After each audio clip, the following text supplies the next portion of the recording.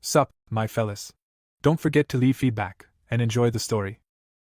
Hyung-hong was breathing heavily as he was injured. Skeletons surrounded him, and out of the entire group, he was the only one who survived, a pathetic F-rank hunter. He couldn't see a way out. The entrance to the dungeon suddenly closed, and these high-ranking skeletons appeared. The young man reached for his sword, not wanting to die here senselessly. Touching the sword, he said that if he had that incredible strength, he would have at least some chance.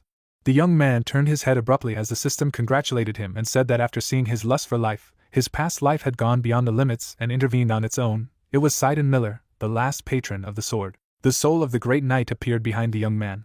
Hyung-hong's eyes widened in shock. A moment later, his eye lit up. He sneered. Now his past life had taken root in his body. The guy barely opened his eyes when someone woke him up. The young man's eye opened. He jumped up abruptly. Then the group members laughed, calling Hyunjun a clown who escaped while they were clearing the dungeon and then fell asleep. Frowning, the man said that he didn't want to say it, but they didn't have much money to give to such small creatures like him. If he woke up, then he needed to fail. The guy wiped off the sweat and asked what he meant by saying that they didn't have much money. The man replied by saying that he was retarded. After that, he told how, having been wounded, the guy drank all their potions and fled. Then he passed out from a stone. The hunter frowned and said that they had wasted a lot more time because of him, and the cost of the potions he drank was huge while they were clearing the dungeon. What was he even doing? The protagonist gritted his teeth. He pointed at the man, saying that it was all because they told him to provoke all the monsters. He didn't say that he did everything right, but it was against the law not to pay him.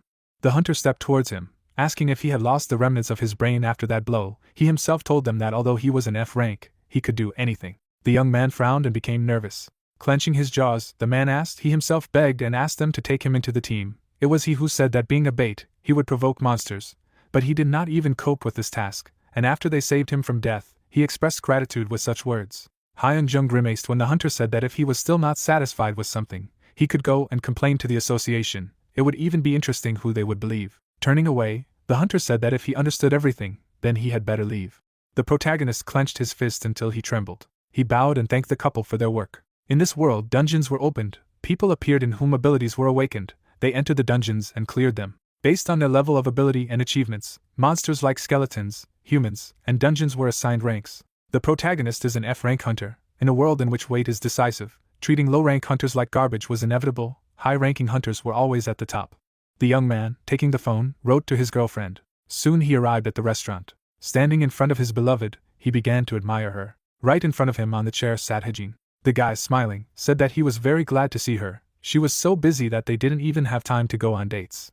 Hijin, without taking her eyes off her phone, said that it was better than being unemployed. The problem was that she was the only one who was busy. She put the phone on the table, asking if he knew that today was exactly 1 year since they had been together. The young man, opening his eyes, said that he could not forget this. Taking the gift out of his pocket, he said that he had prepared a surprise. Parting her lips, the girl said that she had a meeting with another person, so she would get straight to the point. Hijin, who was sitting opposite the protagonist, offered to break up. She stood up, saying that it was time for her to go. The guy grabbed her by the arm, telling her not to leave. Hijin wrenched her hand away. Turning to the guy, she said that a year ago, they both had F rank, but now she had C rank. Now he should stop trying to pretend to be a hunter. When he was completely talentless, she couldn't stay with him anymore. As she was leaving, she told me not to call her again. Hyung-hong frowned as he mentally said that he already thought that if he worked hard, he would eventually see the fruits of his labor, and in the end, everyone only saw him as trash. Hijin got into the car. The guy bowed his head, reading the correspondence with his friend. A young man sitting in the park was hailed. Seka walked up to Hyun-jung and said that he thought he was dating his girlfriend today. Could it be that something had gone wrong? The protagonist smiled, saying that a lot had fallen on him today. Seku, grinning, asked if he really wanted him to cheer him up or what. The guy, bowing his head, told his friend that he could not get the eyes of people looking at him out of his mind. Twisting his face, Seku said that that's why he told him to work harder. Only those who try their best are fine. Hyun-jung, angry, asked not to scold someone who was already as desperate as possible.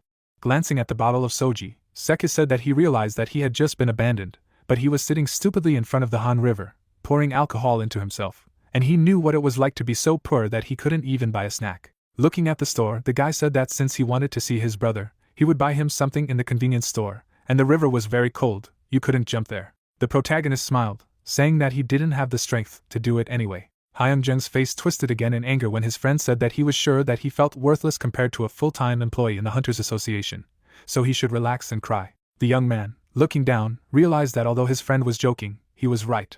He had always thought that everyone had at least one talent. Because of that, He had been scolded by that hunter today. Then the protagonist frowned, thinking that he simply did not find his talent. His girlfriend turned to him, reminding him that a year ago he had been at the same level. The guy could not forget how Hajin, parting her lips, offered to break up. He raised his head, asking himself if all his efforts made sense, if he should just give up. Suddenly someone called him a hunter. The man walked up to him and said that he seemed to be just an F-rank hunter. However, he had a lot of potential. The protagonist glanced at the man and asked how he knew he had an F rank. Grinning broadly, the man said that it didn't matter, after which he asked the young man if he believed in past lives. Spreading his arms to his sides, he said that he felt the past lives of incredible people inside him. These were not just past lives, each of them had the status of the strongest. Sneering, he said that if he was thirsty for power, then he shouldn't have any problems because even now he saw them around him. Hyung-hung, who had not seen any projections, tried to understand why these fanatics had become so obsessed. The gentleman, closing his eyes, said that if he did not believe him, he would soon understand everything himself. Turning around, he said that was all he could say to him. Seku, approaching his friend, asked what he was doing. The young man, shuddering all over, said not to sneak up like that again. He, not paying attention to his cry, asked what kind of man he was. The guy frowned and asked if he believed in past lives. At this moment, when the guy learned about the existence of past lives, his 990,000 past lives began to watch him. Hyung-hung's ear twitched when he learned of the fact that his past had begun to follow him. Being drunk, he asked Seka nearby if he had heard this pathetic voice. The young man, parting his lips, asked his friend if he had learned anything about the troops that needed porters, as he had requested. The young man frowned as he asked Hyung-jung why he wanted to do this hard work.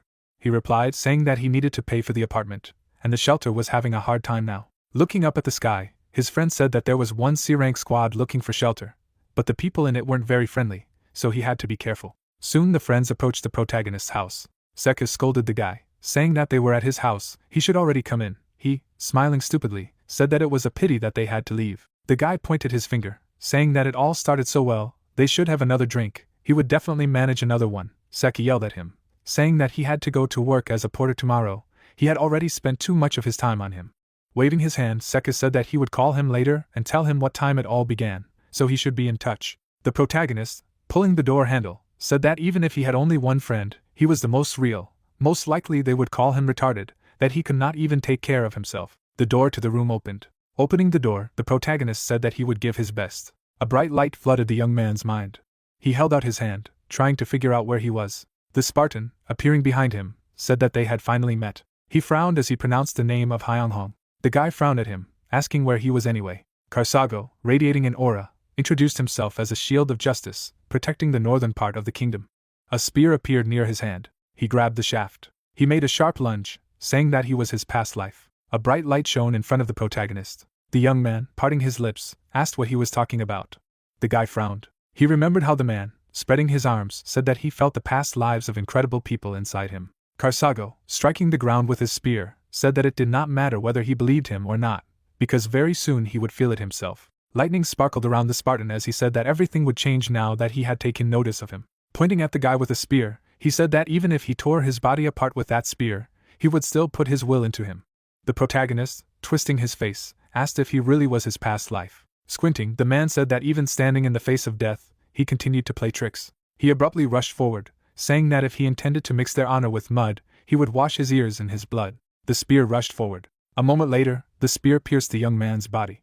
The protagonist's eyes widened in horror. A spear pierced his stomach. Karsago, starting to approach, said that he was too pathetic to writhe his face from just one blow. Grabbing the spear, he said that such pain was like an old friend to this body. Hyung-zong roared, saying that he needed to get out or he would indeed die. Pulling his spear, the man said that he was tormented by unnecessary thoughts.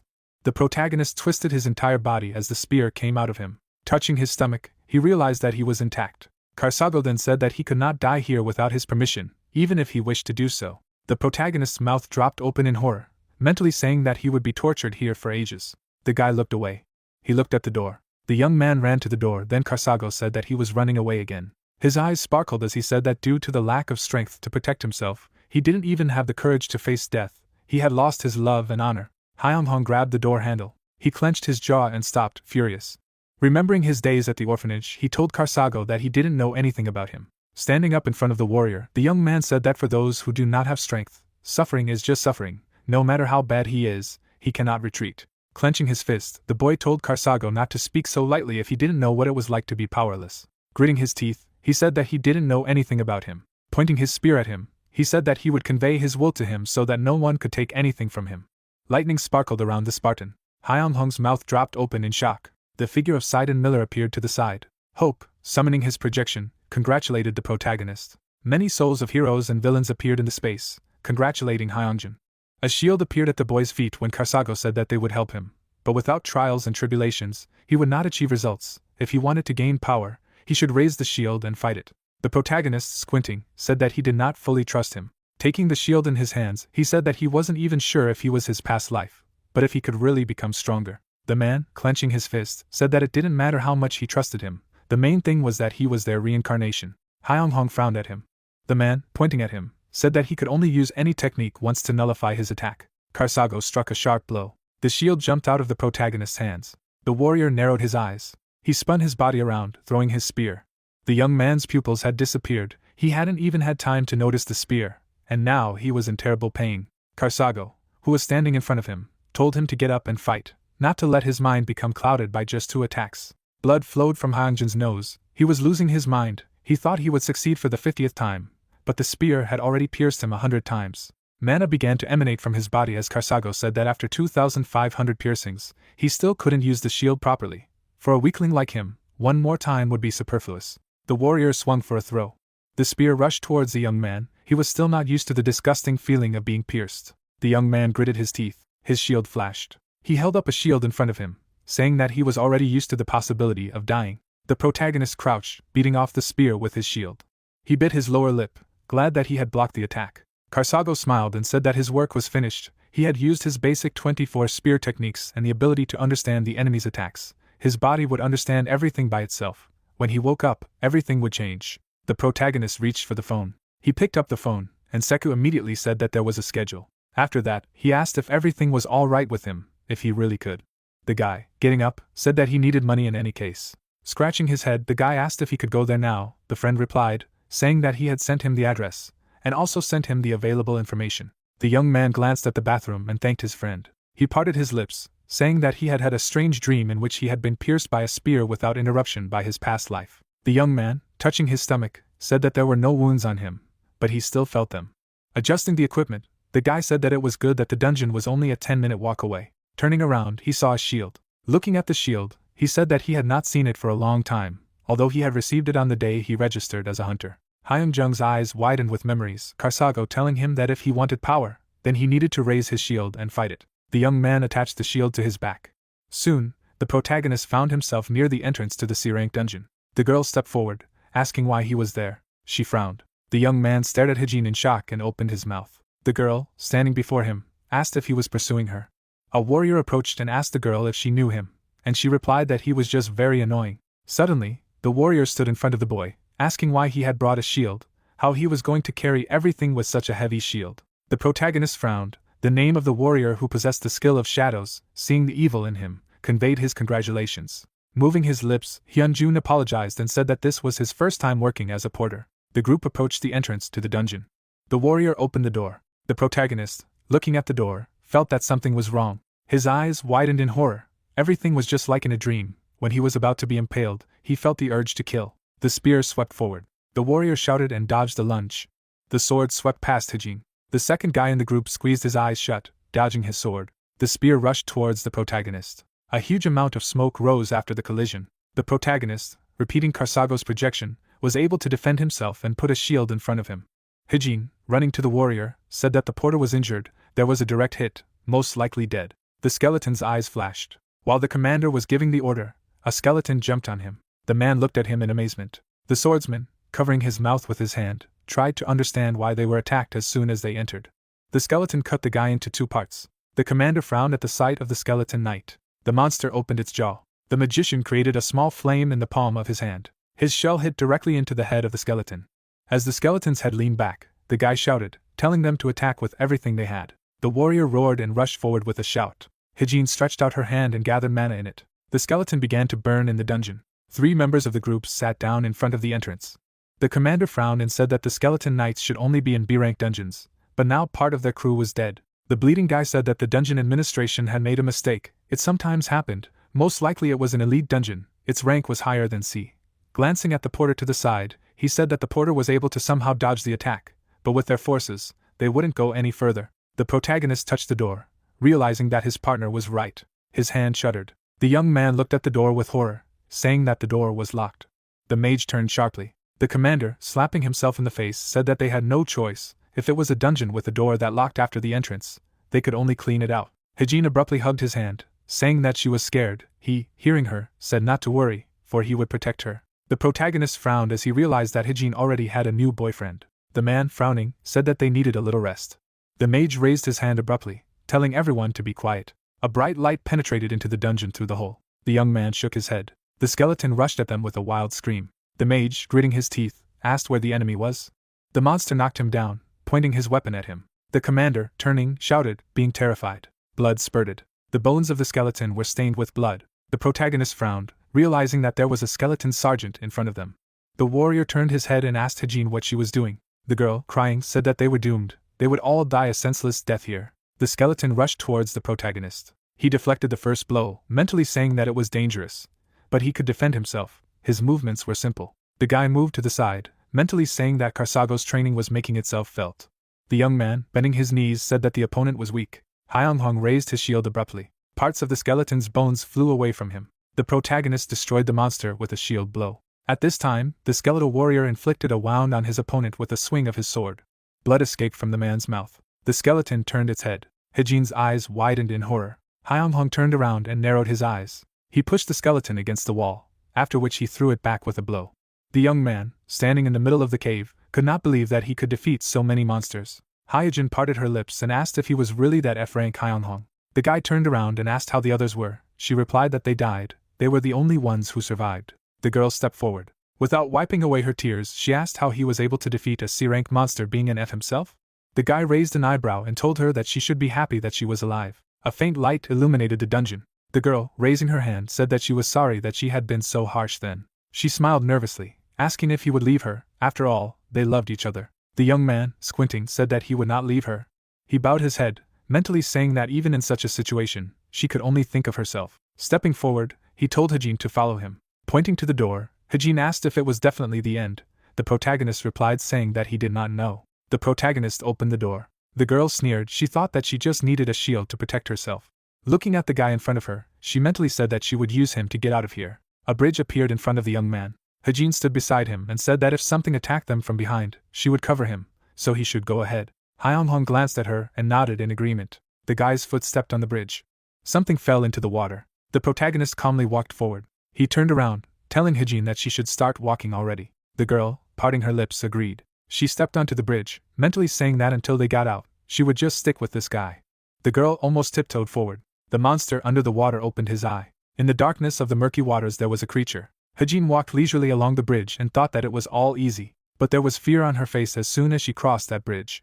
A white light fell on her face. A huge creature emerged from the water and opened its huge mouth. The shark grabbed the neck of the X. Finally, she glanced at the hero and asked for help. Hyunyoung rushed to her aid. He covered himself with a purple aura and screamed. Then he stopped, watching the splashes of water. The creature sank deeper and deeper into the water, which was filled with blood. The man looked angrily ahead. He grinned and said that the hero would never get out of here alive if he was so sensitive. The hunter came to the door, and the alien identity revealed that Karsago and Sidon Miller, they both believed that being morally stable was the only way. The doors swung open, and the warrior took a fighting stance. He frowned inside. The hero was still too innocent. There would be some difficulties with this. The past life smiled and said in a terrible voice that spoiling the young man would be a lot of fun. But now he had to leave. The hunter wandered inside. His eyes blurred. Hyunjung woke up and regained control of his body. He took a few more steps forward. He shook his head, not understanding where he was. The guy started pounding on the door, asking where his girlfriend had gone. The back doors were closed. The hunter felt something and turned around. A burning skeleton appeared in the darkness. A whole army came to light. The hero gritted his teeth and cursed to himself. He straightened up, his hand gripping the hilt of his sword. A powerful aura filled the new battlefield, and Hyunghong challenged the entire pile of skeletons. He attacked the first. His shield repelled all attacks. He pierced small warriors with a battering ram. Now the guy could dodge sword attacks. The deadly blades only cut a couple of hairs. In response, the hero cut the skeleton into 2 parts. Suddenly, another skeleton flew into him at great speed. In his eye sockets, he saw strange rays. There was an explosion. Hyunghong was thrown aside, and he slowly stood up. His face was covered with blood, ashes floated in the air. Skeletons had already surrounded the fighter. He did not understand how it happened that everyone died, except for him, an F-rank hunter. The eye sockets of the skulls were filled with an ominous light. The hero did not see a way out. The entrance to the dungeon suddenly closed. He didn't realize that the high-ranking monsters had forgotten here. Trembling, Hyunjun took a fighting stance again. His hand reached for the sword. If only he had that incredible strength, he would have at least some chance. Suddenly, he saw a spirit. A voice congratulated him. Seeing his lust for life, his past life had intervened in the situation on its own. Sidon Miller, the patron of the sword, was now in his body. An ominous aura began to emanate from the man. The skeletons froze in fright and looked at each other, and rushed to the attack. They attacked with a wide swing. The boy's face was hidden in the darkness. It was dispelled by the blue color that filled his eyes. The points of the swords touched. The monster trembled with resistance. The hero asked, how dare a pathetic undead point a sword at this body? Hyunghong, covered in a blue aura, took a stance that had never been seen before and called it impudence. A light flashed in the creature's eye socket. The hero has already rushed to attack. He made a short dash forward, but it was enough to release a lot of energy. The warrior looked menacingly ahead. He did not understand what was happening. He staggered. The guy fell to the ground. The spirit smiled at him and promised to see him again. Along with this spirit, the round chair was shared by other warriors. One of them slammed the table and asked why they had gone first. It was his turn now. Sidon Miller smiled and said that his friend must have known that the situation was critical. The assassin smiled slyly. He couldn't just stand and watch. He asked to forgive him for his rudeness. The Greek warrior touched the helmet. It was the only one he needed right now. He reminded that everyone knew that Hyunjun had to train. He would never be able to grow up if they helped him forever. The singer laughed and turned on the microphone, asked if she could go. She wanted their reincarnation to hear her singing. The others looked at her silently. The singer said that more importantly, did they have any chance at all for this Hyunjun? A blush appeared on her cheeks. The girl offered to just give up and sing. The assassin sighed in displeasure and said that the warrior must go, otherwise the number of their lives will increase to 1,000,000. He believes that they should give this reincarnation a chance. The knight winked at Karsago and remarked that the hero had quite a strong fighting spirit, especially for a child, but he did not agree with the opinion about him. The singer ran to the gate. She winked, and thought that if those idiots could talk for ages, she, the gorgeous Hope, would settle it peacefully. Suddenly, a man's hand rested on her shoulder. Karsago threw the girl back with a slight movement. He epically walked forward and said that it was his turn. He threw open the gates. The light engulfed his body. After that, the stone gate closed. Hyunghong looked ahead. He was in a vast wasteland, watching the dawn. Could this be the place? Karsago's spirit hovered above him in the air and noticed that his reincarnation was already here. The guy looked at him in fright and asked what kind of nonsense was going on with him. The warrior flew up to him and noticed that the young man was asking the wrong questions. Instead, it would not be better to ask what he should do. The guy squeezed his hand and asked the right question. The warrior looked at him intently and replied that the hero must become stronger than anyone in this world. Hyunshong looked at him uncomprehendingly. He only had an F rank, although he had become stronger after their last training. But a spear struck the ground. The spirit told me to look carefully. Karsago made the first blow, imbuing him with energy. Hyunghong's eyes widened. Lightning flashed. The blow was so strong that it sliced through the sky. Karsago looked at the hero angrily and promised that he would be able to stand on top. A mana crystal appeared in the air. The warrior folded his arms over his chest and explained that this was the core of monsters. The people in his world used it as fuel. The spirit pointed its hand at him and began to transform him. The crystal began to be covered with flesh, organs, and bones. The hunter leaned back, frightened. A troll appeared in front of him. Karsago looked at him and asked if it mattered. He ordered his shield to be raised. Perspiration appeared on the young man's face. The warrior nodded and explained that this would be his second training. At that moment, the monster rushed to attack. Karsago suggested that the reincarnation try to survive. The hero raised his shield and cursed. The warrior looked at him and noticed that he was in a disadvantageous position. The troll was already approaching. He swung his mace. The blow fell on the shield and threw the hunter back. A moment later, the hero was killed. He was killed again for the 5th time. He has been thrown to the ground and killed 20 times already. 50 times. Hyunghong was sitting on the ground, covered in mana. In such a scenario, he would have already died 80 times. He needed a huge swing to attack with his shield. It will be difficult for him to even hurt him. He understood that he was in a hopeless situation. The troll was getting closer. He was much stronger than the hero. He attacked. The young man was able to dodge. The monster changed the trajectories of his attacks very quickly. If he didn't kill him with one hit, then he was a corpse. The guy imbued the shield with mana, although it would be weaker than Karsago's defense. He ran away and jumped. The monster looked up and swung his mace. The guy shouted and swung his shield. He approached the affected area. The blow shattered the monster's weapon. He only had time to make a surprised look. At that moment, the shield pierced into him and threw him back. The hero landed on the ground. Behind him were the stumps of the body of the defeated enemy. He turned around and shouted that he had done it. Karsago approached him and said that he was impressed. Hyunghong struggled to his feet. He tried to ask why the spirit was helping him. As soon as he finished, the young man collapsed. The warrior looked at him and replied that in time he would understand everything himself. The dawn sky was replaced by an ugly vault of caves. The hero opened his eyes. He crouched down and shook his head, wondering if he had passed out right there. The guy felt his body. Even after those beatings, his body is safe and sound. On the ground next to him was the mana crystal of that skeleton. The hunter took it, knowing that he would receive a fairly large sum for it. The hero got up and equipped himself. He was already confused about what was going on, but first he needed to get out alive. The doors to the boss's room appeared ahead. Hyung-hong looked inside. Everything inside was surprisingly clean. In the darkness ahead, a pair of eyes flashed. The vaults of the temple trembled. A new evil came to light. The hunter looked at him in fright. A skeleton champion in armor and with a pair of weapons stared at him. Hyung-jung reached for the shield, cursed, and realized that the association had definitely screwed up when evaluating this dungeon. He pointed a shield against the skeleton. The darkness took away the remnants of the light. The guy did not understand whether he would be able to defeat the boss. Suddenly mana began to flow out of him. Karsago asked if reincarnation really doubted. The warrior looked angrily ahead and told him to stop doubting. Never again did he tell him not to doubt his strength. The young man was completely covered in light and aura. Now his defenses were activated at full power. His eyes were filled with yellow. The guy ran to ram.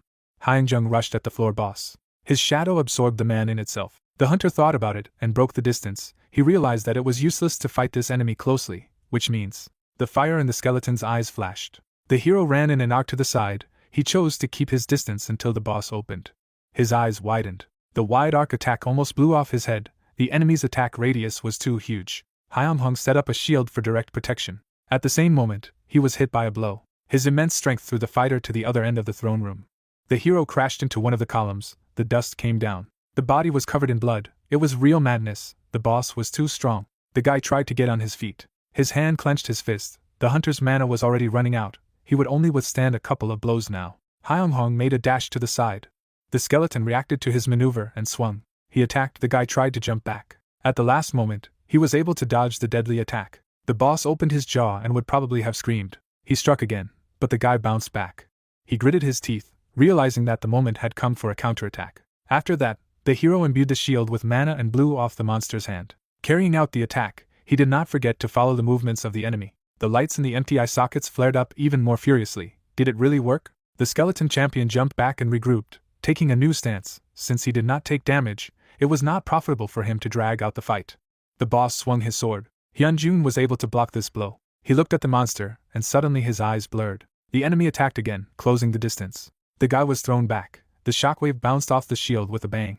The monster only accelerated its movements. He launched a quick series of attacks, forcing the man to go on the defensive. Hyun-jung used the short intervals between attacks to peek out from behind the shield. He compared it to Karsago's spear and noted that it was still tolerable. He ran forward. He made an unpredictable dash and decided to pierce the monster through. The skeleton made a dash back to take a defensive stance. The hero's eyes were filled with energy. The hand that gripped the shield began to blaze with mana. The retaliatory strike was able to crush the enemy's leg. Hyun-hong sighed heavily, spent too much energy attacking. The boss fell to all fours. Suddenly he hit his face on the floor. The shadow of the hunter covered him. He raised his shield majestically above his head. He looked at him angrily and declared that it was all over.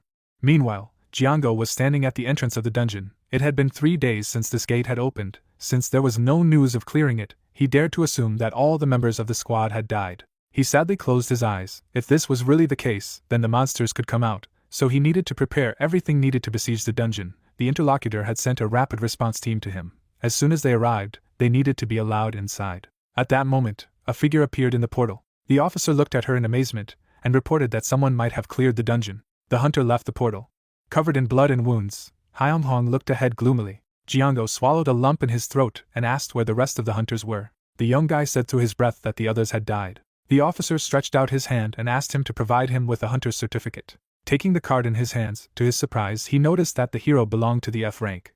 The manager in the city was eating donuts without alarm. Someone began to break into the office. Jiango tumbled into the office and shouted. The gentleman was completely frightened and dropped the treat. He grimaced and said that he had just sent a squad to clear dungeons, and he had already returned?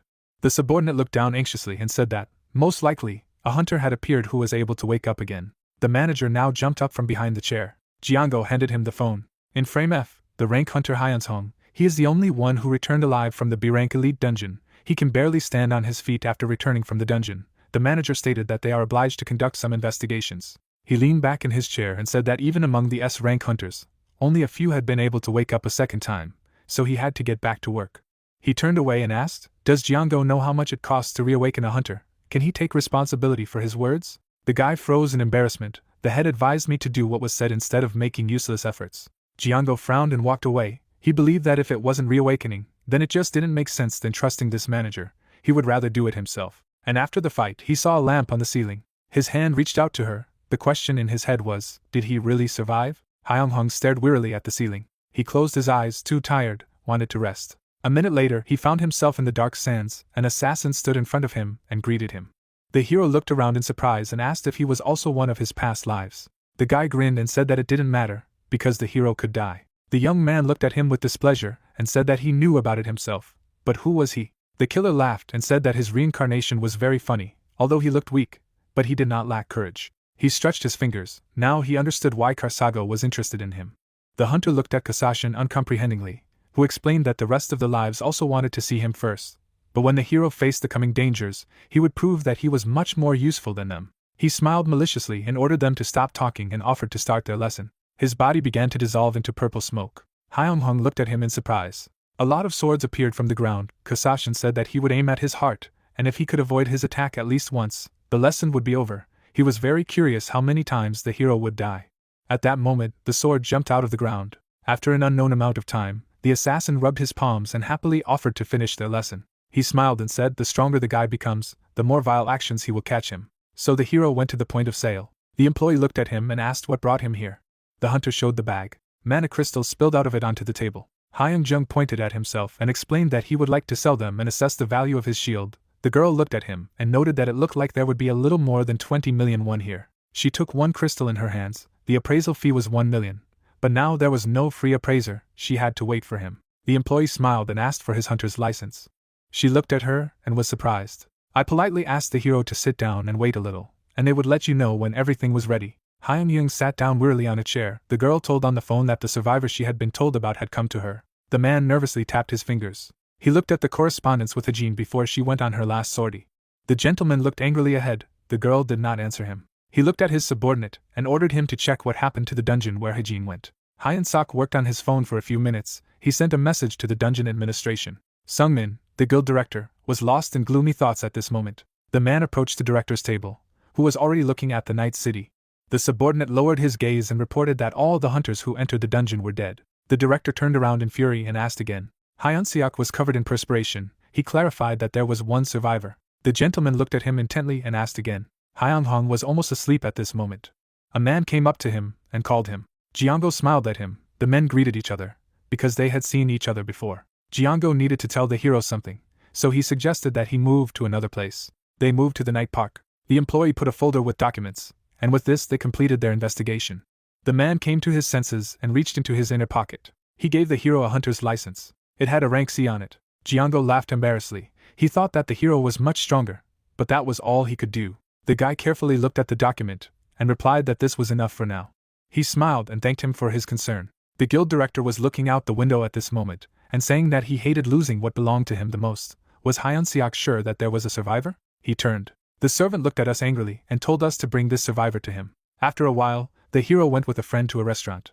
They raised a toast, and Sega congratulated his friend on his promotion. They clinked glasses. The hero asked how he knew. He was not even in the hunter's department, but he was quite famous in the administration of the dungeons. The man brought the glass to his mouth and revealed that everyone was talking about the only surviving F-rank porter in the C-rank elite dungeon. The hunter did not drink and asked what was wrong with that. Sega smiled and told me that there was another case similar to his. It happens rarely and only with awakened hunters, the most famous of them being an SS rank hunter, Jinwoo.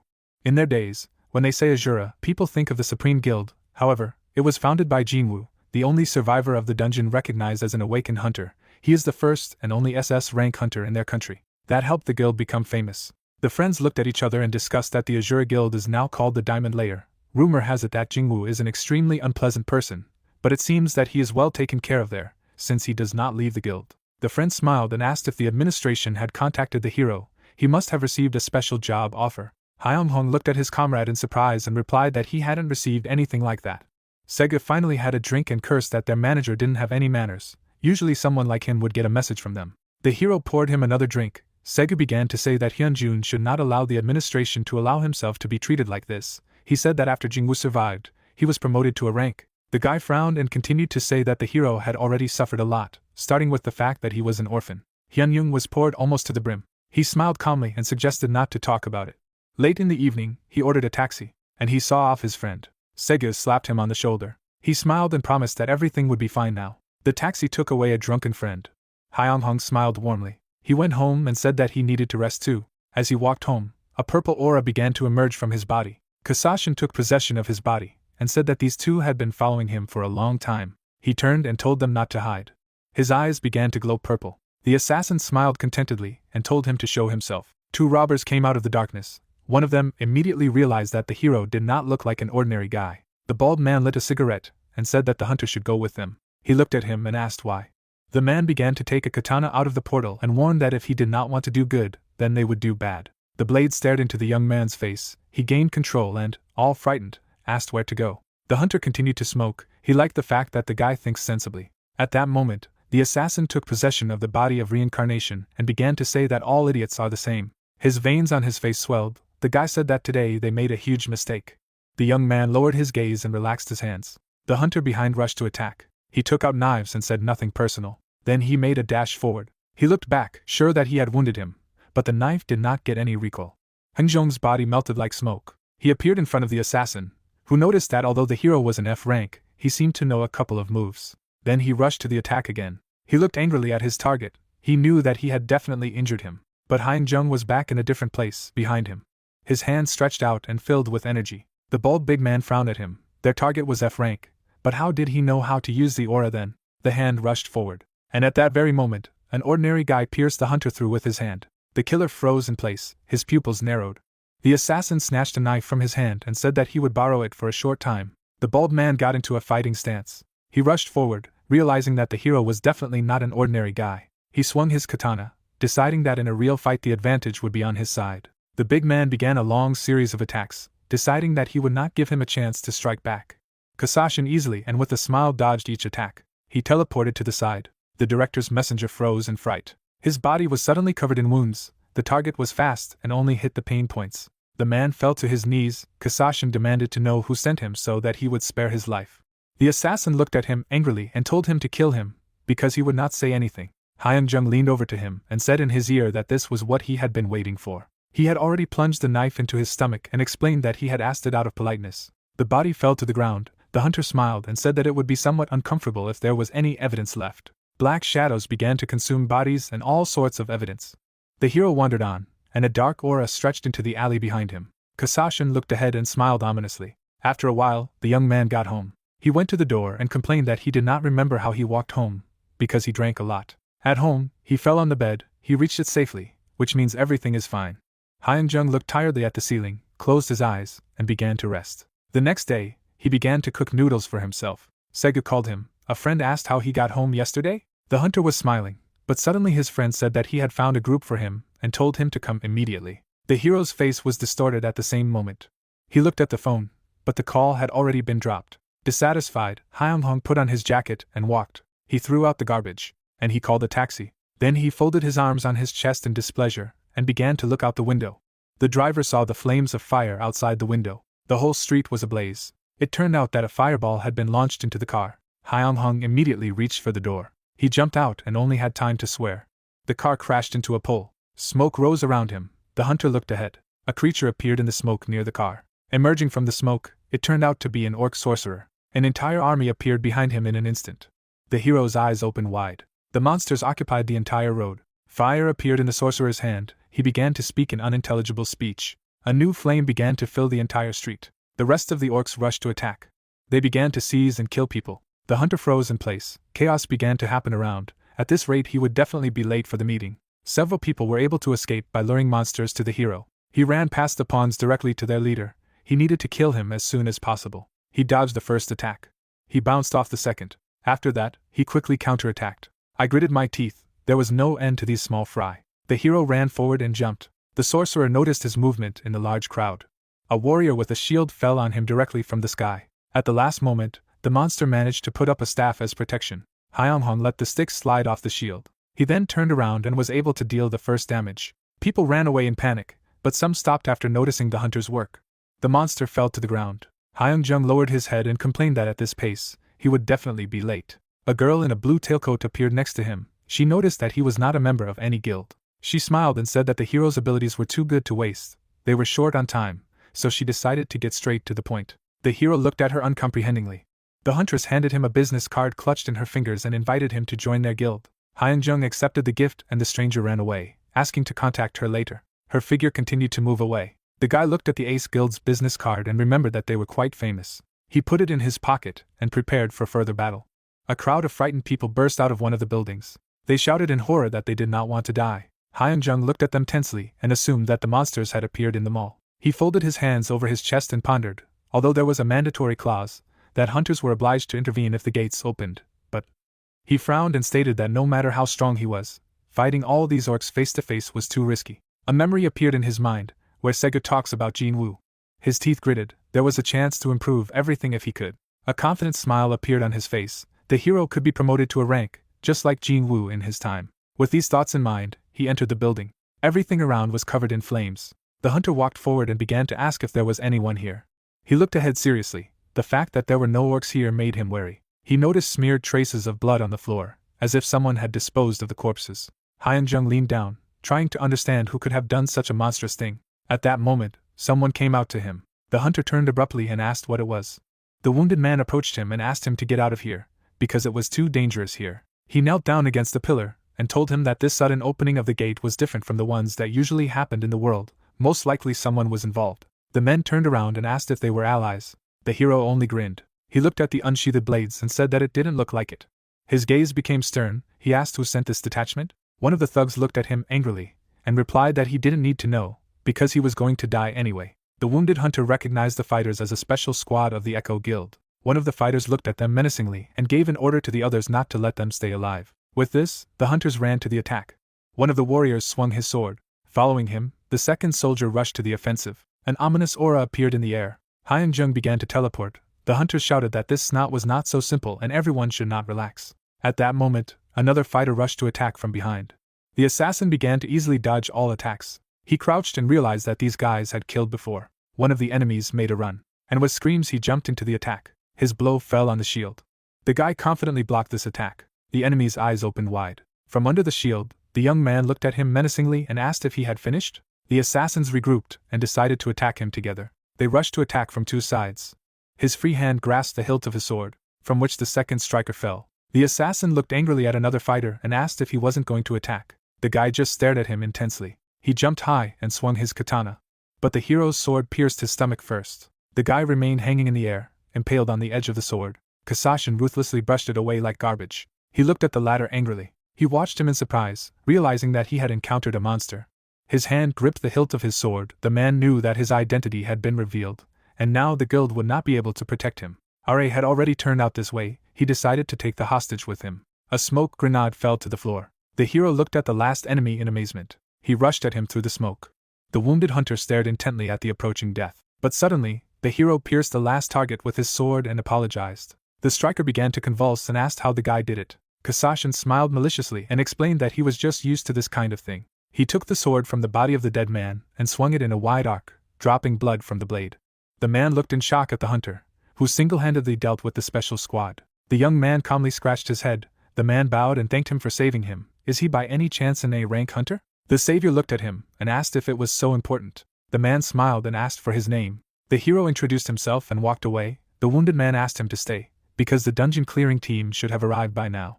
Kasashin walked on uncomprehendingly. The man grabbed his shoulder, although he looked pitiful now, but he was the head of the guild department. He looked at the guy seriously and promised to personally make sure that he was awarded, so he asked me to visit them somehow. The guy sighed tiredly and promised to think about it, and the man introduced himself as Taeming. Hyung-jung went outside and stopped. The master claimed that he would be awarded, so there was no reason to refuse. A sly smile shone on his face. He arrived at the department after a while. He took out his phone and called. Taeming smiled and said that he immediately recognized the hero by his voice. He said that he would come down and meet him. He offered the hero to eat together. The master smiled and asked what Hyung-jung was doing. Their table was bursting with delicious food and drinks. The head became serious and reached into his pocket. He put the bag on the table and asked me to take it. The guy looked at her in surprise and immediately recognized her as a space bag, but it still turned out to be a special type. The young man looked at the man warily, not understanding how the Bronze Guild could give such a valuable thing to an ordinary hunter. He smiled and said that they had noticed his abilities, but he was carrying a weapon with him. Hyung-hong looked at the master seriously and noticed that he had something to offer him. The man smiled and noted that he was quick-witted. He offered to get straight to the point. He asked their guild to help. Hyung-hong looked at him in surprise and reminded him that he was only a C-rank hunter. Temin smiled and said that it wasn't a problem, because he had already shown them what he was capable of. The head bowed and once again asked for the help of their guild. The spirit of a mustachioed sinister man appeared in his head. He ordered to fulfill his request. The guy staggered. He had never heard that voice. He turned around in fright, but there was no one there. Then he smiled nervously and said that he was listening. The head folded his hands and revealed that they would soon have an unofficial war with the Echo Guild. Unofficial war is a battle between special units of both guilds. However, unlike the official war, where judges are present, in the unofficial war there are none, so you can kill your rivals. The unknown spirit in his head smiled sweetly. Reaper advised them to accept his offer. The hero put his hand on the table, deciding that he needed to find out the terms first. He said that he refused his offer. He folded his arms over his chest and explained that the space bag was good, but he would have to put his own life on the line. He decided that they were desperate to ask for the help of a C-rank hunter. The head nodded gloomily. He looked at the hero seriously and asked how about having their special forces help him whenever he needed it. That was a great suggestion. The hero smiled nervously and asked if Taming was sure that he could be trusted. The man warned that the guild master had already given his consent. Hyung-hong smiled contentedly. He leans on the table and if everything is really so, he accepts the offer. The girl apologized to the main character with an awkward smile. Looking at him, she reported that due to the long waiting list, it would be difficult for him to get into a C-rank dungeon. Then the guy asked if it was possible to get into a dungeon of a higher rank. The manager bowed and clarified that according to the rules, he must be a hunter of rank A and above, or part of a professional group, in order to enter a high-rank dungeon. The young man with a calm face replied that he understood and thought about the professional group. He was holding an Ace Guild business card in his hand. He heard a voice behind him. Yoso waved to him and greeted him. The girl then sat down across from Hyung-hong and said that she was waiting for him to contact them. The protagonist furrowed his brows and decided to get straight to the point, asking if the Ace Guild had a professional group raid schedule. Raider turned away and said sadly that she was hoping that the guy wanted to join their guild. Then she slammed her hand on the table and shouted that he had to try it first. She announced with a smile that their group was planning a raid on a B-rank dungeon and invited the protagonist to join. Hyung-jung was wearing a black coat. He was standing at the door and waiting for someone. Suddenly he opened his mouth in surprise when he heard someone calling him. A man in a strict suit pointed to the car with his hand and invited him to enter. The protagonist crossed his arms and thought that things were different for professional groups. Yozio asked with a broad smile if he wanted to join them now, and the young man thought that she was very rude. The car was driving along the road. The hunter stood on the grass. He saw a crowd of people nearby and assumed that it was Ace's professional group. Among them was Hansok, an A-rank hunter who uses magic. The man stood with his arms crossed. Yoso raised her hand and called her elder brother. The mage furrowed his brows at the sound of a familiar voice. Then he ran to his sister, his hands raised happily, and the girl said that this was the guy she had told him about. Hansok stretched out his hand and said that he had heard a lot about the protagonist from Yosio. They shook hands, and the man introduced himself as the leader of Ace's professional group. His cheeks flushed and he asked with a sly smile if the protagonist had decided to join their team, and his sister confirmed it, although the young man had not yet said a word about joining. The siblings happily clenched their hands into fists, determined to try to do so. The hunter turned around when Dusik asked him to come up to him for a second. The leader smirked. The man raised his hand and took out his sword. Weapons were coming out of the inventory while a guild member was saying that dungeons ranked B and above were difficult to attack with normal weapons. He then firmly grasped the item and said that it was better than what Hyun-sung had used before. The hunter took the sword and said it looked good, but he didn't understand why they were doing it for him. Dusik smiled and replied that they had received the order, and now they were a team.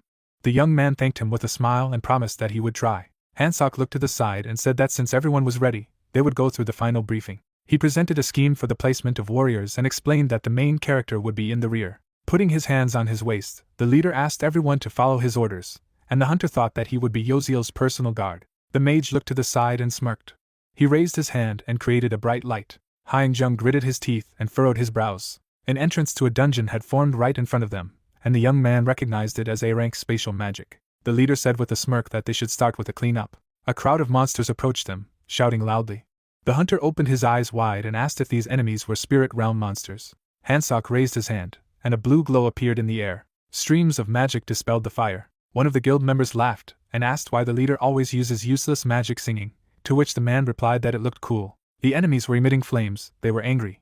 The warriors gathered in a heap, deciding that it was time for them to gather. They began to fight the monsters. Suddenly, the mage furrowed his brows and warned of the danger. He let out a stream of light from his hand. Hyeonghong opened his mouth wide in shock and thought that he now understood what a professional group meant.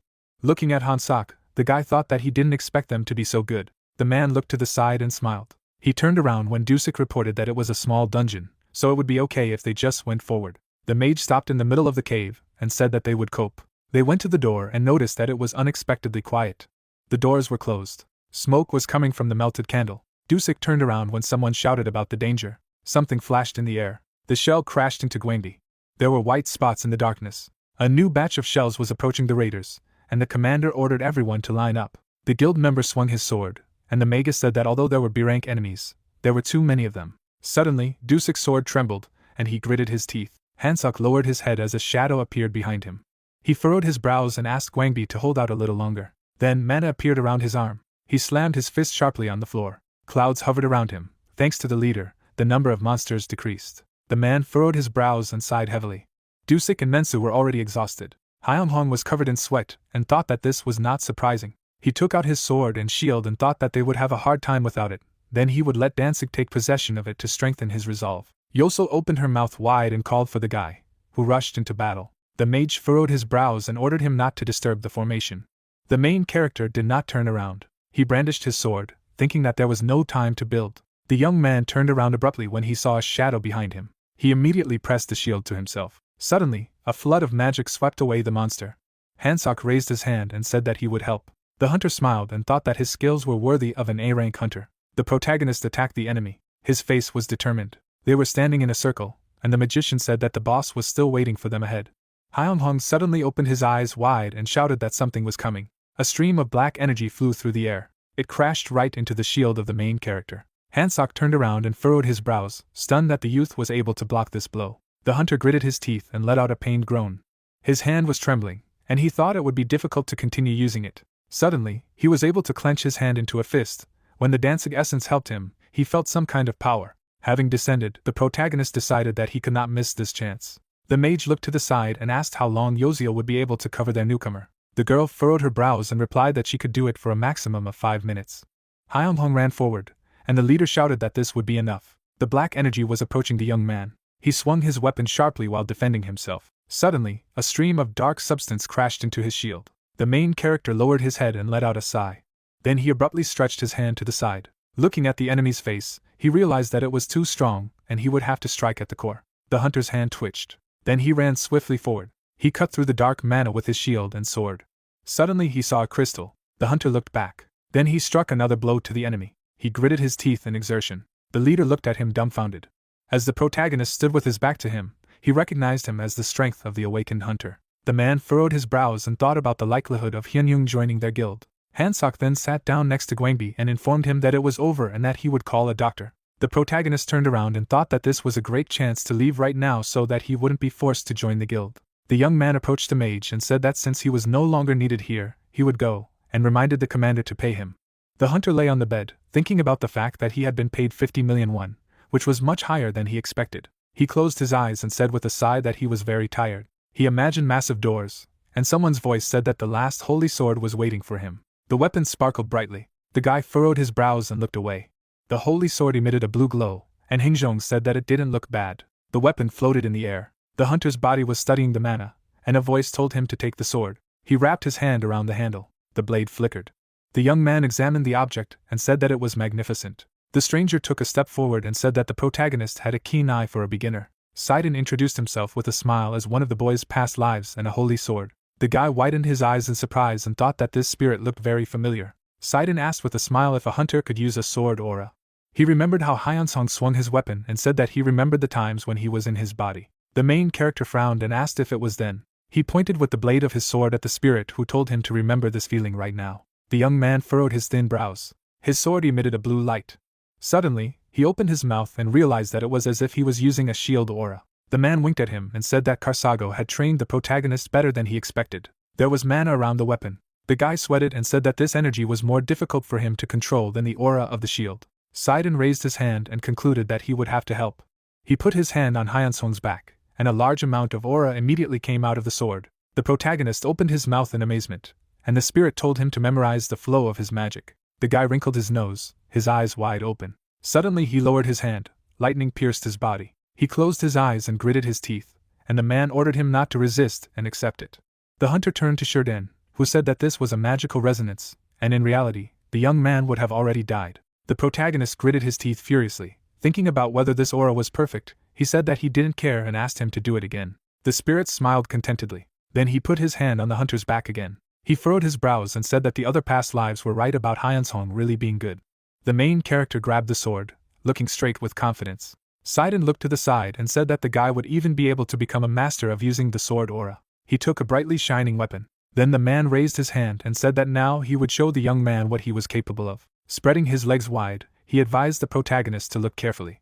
Then the spirit ran forward. He jumped into the air and began to swing his sword. Hyeonghong watched him with a puzzled look on his face. Sidon continued to show attacks. He swung the blade of his sword, which sparkled. Then he stretched out his hand forward. The weapon was right in front of the protagonist's face. The spirit smiled and asked if he could repeat it. He crossed his arms, and the hunter thought that he had mastered Karsago's training. Raising his hand, he decided that he would be all the more able to cope here. Furrowing his brows, the young man said that he would try. The guy hunched over his back with exhaustion, and the man said that he was more capable than he expected. The spirit smiled and added that on that note, they would end their training. Hyeonghong, whose face was covered in sweat, asked if they could meet again, and the master replied that it was only if he was ready. Then the guy walked through the door.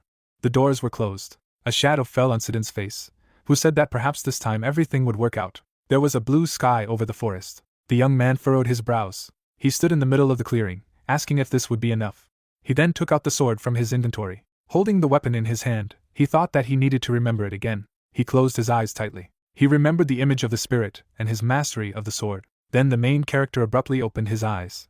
He began to brandish his weapon. The blade left a white trail in the air as the hunter thought that the unofficial guild war was coming soon, so he needed to continue training. Stretching his hand forward, he decided that this was the only way he could become even stronger. The car was parked near the forest. The day of the unofficial war came. Hyeonghong crossed his arms and asked what their strength was. Taemin looked to the side and said that they had 2 B-rank and 4 C-rank hunters. However, their fighters didn't stand a chance against the Echo Guild. The man raised his hand and added that they would not be able to cope without the help of the protagonist. The guy closed his eyes. The guild leader looked at him and said that they were in a difficult situation, and they could only trust the young man completely. As the car drove along the road, Hyeon-young asked if they could lend him some change of clothes. The main character looked at his uniform and said that it was as if they had been ambushed. He turned around and added that everything looked like some kind of performance, and he wasn't very happy about it. Taemin put on his mask and asked if the hunter was ready, because when they went inside, the official war would begin. All members of the guild were wearing masks. The young man clenched his hand into a fist and asked if he should use it. Then, he suddenly ran forward. Furrowing his brows, he thought that he should first get rid of those who were waiting for them in ambush. The protagonist took out a sword. Then, with a flick of his hand, he destroyed the 2 enemies. The allies watched him in shock. As Hyeonghong attacked the opponents, they thought about him saving their guild. The masked man watched the sides, saying that the aces had taken a mercenary. He turned around and raised his hand, adding that it wouldn't help them. Then the leader of the enemies waved his hand and ordered everyone to advance. The leader stretched out his hand and shouted for the others to help the protagonist.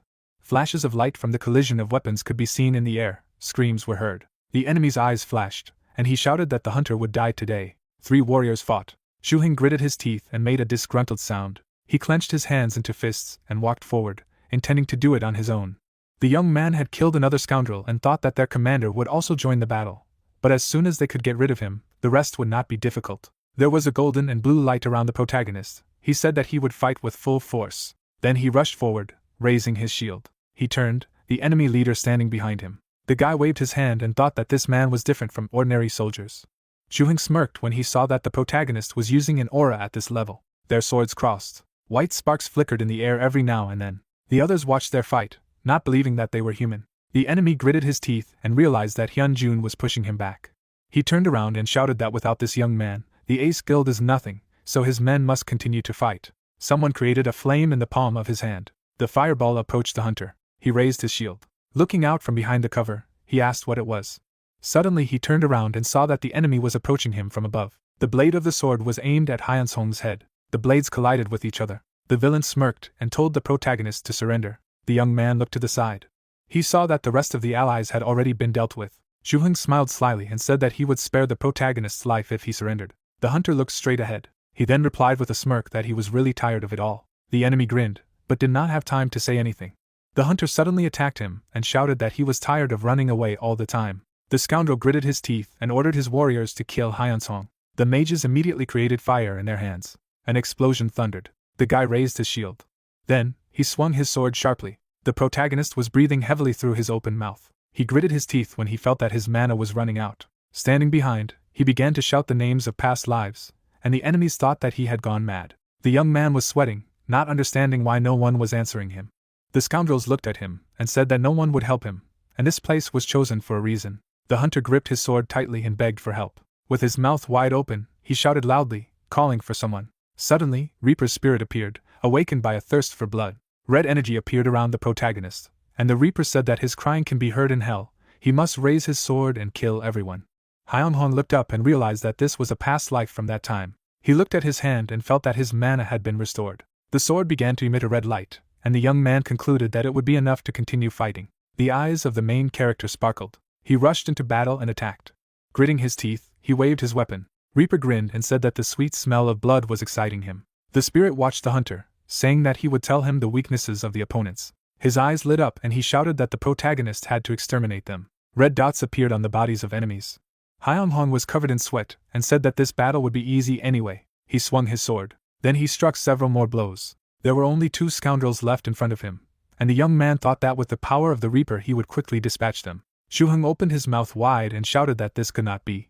The protagonist raised his sword while the enemy leader shouted for his soldiers to hurry up and attack him. The 2 scoundrels immediately pounced on him. The young man gritted his teeth and thought that they were strong. The sword smashed against the protagonist's shield, who realized that he could see their weak points. He looked away. He then pierced the body of one of the opponents with the blade. The guy grabbed his sword and said that he would break it into pieces. Suddenly he opened his mouth wide and screamed deafeningly in pain. The protagonist turned around and asked if this fool really thought that he would be able to grab the aura sword with his bare hands and stay fine. The enemy leader was approaching them. The man, whose eyes were white with rage, shouted that the protagonist had been caught. Hyeonghong swept him off his feet with his shield and reminded him that he didn't only have a sword. The scoundrel flew back. He crashed into a tree, and a member of the enemy guild was terrified that this hunter had taken out their leader with a single blow. Steam was coming out of the young man's mouth, and the opponent had concluded that he had a rank, otherwise he wouldn't have been able to win so easily. The wounded soldier raised his hand and said that they had to leave. The guy raised his sword and asked if he was going to quit his guild. In the middle of the darkness, a voice was heard, saying that he was watching. Reaper, whose eyes shone brightly, said that one of the enemies was still alive and ordered the young man to kill them all. The hunter lowered his sword and thought that in an unofficial war between guilds, the battle lasted until one of the sides was destroyed. He looked down and thought that he had to kill them all, but this guy had already lost the will to fight. Shuheng was sitting by a tree. The Reaper appeared in the air and shouted for Hyeongjung to slit the rascal's throat. The enemy leader opened his mouth in shock when the spirit screamed that it was not the first time the protagonist had done this, but for some reason now he was pretending to be innocent. The guy raised his sword and said that he didn't want to do this from the beginning. Then, blood splashes appeared against the night sky. An ally approached the protagonist and asked if the war was over. He covered in sweat and asked stunned if they had a chance of winning. The young man, who had abrasions on his face, replied that there were, but he took them away. He hid his trembling hand behind his back. The main character looked away. The man was covered in sweat and thought that at least 6 people were alive. As long as Hyunjun was silent, he thought about the fact that he never imagined that he was so strong. Then they shook hands. Taemin closed his eyes and told the hunter not to regret killing these people, because he had saved someone's lives. Then he looked at the phone and said that he had transferred the payment to the mercenary. The guy also looked at the phone and decided that he would never do something so dangerous again. The message was about a monetary transaction of 150 million won. There was a knock at the door. The manager shouted with an excited look that he couldn't get in touch with Shuheng. The director turned around and asked what he had said. He gritted his teeth furiously and asked if the subordinate was able to contact the others. The worker was covered in sweat and reported that he was unable to contact any of the raiders. The headmaster slammed his fist on the table and shouted that even if they hadn't sent their best people, they couldn't just disappear. The manager trembled and mentioned the mercenaries that Ace's guild had hired. The leader gritted his teeth and ordered his subordinate to get the name of the scoundrel immediately. He smiled madly and added that they didn't want to disappoint their patron, so the enemy needed to be taken care of. The guy looked at the phone and said that he had received 150,000 from one guild. He was lying on the bed. Wide-eyed, he said that he had to risk his life for this amount. Then he looked at the photo on the wall. There were members of the orphanage, and he thought that he could do even more for them. It was a sunny day. Hyeonghong held the box in his hand, hoping that the children would enjoy it. He knocked on the door. When he opened it, he said that he had come to visit the orphanage. Si Jin turned around. The guy smiled and said that they had not been seen for a long time, and asked where the director was. The girl replied with a smile that she was inside, and she had not been feeling well lately. The main character with a plaintive face asked if the head was getting worse, and the girl replied that she was not getting younger. Suddenly the old woman came up to them and shouted that she was very healthy. She opened her mouth wide and shouted that Seojin should work as a support hunter, to which the worker replied that the headmistress should think about her health. The head looked to the side and asked if the guy was okay. He lowered the box to the floor and replied that everything was fine with him. He then looked at the girl and asked if she was busy raiding. The old lady closed her eyes and said that she was also worried about it. Seojin closed her eyes and replied that it was okay because she was doing what she liked. The protagonist furrowed his brows and told her not to overwork herself. The worker's cheeks turned red, and she promised not to. Hyunjung scratched his head awkwardly when the headmaster said that he shouldn't have brought anything.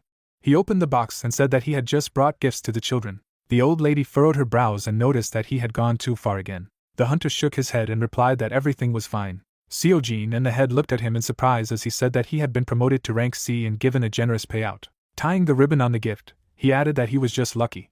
He made a bow. The young man stood up, and the director asked if the hunter was doing anything dangerous. The guy with an awkward smile replied that everything was fine, and there was no need to worry. He stretched his smile even wider and added that he was not doing anything like that. He and Sochin then carried a gift for the children. The door closed. The old lady looked out the window and said that Hyunjun had once been such a baby, and now he had grown up to be a real man. The boy was sitting on the stairs. Then he played with the girl. The main character and his girlfriend were holding flowers, smiling. She covered his eyes with her hands. Members of the shelter celebrated the guy's F rank. He was smiling happily, his cheeks turning pink. The head stood at the window, saying that with age people begin to poke their noses more into other people's affairs. Seojin looked to the side and asked if the young man was doing well. The hunter stood in front of her, saying that he would take care of the debts of the orphanage. Suddenly the child furrowed his brows at the sight of the visitor. A crowd of children then ran towards the protagonist, shouting joyfully. He lowered the box to the ground, and the children asked him to open it quickly. They took out gifts. The guy leaned over to them and said that they were more happy with the toys than with him. The children looked at each other awkwardly. They then pounced on Hyunghong with an embrace, shouting that they were very happy to see him and loved him. The old lady came out of the room and shouted that everyone should go quickly to eat the pizza that the main character brought. The children immediately rushed inside, and the young man began to cry because he had lost the pizza. Looking at the fleeing pupils, he admitted his defeat. Then he looked at his girlfriend and asked if they would go eat too. Everyone gathered around the pizza boxes, loudly thanking the hunter for the treat. They began to eat. The young man bowed his head and said that he could buy more if it wasn't enough. He turned around abruptly when Kasashin warned that someone was watching him. The protagonist then opened his mouth wide and ordered everyone to hide under the table at once. Everyone looked at him in bewilderment. The young man managed to take out a shield. In the next second, a powerful explosion thundered. Dark smoke billowed in the room. Hyunjung was hiding behind the shield. Soot stains appeared there, and the guy thought that the situation was not the best. He stood up abruptly and opened his mouth wide. Karsago protected him, and the brave blade sighed and became one with the protagonist. The hunter gritted his teeth and raised his weapon. Seojin folded her hands and shouted loudly that she would help her friend. He looked to the side and shouted that it was better for her to help the director and the children. He squeezed his eyes shut and thought that the girl was only a C rank, so he was the only one who could protect everyone. The strangers entered the room and concluded that this guy was at least B rank, since he knew how to use the aura. One of the scoundrels smirked and said that at first he thought that the reconnaissance corps had gone crazy, but he was wrong. The hunter took out his sword and thought that the enemies had sent as many as 20 men to capture the C-rank raider. The guy furrowed his brows, and the opponent added that their boss wanted his head. The young man's shield shone and he shouted for the stranger to stop talking nonsense and attack. The enemy opened his mouth wide, shouting for his allies to attack. The raiders immediately raised their swords and used magic. The guy gritted his teeth and ran forward. He swept one scoundrel down with his shield. Then, with a mad expression on his face, he swung his sword. A bright light appeared in front of him. The enemy was lying on the ground with his eyes closed. The rest of the guild members looked at the young man dumbfounded. Their leader raised his hand and ordered them to aim at that girl and the children. Hyunghong turned around as the fire projectiles rushed towards Seojin. He gritted his teeth and realized that he would not have time to help. Suddenly he threw a shield. It shielded the girl from the blow. The villain with a big smile shouted that the main character is an idiot, because now he cannot use his defense. Suddenly, a crystal appeared in the guy's hand. He raised his sword, and white lightning appeared in the air. He attacked the enemy. Around the hunter on the floor lay the defeated raiders. He squinted one eye. His clothes were torn. The young man was breathing heavily. Looking at the crowd of opponents, he thought that he was unlikely to be able to defeat them. Then he opened his mouth wide and called out to Reaper. The protagonist threw his head back, his eyes turning red. Dark threads bound the bodies of the enemies. One of them gritted his teeth and asked what it was. Then, Hyung Hong destroyed them. He then fell to his knees and the leader of the scoundrels shouted that they should finish him off while he was exhausted. The hunter gritted his teeth as he was attacked. The enemy swung his sword with a smirk. He struck again. The protagonist leaned on his sword and cursed. Then he began to fall down. The young man sprawled on the floor. Si-jin stretched out her hand and called to her friend. She put her hands to his chest and said that he could not die.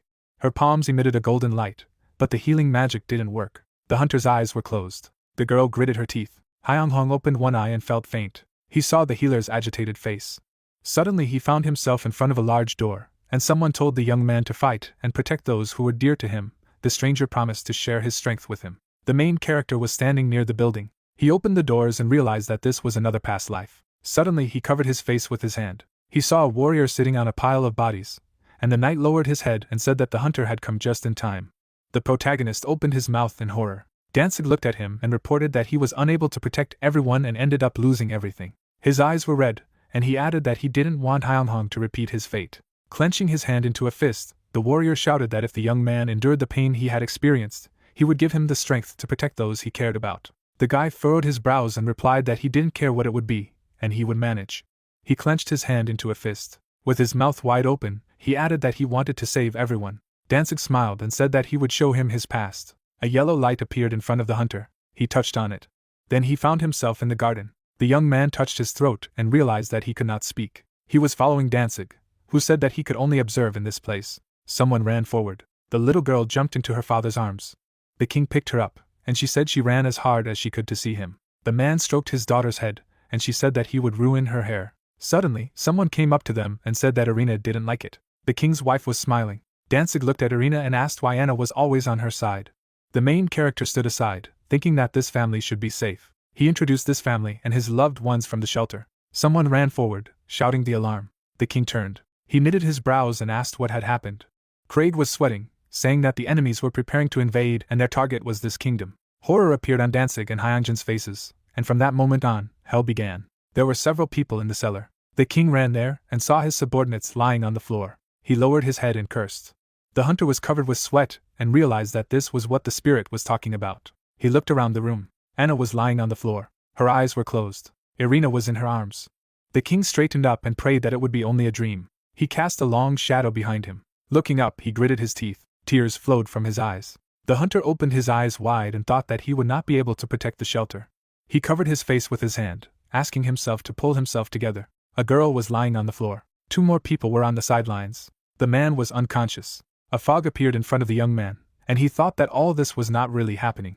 Suddenly Danzig opened his mouth wide and shrieked. The silhouettes became black and white. The king gritted his teeth and said that he would never forgive these scoundrels. He was lying on the floor, and someone told him that he couldn't do it. The man opened his eyes wide and asked loudly how he deserved all this. The warrior stepped on it and explained that it was just an order that should not be given much importance. Blood flowed from the prisoner's eyes, and he promised to kill the enemy, no matter what it cost him. The knight raised his sword and said that he would look forward to it. A puddle spread under Danzig's head. He looked straight and reported that his strength had been transferred to Hyun's Hong.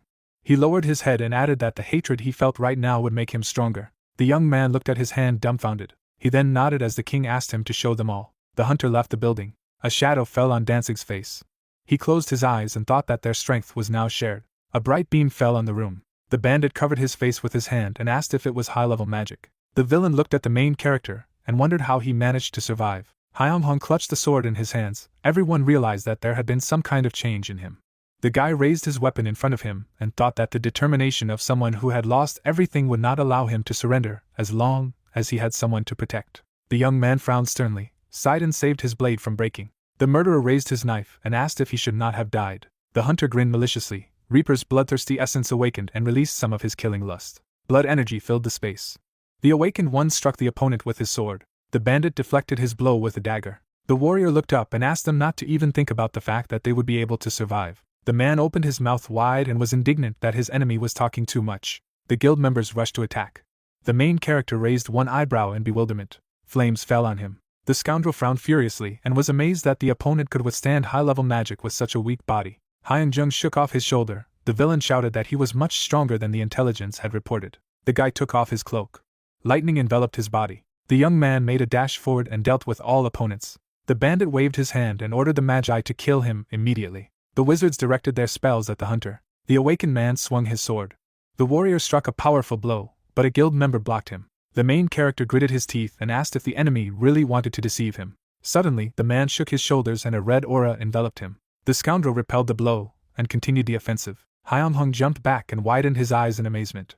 The villain sliced through the air with his sword right in front of him. The guy fell to the floor. Frightened, Sachin shed tears. Danzing shouted that his comrade must protect her. The young man jumped to his feet and realized that such a thing could never break him.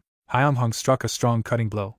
The hunter knocked the weapon out of the hands of the enemy. The blade pierced through the bandit. Blood gushed out of his mouth. The guild member smirked and asked if the enemy thought their patron would leave him alone just because he had killed them. The awakened man gave him a stern look. The warrior cut open the man's body and said that they had contacted the wrong person. The main character lowered his weapon. The frightened scoundrels huddled under the table. They folded their hands together and begged for mercy. Hyung-jung walked towards them and asked why he would save them. He swung his sword and said that it didn't change the fact that they had tried to kill him. Pools of blood appeared on the floor. The guy smiled and said that it was all over. The sword fell to the floor. The young man opened his eyes and realized that he was in the hospital. The hunter was lying on the bed, with a plaster on his face. Taemin and Seojin leaned over him and asked how he was feeling. The awakened man turned his head and asked what they were doing here. Bowing, the man apologized for not arriving in time and thanked his comrade for saving their guild. The warrior got up from his bed and asked his friend to fetch water. The girl headed for the exit. The head said that he would leave the guards here. The headmaster frowned and told him that most of their guild was guarding this hospital now, so he wouldn't be attacked. The swordsman looked at him and asked him to tell him what had happened while he was unconscious. Standing in front of the bed, the chairman explained that the police had questioned the woman and that she had testified about the attack, but no one had ever found any evidence. Taemin closed his eyes and said that it was hard to keep them because they were busy protecting his family from the orphanage. The main character turned his head and thanked him. Hyung-hung looked up and asked where the children were now. The man raised his eyebrows and replied that they were in the guild office. The guy put his hand to his forehead and asked how the echoes were able to get information about him. The head assumed that there was a spy among them and expressed his condolences. The young man frowned sternly and said that he wanted someone to protect his family. The director bowed and promised to put a guard on them. The chairman's eyes widened in surprise when the hunter wanted to join their war with Echo. Taemin smiled broadly and stated that they would provide him and his family with everything they needed. The awakened one gave him a stern look and asked if the guild would be able to figure out the traitor. The man smiled madly and replied that he would find him and teach him a lesson.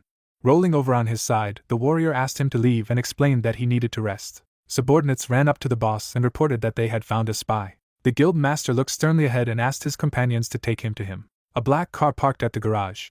The director got out of it and put on black gloves. The guard bowed and said that they had locked up the traitor. The chairman went into the garage. The soldier pierced the scoundrel with a spear. The villain opened his mouth wide and screamed. Bowing his head, the officer said that he had made a mistake and asked for forgiveness. Taemin asked why he did it at all if he was so afraid of death. The man took out his sword and offered to enjoy this time together, because no one could help him anyway. The spy looked up in fright.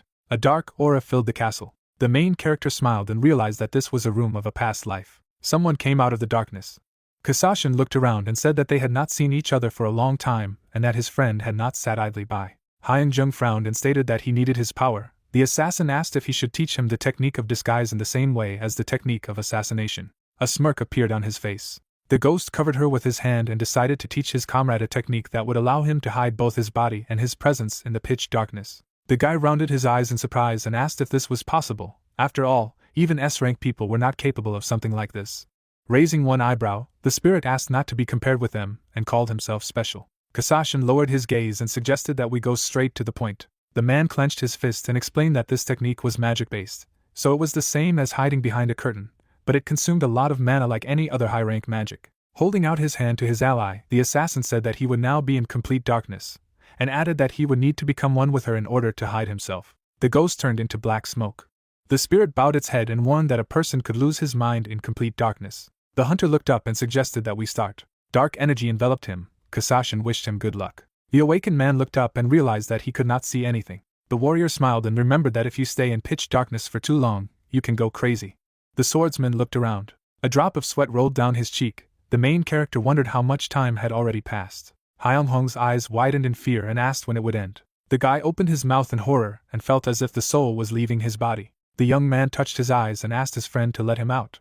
Consumed by the darkness, the hunter wondered how long he would have to stay here. The awakened man covered his face with his hand and continued to repeat all these questions to himself. The warrior fell to his knees. She narrowed her eyes and wondered if this was the end. Doppelganger leaned towards him. The clone smirked and asked him to leave his soul to them. The double was reflected in the swordsman's eyes. The copies leaned over him and stated that their original was weaker than the infant, despite the fact that he needed strength to protect his family. The monster approached the main character's ear and said that this was his essence. Gritting his teeth, Hyung-jung replied that it wasn't true and asked them to stop playing with him. The man returned to the castle and said that he decided to help his comrade because he looked too helpless. The assassin congratulated his friend on learning the stealth technique. The guy frowned and asked if this was all. The ghost squinted slyly and explained that even though his dark control wasn't perfect, almost no one in this world could defeat him. The spirit smiled and decided it was time to say goodbye. The young man woke up in a hospital bed. The hunter stretched out his hand to the phone. The awakened man looked at the time and realized that not even a day had passed, but it seemed as if a whole year had passed. Someone outside the door asked if it was possible to enter him. Temin walked over to the bed, and the warrior asked what had brought him here. The man smiled and replied that they had taken care of a spy. The swordsman narrowed his eyes and was surprised that they had managed to do it so quickly. The protagonist looked up and asked what the Echo Guild was doing at the moment.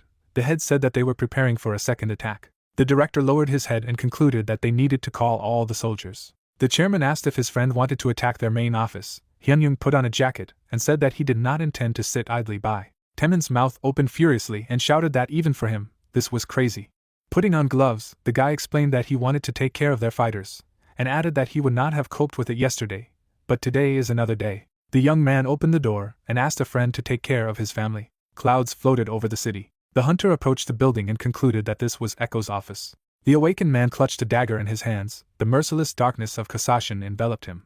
The warrior frowned and realized that he would be invisible like a ghost. His eyes lit up. Dark energy enveloped the building. The swordsman decided that this would be the last day for the Echo Guild. There was a light in the windows. Someone asked why the sky was so dark. Standing at the door, the guard asked his colleague not to think about any nonsense. The bodyguard turned his head and said that he had heard something.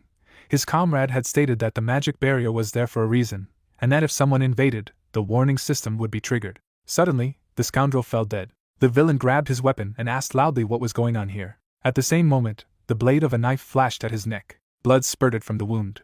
The main character lowered his weapon and realized what it was like to hide behind a curtain of darkness. Smirking, Hyung-jung realized that even with the slightest shadow, he had the ability to hide his presence, and wondered if it wasn't magic. A sinister energy thickened in the air. The guy decided that everything should go easier than it seemed. Walking down the corridor, the young man remembered that the night guard around the perimeter of the building was part of the special forces, and concluded that he could kill them all because they dared to attack his family. The employee frowned and talked about how a mercenary from the Ace Guild had destroyed all the special powers.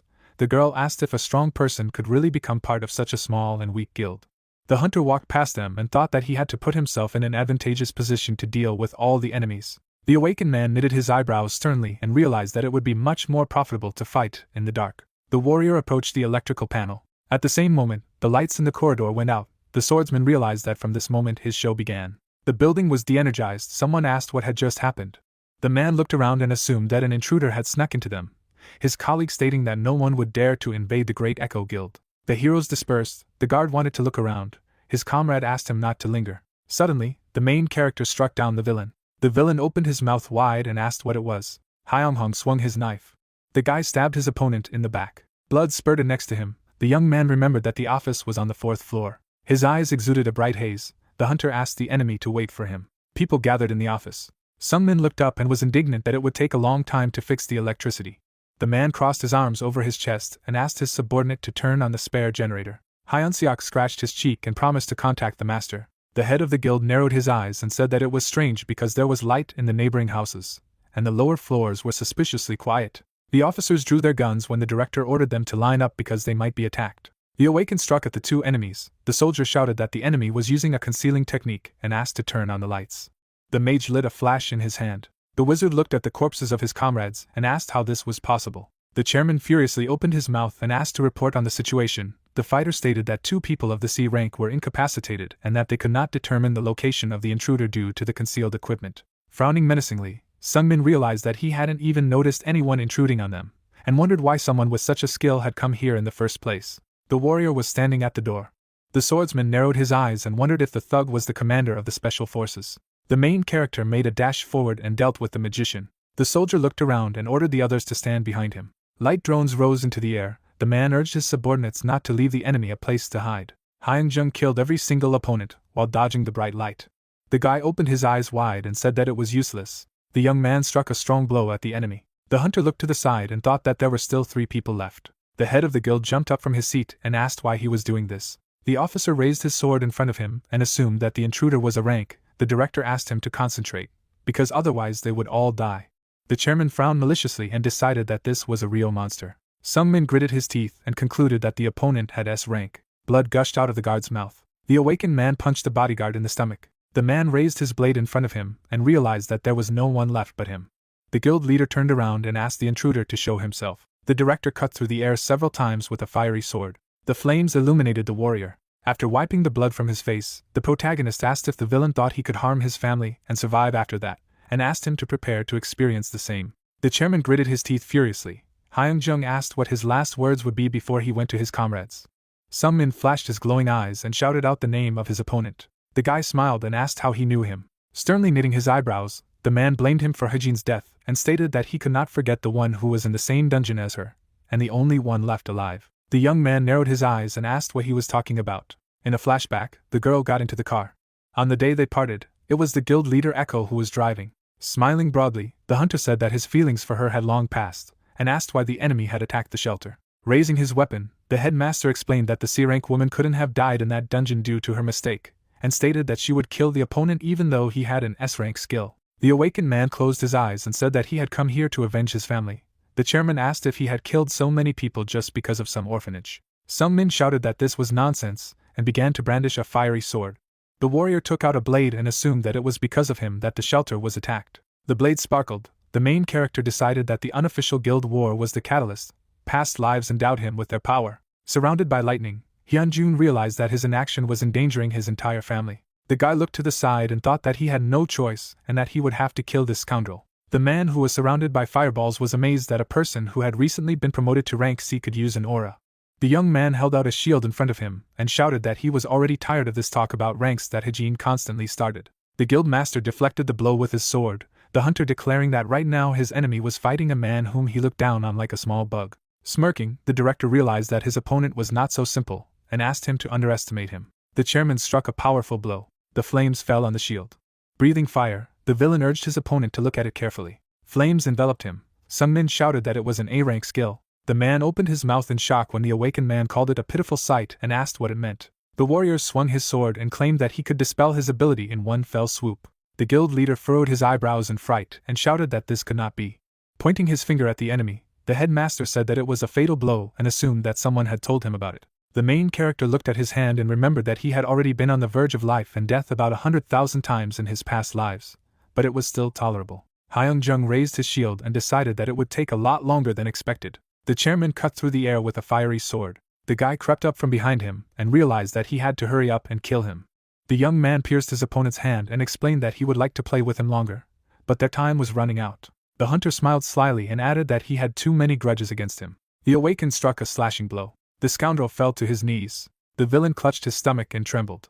Sungmin furiously opened his mouth and asked if his opponent knew who the sponsor of their guild was. The warrior pierced him with his sword and asked him to be silent. The man collapsed to the floor. The protagonist realized that his family could be in danger if their guild had a sponsor. Bleeding, the guild master said that they would definitely find him and make him pay for it.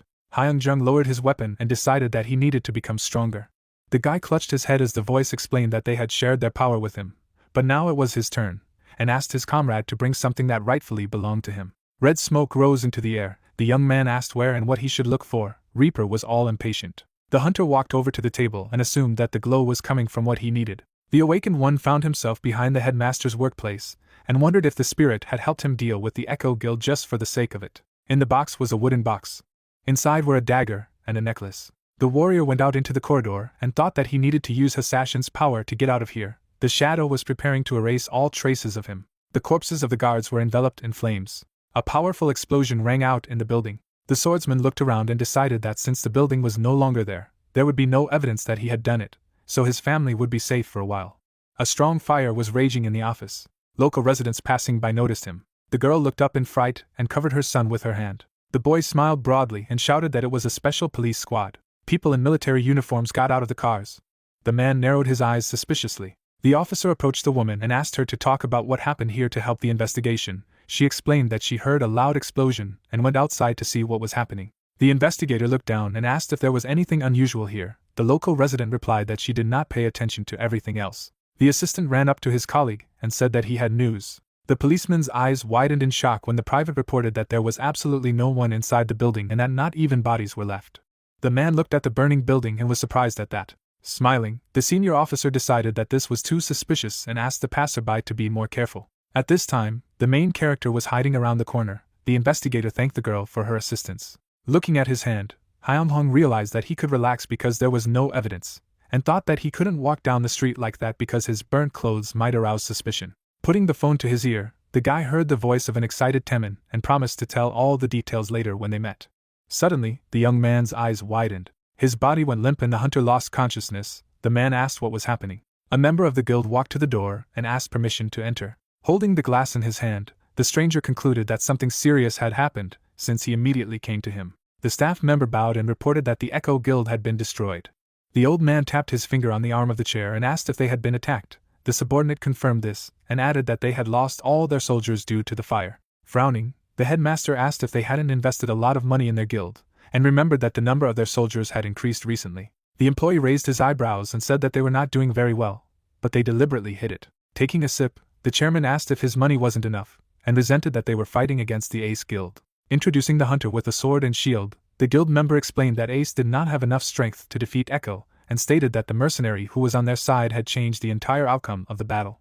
The sponsor asked if it was his doing. The employee bowed and suggested that it was and that it would not be a problem for him to defeat the Echo Guild itself. The scoundrel gritted his teeth and concluded that the Ozing Company was definitely involved in this. The villain gritted his teeth and decided that there were no other possible sponsors who were capable of such a thing. The old man put his glass on the table and asked his subordinate to contact the Silver Rank Guild. The headmaster squinted slyly and stated that they should deal with the Ace Guild and this mercenary. The main character was walking through the library. Hyung-hong opened his mouth in surprise and realized that this was another room from his past life. Reaper, standing at the window, was glad to see him. The man straightened his hat and asked if his comrade had brought his things. The guy took out the box and wondered how long he had been holding it in his hands. The young man handed the box to his friend and asked if he was talking about it. The old man nodded silently. The spirit opened the lid. There was only a necklace inside. The hunter remembered that there was a dagger. Shedding tears, the ghost thanked his ally and told him that this was the last thing he had ever loved. The girl put her hand to his cheek and said that they had not seen each other for a very long time. A smile shone on her hand. Reaper raised his head and called her his love. The woman snuggled up to him and said that she had dreamed of finding him for a very long time. Butterflies flew around them. Florian was glad that she was able to find her beloved. The awakened man rounded his eyes in surprise. The girl promised to repay him for giving her this moment. The warrior woke up with tears in his eyes, past lives thanking him for being able to free one of them from excruciating pain. The swordsman jumped out of his hospital bed. The main character rubbed his eyes and suggested that he cried because of the growth of sympathy for the spirit. The doors of the hall were closed. Karsago held a spear in front of him as he entered the room of his past life. Hyunjun received its power. In a flashback, the guy raised his sword. In each room he had the opportunity to increase his sympathy for his past lives. The old man gritted his teeth and cried. As the coordination was adjusted, the strength increased. The young man froze in place and clenched his fists. A multitude of hands went towards him. Even the emotions they felt reached him. The hunter covered his face with his hand and realized that he had to stop crying before anyone noticed. There was a box on the table. There was a dagger inside. The awakened one assumed that it was a gift from Reaper. The warrior took the knife in his hand and decided that it was a great thing, since the executive director of the guild, Echo, kept it separately. The swordsman put the weapon in his inventory and wanted to go to the appraiser.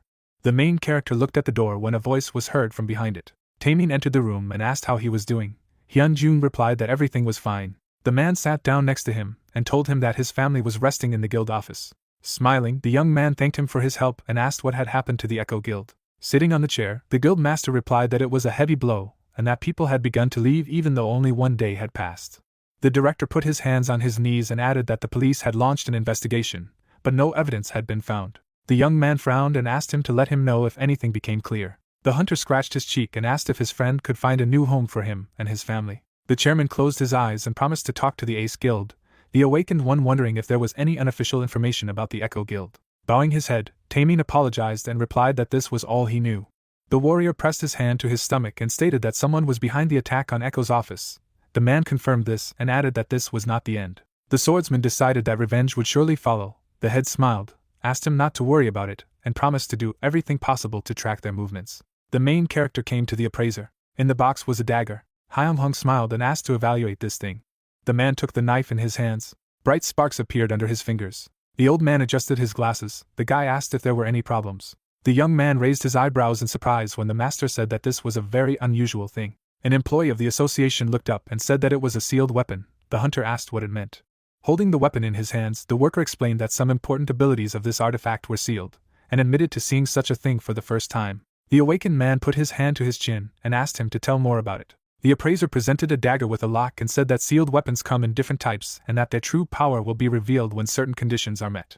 The warrior rounded his eyes and asked if this knife was not activated now. The man beamed with joy and stated that even now there are options to absorb power and improve the user's physical condition. The swordsman smiled broadly and decided that this would be a very good piece of equipment. The old man ran his finger across his throat and explained that this artifact was called the Butcher. The protagonist squinted in displeasure when the employee doubted that he would be able to remove the seal and said that if he managed to do so, he would be assigned level S. The employee leaned on his arm and explained that this weapon has a recovery function in which it returns to the hand of the user who shouted the spell. The appraiser gave the papers to the visitor and invited him to take a look at them. The document said that this dagger was worth 1,000,001. Hyunjung scratched his chin and wondered if he should evaluate the rest of the equipment. The man put his hands together. The guy concluded that none of his weapons would be better than this knife. The old man blushed very much and offered him to arrange an installment plan. The young man handed him a gold card and said that he would pay for everything at once. The hunter put the dagger in his inventory and concluded that he should not have expected anything else from his past life. The awakened man took out his phone and assumed that past lives were using it to pay off old bills. The warrior picked up the phone and asked who it was, and Taemin said that he had found a suitable house for him and offered to go and see it together. The swordsman closed his eyes and agreed. The man said that a car would soon come for him. A black car parked at the gate. The main character looked around. The guild master smiled broadly and greeted him. The master asked if he liked the house. Frowning sternly, Hyunjung remembered that he should look as disinterested as possible and asked when he could come here. The broker replied that it would be difficult to do so now because the house was not yet ready. The realtor rubbed his thumb and index finger and said that things would have been different if the client had paid a little more. The guy stated that he didn't care how much it cost and asked him to make sure that the house was ready as soon as possible. The merchant bowed and said that the buyer would be able to move in within a week. Clenching his fist, the young man concluded that money decides everything in this life, and thanked his past lives for it.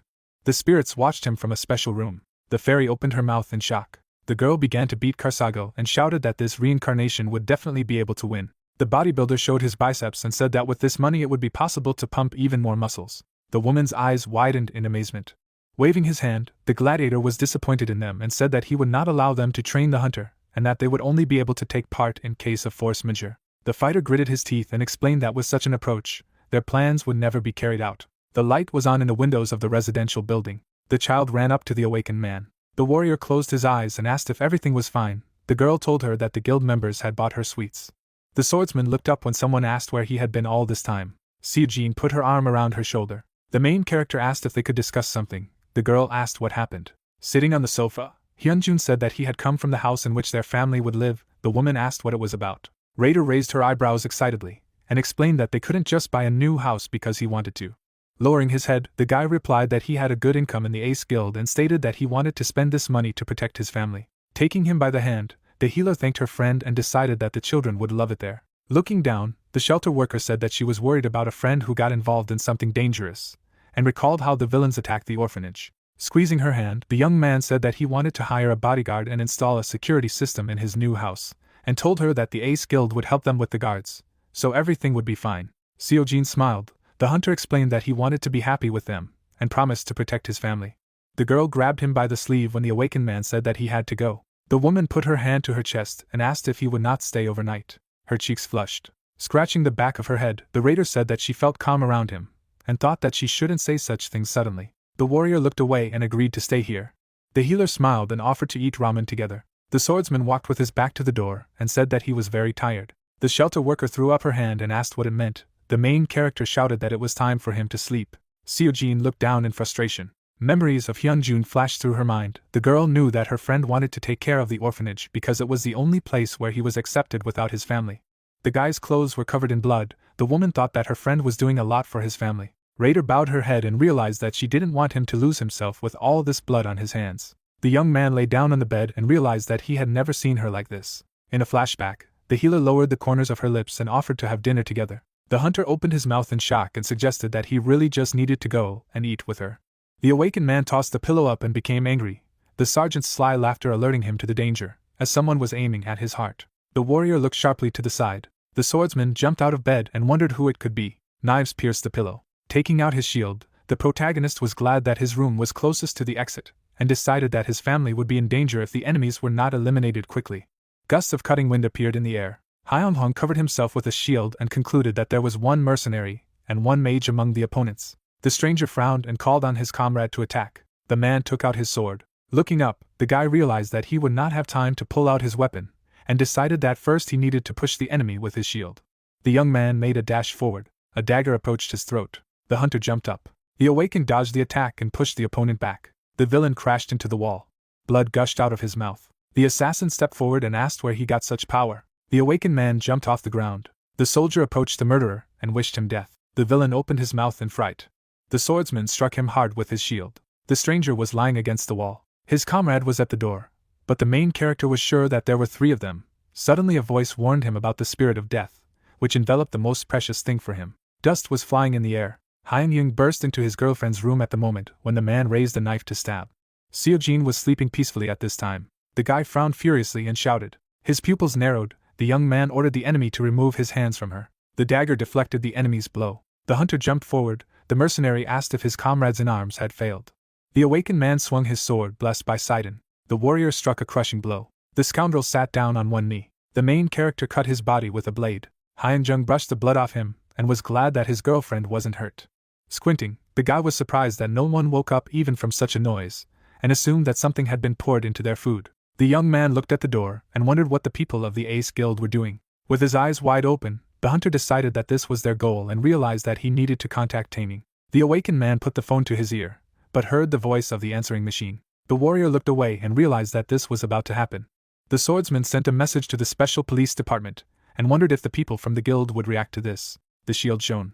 The main character got into a fighting stance, and thought that he would have to defend this place until the police arrived. There were traces of a battle in the Ace Guild building. An employee helped his colleague to his feet. Taming covered his face with his hand. Someone asked how serious the damage was. The man looked around and said that their boss had died. The leader turned away and said that he had guessed that the enemy was not aiming at him, but the leader was actually wounded. Hyung-hong scratched his chin and suggested that even if he was confused, his friend would surely grieve greatly. The director bowed his head. The guy looked down and said that he did not know what he should say. The chairman asked to listen to him carefully.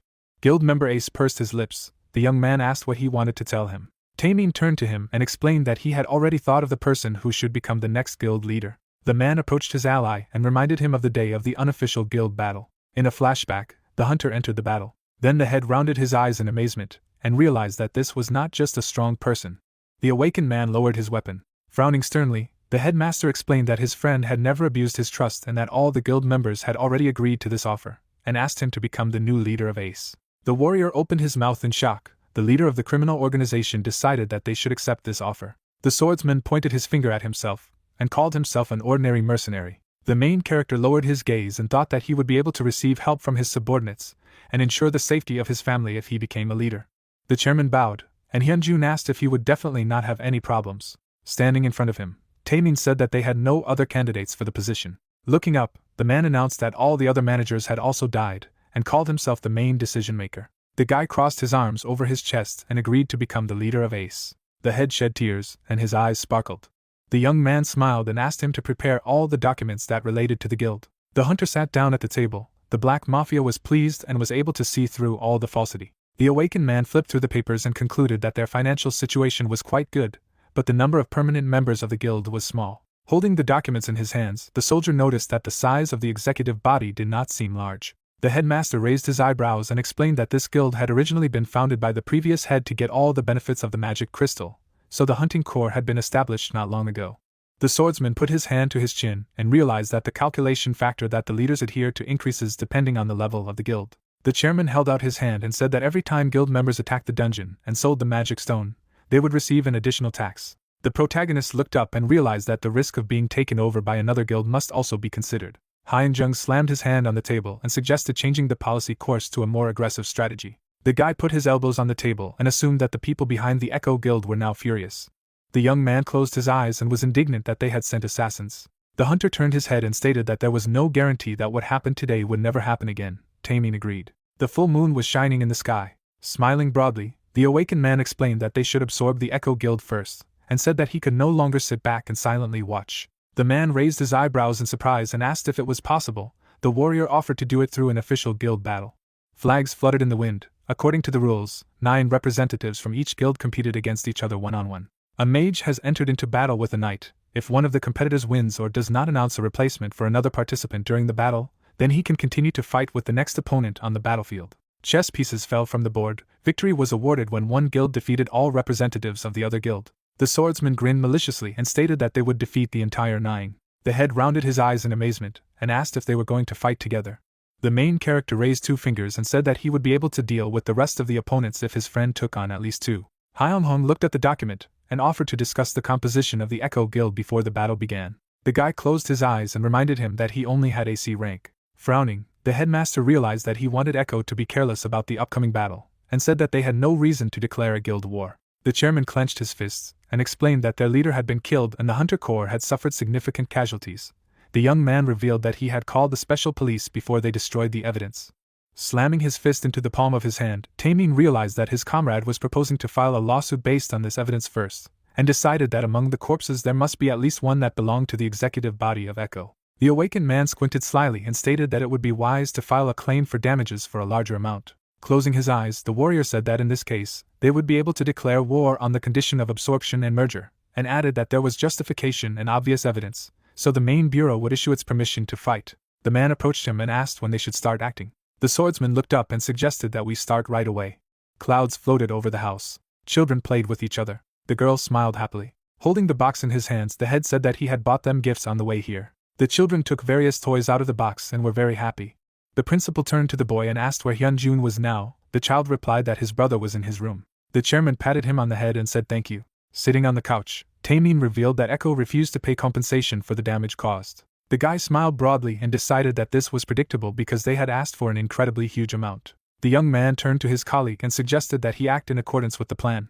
Nain was sitting at the computer. Holding the documents in his hands, Leader Echo shouted that this was simply unthinkable. The scoundrel threw the mug against the wall and was indignant that this matter had reached a special police squad. The guild member repaired the broken mug with a flick of his finger. The villain frowned menacingly and asked what other news there was. His eyes lit up. The man asked if there could be anything worse than this. The officer handed him a document and replied that the aces had declared war on them. Nain opened his mouth in shock and asked if the General Bureau had approved their request. The worker closed his eyes and replied that the evidence was too obvious for them to have no choice. Scratching his head, Leader Echo became angry that they were of no use, and asked if they had the strength to wage war. Standing in front of the table, the subordinate explained that they still believed in the mercenary who had participated in old unofficial battles. The scoundrel looked away from the papers and asked if mercenaries could participate in the guild war. The member Echo assumed that he had temporarily joined them. The villain clutched the documents in his hand and wondered how strong this man was, since they were so invested in him. The officer raised his eyebrows and replied that he was rumored to have an A rank, but that information might not be true. The man dropped the papers and decided that they had nothing to worry about because they didn't have any financial problems that could prevent them from using A-rank soldiers. The employee looked at the phone and reported that one person of rank B was on the list, and the rest had rank C. Nain knitted his eyebrows slyly. Smirking, Leader Echo said that he was shaking with fear and concluded that they didn't need to mobilize the last remaining A-rank fighter. Sitting at the computer, the villain asked a colleague to send him on a raid so as not to waste time. The subordinate said that he would instruct 5 soldiers of the B rank to mobilize. The villain smiled maliciously. The man narrowed his eyes and realized that victory was already in their pocket. There was a lantern in the shopping center. People were resting on one of the floors. The guys looked at each other, and one of them asked if it made sense for the Ace Guild to declare war on Echo. The local raised his hand and said that their leader was only at C rank. His friend reminded him that until recently, he had an F rank at all, so he was lucky. Closing his eyes, the guy asked if it wasn't nonsense, and said that every time there was always some scoundrel who had leveled up only thanks to luck. Someone put the glass on the table and was indignant that such a weak person could take the place of the head of the guild. Gina leaned on her arm and called the rumors amusing. The young man approached her and asked if this person interested her. The girl denied this and explained that she was just curious to look at the one everyone was talking about. Seokyun took an ice cream spoon and said that he thought she had too much interest in this person. Raising the glass to her lips, the woman replied that she was not at all interested in the bronze-tier guilds, and stated that it was not unusual to rank up and get such a position. The huntress smiled and asked if he didn't originally have an F rank. The protagonist was walking through the cave. The man told him that he had a C rank with the only respawn bonus, and asked if he should continue. Gina nodded affirmatively, the awakened man convinced that her friend was interested in this guy. Seokyun smiled broadly and reported that this young man was rumored to have wiped out the entire group during the attack on the B-rank dungeon. He narrowed his eyes and said that the information from the administration was almost absolutely reliable. The girl leaned closer and was surprised that an F-rank person had single-handedly attacked the B-rank dungeon. Sitting at a table outside a cafe, the man added that his wounds were so severe that Parliament did not define him as reawakened. The woman pointed her finger at him and asked what his thoughts were on the matter. While enjoying the ice cream, the leader assumed that this warrior was actually a secondarily awakened one. The huntress asked if it would be suitable for their new guild. Seokyeon wiped his lips and explained that they couldn't draw conclusions based on the information they knew so far.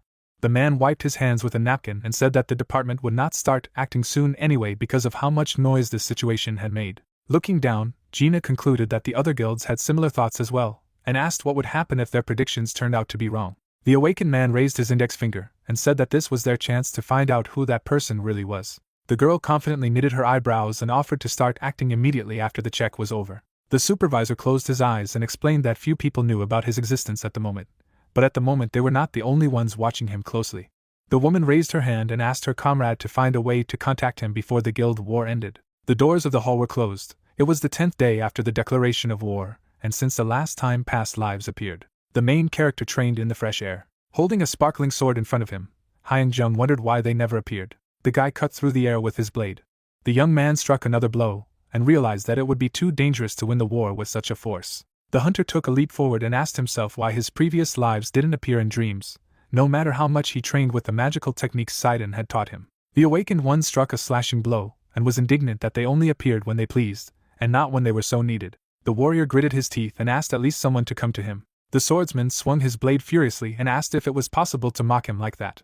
Fallen leaves swirled in the air. Someone threw a stone at the main character. Watching him from the sidelines, the children laughed at the fact that he had no parents and that he was brought up in an orphanage. Someone burst into the office. The reason why Hyung-jung was so hungry for the power of his past lives was to avoid repeating the same mistakes again. Si-jin swung her fist and urged the bullies not to touch her younger brother anymore. The girl looked around and offered to go home. The guy wanted to protect those who were next to him day after day and gave him the strength to endure all the hardships. The child smiled. The young man took the certificate and was very happy that his awakening was confirmed. The hunter looked at him and thought that he didn't even care that it was only an F rank. The guys were happily spending time in the shelter. The awakened finally had a chance to repay their family for their care and protect their loved ones. The warrior looked ahead. The swordsman ran towards his fate, thinking that he needed to try his best and work hard to achieve significant growth. The main character fell on the edge of a cliff. Hyung-jung rolled his eyes and wondered if he would be able to protect everyone without his past lives. People pointed the finger at him and condemned him. The guy asked if he should go back to his old life without skills and talent, and be completely ignored in this society. Holding the sword in his hands, the young man realized that he could not just sit and quietly wait for this to happen. The hunter swung his blade. With one blow, the awakened man cut all the disgruntled statements in his direction. The warrior struck a powerful blow, and the leaves flew into the air. The tree collapsed to the ground. The swordsman dropped his weapon. The main character lay down on the green grass. Hyung-jung stretched out his hand towards the sky. The moon shone above him. The guy clenched his fist and wondered if he would be able to handle everything he had gained if that was the power of his past lives. The young man gritted his teeth and thought about how the fact that his abilities were not developing due to his past life not appearing proved that he was still as low as before. The hunter slammed his hand on the ground and realized that he could not return to that time again. Clouds floated over the house. The awakened man climbed the stairs to the second floor. Si-jin opened her eyes. The girl got up from the sofa and wondered if it was her friend who had come. The woman looked out into the corridor and noticed that her companion was returning home later and later every day. An employee of the shelter sadly knitted her eyebrows. The warrior sat down on the bed. The swordsman put the towel on his shoulders and realized that there had been no progress today either. The main character bowed his head and decided that he was taking one step back. Hyung-jung lay down on the bed and remembered that he would have to participate in the guild war. The guy narrowed his eyes and wished that one of his past lives would come to him. The young man closed his eyes and wished to be taken to the room of previous lives. The hunter fell through the water. The awakened man woke up and looked ahead. The warrior began to wave his arms when he realized that he was in water. Clutching his throat, the swordsman felt that he was about to suffocate, and thought that he had to get out of here at all costs. 5 minutes later, the main character did not even approach the surface of the reservoir. Hyung-jung opened his mouth wide and concluded that it was too deep here. The guy rounded his eyes in surprise and realized that he could breathe. Squinting, the young man assumed that it was a room of a past life, and wondered why no one had appeared yet. The hunter looked up and made sure that he was inside a dream. Gritting his teeth, the awakened man declared that he did not have time to just watch dreams, and asked for a previous life to appear. A bright light appeared under his feet, and his body began to move towards him by itself. The warrior swam to the source of the light, and noticed that this warmth seemed familiar to him, and caused a feeling of longing. The swordsman approached the glow. The sun's rays were beating against the window. The main character woke up on the bed and wondered if it was already morning. Hyung-hung stood up and asked what it was.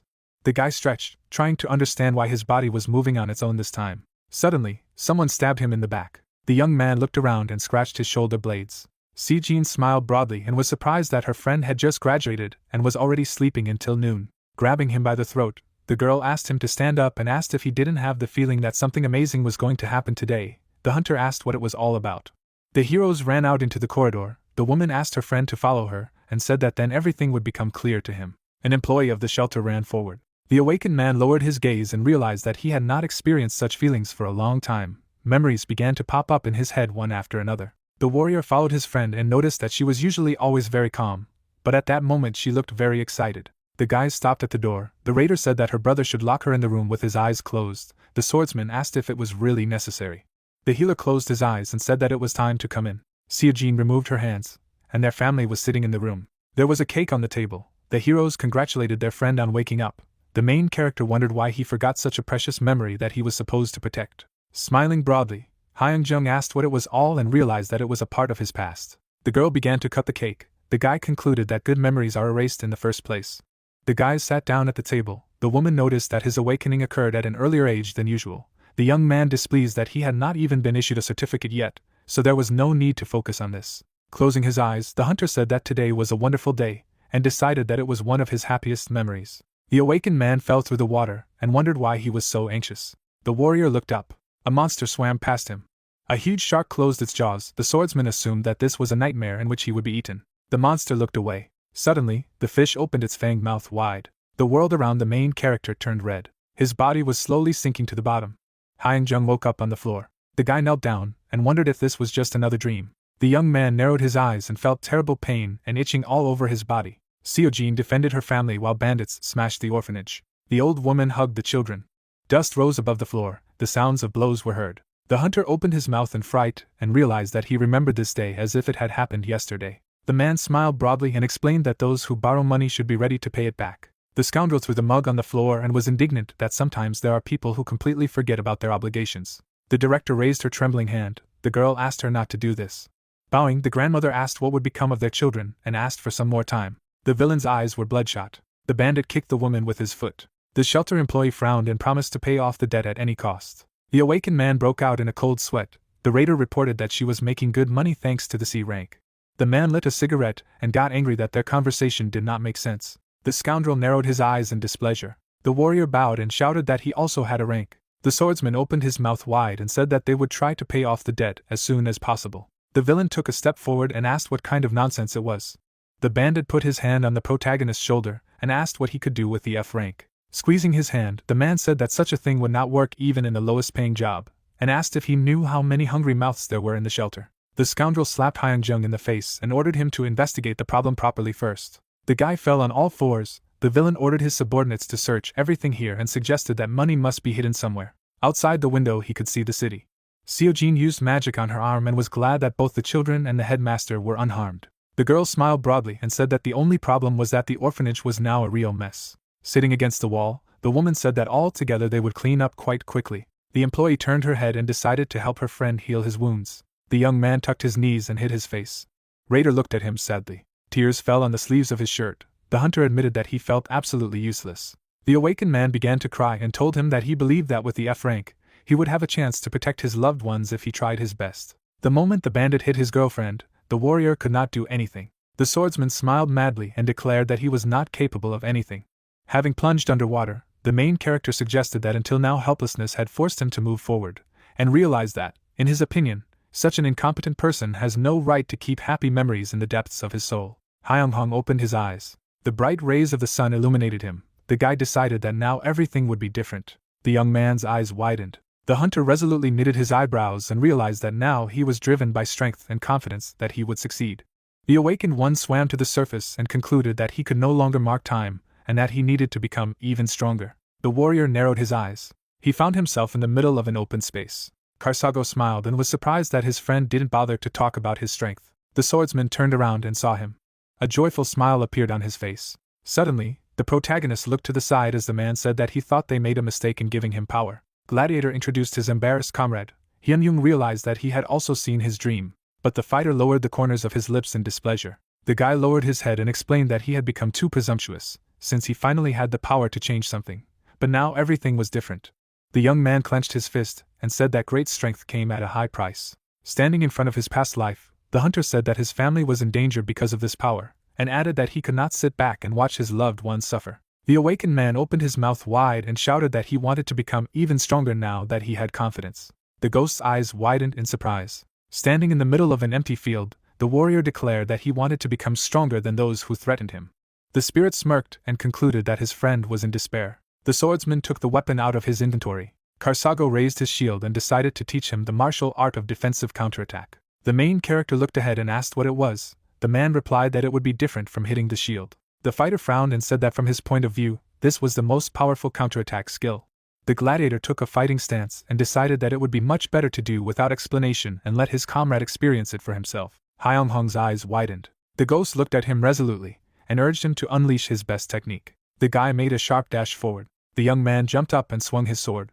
The hunter struck a crushing blow. The awakened man frowned and noticed that his opponent did not make the slightest move. Smirking, the spirit asked if his skills were still at this level and asked his friend to take a closer look. A powerful aura enveloped his shield. The warrior realized that he had absorbed all the damage. Standing in the distance, the swordsman concluded that this could not be called an ordinary absorption. Karsago clenched the handle and asked if he had noticed that absorbing the blow allowed him to release twice as much powerful energy. The man swung his shield and shouted that there was only one way to obtain this supreme skill. The fighter hit the ground with force and destroyed it. The blast wave hit the battlefield. The gladiator said that it was necessary to fully withstand this energy without experiencing any shortage. A cloud of dust rose above the ground. The ghost looked at her and assumed that the vessel was not yet ready to receive such power. The spirit turned away and declared that they had no time to wait. Suddenly Karsago looked away. The main character was able to stand on his feet. Hyung-Hong opened his mouth wide and realized that he had managed to withstand his comrade's martial art. The guy looked up. Grinning, the gladiator realized that his eyes had failed him, and congratulated his friend. The young man smiled broadly. The fighter said that now the best counterattack technique belongs to him. People gathered outside the arena on Guild War Day. There was a sign on the door that read waiting room. The heroes were sitting on sofas. Timon raised his hand and offered to defuse the situation, because they had absolutely nothing to worry about. The hunter crossed his arms over his chest. The man said that their leader would figure everything out. The guild members bowed their heads, the awakened one noticing that the atmosphere had only worsened. The warrior looked away awkwardly and thought about how this was a natural reaction because they believed that a person who appeared out of nowhere couldn't be the leader of their guild. Suddenly someone opened the door. The stranger smiled broadly and called the atmosphere in the waiting room beautiful. He wore an echo bandage on his arm, and the scoundrel asked where all their fighting spirits had gone. The swordsman frowned tensely. The main character raised his hand when the director wanted to object. Hyung-Hong stepped forward. The guy approached the intruder and asked him to leave, because coming to the opponent's waiting room is against any common sense. The villain raised an eyebrow and asked if he had to listen to him. The heroes looked at him in fear. The guild member explained that he had been entrusted with organizational matters, and said that he had only come to check on their readiness. The young man gave him a stern look and warned him that he would not sit idly by if he continued to say such nonsense. The stranger pointed his finger at himself, and doubted that a C-rank man with a captain's armband could show him anything special. The scoundrel put his hand to his chest and said that he was B-rank. A sinister energy filled the room. Its waves crept up to the hunter. The awakened man waved her away and asked the intruder to know when to stop. The villain gritted his teeth and wondered how he had managed to escape the effects of his murderous energy. The warrior looked up. Reaper awakened his bloodthirsty nature. Echoes found himself in the darkness and wondered what was going on. His face was covered with sweat, and the assistant felt as if something was oppressing him. A huge eye opened above him. The stranger fell to his knees and coughed. He trembled with fear. The swordsman looked at him contemptuously and ordered him to leave. The scoundrel ran away in terror. The main character came to the door. Hyung-Hong's eyes widened and realized that for a second, he thought about killing this person. The guy looked at his hand and concluded that he was becoming less sensitive to murder as his level of sympathy for past lives grew. The young man shuddered and looked away. His team members stared at him in shock. Smiling, the hunter said that everything was fine and asked them to stop worrying. The characters smiled back and looked at each other. The guys turned to their leader and shouted that they believed in him. The man brought his hand to his mouth and coughed. Approaching the door, the judge announced that the guild war would begin in 30 minutes, and asked the participants to go to field number 4. The awakened man scratched his head in embarrassment. The warrior turned his head and said that they would definitely succeed. Yoziel stared intensely at the back of the guild leader. The fighters came out under the bright light of the stadium. Hyun-Jung and his men looked at the gathered spectators in surprise. The young man's eyes rounded, and he expressed the opinion that even though this wasn't a major guild battle, there were a lot more spectators than he thought. At this time, representatives of the Hunters Association discussed the participants. Taming looked towards the stands with a smile as the protagonist continued to marvel at the number of people. The captain leaned over to the leader and said that this situation only proved that the Hunters Society had paid attention to him, and he was sure that he felt it too. At this point, the man turned to the stands and noticed that the Hyeonghong family had also come to support him. Sejin looked at the elder man with excitement, and whispered good luck to him. The main character smiled happily when he saw his sister, and decided that he had to win, at least for the sake of his family. The voice of the host rang out above the arena, announcing the long-awaited event, the official guild war of Echo against Ace, and inviting the first participants to take to the field. Temin exhaled nervously. He turned to the master, clenched his fist, and promised to bring victory, and the master reminded him that he had only asked to defeat 2 opponents. The captain literally lit up, repeating the words of the young man, while he thought that he was still too ardent a person. When the man entered the field, the host announced him. An opponent came out to meet him, whom the commentator introduced as a B-rank Magus Jinsu, the first member from the Echo Guild. Teming could hardly help smiling as his opponent called him the human shield of that worthless C-rank hunter. While Jinsu was showing off in front of the audience, the host would notice that the tension was felt even before the start. From now on, the guild wars would be held under the control of the Dispute Resolution Committee of the General Guild Bureau. The captain drew his weapon as soon as the start of the battle was announced. The magician smiled madly, and shouted that he would not be able to resist his magic with this small dagger. But then his face stretched out in surprise. The man confidently jumped on the enemy from above. The blow hit the target. The enemy did not have time to react somehow. Taming's gaze was determined during the attack. Jeans had to summon a shield to repel the second attack. After that, the opponent grinned, mocking that this was better. But the next moment the captain was behind him. The mage waved his staff, summoning a fiery sword, and asked where the hunter was going. The dagger turned over in the man's hands, because he knew that his opponent was already too late. Temin swung for a shot, and the blade of the dagger tore through the side of the enemy. Jinsu pressed his hand to the wound and shouted that he was giving up. The referee had to stop the captain with his elbow.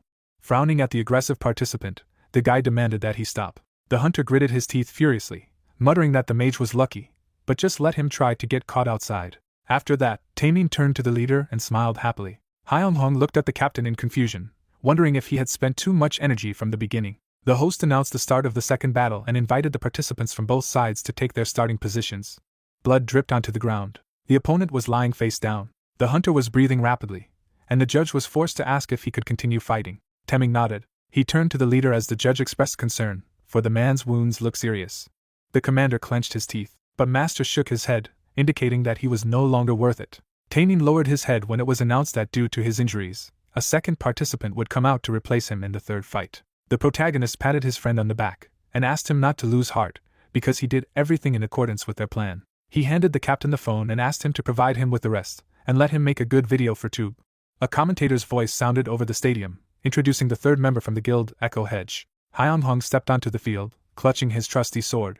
The young man activated the aura, thinking to himself that it was no longer possible to correct the list of participants anyway, so he would have to show the audience everything he could. At this time, the spectators were discussing that the rumors were true since a C-rank hunter could use the aura. Gina lowered her binoculars, suggesting that it would be fun. The girl smiled contentedly as Seokyeon crunched his popcorn. The third battle had begun, and the protagonist, fleeing from the alien attack, reflected that his past lives had been more difficult. He brandished his sword. For him this duel was sheer nonsense. The hunter rushed forward, thinking that he must win as the host noted his amazing abilities, and announced the start of the fourth battle. Another blow knocked the new opponent off his feet, while the swordsman decided that no one could threaten them anymore.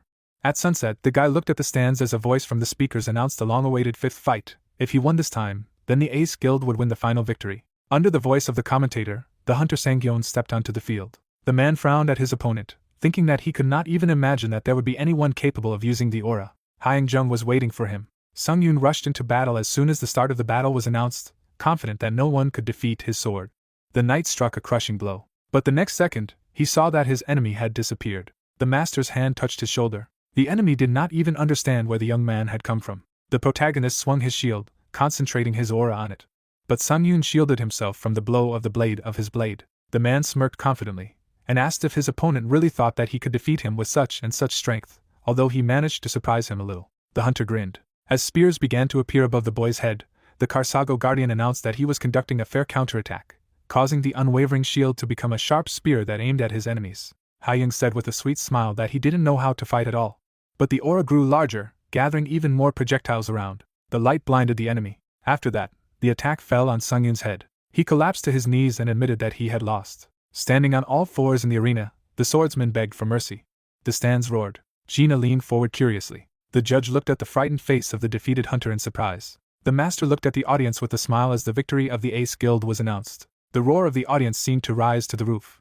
Guild leader Echo slammed his fist on the table, cursing loudly. The protagonist traced how they tried to stop the spiteful critic after he broke the furniture. The guy sneered, and thought that if the Echo Guild was defeated in the guild war, then there shouldn't be any merger and takeover problems in the future. After that, Hyeonsong turned around, remembering that he should hurry up. The young man went downstairs. He raised his eyebrows as he was praised for his good work. The protagonist saw Taemin smiling. The captain rubbed his neck in embarrassment, and when the master expressed relief that he was already well, he thanked him and invited him to return to the waiting guild members. The swordsman pointed his finger at himself with delight, not believing that everyone was waiting for him. The guys were already walking down the corridor, greeting the leader, even when the man reminded them that he had asked them to wait in the room.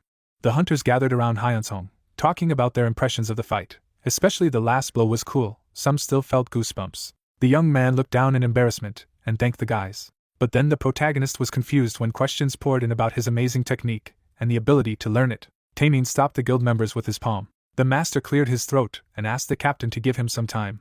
He turned around abruptly and asked him to wait, and the swordsman mentally wished him good luck. When they were alone, the guy asked if he had made a good video for Tube. The man showed Hyungjung his phone and said that he had already uploaded the footage. Tube was a video hosting service that was often used by hunters. Various types of videos were uploaded, from recommended weapons for raids to types of demonic creatures in dungeons. It was impossible to film properly inside the dungeon, so hunters posted a lot of videos to promote their guilds. The protagonist smiled as the captain expressed confidence that since this was his video, it would be a great reaction. If it continued like this, it was only a matter of time before their guild was strengthened, and he added that now that they didn't know who was behind Echo, it could be an effective shield for them. Suddenly, footsteps were heard in the hallway. Seokyun turned to the guild master with a smile. Taemin covered the protagonist with his body, and clarified what business the stranger had come here for. The man furrowed his brows as he realized that the guy in front of him was A rank, and when he giggled into his palm, he found it strange. After that, the visitor pulled the captain's pocket to pour candies into it, and said that they had nothing to fear, because they had not come to fight. In the Hyeonghong standing behind him, he realized that he apparently did not come alone. The young man turned under the disgruntled gazes of the hunters, when a voice behind the stranger's back told him not to talk nonsense, and asked for forgiveness, because his mistress did not like to be modest. Gina approached the men, and her assistant added that she really wanted to see Hyunjun. The silhouette of the girl was reflected in the protagonist's eyes, and he saw that she was S rank, which meant a difficult situation in the event of a fight. The heiress folded her arms over her chest, and greeted the young man, adding that he looked even more interesting in person. With a sweet smile, Gina introduced herself. The swordsman looked at her face, and recognized the daughter of the head of the corporation, Jael, whom he had read about in the news. The protagonist shook the girl's hand, remembering that he had heard about her. The huntress put her fingers to her lips and, when asked what she had to do with the guild master, asked if he had not guessed himself. The swordsman stretched out his hand, and remembered aloud that the Jael corporation did not have a guild under their direct control. Gina frowned slightly, and remarked that she hadn't seen much need for it before, but if you needed a guild, it was easy to create one. Hyunjun froze. He realized what the girl meant. The heiress handed the young man a business card with a smile, and offered him to take a leadership position in the guild, which would be directly subordinate to the Jael corporation. Taemin glanced sideways at the leader, mentally repeating the hunter's words. The protagonist's face seemed impenetrable, and the man thought that if he accepted this offer, then as soon as he got back on his feet, their guild would become dependent. The swordsman's eyes widened as a voice sounded in his head, warning that the ultimate Emperor Romanov was urging him to reject the offer. If he went against his will, he would not receive his protection, and he realized that this was another past life. The hunter narrowed his eyes. To his shock, Gina then refused the offer, deciding to himself that the offer was quite tempting, but he couldn't lose the protection of one of his lives in this war. Seokyun raised his eyebrows and asked the reason for the refusal. The guy smiled and replied that he just didn't like it when someone led him. The captain was touched, and realized that he was not mistaken in choosing Hyunsong as the guild leader. The visitor got angry, and asked if it was really just because of this. The young man continued to smile as he added that if they offered him the position of guild master, he would still think about the offer, but just thought to himself that he would definitely not be offered such a position. Jean's face turned menacing as she expressed the opinion that the protagonist valued himself too highly.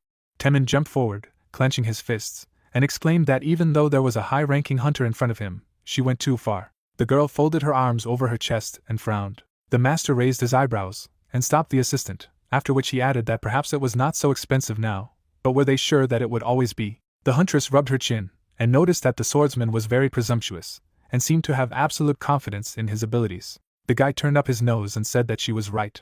Hyun walked away and reported that today's and tomorrow's will definitely be different from each other. Taemin pressed his palms to his mouth, almost bursting into tears at the guild leader's words. The visitors saw the guys off with gloomy looks. Suddenly, Gina laughed loudly. The heiress wiped away her tears, and noticed that it was interesting. She looked at the backs of the departing men, and decided to watch the young man, since he was so confident in his abilities. The huntress turned around and invited the assistant to go home. They were walking down the corridor when the assistant finally asked if his mistress was okay. After all, their goal today was to lure Hyung-hong to their side. The girl tiredly pressed her palm to her cheek, and said that of course it would be nice to get him. Because of his unreasonable demands, she had no choice but to give up on this idea. She put the candy in her mouth, and noticed that the reawakened could reach S rank. The heiress explained that in other words, no matter how hard the hunter struggled, it was possible to stop only at rank S. The girl chewed the candy in one motion, and added that she would definitely make this guy regret his decision. The document fell out of the weakened hand of the protagonist. Hyung-hong put his head on the table. Another paper was slipped to him, and he was told that today messages came from 3 places in the silver layer. Taemin stood on top of the guild master with a smile, holding a stack of documents. The young man took the document, asking him to tell him what he would think, and he thought that if he was going to switch to the silver layer, he would accept Jin's offer. The captain opened the folder, and when the protagonist asked if they had received messages from the jail corporation, he replied that they had not contacted them. The swordsman leaned back in his chair, and said that he was not going to become the leader of the guild himself, but was ready to accept any unofficial sponsorship. The man admitted that the head was absolutely right. If they did S-rank raids, with the support of the jail corporation, the reward would be huge. The guy tiredly closed his eyes, and asked how long it would take. Taemin shoved the folder under his arm, and replied that it wouldn't take much time. If the dungeon administration changed rank, then even Gina would change her mind. Hyung-hong grimaced. The protagonist propped up his face with his palm, and asked if anything would change if the rank changed. The captain shook his head, and corrected that it was not just rank. The young man arched an eyebrow, and clarified what he meant. The man returned to the table, and explained that the reason why the gold or platinum guilds didn't take any action was because of the official rank of guild leader C, even though he had an outward appearance. The swordsman frowned, and when Taemin added that there were very few cases where a hunter with a lower rank than themselves was hired as a leader or guild leader, he thought that he knew that the walls of each layer were very high, but he didn't think that much, which meant that he wasn't strong enough yet. The head frowned at the assistant, and said that if his rank was changed, then the guilds above the golden layer would also take action. The captain smiled, and said that his video had received a lot of good reviews, so it was worth just waiting a little. The man began to wave his hands, and said that, although this was just his forecast, he was sure that the administration would contact them during the day. All eyes were on the leader, so the verification department would definitely pay attention to him. Taemin held up a thumbs up and added that if they reacted quickly, they could get in touch within the next hour. The guy smiled and agreed with his friend. At that moment, the captain's phone rang, and he promised to answer the call and return. And of course, Hyunjun let him go. But after a couple of minutes, the man burst back into the office, shouting that a visitor had come to the head of the guild. The young man, without looking up from his work, objected that he was not going to meet with representatives of the guilds yet. The protagonist raised his eyebrows when he heard that this case could be called exceptional. Taemin took a deep breath when the swordsman asked which guild visitor he was from. The captain slapped his palm on the table with delight, and replied that he was from the Diamond Layer Guild, of which there were only 15 in all of Korea. The master's eyes widened. He couldn't believe the reality of what was happening. The hunter lowered his gaze and agreed to receive the guest. At this time, the visitor was drinking tea in the reception room with a satisfied look. The man looked up from the cup, and immediately jumped to his feet when he saw the head of the guild to greet him. The guest shook hands with Hyunjun, introducing himself as Dong Hyuk, the HR manager of innovations, and he realized that he had a rank B. The young man smiled and said that it was a pleasure to meet him. Looking at the guest, the protagonist could not believe that the personnel manager of the Diamond Layer Guild would start acting because of him. After that, the visitor shook hands with the commander while he introduced himself, after which he invited him to sit down and talk. The man sat down on the sofa, and added that he had never imagined that it was a great honor for him to meet the super newcomer Hyunjong in person. The swordsman scratched his cheek in embarrassment, and refused to admit that he was a super rookie, but the manager smiled, and assured the hunter that this was indeed the case. High-ranking guilds regularly exchanged news. Dong Hyuk added embarrassedly that when he was at the last general meeting, everyone called the main character a super rookie. The man held up his finger and continued that, among other things, if someone represented a guild that was very interested in discovering new talents, then they had definitely seen that video. Hyunjung was surprised with a smile that everything was so large-scale, since the video had a great effect on everyone, and thought to himself that when the takeover and merger with Echo took place, the number of guild members would increase dramatically.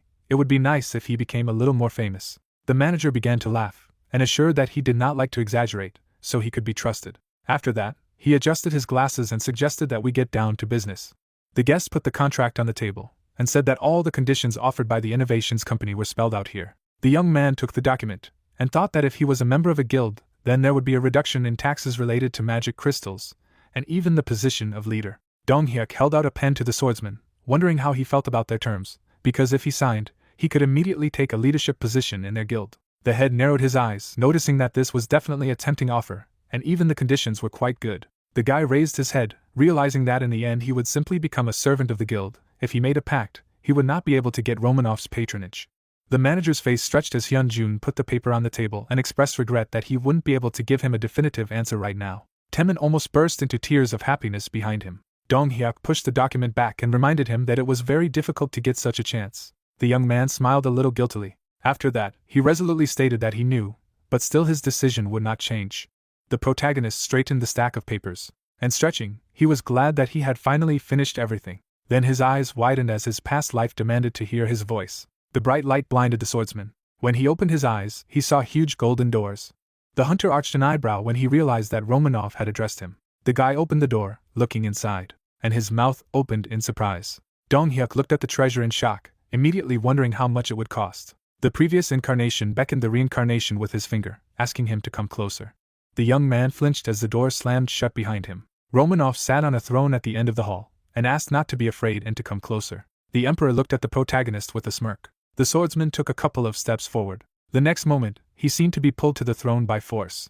The poor guy collapsed to his knees. The man lowered his hand and admitted that he was a little mistaken. The hunter began to shake something off his hair. Romanov was on the same level with the guy in one movement, and said that he was watching him closely. The emperor smiled, and added that when Karsago first appeared, most of the previous incarnations were against it. Hyun-jung looked at the man in surprise as he continued that Sidon Miller and Kasashin soon recognized him. Romanov smiled when he said that the room of the past life was only a special space, and he could not imagine that the young man would be able to absorb their training so quickly. The emperor chuckled, and admitted that in the middle of the game, the protagonist went a little astray, but in the end he was able to achieve what he wanted due to the fact that he had some abilities. The hunter remembered that moment, and clarified, so he told him not to become a servant of any guild, and Romanov confirmed this, because he represented his will. The emperor scratched his beard, and explained that since the young man practiced without hesitation, he could consider himself willing to accept it. Hyung-hong rose to his feet, and stated that for his patronage, he had refused all offers from other guilds. The man put his hand on the protagonist's shoulder and praised him, since the one who was under his protection could not be someone else's servant, and asked him to take an oath that this would never happen. The swordsman took a serious look at the past incarnation as he added that in such a case, he would become his patron, as he had promised. The Roman's palm lit up. The emperor continued to smile when he asked to be patient if it hurt.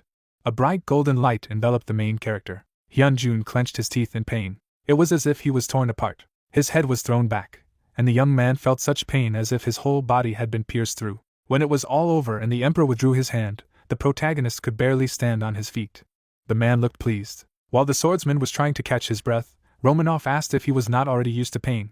The hunter wiped his chin and explained that it was somewhat different from the pain he had experienced before, but now everything was normal. The emperor returned to the throne, and advised him to clear his mind in order to use magical power, and the guy replied that he understood everything. Hyun closed his eyes, trying to focus on the currents of magic.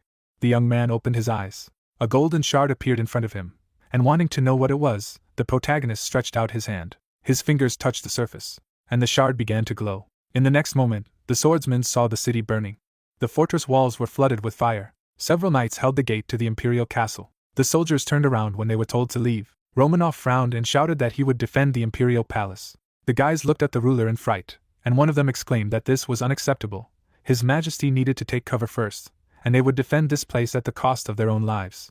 The man smiled sadly, asked to stop, and added that it was enough if he died alone along with this country. The knights fled when their lord's last order sounded, to leave the palace immediately. The wall in front of Romanov was torn apart by an explosion. The emperor smirked, and decided that at least he could take a couple of fellow travelers with him. The man gripped the hilt of his sword, and he shouted furiously. Romanov rushed to the attack. A dark figure raised his blade over the emperor, announcing that it was all over. The man looked at his opponent exhausted. One swing of the sword, and the ruler's head fell to the ground. Hyung-hong's eyes widened, his face looking terrified. The young man looked at Romanov, and when he asked if he understood how to use his protection, he replied that he did not. The Emperor rubbed the bridge of his nose, and realized that the protagonist's mind had taken him to a completely different place, and decided to explain everything to him himself, so he advised him to listen carefully, because the way to activate his support was quite simple. The man pointed to his eye, and explained that if only the magic in his eyes focused on a certain person, then everything would be over. The swordsman raised his eyebrows and wondered what would happen then. A seal lit up in front of the Roman's eye, and he replied that the hunter would be able to see the true name of this man. The guy stared at his past incarnation in surprise and clarified what it meant. In response, he heard that it was about another name that reflected the true nature of this person. The Emperor closed his eyes, and added that with this support, Hyunjung would be able to single out those people who were worth keeping close to him. When the protagonist smiled enthusiastically, the man expressed confidence that it would be of great benefit to him. Romanov shuddered when the young man, expressing gratitude, called him by name. He frowned, and noticed that he hadn't been called by that name for a long time, after which he let go of his reincarnation. The swordsman went to the exit with his head held high, while the Emperor saw him off, saying that as long as he served him, he would remain by his side, but asked him to remember something well. The man looked after the hunter. He was already leaving the room when he heard that the ability to find out his true name could be a curse in some sense. The next morning, Sachin sat on the sofa, looking through the papers. Seeing her brother, the girl smiled, glad that he woke up. The guy, stretching his shoulders, asked if she was doing well. His sister smiled happily, and replied that everything was fine, and Hyunjun decided that this was a chance to test the Roman's defense. When the seal lit up before the young man's eyes, a disembodied voice said, "Romanov is looking at you." His gaze with absolute penetration saw all beings. As Seojin tried to figure out what the protagonist was staring at, he saw the inscription "Loyal Assistant" above her head. The swordsman smiled warmly. Now he began to understand the meaning of the true name a little. The hunter landed on the sofa and asked what his schedule was for today. "My sister took the tablet and told me that she had arranged for a 3-hour visit from a person from the hunter's department in the dungeon administration, and since she had a lot to do today, she thought she would have to go to work early." The guy scratched his head and said that he understood. The girl looked at Hyunsong in embarrassment when he suddenly expressed his gratitude, although he had said last time that she had taken on the duties of his secretary, and for being by his side. Seojin looked away, and she didn't find anything special about it. Anyway, she did it because she wanted to, and she would only help him for a while, and then she would leave immediately, though she said to herself that she was able to help her brother in any way. Guild members were discussing in the backyard, debating whether winning the war had made absorbing Echo a done deal, which meant their guild would become even bigger. Taemin flinched as the leader walked by. Under the surprised looks of his colleagues, the captain finished his coffee in one gulp. Then he rushed to the head of the guild, shouting that he would accompany him. The gate opened. The protagonist looked at the man curiously, deciding to check his true name as well. Taemin straightened his tie. Above his head, the inscription "Blindly Believing Knight" appeared. The young man's face expressed puzzlement. He didn't understand what it even meant. The captain noticed the guild leader's gaze and tensed, immediately asking what had happened. Soon they went out of the gate, and the car was already waiting for them. Soon at the guild headquarters, the man showed the boss his phone with a smile, and said that the visitor was already on the first floor. The swordsman straightened the stack of documents, and asked to tell the guest to come up here. The hunter himself went out to meet the visitor. The man who entered looked intently at the audience when he was asked if he was the Kenho they had been waiting for. The visitor shook Hyunjin's hand, and said that he was a representative of the second team of the hunter department of the dungeon administration, and he suggested that they sit down. The protagonist took a chair and clarified whether the representative had come to him to discuss the issue of increasing the rank. Kenho tensed a little and confirmed that this was the main question. A little embarrassed, the guest added that he had come to their office in person because he had an offer for him. But the young man stopped the visitor. The guild leader tried to look calm, but he was glad to himself that he had finally received an official promotion to rank A, and now the guilds of the gold and platinum layer would contact him, and he asked aloud to provide him with a certificate. The panicked guy immediately reached into his case and asked for forgiveness. The representative handed the swordsman a card. The hunter glanced at the ID card and found that he was at rank A, as expected, and the boy handed the card to his assistant, while the guest said that the information had already been updated so that he could use the ID safely, and then he suggested moving on to the next question. Jiango clasped his fingers together, as Hyunjun reminded him that he wanted to make him some kind of offer. The young man looked at the representative in surprise when he said that they wanted to offer him the position of national hunter. The guest did not move when he explained that if the protagonist agreed, of course, he would be able to work not only in the dungeon administration, but also in other national organizations, so he came to ask him a question directly. The swordsman leaned forward. With a big smile, the hunter assumed that if he was made such an offer, then they had good conditions. Kenho scrutinized the terms of the contract, and mentally cursed the head of the department. The guy's hands trembled as he tried to figure out how to convince a rising star with such conditions in his hands. But the representative still put the contract on the table, saying that these are the conditions prepared by their party. The hunter ran his eyes over the lines. Hyunsong narrowed his eyes, and thought that even though he didn't know much about the matter, he immediately noticed that these were very low standards for hiring. He handed the document to Tamin, inviting him to take a look, as he could tell exactly how bad the conditions were. The commander frowned. He pointed his finger at the contract, and stated that it was absurd in terms of the guild leader's rating and potential. The poor manager flushed as the man complained that no one in their right mind would offer a B-rank job to an A-rank hunter. Tamin cleared his throat. Clenching his fists, the commander asked if Kenho's representative was really sitting in front of him. The guy lowered his head, and confirmed it. The man looked arrogantly at the guest, and said that yesterday the HR manager of the innovations company came to them. The representative's face showed shock. He even clarified whether it was really the Diamond Layer Guild. The manager lowered his head. He apologized to the protagonist, and admitted that he was not sure that he would be able to provide him with more favorable terms than these. The young man looked at the visitor with pity as he added that he did not have such power. Kenho remembered the first time he saw the video. The manager said that from the moment he watched the swordsman's video on Tube, he already had the thought that he would not be able to hire him. The guy looked in front of him with a guilty look, continuing that after seeing that the guild master had defeated a B-rank hunter being only a C-rank hunter, he really wanted to recruit him as a national hunter. The representative clenched his fists. He turned to Hyunsong, explaining that he had never intended to force him to do so. It was also true that the current dungeon management administration was not good enough to accept a hunter like him. Tamin looked at Kenho thoughtfully, and thought that he didn't seem like a bad person. The protagonist smiled when the representative said that before becoming a permanent employee of the dungeon administration, he would always wholeheartedly support him as a citizen of the Republic of Korea. After that, the guest stood up, deciding that he needed to leave as soon as possible, because he was insanely ashamed. The guy bowed and apologized for taking their time, so he left, but the swordsman said that he had done a good job. The door closed, and the head of the guild returned to his work. He looked at one of the documents with a smile, noting that there was not much time left before the takeover and merger. Sachjin, going through the contracts, confirmed that the end was very close, and expressed the opinion that everything would be settled in just a week. The girl got to her feet, and when her brother offered to drink a cup of coffee, she agreed, but asked to wait. She headed for the door, not noticing that it was already being opened, and offered to go for coffee in a moment. The secretary crashed into the man who entered, who immediately apologized. Tamin immediately rushed to the chief's desk, and while he was trying to stop his sister, he said that he had an urgent message for the guild master. The commander's face expressed excitement as he began to reveal that in the process of accepting and arranging the documents of the Echo Executive Department, they had confirmed the existence of guild leader Neon's secret funds. The man gave Hyungjin the papers in surprise, saying that he had brought a set of ordered documents, and added that the leader would be abolished as soon as he confirmed it. The young man ran his eyes over the document, thinking that if the conversation was about secret funds, then how much money was stored there. The protagonist's eyes became round when he saw the amount, and exclaimed that for such money he could found one small guild, and there would still be something left. Tamin gave the leader an admiring look, as he realized that he was growing before his eyes. The swordsman's face showed shock, especially when he remembered Neon's reaction to the loss and understood why he was so angry. The leader tried to calm down when the commander asked what he was going to do. The hunter raised his eyebrows and asked what that meant.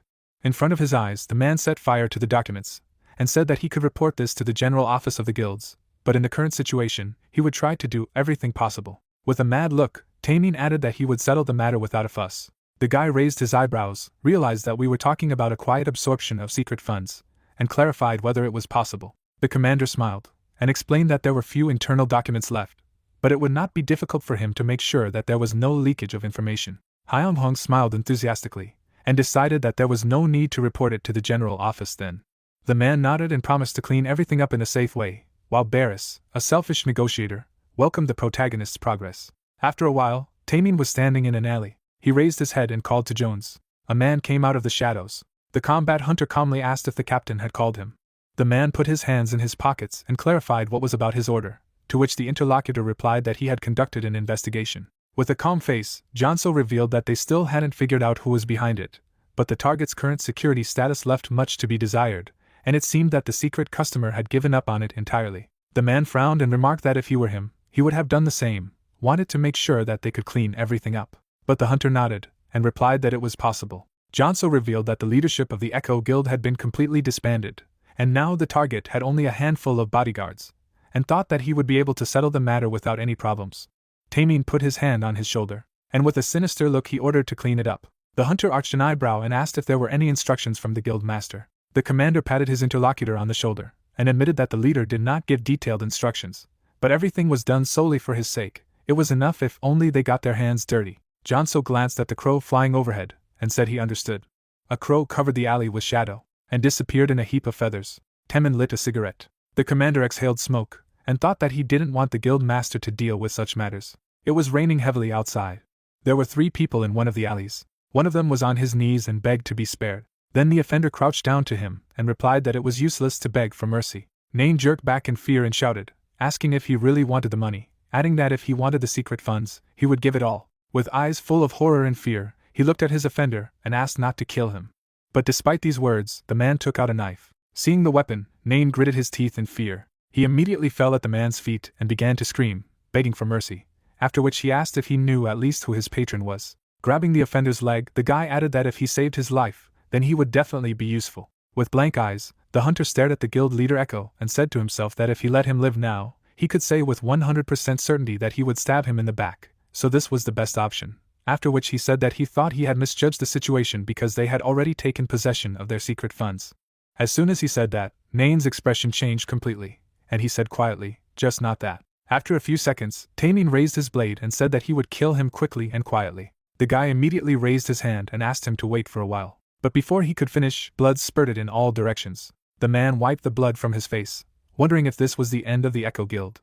Janso came up to him from behind and told him that he would get rid of all the evidence, and now he thinks he can go back to his usual obligations. The hunter ran his hand through his wet hair and replied that he had, because he had done everything he had planned, so he could slowly return, adding that his subordinate had to clean everything up. With that, he left, leaving Janso alone with the corpse. After a while, Tamin burst into the protagonist's office and happily announced that he had received a notification from the general office of the guilds about the completion of the merger and acquisition process. Hearing this, Hyunjung clapped his hands happily.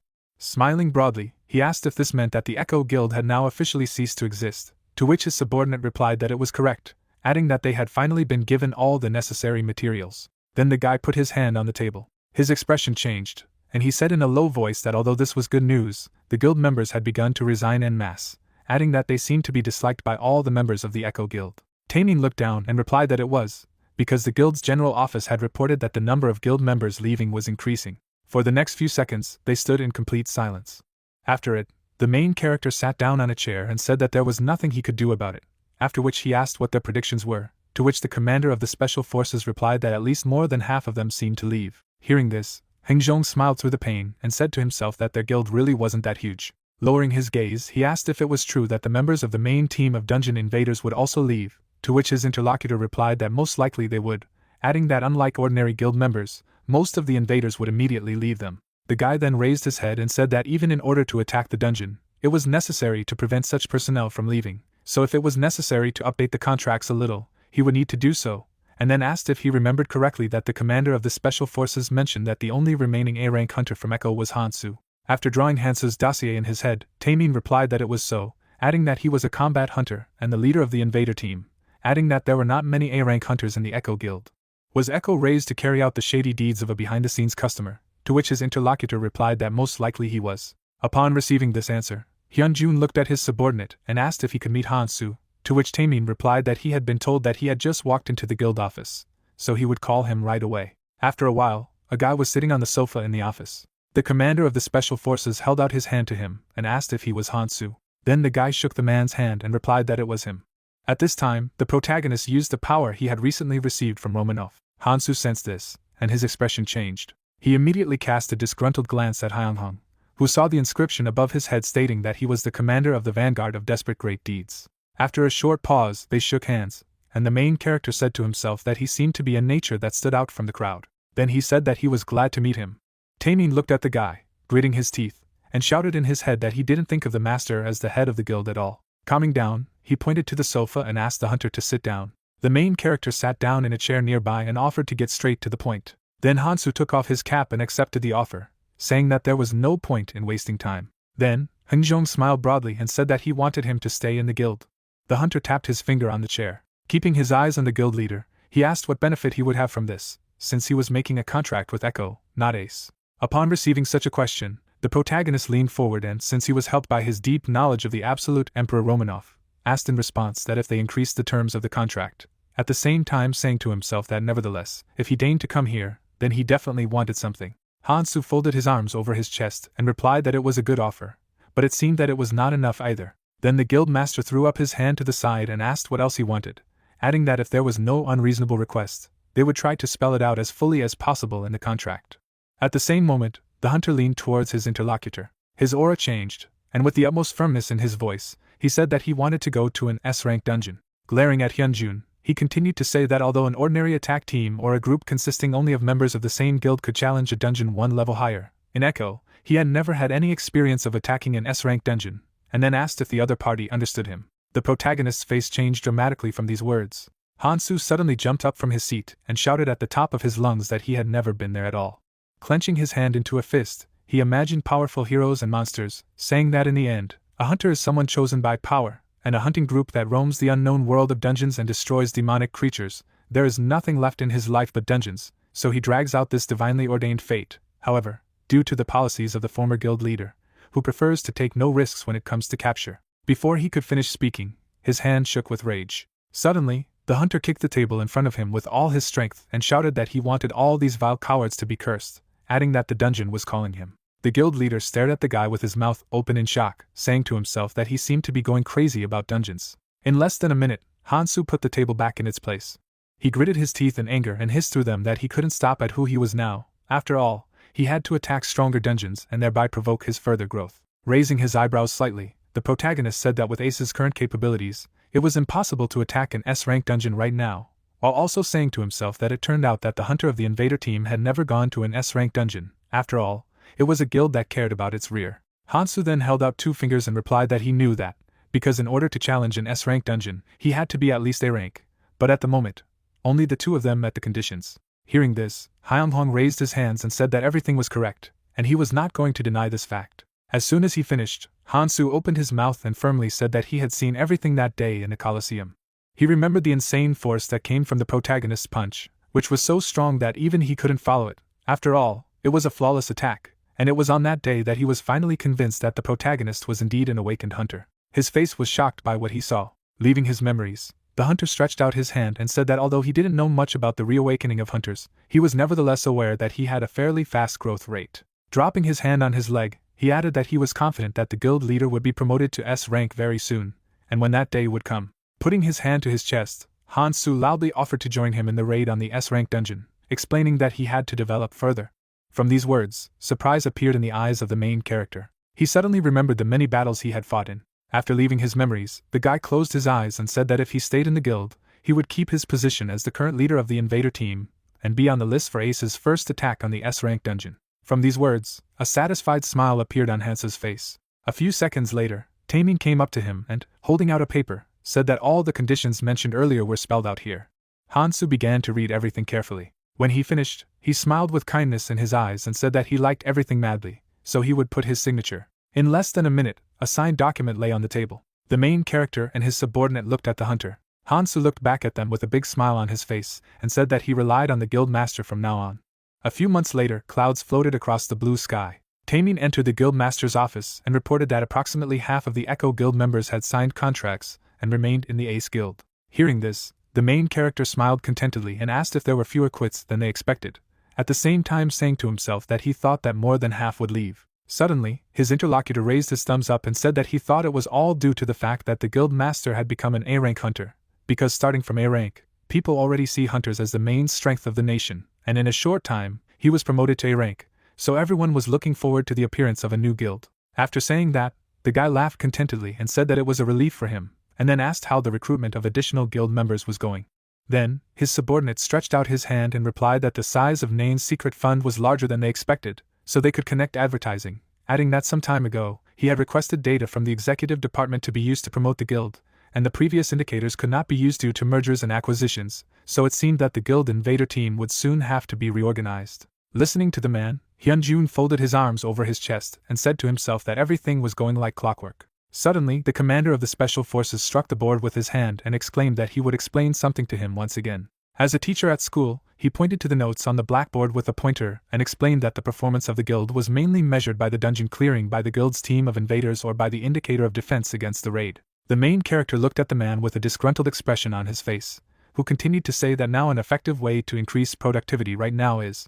Pointing his pointer at the dungeon clearing label, he concluded that this was just a dungeon raid for one guild member. From this information, the young man's expression changed abruptly, and he exclaimed that he needed to start reorganizing as soon as possible, after which he asked how long it would take, to which he replied that although Hansu was going through a hard time because of the interview for the new invader team, it seemed that it would take no more than a day to reorganize. After saying that, Taemin imagined Hansu disgruntled answering the questions of the reporters who were chasing him. Hearing this, the main character smiled contentedly. Suddenly, he pointed his finger at his subordinate and ordered an immediate reorganization. After a while, Taemin entered the guild master's office and said that the reorganized team of invaders should attack the B-rank dungeon, so they needed to move out immediately. But before he could finish speaking, Hansu appeared behind him, showed an insanely powerful aura and asked if they were really planning to go to a B-rank dungeon. Then, Hyeonsong closed his eyes, waved his hand and replied that the second team had a lot of newcomers, so it didn't reach the elite level, and as a test, he thought that it would be better to start at B rank, after which he asked what the hunter thought about it. Hansu then snatched the papers from the squad commander's hands and replied that he also agreed with such tactics, and he also thought that if the first team attacked the A-rank dungeon, it would have a good effect on the performance of their guild. The protagonist put the cup to his mouth and said that he was thinking that it would be better to activate the second team first, and then combine it with the first, because the first team could start acting right now. Then his interlocutor brought his hand to his chin and replied that if he did so, it would be effective, and he thought superficially. The guild master looked at the guy and said, as for attacking B-rank dungeons, one A-rank hunter is enough, so he asked Hansu to stay in the office and start the plan of organizing a third team. After all, the size of the guild has grown, so it would be nice to have at least 3 attacking teams. Upon receiving the order, the hunter slammed his fist into his chest and stated that he understood everything, so he could rely on him. After these words, he began to leave, and the main character said to himself that it was time to move out slowly. Suddenly, Taemin left the office, shouting that it was time to go, because the second team was waiting for him in front of the entrance to the dungeon. A smoking man was standing in the street near the car. Seeing the guild master, he abruptly took a cigarette out of his mouth. At the same second, he opened the door to the main character and asked him to sit inside. Hyeonjung laughed and said that he needed to smoke less, because it was bad for his health, but most importantly, it was not worth the money. After these words, he stuck his head into the car. At the same time, someone was running very quickly in his direction. His girlfriend, stopping a few meters away, shouted the guy's name loudly. The main character turned sharply in her direction. The girl with her head bowed was breathing heavily. The guild master ran up to her and asked what was wrong. Then Seojin looked away in confusion and asked to take her with him. Hearing this, Hyeonjung raised his eyebrows in surprise and asked in response what she had just said. His girlfriend did not raise her head, asking herself what was wrong with her. She had already made a firm decision. The protagonist did not take his eyes off her, full of excitement as she said to herself that in order to be more useful to him in the future, she needed to go to the dungeon and grow even more. After these thoughts, the girl raised her head and firmly stated that she also wanted to help. After these words, she closed her eyes. Hearing this, the main character opened his mouth in surprise.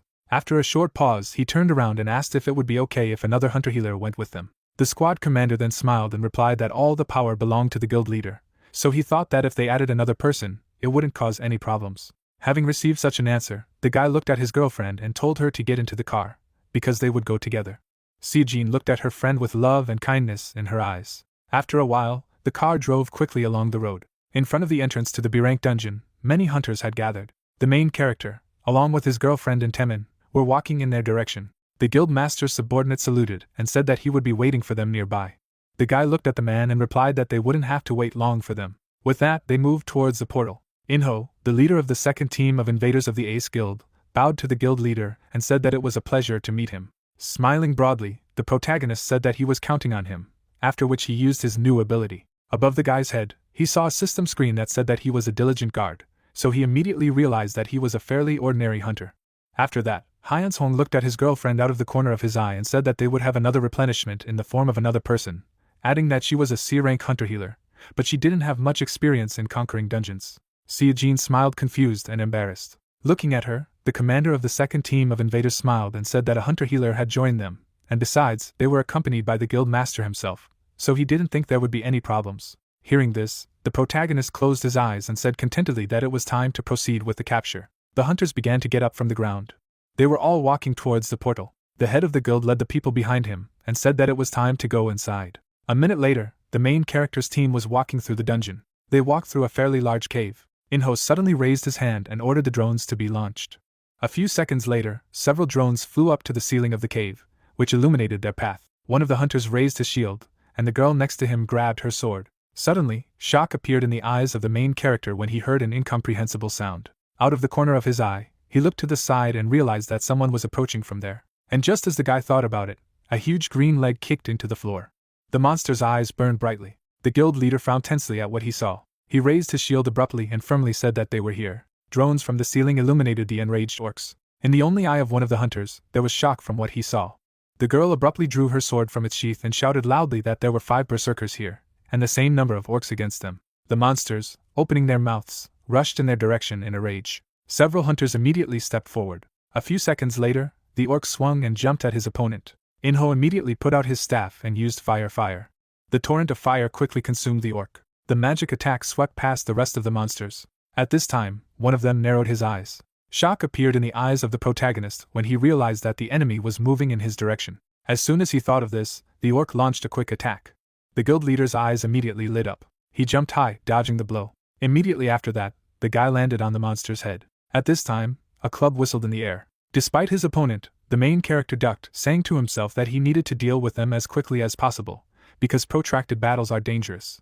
After these thoughts, he rested his hand on the floor. After a sharp turn, Hyunjun struck a strong blow to the monster's face. Then it spun in the air again. Raising his sword behind his back, the guy said to himself that this was the last blow. As soon as he finished, blood spurted in all directions. His comrades looked from the sidelines and said that it was as if something had slipped past them, but they didn't even have time to squeeze into the battle. Inho stared at the guild master with his mouth open in shock and said to himself that he was on a completely different level, after which he asked himself who the hell was this person. There was no emotion on the protagonist's face. Without turning to his subordinates, he said loudly that it was time to move on, and everyone followed him. As they moved on, they killed monsters in their path. Skirmishes with the orcs took place every few minutes.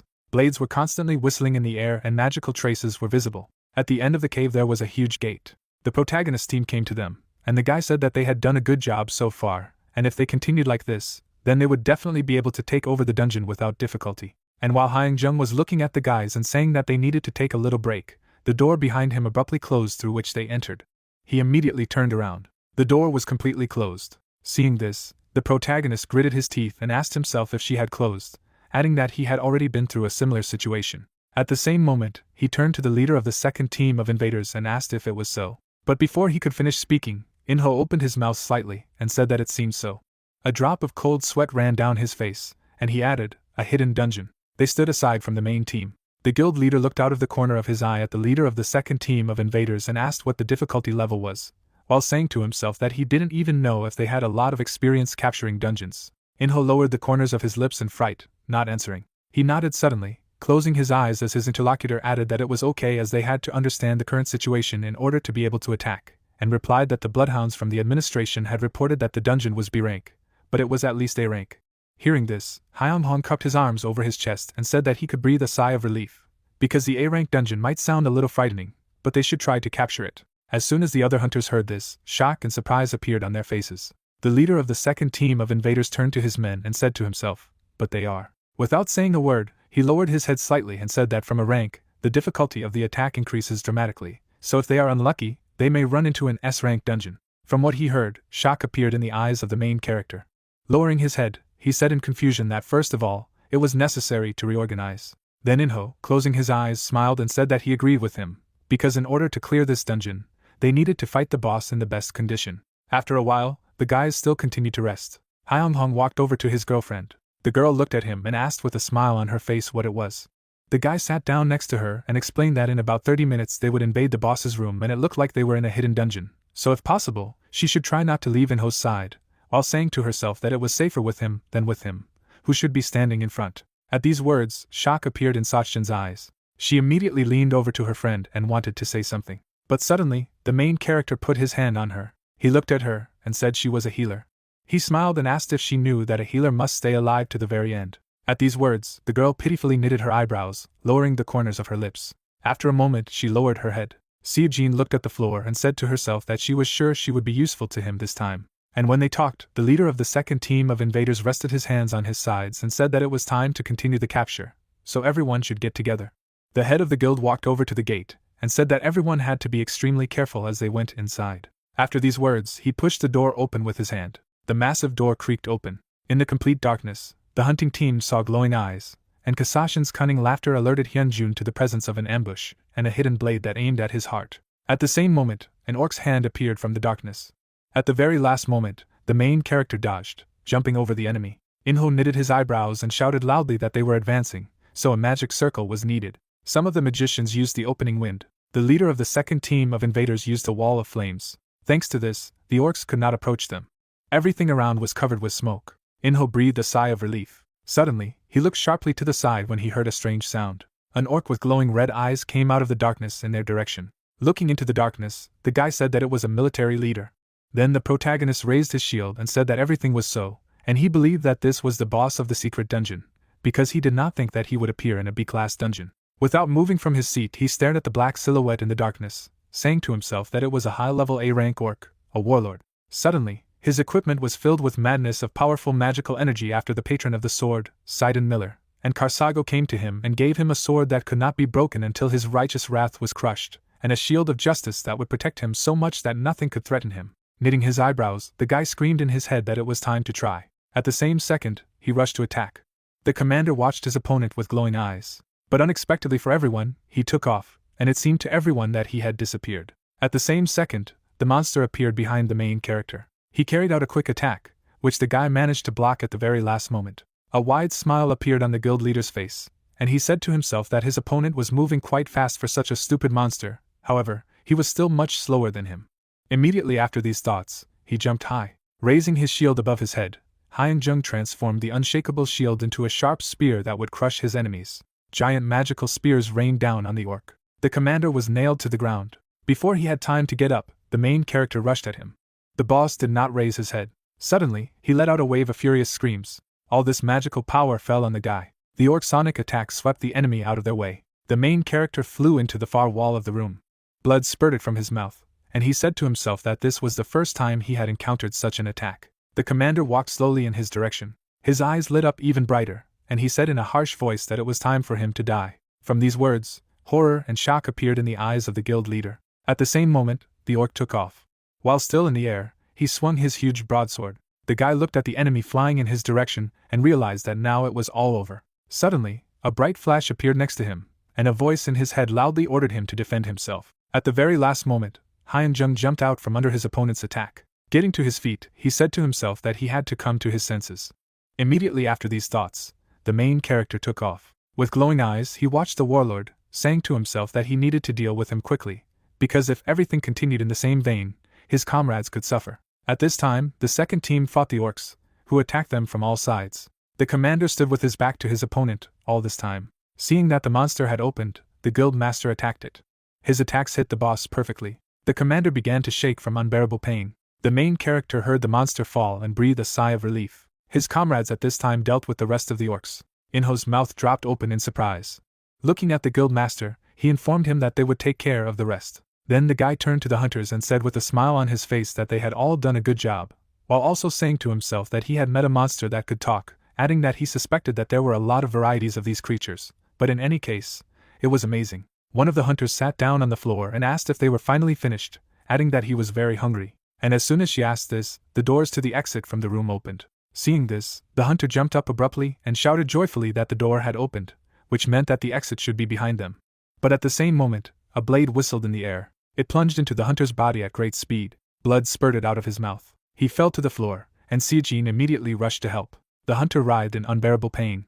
The girl immediately began to heal her friend. Life quickly left the body of the wounded hunter. The main character looked at his comrade and realized that the wound was fatal, and the healing abilities of his girlfriend would not be able to keep him alive for long. But the attack was so fast that he did not even notice. And as soon as he thought of this, he looked up to the ceiling, for again he heard the voice that told him that he had already been warned of the danger, for someone was hiding in the shadows to strike at his heart. The doors leading to the exit were still open, and the guy said to himself that he didn't feel anyone's presence, after which he asked himself if it was some kind of trap. Looking at his comrades, the head of the guild ordered them to look around, because they did not know where they would attack them from. But at the same second, the comrades next to him were struck by exactly the same attack. The hunter fell to the floor with a loud scream. The orc's huge foot stepped on the floor with a loud stamp. An orc in white armor and white hair came out to the hunters. Seeing him, Hyun-jung's eyes showed horror as he realized that he was an orc, a sword master. The guy was looking at the powerful monster that was standing not far in front of him. Suddenly the orc's eyes lit up. At the same moment, he was in front of one of the hunters. He carried out a quick attack, which the guy did not have time to block. Holding on to the wound, the hunter lay on the floor and said with the last of his strength that everyone should run, because this was an S-rank monster, at the same time saying to himself that he was sure that everything was over. Orc, the sword master, licked the blood from his sword. Suddenly he abruptly shifted his gaze to the side. Not far from him, Sachin tried to heal the hunter who was wounded first. Seeing this, the main character immediately rushed to help. But the boss rushed in the same direction. Shock suddenly appeared in the girl's eyes. An orc, a sword master, appeared in front of her, who swung and said hello to her. At the same moment, Inho's staff caught fire. Pushing away the guild leader's girlfriend, he erected a wall of fire. The girl fell to the floor nearby. The boss's powerful blow was blocked by a wall of fire. Seeing this, the monster narrowed his eyes in displeasure. Without hesitation, he roared furiously, destroying the defenses. At this time, one of the hunters blocked another attack of the orc and shouted that he would try to detain him, and everyone else should leave. The hunter, who was wounded first, picked up Sachin in his arms. With the last of his strength, he rushed to run. The girl looked at him with horror in her eyes and said that he was wounded. The hunter's eyes were full of pain, but he replied that now was not the right time to think about it. Suddenly the boss took off. He carried out a quick attack on the guy who was trying to detain him. In the next second, he hit the hunter who was trying to escape. Blood spurted on Sachin's face. A powerful monster was walking towards her with glowing eyes. Her pupils reflected the rapid swing of her sword. But at the very last moment, the main character managed to block this attack. Gritting his teeth, he looked behind his opponent. He saw his injured comrades lying on the floor and said to himself that this monster deliberately did not hit important points in order to leave them injured so that he could be distracted. The orc smiled broadly with his tongue out. Suddenly, shock appeared in the girl's eyes when she heard painful screams asking for help.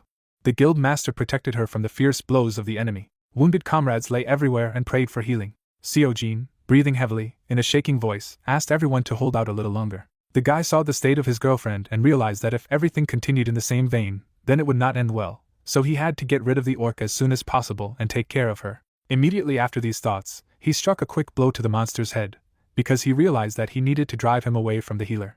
Hyunjin slid between the orc's legs. Then he began to run. The monster immediately appeared next to him, saying that he was moving like a dirty rat.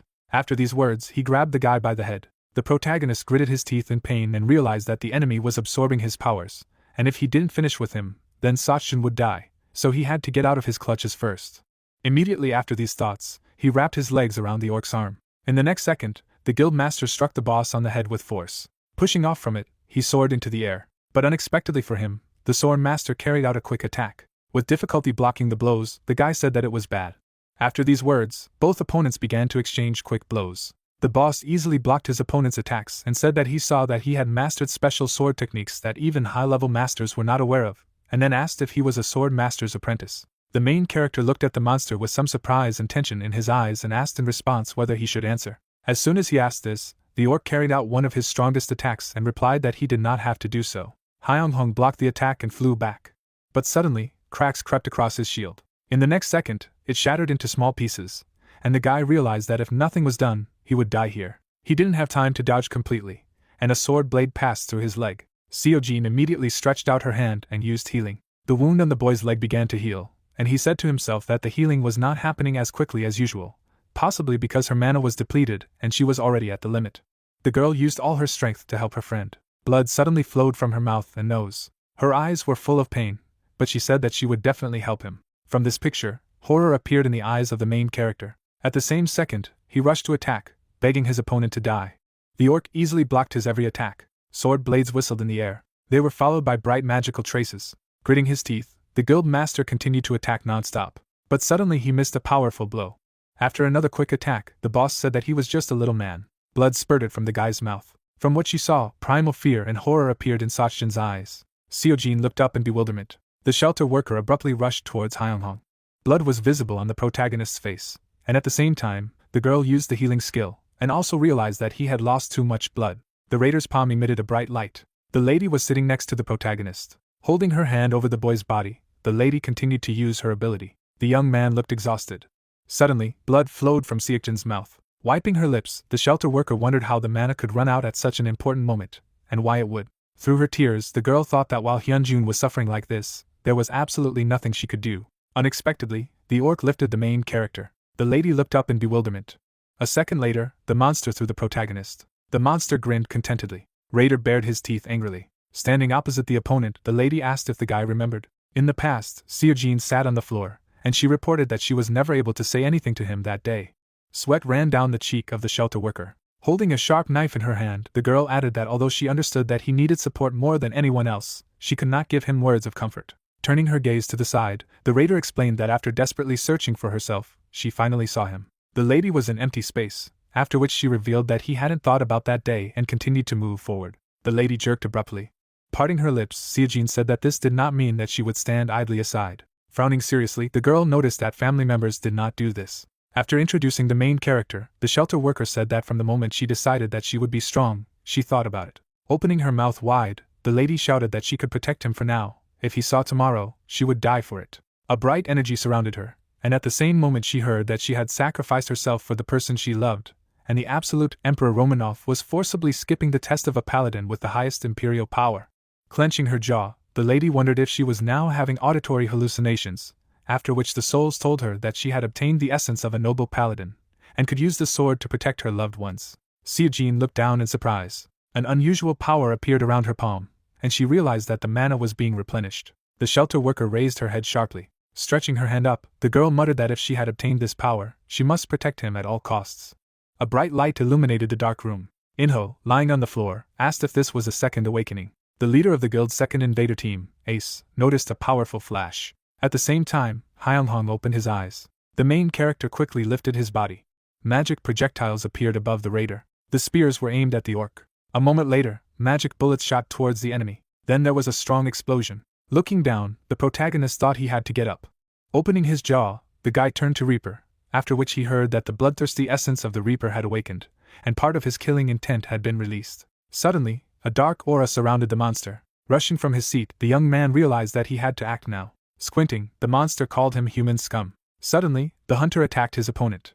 The orc quickly pushed him away. After landing successfully, Hyunjung asked Seochin if she was okay and what kind of power it was. Looking at her hands, the shelter worker replied that she didn't know either, and added that suddenly the mana began to replenish and manifest violently. Smiling, the main character exclaimed that it was like an awakening, and then left the healing for her. Sweat ran down the lady's cheek. Stretching out his palm, the raider used the healing skill. Bright energy appeared near the protagonist. The monster opened its mouth in bewilderment. Rushing from his seat, the orc said that all their efforts were useless. Lifting the corners of his lips, the guy said that he should close his mouth. Magic projectiles appeared above the monster, and then the young man added that he should die at last. Suddenly, a powerful flash rang out. There were many cracks in the floor. The evil spirits bent down. With her eyes rounded in surprise, the lady wondered if he was still alive. Then, Seojin frowned seriously. Behind her, unusual spears appeared. After a second, the magic bullets quickly flew up. Magic projectiles collided with the monster. The hunter touched his neck. Hyeonghong turned his gaze to the side. Opening her mouth wide, the shelter worker asked if he was okay. Scratching his head, the main character answered positively, and asked to heal others. Smiling contentedly, the girl muttered that she could also be useful now. Warriors were lying on the floor, and at the same time, the raider used the ability to heal. Suddenly the guy opened his eyes. After a moment, the young man got to his feet. Looking at the fighters, the teenager asked if they were all alive. He could see Hyunjung and Sachin. Inho was on his knees and wondered if they had defeated an S-rank monster.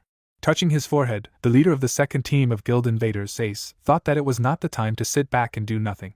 A moment later, the warrior ran towards the head. The main character, raising his eyebrows in surprise, called his name. Scratching his head, the fighter asked if he was okay, and then the protagonist was glad that he was safe. The hunter, looking away, replied that everything was all right, and then clarified about the others.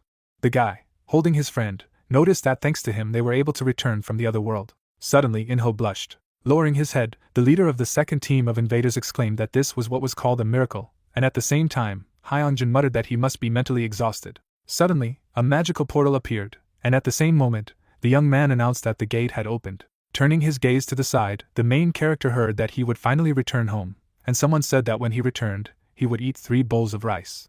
Smiling, the protagonist offered to return home. The shelter worker rounded her eyes in surprise. Happily opening her jaw, the girl answered positively. After some time, the guys found themselves in the forest. The hunter helped the lady get out of the magical passage. Taemin, furiously waving his arms, said that Inho had told him everything, and then asked if he was okay. Biting his nails, the man wondered how the bureaucrats dared to misjudge the dungeon, and then Hyunjun replied that he was fine and also asked him to calm down. The main character clarified where the rest of the guild members were, which made the Special Forces commander turn around. The gentleman, sitting on the ground, said that they had been taken to the hospital, and then asked if they wanted to be examined just in case. Closing his eyes, the protagonist said that he would rather rest in his bed than go to the hospital. Stretching out his palm, Taemin noticed that he would then lead him to the car, and he and Inho would take care of the rest. The man was seen standing near the car. Looking out the window of the car, the Special Forces commander in the Ace Guild said that he would have a good rest, and tomorrow he would give them a full report. Happily opening his jaw, the hunter thanked him. After a while, a view of a large building opened up. The guy jumped abruptly on the bed. Lying on the pillow, the young man said that it was sheer chaos. Closing his lips, Hyun-hong thought that meant that there was only one place left to go now. Unexpectedly, Romanov appeared. The gentleman opened his mouth wide. Suddenly, the main character burst into the room. Standing in front of the king, the protagonist said that he thought he was controlling him, because he felt his mana during the battle, and at the same moment he asked what had happened. The emperor, grinning, replied that there was nothing special. Introducing the terrible orc, the ruler added that there were already forces inside that dungeon. In the past, the girl was surrounded by a bright aura, and Romanov explained that he just intervened a little. Seojin raised her hand, after which the king remarked that it was to help his subject reach his potential. Frowning maliciously, the boy retorted that the shelter worker was not his subject. Crossing his palms, the emperor said that it was not so important. The lady appeared, and then the ruler added that more importantly, his forces and defenses perceived her as his subject. Looking ahead, the young man said that he had not asked for it, and then asked on what basis he had decided this. A golden coat of arms was embroidered on a red cloth. The master's gaze was serious, and he said that this was something he would know about when the time came. The hunter, biting his lips, heard the question if there was anything else he was interested in. Lowering his eyebrows, Hyunjin clarified if there were any other subjects besides Seokjin. The man looked down, and at the same moment, the main character added that someone he recognized as his subject. Romanov answered positively, which made the protagonist look up in surprise. The king explained that he could not tell him them, which made the boy sigh heavily and muttered that he did not expect anything else from him. Suddenly, the emperor stretched out his index finger. Grinning, the ruler remarked that he could tell how many there were, and so far there was only one besides the paladin. The young man was surrounded by an unusual aura, and then the man said that he should not be upset, because over time there would be more of them, and then he would be able to establish a monarchy. The gentleman wondered if he had not already received the subject with special fidelity, and at the same time the hunter, holding his chin, pondered. Looking to the side, Hyung-hong wondered if he was referring to a blindly believing knight, namely Taming. Sitting on her throne, Romanov said that he seemed to understand who he was talking about, and added that he should use him well. Looking towards the protagonist, the king asked if he knew his true name. Then the protagonist nodded his head.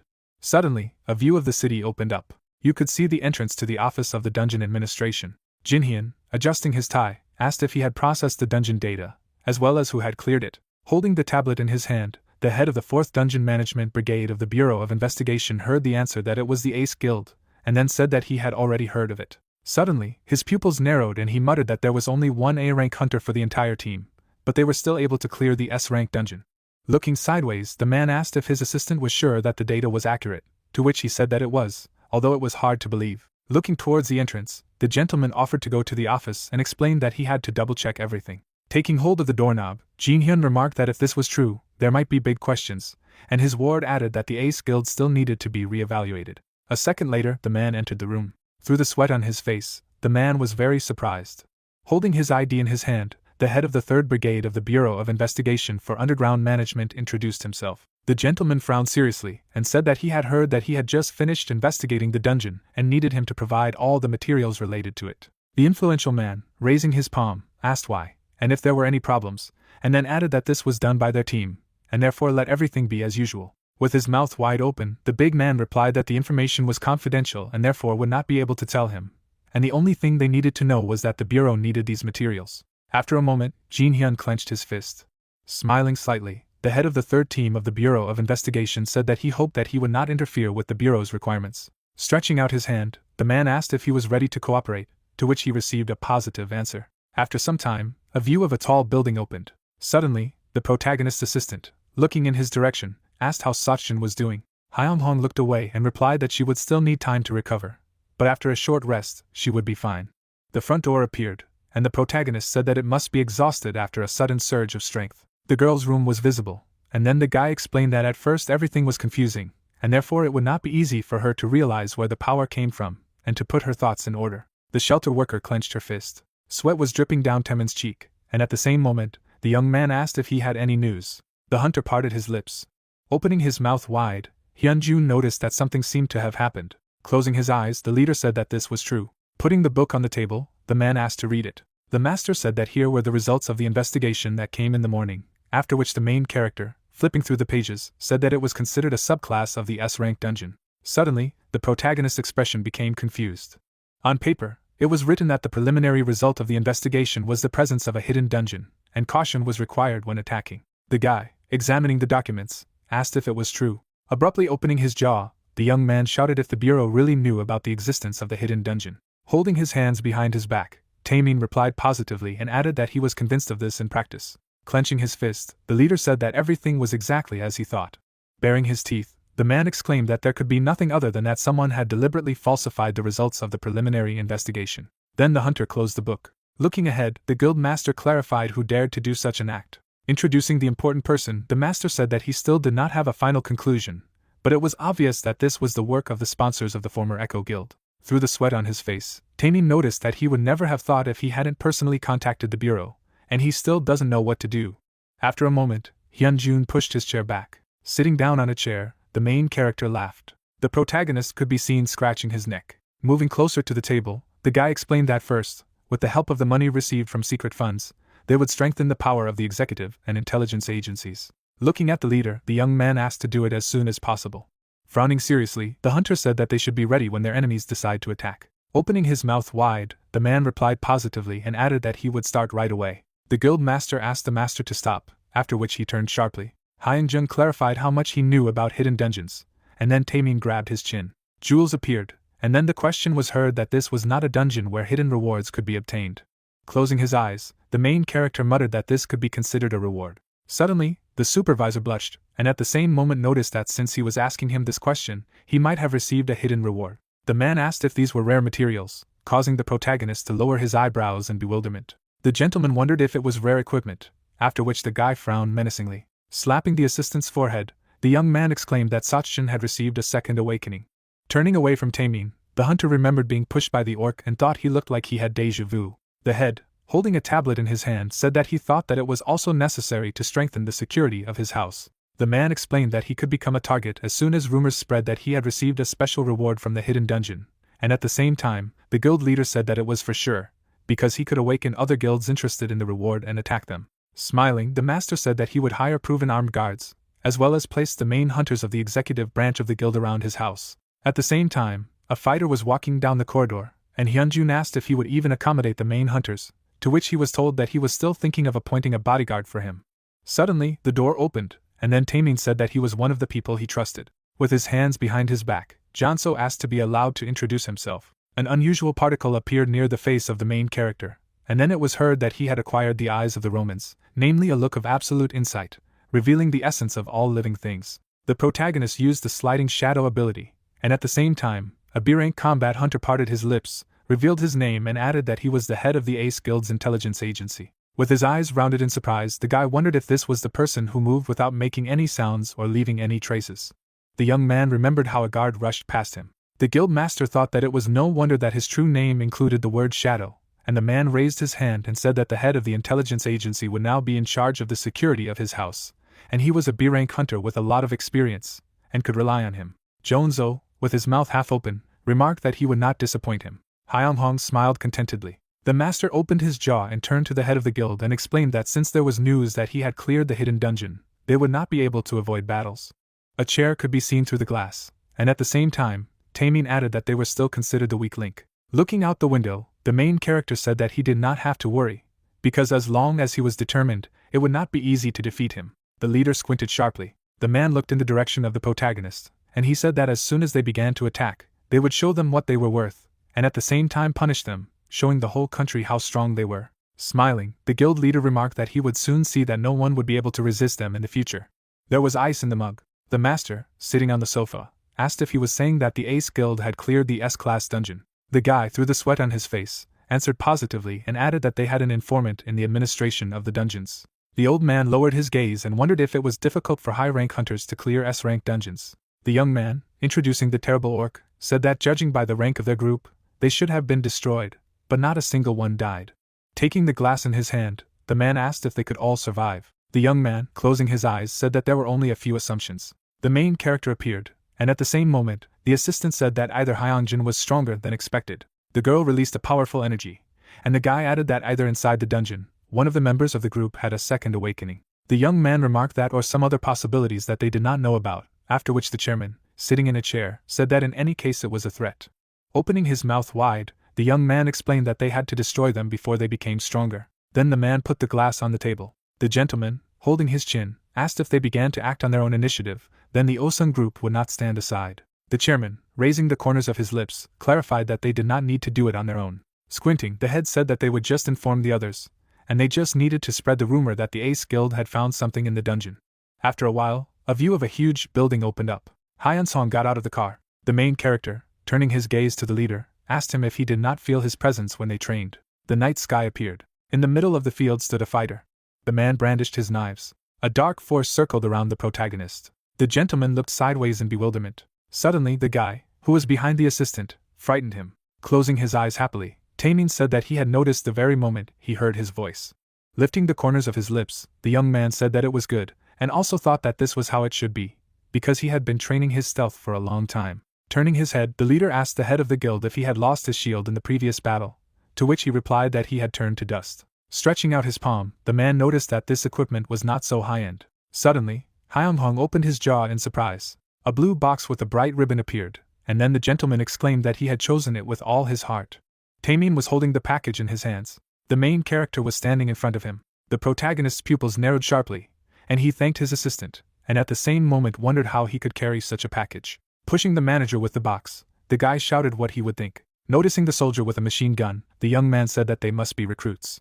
Taemin's nose turned red, after which he replied positively and added that about 10 guards were hired from closed military units. Armed warriors appeared, and then the man explained that there were 9 people here who were E-rank to D-rank hunters, and 1 C-rank hunter, and although their rank was not high, they were much better than ordinary guards. The guy was holding a cannon in his hands, and at the same time the gentleman said that they were all armed with firearms, and it was desirable for hunters of D rank and below to have one with them. Smiling contentedly, the guild master said that this was true, and it was unlikely that whoever decided to attack would have a magical skin like a beast. Turning his gaze sideways, Hyun-young added that no matter what, they didn't know when or where the hunters would attack, so let his assistant be on the lookout, to which he replied that he would do everything possible to protect him.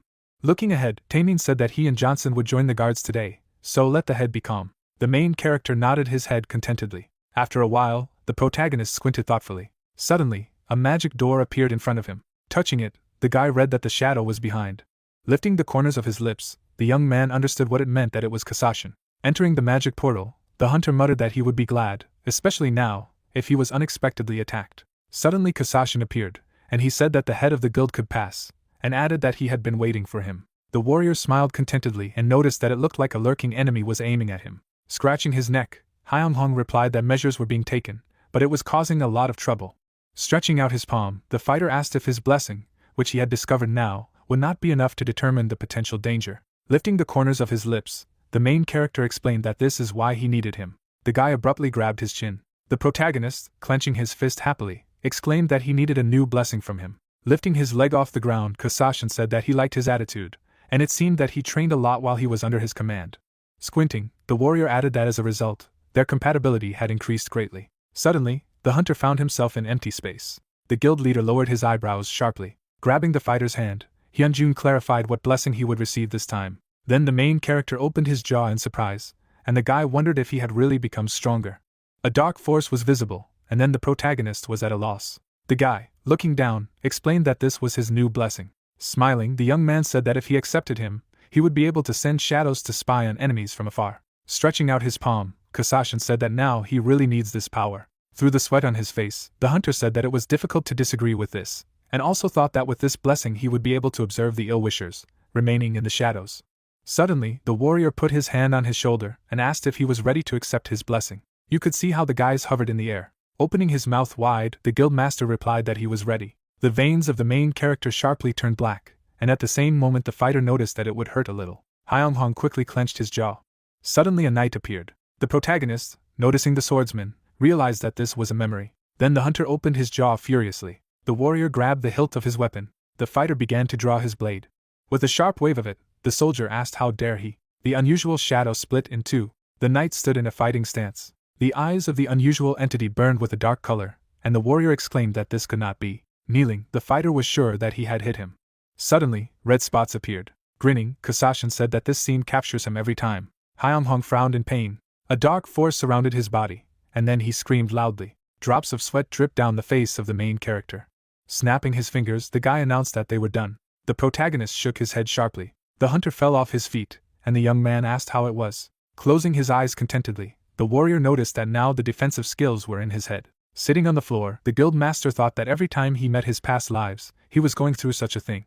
As he straightened his hair, Hyunjun said that he didn't even feel it, and then wondered if he was having fun playing with him. Leaning over him, the fighter exclaimed that it was a lot of fun. Stretching out his palm, Kasashin explained that as soon as he receives a blessing, memories from a past life come to him and a seepage effect occurs, and no matter how difficult the procedure is, it will seem quite simple to him. The main character turned his gaze to the side in surprise, hearing that everything would probably become clearer to him if he studied magic. Blushing sharply, the protagonist asked if he had been a magician in one of his lifetimes.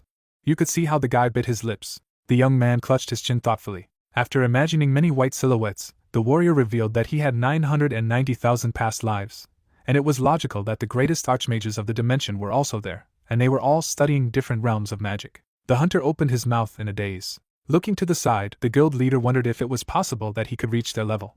Raising his index finger, the fighter added that if he continued to train, anything was possible, and suggested that he try to use the blessing without thinking much about it, and at the same moment, Hyunjun asked him to stop reading his mind. Then the main character stretched his palm forward. Dark energy appeared in front of him. Suddenly, a human silhouette appeared. Smiling, Kasashin said that it was excellent, and added that he should try to create another shadow.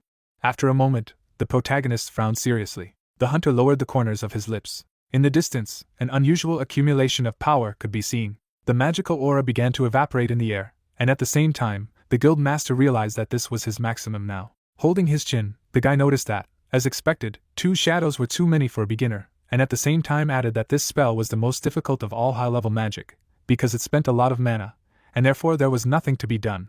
The young man said that creating at least one on the first try is a great result, after which Hyunhong grabbed his wrist. Striking the main character with his fingers, the warrior said that he should not be greedy now and return. The protagonist, approaching the exit, heard that let him go and create a shadow of his worst enemy, because in his current state he is capable of this. After some time, the hunter was seen running down the street. The guild master quickly shuffled his hands.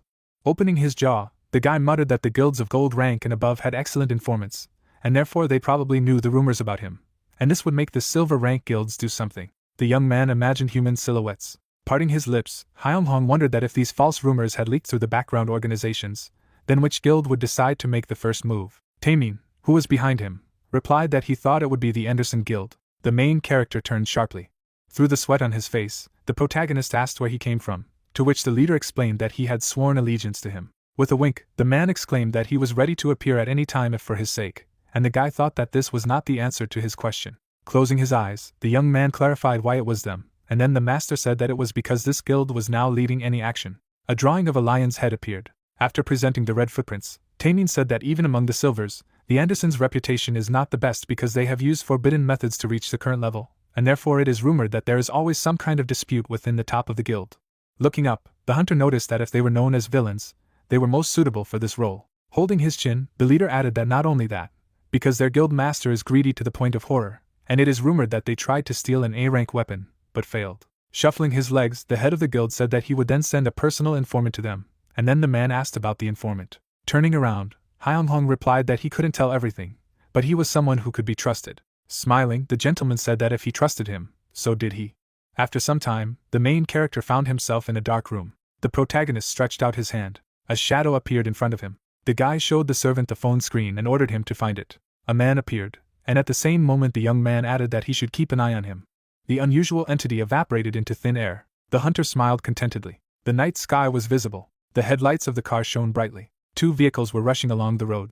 Inside the van were soldiers in red suits. One of them, parting his lips, asked his partner if he had heard that the Ace Guild, to which they were now going, had received something special after clearing the hidden dungeon, to which he replied positively and exclaimed that since this rumor was only crawling at the bottom, he immediately reported to his superiors that he had found out. Happily clenching his fist, the warrior noted that although he did not know what kind of treasure was in this dungeon, it could be a quick way for their guild to reach gold rank. Suddenly the man, holding a loudspeaker in his hand, said that everyone should pay attention. Smirking, the bandit said that their opponents were the leaders of the small bronze guild and a few guards, and therefore they could easily cope. Holding on to the handrail, the bully said that they would take this treasure by any means, and then asked if they understood it, and then the guys shouted contentedly. The leader, standing opposite the team, asked for silence. The master's shoulders were visible, and at the same moment he repeated once again that their task was to catch and escort everyone, because the boss said so. The guy, raising his palm, asked what to do if he couldn't capture them. The man's eyes lit up sharply red, and he replied that then they would kill them in the most brutal way, and therefore they needed to be instilled with fear. The young man, through the sweat on his face, said that he had heard that they had small children, after which he clarified whether this also applied to them. The bandit clenched his jaw angrily. The leader lowered the loudspeaker. Suddenly, the commander hit the teenager on the leg. Placing his hand on his head, the captain asked since when the assassins of the Anderson Guild cared about such trifles, and then he apologized. Standing up abruptly, the gentleman said that they were almost there, and therefore they had to leave. The hooligans, wearing masks, shouted that they understood him. A view of the roof of the house under the night sky opened. A guard stood near the high brick wall. Suddenly, the guy constricted his pupils. At the same moment, the soldier pointed his machine gun in the direction of the passage. A man in a red hood jumped down on top of him. Bending his arm at the elbow, the assassin from the Anderson Guild reported that they had taken care of guarding around the manor, to which he was told that it was great, and now they should go inside. A metal hook caught sharply on a ledge on the roof. The robbers simultaneously climbed over the fence. Raising his head, the fighter noticed that someone was approaching him. From the many blows, the guy felt pain and opened his mouth wide. Looking at the blood-stained bodies of the guards, the bandit wondered if they were them. Folding his hands behind his back, the thug assumed that the others had already made their way into the dungeon, to which his partner remarked that in this case, they should hurry. The outline of a room could be seen outside the window, and the assassin from the Guild Anderson ordered a second squad to be called, and they themselves would go inside. The robber lifted his leg off the ground. Holding the shield in front of him, the head of the squad asked if everyone remembered everything. The eyes of the animal-masked man shone brightly, and he clarified that they would kill everyone except for their target. Smiling broadly, the bandit announced that they were starting. A black-gloved hand reached out towards the door. The crushing blow left a bright mark in the air. The thug lowered his chin in fright. Suddenly, part of his limb fell to the floor. The rest of the crew continued to hold sharp blades. Turning his head back, the commander shouted that they were idiots and should figure out the location of the enemy, and not behave so stupidly. Looking around, Guild Killer Anderson screamed that he thought there was no one here at all. The head of the squad did not understand how this was possible, and the subordinate leaned down slightly, and replied that he did not know this. Streams of dark magic rushed behind him as he talked about how there was absolutely no one here, as if there had never existed. Suddenly, the robber collapsed to the ground with a crash and began to shout loudly. The bandit covered his body with a shield while his partners exclaimed that he was dead with just one blow. Gritting his teeth tightly in pain, the man realized that this was terrible, because there was not a single soul here, and if they did not leave here, then everyone would be dead. Putting his hand out to the side, the thug told everyone to quickly leave through the window. Running towards the exit, the assassin from the Guild Anderson asked him to do it faster. At the same second, blood splashes splashed out of the guy's body. Stretching his fingers forward, the beast-masked man didn't understand how this was happening. Coming out onto the balcony, the robbers were indignant that this was impossible, because they did not see anyone here, but someone was doing it. In bewilderment, lowering his jaw, the man clarified whether it was him. Hyung-jung covered his face with his shield. Squeezing his eyes shut, the protagonist heard his past life inform him that Sidon Miller's valiant sword was with them, and it would not break as long as the valor of righteous people existed, to which he exclaimed that it was true. Bright currents of energy enveloped the equipment, and the spirit announced that Karsago's righteous shield would protect him, so that he would not be in danger as long as the great warrior was with him, when he suddenly declared that at the moment when the enemies decided to attack their guild, they had signed a death warrant for themselves, after which Danzig noted that he would live, and he would never fall, as long as he has someone to protect. Raising his sword high above his head, the hunter shouted that this was a meeting of the guild leaders of Ace. Suddenly, the soldiers put their machine guns forward. The guild members narrowed their eyes as they stared through the sights of their weapons. Smiling broadly, the young man exclaimed that it was a very beautiful night, and his colleague asked him to be quiet. A dark silhouette of a man appeared on the roof.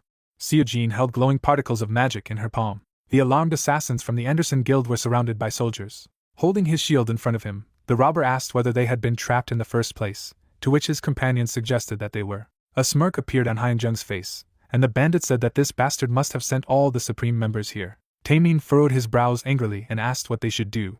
Looking down, Jonso asked the master the same question. Streams of dark magic swirled around the protagonist's face, and he asked his subordinates to make sure that none of them escaped from here. Putting his hand forward, the Special Forces commander ordered everyone to start attacking. The soldiers instantly began to fire at their opponents. Flying back from powerful shots, the bandits began to shout loudly.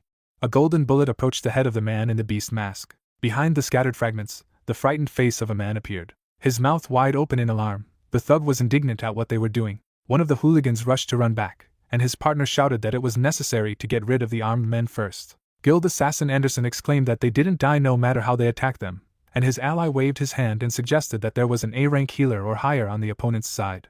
A golden glow could be seen near the ears of the warriors with machine guns. Furrowing his brows angrily, the leader of the bandit squad shouted that since things had turned out this way, they should at least get rid of Hyunjin, and first they needed to find him. The robber lowered his jaw in alarm when he was asked if he was looking for him. Pulling his fist behind his back, the thug declared that he was a rat-like bastard. At the same second, a bright trail appeared in the air from the impact.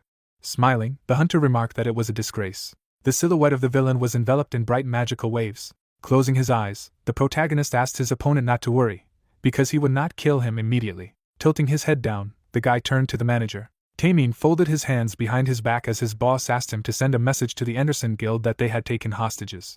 Rubbing his chin with his palm, the fighter decided to see which of them would fall for this trick. A view of a tall building opened. Sitting on the bed, the girl called out to her older brother and asked how he felt after waking up again. The guy wrapped his fingers around the phone, when suddenly his sister clarified if he really felt that he had become stronger. Closing his eyes, the hunter replied that this was not entirely true, after which he asked her to eat faster and not to worry about him. With her eyes rounded enthusiastically, the little girl asked if she could skip at least one breakfast. Putting a spoon to his younger sister's mouth, the young man shouted that she had only skin and bones, and then forced her to quickly eat everything by force, to which she objected that she did not want this. Suddenly, the cutlery sank down. The guy turned his gaze to the floor and explained that even if she didn't want to, she had to eat, because this way she would be able to recover faster, after which he added that she needed to rest more and eat well. The child raised her eyebrows in surprise when her older brother said that there was no need to worry about money anymore. Suddenly, the little girl pressed her lips tightly together. Pulling the spoon from the awakened man's hand, the younger sister stated that he always looked like he was carrying the whole world on his shoulders, and then added that he would eat it all herself. A satisfied grin appeared on Gyuwon's face. Rays of sunlight fell on the window in the hospital room, and the child admitted that she was still jealous of him, to which he asked why. Bringing the cutlery to his mouth, the child explained that after his second awakening, he could become a hunter, as he had always dreamed, and now he would be able to help people and become known as a cool hunter. Gyuchwan scratched his head in confusion. Sitting on a chair next to the hospital bed, the guy called out to his younger sister. Lowering his eyebrows, the awakened man promised that he would try to become a great hunter, and she would be proud of him. A view of the headquarters of the Anderson Guild opened. The manager put his hand in his pocket when suddenly he was called. Someone called out to the executive manager a second time as he looked down assiduously. The hunter's pupils noticeably narrowed with fright when he heard a loud scream. The assistant lowered his hands and noticed that he had been often distracted lately, and asked if he was doing well, to which he replied that everything was normal, so there was no need to worry. Lowering his jaw, the young man asked if he would provide a report right away. The hunter furrowed his brows angrily and said through a sigh that he would have to, and then added that their subordinates had suffered a lot, so he would be back soon. It seemed as if the girl put her hand on the man's shoulder. When the door to the room opened, she jumped to the side in fright. The manager looked up and turned to the guild leader. Sitting in the chair, the boss said that the director could go, to which she agreed. The guy looked disdainfully after the fleeing lady. Turning her head back, guild member Anderson asked what he was staring at. The executive director lowered the corners of his lips in bewilderment. Reaching for the wooden shelf with alcohol with his fingers, the man clarified why he had knocked so early and did not even knock, after which he offered him a little drink, because he had bought good wine yesterday. Standing across the room, the subordinate reported that the team that had been sent to Ace's guild had been almost completely wiped out, and only 4 survived, and they had been taken hostage. Furrowing his brows angrily, Sungjin was indignant at what he heard. Folding his hands behind his back, the guy also revealed that they had received a message from the Ace Guild that they had somehow figured out that they were behind the attack. While pouring alcohol into a glass, Guild Master Anderson inquired about what was written in the message. Lowering his chin, the awakened man noticed that he might not like to hear this, but he would repeat their message exactly. Standing in front of the couch in the boss's room, the manager said that they had written that they needed to hold a press conference and make an official statement that they had attacked them, and then added that only then would they return the hostages to them safe and sound. A wicked grin could be seen on Hyunghong's face. Gyuwon narrowed his eyes and continued to say that otherwise they could prepare for them by enemies. Guild Master Anderson began to drink alcohol. Suddenly, the boss abruptly put the glass on the table. Gritting his teeth tightly, the man exclaimed that they were arrogant bastards, and didn't understand how a bronze-rank guild would dare to threaten a silver-rank guild. Stretching his palm forward, the guy stated that his boss should make a deliberate decision. After all, they had killed many of their subordinates, so they might have some other secret trick that they didn't know about, and then added that this was why they should be careful.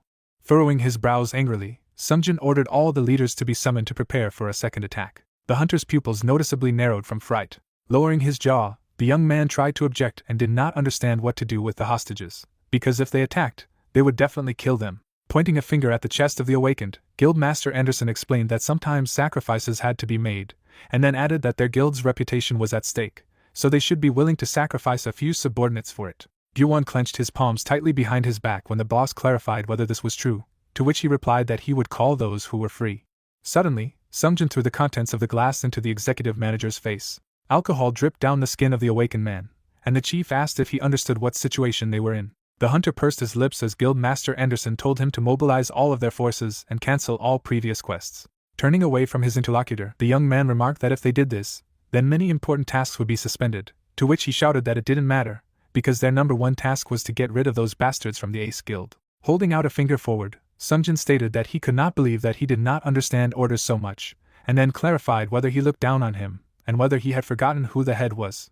The guy tilted his head down and agreed with the boss when he cried out that if he told him to do something, then it had to be done. Looking at the floor, the awakened man thought that if this was indeed a trap, then Hyunjin was indeed a creepy person. On the table was a white cup on a saucer. The main character was carefully looking at the tablet. A message appeared on the screen stating that the income from rank A was almost 1.5 billion and had been sent to the account of the guild master. A satisfied grin appeared on the hunter's face. Raising his eyebrows happily, the guy said in his mind that this was not bad. After all, they had only received such compensation for the cleanup squad, while he had been told that he was obsessed with money. Bending down, Taemin addressed the head of the guild and reported that the special affairs investigator had arrived, to which he replied that it was excellent, after which he allowed him to let him in. Inside the guest's mouth, his tongue appeared during a yawn. Scratching his neck, the officer revealed that he was a member of the special forces, and then asked if the head had been informed of his arrival, and he was mentally indignant that he appeared during a loud yawn. The man was holding a suitcase in his hand, and the protagonist greeted him and invited him to sit down. Taking the documents out of the bag, the investigator began to speak. Getting up from his chair, the man from Special Cases said that the investigation had concluded that it would not be difficult to prove that it was self-defense, but as for the culprit, he needed to investigate further, to which he was thanked. Putting his finger to his cheek, the officer asked if there were any surviving witnesses, because they should be reported, if any, and then added that he would send them to the appropriate department where they would be taken care of. Rounding his eyes, Hyunjun expressed his gratitude for the question, but said that there were no survivors, because they had all been killed. The man replied that everything was clear to him, and in this case he would go, when suddenly the door to the room slammed loudly. Falling into the chair, the main character noticed that judging by how quickly he went through the case, then someone was putting pressure on them. The hunter put his fingers to his chin and said that he didn't think it was Anderson, and then asked if there was any news from them. Narrowing his eyes, Taemin said that not yet, but they had gathered the leadership instead of holding a press conference. The assassins appeared strapped to chairs, and Guildmaster Ace asked what about the hostages, and if they were still silent. The Special Forces commander looked straight ahead and said that they had been kind to them all along, but it was time to take them seriously, to which the protagonist said that he was right, because they were as polite as possible to them, but it was time to get a little rude. Grinning, the young man noticed that this was necessary in order to knock information out of them. There were almost no clouds visible in the night sky. Looking up, the hunter suggested that he could not have a day off. With a tool hanging from the man's apron, Hyunjun thought about hoping the inmates would start talking soon. Blood suddenly spilled out of the mouth of the killer of the Anderson Guild, and the main character said in his mind that no matter what they do to them, they are still silent. Squinting his eyes, the hunter did not know if there was no better way. Suddenly, the guy found himself in the middle of a dark room. Putting his hand to his mouth, the awakened man said that he had fallen asleep, although he still had a lot to think about. 2 magical doors were visible. Turning his head back, the protagonist wondered if there were 2 options for him today. Metal bars shrouded the bloody chains, and it turned out to be the place of the Lord of Pain. A bright glow appeared behind the wooden door, and it was the room of a selfish negotiator, after which the young man said that he had a rough idea of what it was. Imagining the silhouette of a monster with a chainsaw, Hyunjung was frightened to wonder if it could be something like that, even though he could feel danger coming from the door. The main character clenched his fist tightly with his other hand. Grinning maliciously, the awakened man declared that since he could not bring the members of the Anderson Guild to reason, all that remained was to beat them. Suddenly, the shackles on the grate broke. Closing his eyes, the hunter began to count. Human feet ran across the ground, and someone was heard counting as well. Lowering the corners of his lips, the guy did not understand what the sound was. Red hair and a cloak fluttered in the air, and the creature said it was a natural twist. The stranger said that he was going there, when suddenly the protagonist turned back. At the same moment, the stranger appeared in front of the guild leader Ace under the spotlight. Smiling broadly, the creature greeted him. Hyunjung's pupils bulged in alarm when he heard that he had been called a rebirth. In the eyes of the main character, you could see the reflections of a table with medical instruments. Things were scattered on the tiles. A skeleton sat in the corner of the room. In a metal tray was a hammer and a syringe. Looking at the dancing stranger, the hunter realized that no matter how he looked, he was definitely mad. Holding the bone structure of a man, Pierre told his guest his name. The skull of the skeleton tilted to the side, and the creature exclaimed that it was Ilias, and that it was his best friend. Smiling broadly, the awakened man said that it was a pleasure to meet him. Lowering his head, the guy said that he would like to ask something, to which the past life replied that he could ask anything except his hand and heart. A bottle and a syringe lay on the floor, and the protagonist noticed that his interlocutor was called the Lord of Pain.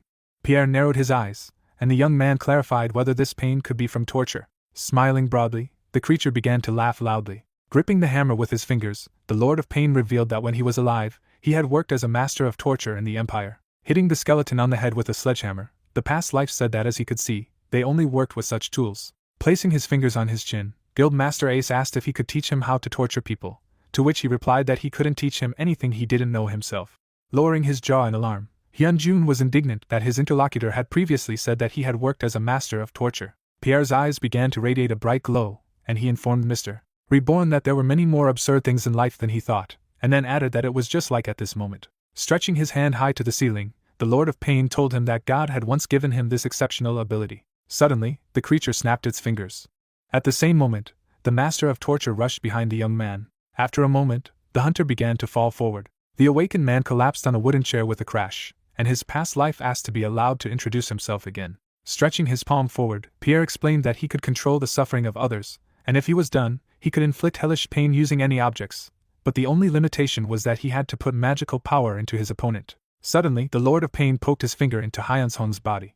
Squinting his eyes, the creature noticed that he usually used a needle to transmit magical power. Raising one eyebrow in bewilderment, the protagonist thought that it was a little strange, when suddenly the interlocutor interrupted him and asked if he thought that it was a little strange, to which he replied that it was not, and asked what blessing he would be able to receive. In the darkness I could see the sharp fangs of the master of torture. Passing by the huge cage in which the skeleton was imprisoned, Pierre said that this would be pain management. Smiling broadly, the hunter thought about how controlling the opponent's pain was a terrifying ability, and then asked what the activation and awakening conditions were.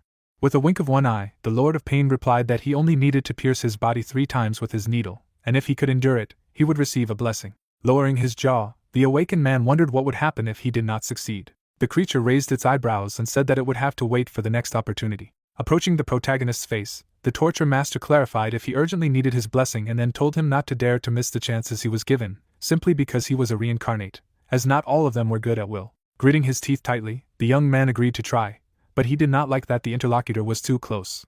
Stretching a thick rope, Pierre asked if he should be tied hand and foot, to which he replied that it was not necessary, and that it would be better to just start, when suddenly he was told that it was sad, and then he was asked about his readiness. Suddenly streams of red magic appeared around Hyunjun's wrist. A drop of sweat flowed down the protagonist's face, and the Lord of Pain said that he would pierce the 3rd count. With a wave of its hand, the creature continued to count. Streams of dark magic hovered around the chair.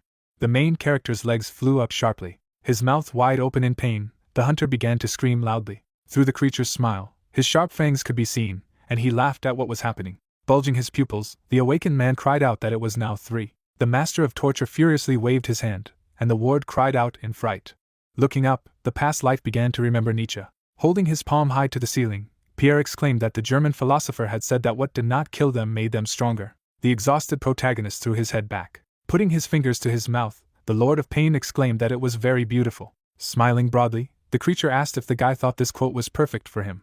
At the same moment, guild leader Ace tilted his torso forward. Gritting his teeth tightly in anger, the young man thought that he was a mad bastard. The master of torture spread his hands to the sides, and Hyunjun didn't understand what Nietzsche had to do with it, and he didn't want him to use the phrase as he pleased, and besides, he had to pierce with a needle, and count to 3. Pierre could see the silhouette of the protagonist on a chair between his palms, and he wondered why he had to be like this in his previous life at all. After a moment, the Lord of Pain spread his fingers. Suddenly there was a powerful surge of blood. Lowering its head down, the creature began to sigh heavily. Rubbing his cheek with his finger, the torture master asked if the reborn had enjoyed the incredible pain, and then added that now his blessing would be with him. A loud cry was heard, and suddenly it seemed as if the young man woke up on the floor near the bed. Squinting his eyes wearily, guild leader Ace thought that if he hadn't recovered, he would have gone mad long ago from all his past lives. Hyunjun decided to drink a glass of water. Holding the phone to his ear, the main character wanted to answer his call. Furiously furrowing his brows, the awakened man called the CEO and asked where the hostages were now, to which he replied that they were locked in a secret house outside the city of Anyang. As he walked around the room, the hunter said that he wanted to try something, so he would be there soon, when he suddenly remarked that he didn't have to be involved in such matters. Taking the blanket in his hands, the protagonist asked to tell Juniso to guard his family well during his absence. The guy's close people slept on the sofa, and the man replied that he understood the director of the guild. Taemin stretched out his hand to the door. Closing his eyes, the Special Forces commander said that it was here. The light from the crack fell on the body of the main character. There was a bright lamp on the ceiling. The assassins from the Anderson Guild were tied to chairs. The bloody robber furrowed his brows in displeasure. The memory of the man opening his mouth wide in a rage came into view, and the hunter remembered that he had given the command to retreat. Sitting down next to the hostage, the awakened man asked if he was one of the leaders, after which he added that he was just asking it to make sure they didn't say anything. Bulging his pupils, the bandit was indignant at whether they thought he would say anything to them. Running his fingers through his hair, the protagonist mockingly said that he was very scared. Towering over the thug, the protagonist said that if so, it would hurt a little. Clenching his jaw tightly in rage, the bandit said that torture would not work on him. The young man's brush was enveloped in streams of red magic, and Hyunjun noticed that it wasn't as impressive as torture. Standing in front of the hostages, the main character clarified whether he should first test it on his comrade. The hunter furrowed his brows angrily, and his past life told him that this was the beginning of a dangerous collaboration with Pierre, and as long as he was with him, the pain was under his control. The awakened man squeezed the human heart with his fingers. With his mouth wide open in pain, the Anderson Guild assassin began to scream loudly. Blood splattered sharply from the protagonist's hand. The robber and his chair collapsed to the ground. Drops of sweat flowed down the hooligan's hands, and he shouted that he would tell everything, only asked not to approach him. With a wicked grin, Guild Leader Ace said that it was excellent. Turning his back on the hostages, the young man ordered his testimony to be written down and handed over to him. Smiling broadly, the main character asked to do it as soon as possible. There was a view of a tall building under a clear sky.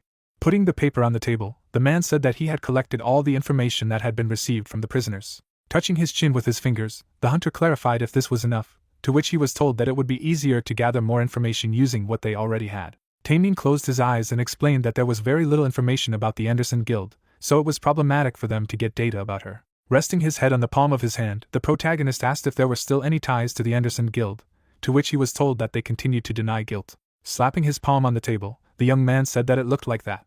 Lowering his jaw, the fighter said that he would have to meet them in person. Turning his head towards Guild Leader Ace, the Special Forces commander didn't know if it was necessary because it was too dangerous, to which he replied that it was okay because he was just going to talk to them and put a little pressure on them. Suddenly, the guy stretched out his hand forward. Covering the doorway with his body, the subordinate exclaimed that no one knew what this hot-tempered guild director Anderson was capable of, and then added that he would definitely continue to deny his involvement in the attack. Leaning his torso forward, Hyunjun said that everything was fine, and then added that if things went wrong, he would be able to leave even if all their leadership attacked him, and he thought that as long as he had Hasashin's blessing, he was sure that he could leave.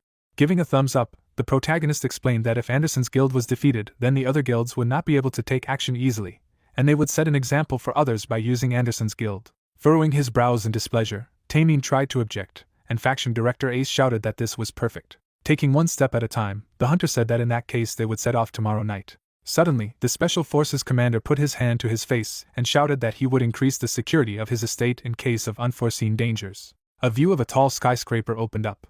Peering out from behind the wall, Hyunjun asked if his interlocutor was sure he was inside, to which he replied that he had confirmation that Sungjin was inside the guild office right now. Holding the phone to his ear, the protagonist revealed that he had one reliable observer for Gyuan, who told him that he was not in the building now, but since the head was here, he would come in, after which he asked to take care of his family. Behind the hunter, the silhouette of the manager appeared, and he thought that it was the managing director of the guild, Anderson, as well as one of those people that the chief keeps with him for profit. Outside the window, he could see the awakened man sitting in the hospital room next to his younger sister. Looking down, Guild Leader A said in his mind that it was very touching that he cared about her. Putting his hands in his pockets, the protagonist decided that even if so, he could not afford to express sympathy in any case. Tilting his head down, the fighter realized that he had no intention of causing any direct harm, but he was interested in Sungjin's reaction. There were guards on either side of the front door. Suddenly, the man stopped the guy with his hand and asked if he was a member of the Anderson Guild. Lowering his chin, Hyunjung asked them to deliver a message to the headmaster. Bulging his eyes, the protagonist stated that Guild Director Ace was here. The second bodyguard grabbed a walkie-talkie in his hand. At the same moment, the man pursed his lips and then announced that he was allowed to enter, and he escorted him to the guild director's office. A moment later, the doors swung open in front of the hunter's face. The young man took one step at a time behind the guards. Approaching the elevator, the bodyguard explained that this way he would be able to get directly to the 5th floor, where those who would guide him further were waiting for him. When the silhouette of the awakened man almost disappeared behind the elevator doors, the men said goodbye to him. At the top there was a small screen on which the floor numbers should be displayed. Blades flashed brightly in the hands of the fighters. Furrowing his brows, the protagonist was musing that everything was going too smoothly, although he knew it, when suddenly he was asked about his name. Looking straight ahead, Guild Leader Ace asked if they were showing such hospitality to members of the other factions, and stated that they should have been informed of his visit, but for some reason they were holding weapons. Gripping the handle of the knife tightly, Sungjin's subordinate explained that this was the Anderson Guild, so he would have to follow their rules if he wanted to live. Lowering his chin, the young man noticed that this was very stupid. The soldiers didn't understand what the guest had just said, and then shouted that he needed to know his place and follow his manners. After all, he started out as an ordinary F-rank hunter, to which he scratched his head and was indignant that this eternal talk about ranks had begun again. Tilting his head to the side, the main character said that this was enough. At the same moment, streams of dark magic appeared behind him. Hyunghong's eyes began to emit a bright glow. The soldiers were sweating from the torment they were experiencing. Suddenly, the guy fell to the floor with a scream. Sitting on the ground, the subordinate of the guild director shouted that their partner must have had a heart attack. Lowering his head, the young man did not understand what was happening. Furrowing his brows angrily, the warrior shouted that the protagonist could not enter until he said what he was doing here, to which he was ordered to remain silent. Part of the awakened man's face was visible from under the hunter's cap, when suddenly the head of the guild, Anderson, noticed that he was a very entertaining person, and asked if he was the head of the Ace Guild, after which he invited him to come into the office. Moving forward, the protagonist pushed the enemy in the shoulder. Raising his head up, the guy said that in front of him was probably the office of the head of the faction. Suddenly, the main character threw open the doors with his hands. Sungjin stood in front of the panoramic window. Smiling broadly, the man said that the guest was very impudent, after which he asked if it was because he was still young. Lowering his chin, the awakened man suggested that he give his subordinates a lesson in etiquette before telling him anything. Yellow fangs were visible in the director's mouth. The hunter clenched his hand tightly into a fist, when suddenly the interlocutor asked him to sit down first, and asked if he would drink. Frowning, the protagonist said that he had not come here to talk idly. The head of the guild sat down on the sofa and said that he could stand if he wanted to, and that he would rather sit on a comfortable sofa if he did not mind. The back of the young man appeared, and he reported that his house had recently been attacked. Cupping his hands, Sungjin noticed what he had seen on the news, and it was terrible.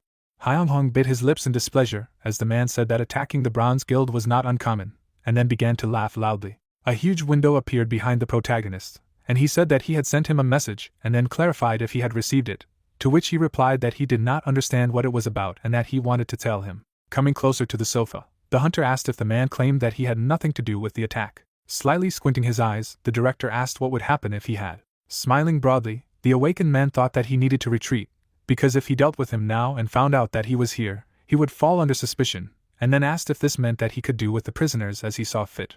Sitting in his chair, the faction leader didn't understand why he was being asked about people he didn't know, or if the guest was too reckless because his guild was on the rise, and then added that he was sorry to say this, but they were only a bronze rank guild. Gritting his teeth tightly in rage, the man told the guy to know his place and not jump over his head if he wanted to survive. Keeping his hands in his pockets, Hyun-Yung clarified if it was a threat, to which he countered with a question about whether it sounded like a threat. Smiling broadly, Sungjin noticed that his interlocutor was still a cute puppy who had not grown up. The young man had a grin on his face, and Guildmaster Anderson asked if he was amused.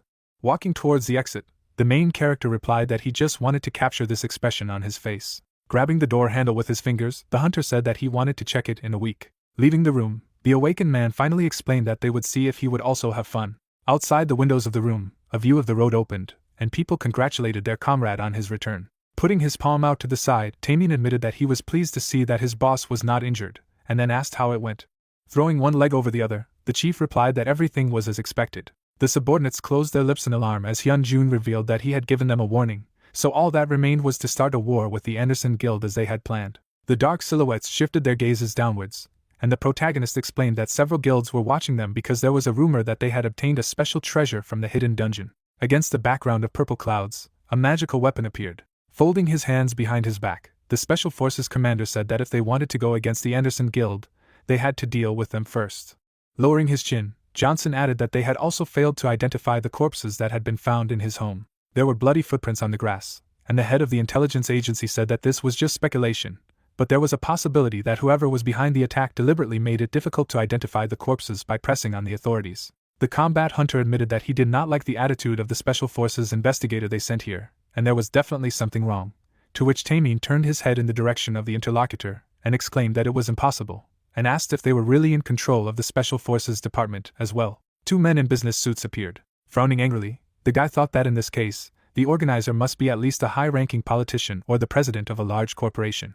Clenching his hand tightly into a fist, the leader said that if this was true, then they were unlucky with the executive force. Taming's powerful back could be seen, stating that even though their funds were protected with the Nain secret fund, they had barely expanded their executive branch. Raising his head, Hyung-jung was silent. Gritting his teeth in rage, the subordinate said that in the current situation, it was too risky to go to the police for help, as it might be counterintuitive, but he believed that their only option was to hold an unofficial battle. Suddenly, the phone in the guy's hand began to make sounds. Raising his hand to his ear, Jonso apologized. The head of the intelligence agency was standing in front of a shelf of books. At the same moment, the young man lowered his jaw in bewilderment. Stretching his palm forward, the combat hunter reported that they had a problem. Bloody hands lay on the ground, and the young man said that 4 of their members had been brutally murdered the previous night. The protagonist rounded his eyes in fright, and the subordinate explained that the Special Police Department believes that this is the work of hunters, and began an investigation this morning, but they claim that no evidence was found at the crime scene. With his head down, Guild Leader Ace didn't know if they were trying to instill fear in his faction. At the same moment, Hyun-jun slammed his fist on the table. Looking up, the main character muttered that they were looking down on him. A moment later, the hunter grabbed the executive director's shoulder with his fingers. Standing next to the subordinate, the awakened man asked if it was true that he had said earlier that they would lose if they relied on executive force. Looking at the interlocutor from under the cap, the protagonist asked him not to worry, because he would take care of their leaders, and then told him to tell everyone to focus on protecting people. Closing his eyes, Taemin realized that he was ashamed that he had given up back then. With his mouth wide open, the Special Forces commander thought that it was his duty to do everything he could to help the guild leader, and then exclaimed that he would do everything in his power. Approaching closer to Johnson, the chief asked him to get a photo of the entire leadership of the Anderson Guild and their names, after which he asked if he could do it. The head of intelligence narrowed his eyes and replied that he could do anything, but he needed 3 hours to do so. Suddenly, Hyung-hong held out a note with the address of the Murray University Hospital. The main character explained that he needed him to do something else for him, after which he said that he needed information about this place, to which he nodded his head and said that he understood him, and would deal with it at the same minute. A memory appeared in which the hunter saw outside the window how the elder brother was visiting his sister in the hospital room. Hyun squeezed her eyes shut happily, and the protagonist explained that this could be the key to the weakness of one of the guild leaders, Anderson, so they needed to act secretly. 2 men were standing under the bridge. One of them was holding a cigarette when he asked a colleague if he had heard that their team had received a list of objectives from the Ace Guild yesterday. Now they were at war with them. Rascal stretched his shoulder and said that they would finally relax after the stagnation, but his interlocutor expressed doubt that they would have fun with such a small guild. The guy smirked and said that he had already killed 1 member of the Ace Guild, a D-rank hunter in his 20s. Today, it looked like he had just awakened. Kyunjin slapped his subordinate's shoulder, amazed at his speed, since the order had only been sent yesterday, and assumed that he had been holding back too much, and he added that he had also worked a little on the corpse so that they could wet their pants there. The man shook off the ashes, and praised his subordinate for his good work, and decided that they would still have a little fun. In the next moment, blood gushed out of the villain's belly. It also squirted out of his mouth, and the hunter's eyes rolled back. Rascal rushed to the river where his superior had fallen. The guy flinched when something flashed behind him. He turned sharply. The killer clenched his teeth. He did not feel anyone's presence, and he did not understand where they were attacked from. The main character stepped out of the shadows, and noticed that it seemed that the villains had a funny conversation. Jumping on top of the enemy, Hyung-jung expressed hope that he hadn't interfered. The young man kicked his opponent on the back. Rascal emerged from the water, and recognizing the attacker, asked how he ended up there. The protagonist put his hand in his pocket, and announced that the first target had been eliminated, and the villain clenched his fists, and shouted that he had nothing to do with his goal. But the swordsman poked his finger at the murderer's forehead, and wondered if he had killed their newcomer. The guy staggered back. The face of the scoundrel expressed panic, and he begged for mercy. The head of the guild waved his hand, and when the dangerous relationship with Pierre subdued the very concept of pain, he noticed that the victim also asked Rascal, but he mercilessly killed him. As a wave of red energy soared towards the sky, Hyung-hong added that he would do the same. The murderer's body was pierced by scarlet spears. As blood spilled over the water, the young man muttered that he seemed to have eliminated all of the Anderson Guild leaders who were keeping an eye on his men. The protagonist looked at the scarlet spot, and assumed that the enemies were now in a panic. The swordsman smirked and concluded aloud that this scoundrel Sungjin would be furious. Anderson's top gathered in the guild master's office, where Jia read out that Ace's guild had lost 4 core members and 6 rookies, and they had lost 20 senior members. The director looked at the tablet and added that this includes 5 managers and 2 managers. Sungjin looked at the girl with displeasure, and could not believe that this had happened and demanded proof. Jia placed the tablet on the table, and reported that there was nothing left. The department said that it was the first time they had seen such a masterful cover-up of evidence.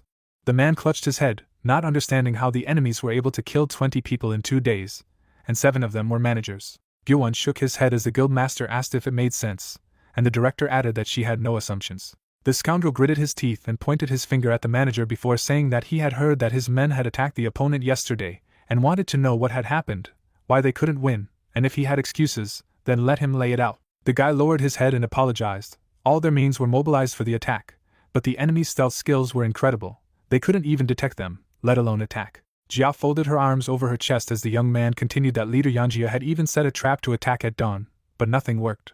According to the survivor, they were ambushed when he regained consciousness. Everyone, including the leader, was killed. Sungjin clenched his fist, and clarified if the mentioned one wasn't A rank, wasn't his group B rank, as they were destroyed in an instant. After that, the man broke the table with one blow. The scoundrel shook off his hand, and said that he would not believe in this nonsense. Gyuwon gave his boss a gloomy look as he exclaimed that those bastards from the Ace Guild were made of bronze at best, as his men couldn't handle them, and reminded him that their guild master had woken up twice, and according to the informant, there were many more powerful hunters.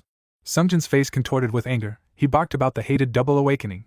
Why couldn't his subordinate understand that the most important thing now was that they were being attacked? The young man frowned, and asked the guild master to calm down. The man looked at the manager with displeasure, as he clarified that the A-rank hunter and the two B-rank hunters had been defeated in the blink of an eye because he felt stupid about being used. The guy raised his palm, and added that it meant that at best someone of A-rank or higher had intervened, at worst S-rank, to which the boss asked what he wanted from him. Gyuwon sighed tiredly, and replied that they had never lost like this, because everyone they had encountered before was weaker than them. In this hunt, they were not predators. Jia put her palm on the couch, noticing that more than 9 executives had died in the past 24 hours.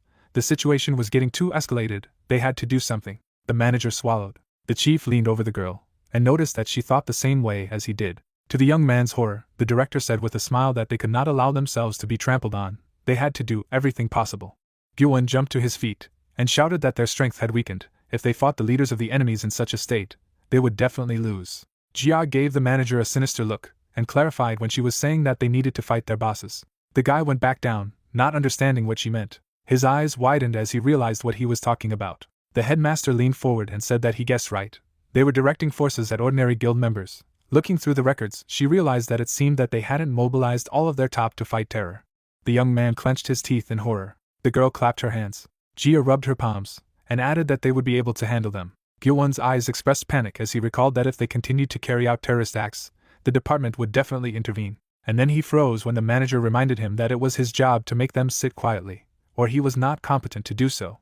The manager gritted his teeth. He didn't notice the dark fog behind him when he promised to do his best. The fog slowly floated to the side. Then he flew out the window. The next morning at Ace's guild headquarters, Hyung-jung looked out the window and thought that the enemies were going to chase down the guild members regardless of whether they posed a threat. The young man smirked, deciding that this was a great opportunity. The protagonist continued to look out the window, thinking that if they took advantage of this situation correctly, then it could lead them to victory. Even if the special police squad didn't take care of it, they still had a chance. There was no guarantee that they would get conclusive evidence of the Anderson Guild's involvement in this matter. If they make at least one mistake, admitting everything, they will be broken. The swordsman put his hand in his pocket, and mentally added that he did not expect the next decision in the form of a terrorist attack. The guild master looked at the phone screen, deciding that his opponents should feel cornered. The phone rang in Tenen's pocket. The captain pressed the documents to his chest and answered the call of his superiors. From the phone, Hyungjin's voice revealed that he had just received a message from his informant saying that the Anderson Guild would increase its offensive by targeting the guild's permanent members. The man tensed up, and replied that in this case, it would be difficult for them to repel their attacks with the help of the executive department alone. The protagonist came to the table, and to the remark that it was impossible, he said that they did not need to confront them, they should only show the enemies that they were trying their best. Taming's face took on a puzzled expression when asked what the chief meant. He heard that it would be enough to simply scale up the case to involve a special police department. The captain put his hand on the papers, and when the swordsman added that the managers still had to protect their comrades at all costs, he promised to contact the special police department just in case. The attack took place the same night. Janso looked up at the guild leader, and reported that 5 permanent and 8 temporary guild members were dead. Hyung-hong frowned when he realized that the losses were greater than he thought. While the hunter was covering the dead man with a sheet, the protagonist asked if someone from the special police department had come. He replied that he had not and added that if we had retreated, they would not have suffered such losses. The young man turned around to leave in order to help the executive director, and he took care of the problem of the special squad. The swordsman stared gloomily in front of him. He knew for sure that his subordinate had contacted the police, which meant that they were frankly ignored, and he decided to see how long they could continue to do so. The guy accepted the incoming call. With the same gloomy look, he put the phone to his ear, but a familiar voice came on the other end of the line. Hyung-hong's face immediately turned to a happy expression, and he asked how his friend was doing. With a smile, Seka asked not to ask, since he had been up to his ears in the work since the moment he was enrolled in the 3rd Investigation Department. The protagonist kicked a pebble, and apologized that he was making a request to his friend, although he had not called him for so long, but wanted to ask for a favor, and he was surprised by the serious tone, and reminded that he could ask him for anything. The guy stopped the employee from making a mistake with a gesture, and answered positively to a friend's question about journalists known to him who work in popular radio stations or newspapers, and heard that he would soon receive a sensation. With a satisfied look, the swordsman read how the media was bursting with news of the attack. Taemin tucked his hands behind his back, and said that a special police department had sent a search party. It should be difficult for them to sit idly by and continue to do nothing, after everyone paid attention to what was happening. The guild leader turned to the commander, and asked how many men they had sent, to which he replied that they had sent 2 squads and a platoon, for a total of 120 men. With a smile, the man added that the platoon was located in the guild building, and the 2 squads were divided into groups and directed to the highways and underground tunnels that their guild most often used to move. Hyung-hong rubbed his chin with his finger and said that in any case, since they now owe their reputation to the public, the Anderson Guild would stop attacking for a while. The young man tapped his finger on the table, mentally admitting that they still did not have conclusive evidence, and he would have to look for it on his own. The protagonist released the shadow of cassation, deducing to himself that he was the only one who could attack the enemies, knowing that their hands were tied thanks to his blessing. Taemin closed his eyes, and when the guild master announced that he would stay at home for a while, he nodded, and promised to prepare everything necessary for his alibi. The young man flinched as the captain handed him the morning plan of the Anderson Guild executive meeting. The man showed the top document with a smile, and asked that although he had been able to obtain this information thanks to the informant with whom his boss had introduced him, he had been impressed. The swordsman bowed and thanked Taemin. The guy headed away, and while the merciless darkness of the previous incarnation enveloped him, he announced that he was leaving and asked to take care of everything. The captain saw the leader off with a smile, and mentally admitted that he was really amazing, and he had to hurry up and prepare everything. The elevator stopped. Hurried steps were heard outside the office door. Gyu-won burst into the office, addressing the guild director. The manager's face panicked as he demanded to know if he was really going to use it. The wine in the glass swayed. Sungjin was surprised with a smirk that his subordinate had found out about this so intimately.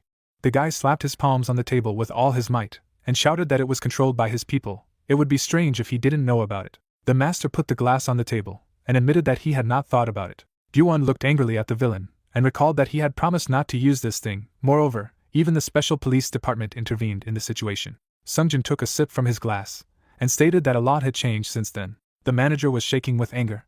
He asked if the chief had watched the news. Even though their guild was not mentioned, it looked like they were the instigators of this indiscriminate terrorism, but things would get worse if they staged a massacre just by using it. The head of the guild frowned, and stated that like last time, the guy was saying things that should not have been said in his position. All witnesses should be killed. Gyu-won arched an eyebrow and asked if the villain really meant even civilians, but he refused to explain and ordered him to leave. Sungjin put his glass down on the table as the manager shouted that even the guild stewards of Anderson wouldn't get away with killing so many people. The young man's face twisted as the guild leader asked how his sister was doing. The scoundrel narrowed his eyes, and reminded him that he was doing a lot for him. The man's gaze became menacing as he demanded to do his job. Then he returned to the wine, and told him to leave, since he had nothing more to say. Gyu-won was furious, and barked that the evidence would remain regardless of the quality of his work. Suddenly, the young man was picked up by the boss's guards. When he was dragged away, the manager shouted that he could not do it, asked to be released. And although the manager tried to break free, he was still taken out the door. Blood spilled high up. A dark mist was descending. Hyung-hong stretched his neck tiredly. The young man threw the corpse aside, noticing that they weren't even of high rank. He had been told that he needed to deal with 20 people, but they were all nothing more than weaklings. The protagonist turned around abruptly when he heard the pleas for mercy. A hunter was beating up civilians, demanding that they shut up. The killer's face twisted with anger, and he began to curse that because of weaklings like them, he had been summoned here in the middle of the night, while the poor fellows begged to be spared in exchange for silence. One of the victims clasped his palms in a prayerful gesture, swearing that they would say they had not seen anything. But the scoundrel grinned, and offered to look at this fool. With all his strength, the hunter kicked the guy on the head, saying that he had seen too much.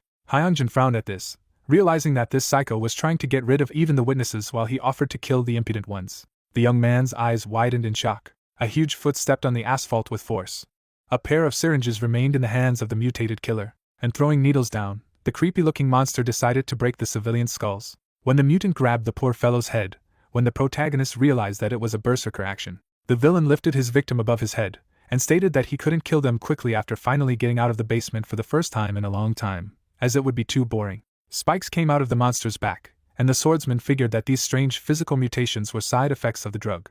The swordsman's face expressed delight. He realized that the Anderson Guild had used the illegal drug Berserk, and this was the decisive evidence he was looking for. Tears streamed down the face of the civilian as he begged for mercy. Lightning flashed. With a determined face, the guild leader rushed forward, destroying all opponents. He flew straight at the monster, figuring out what he had to do.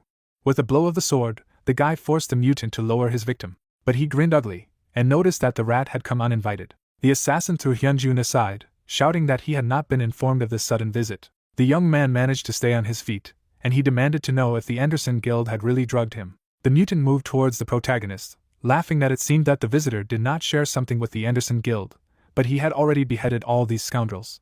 And looming over the enemy, the monster asked not to worry, because he would be next. The guild master gritted his teeth as he was forced to activate Karsago's shield of justice to defend himself with the power of the great protector. But Hyunjung was still thrown back. Blood spurted from his mouth, and the young man cursed in his mind that the blessing had no effect on the mutant, and the enemy jumped on him from above. The protagonist barely managed to get away from the blow, which broke the concrete. The swordsman gripped the hilt of his blade, summoning Sidon Miller's sword of courage. The guild master attacked the assassin, but even the sword of the previous incarnation did not penetrate the thick skin of the monster. The enemy grabbed the guy by the leg, and he slammed it into the ground. Hyunjung felt his breath go out of his mouth, and the mutant mockingly asked if he was exhausted. The scoundrel bent over the young man, and wondered why he decided to come here and run into trouble without even bringing reinforcements with him. The mutant lifted the swordsman from the concrete, and added that it would be a pity to kill him right away. For a start, he could cut off his hands. The guild master looked at his opponent gloomily, realizing that due to his physical changes, the blessings were not working.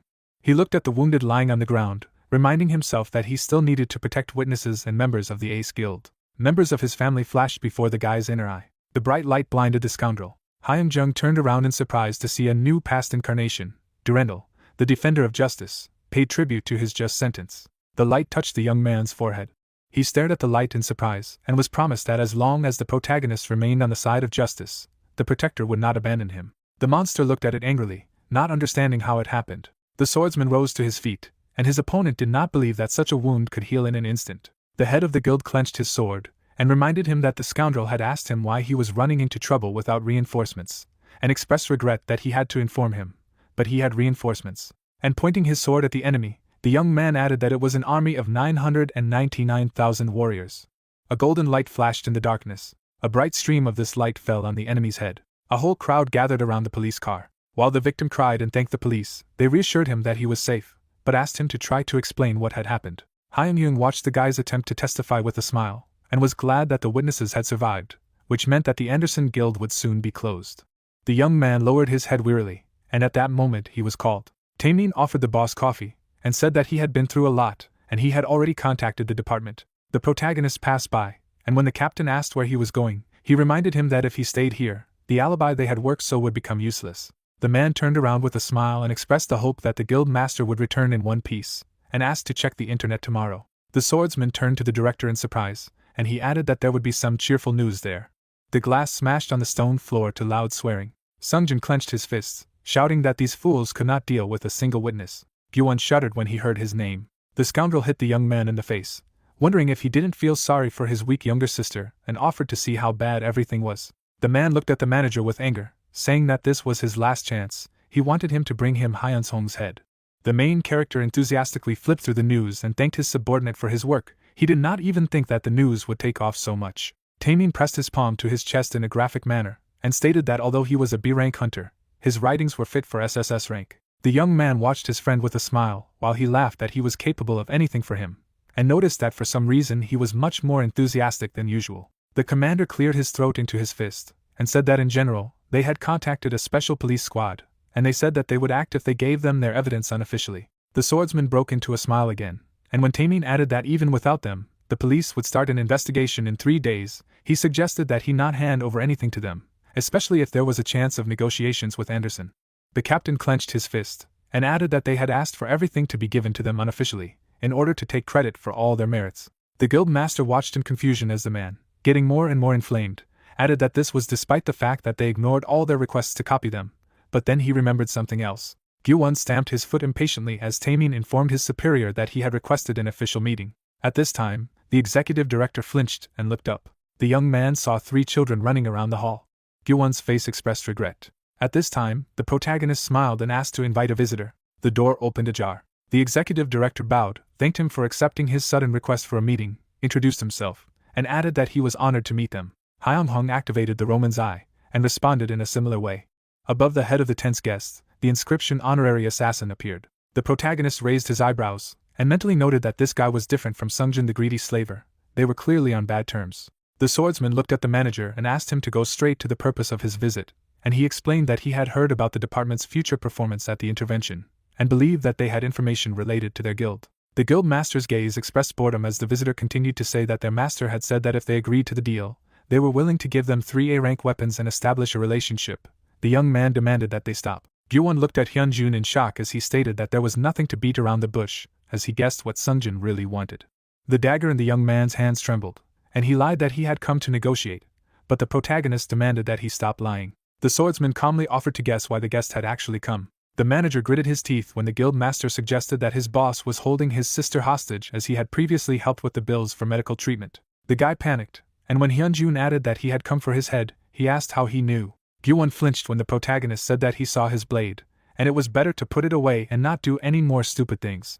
The young man closed his eyes, and asked if the interlocutor knew that even if they did not have evidence, the department would have acted in 3 days. The swordsman squinted his eyes to the side, and warned that if the department intervened, then the unofficial war would have to stop, after which he suggested remembering how many enemy hunters had died in those 3 days, it would be difficult for them to do anything because of public opinion, but everything was different for them. The manager frowned, and decided aloud that this man wanted something from him. The guy's eyes widened as the guild leader demanded that as many higher-up hunters as he could be brought to their guild and join him in the guild, and added that he did not believe that the stupid Sungjin could build such a structure, expressing confidence that someone else was doing some of the work. Hyung-hong held out his hand to the young man, offering to take his hand.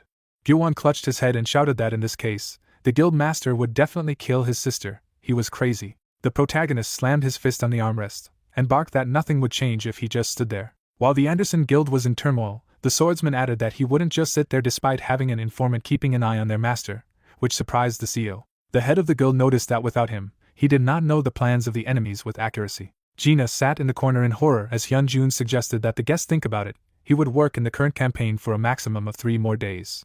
The young man went on to say that Gyuwon had to make a choice, either stay there and die with most of the leadership, or join them and protect the people he loved. The manager asked in a trembling voice about his sister, and with tears in his eyes he prayed to protect her too. The protagonist nodded. This shocked the guy. The executive made a move, admitting that he didn't know what the swordsman's intentions were, but he replied that he was just protecting his guild from Anderson's attacks. The young man trembled slightly, reminding them that he was the one who had sent the soldiers to them, and that if they wanted to, he could climb the guillotine on his own. The manager clenched his fist and added that if they were still offering him their hand in spite of this, then he agreed. The guy flew out of the office, wiped away his tears and promised to return soon. The door slammed shut.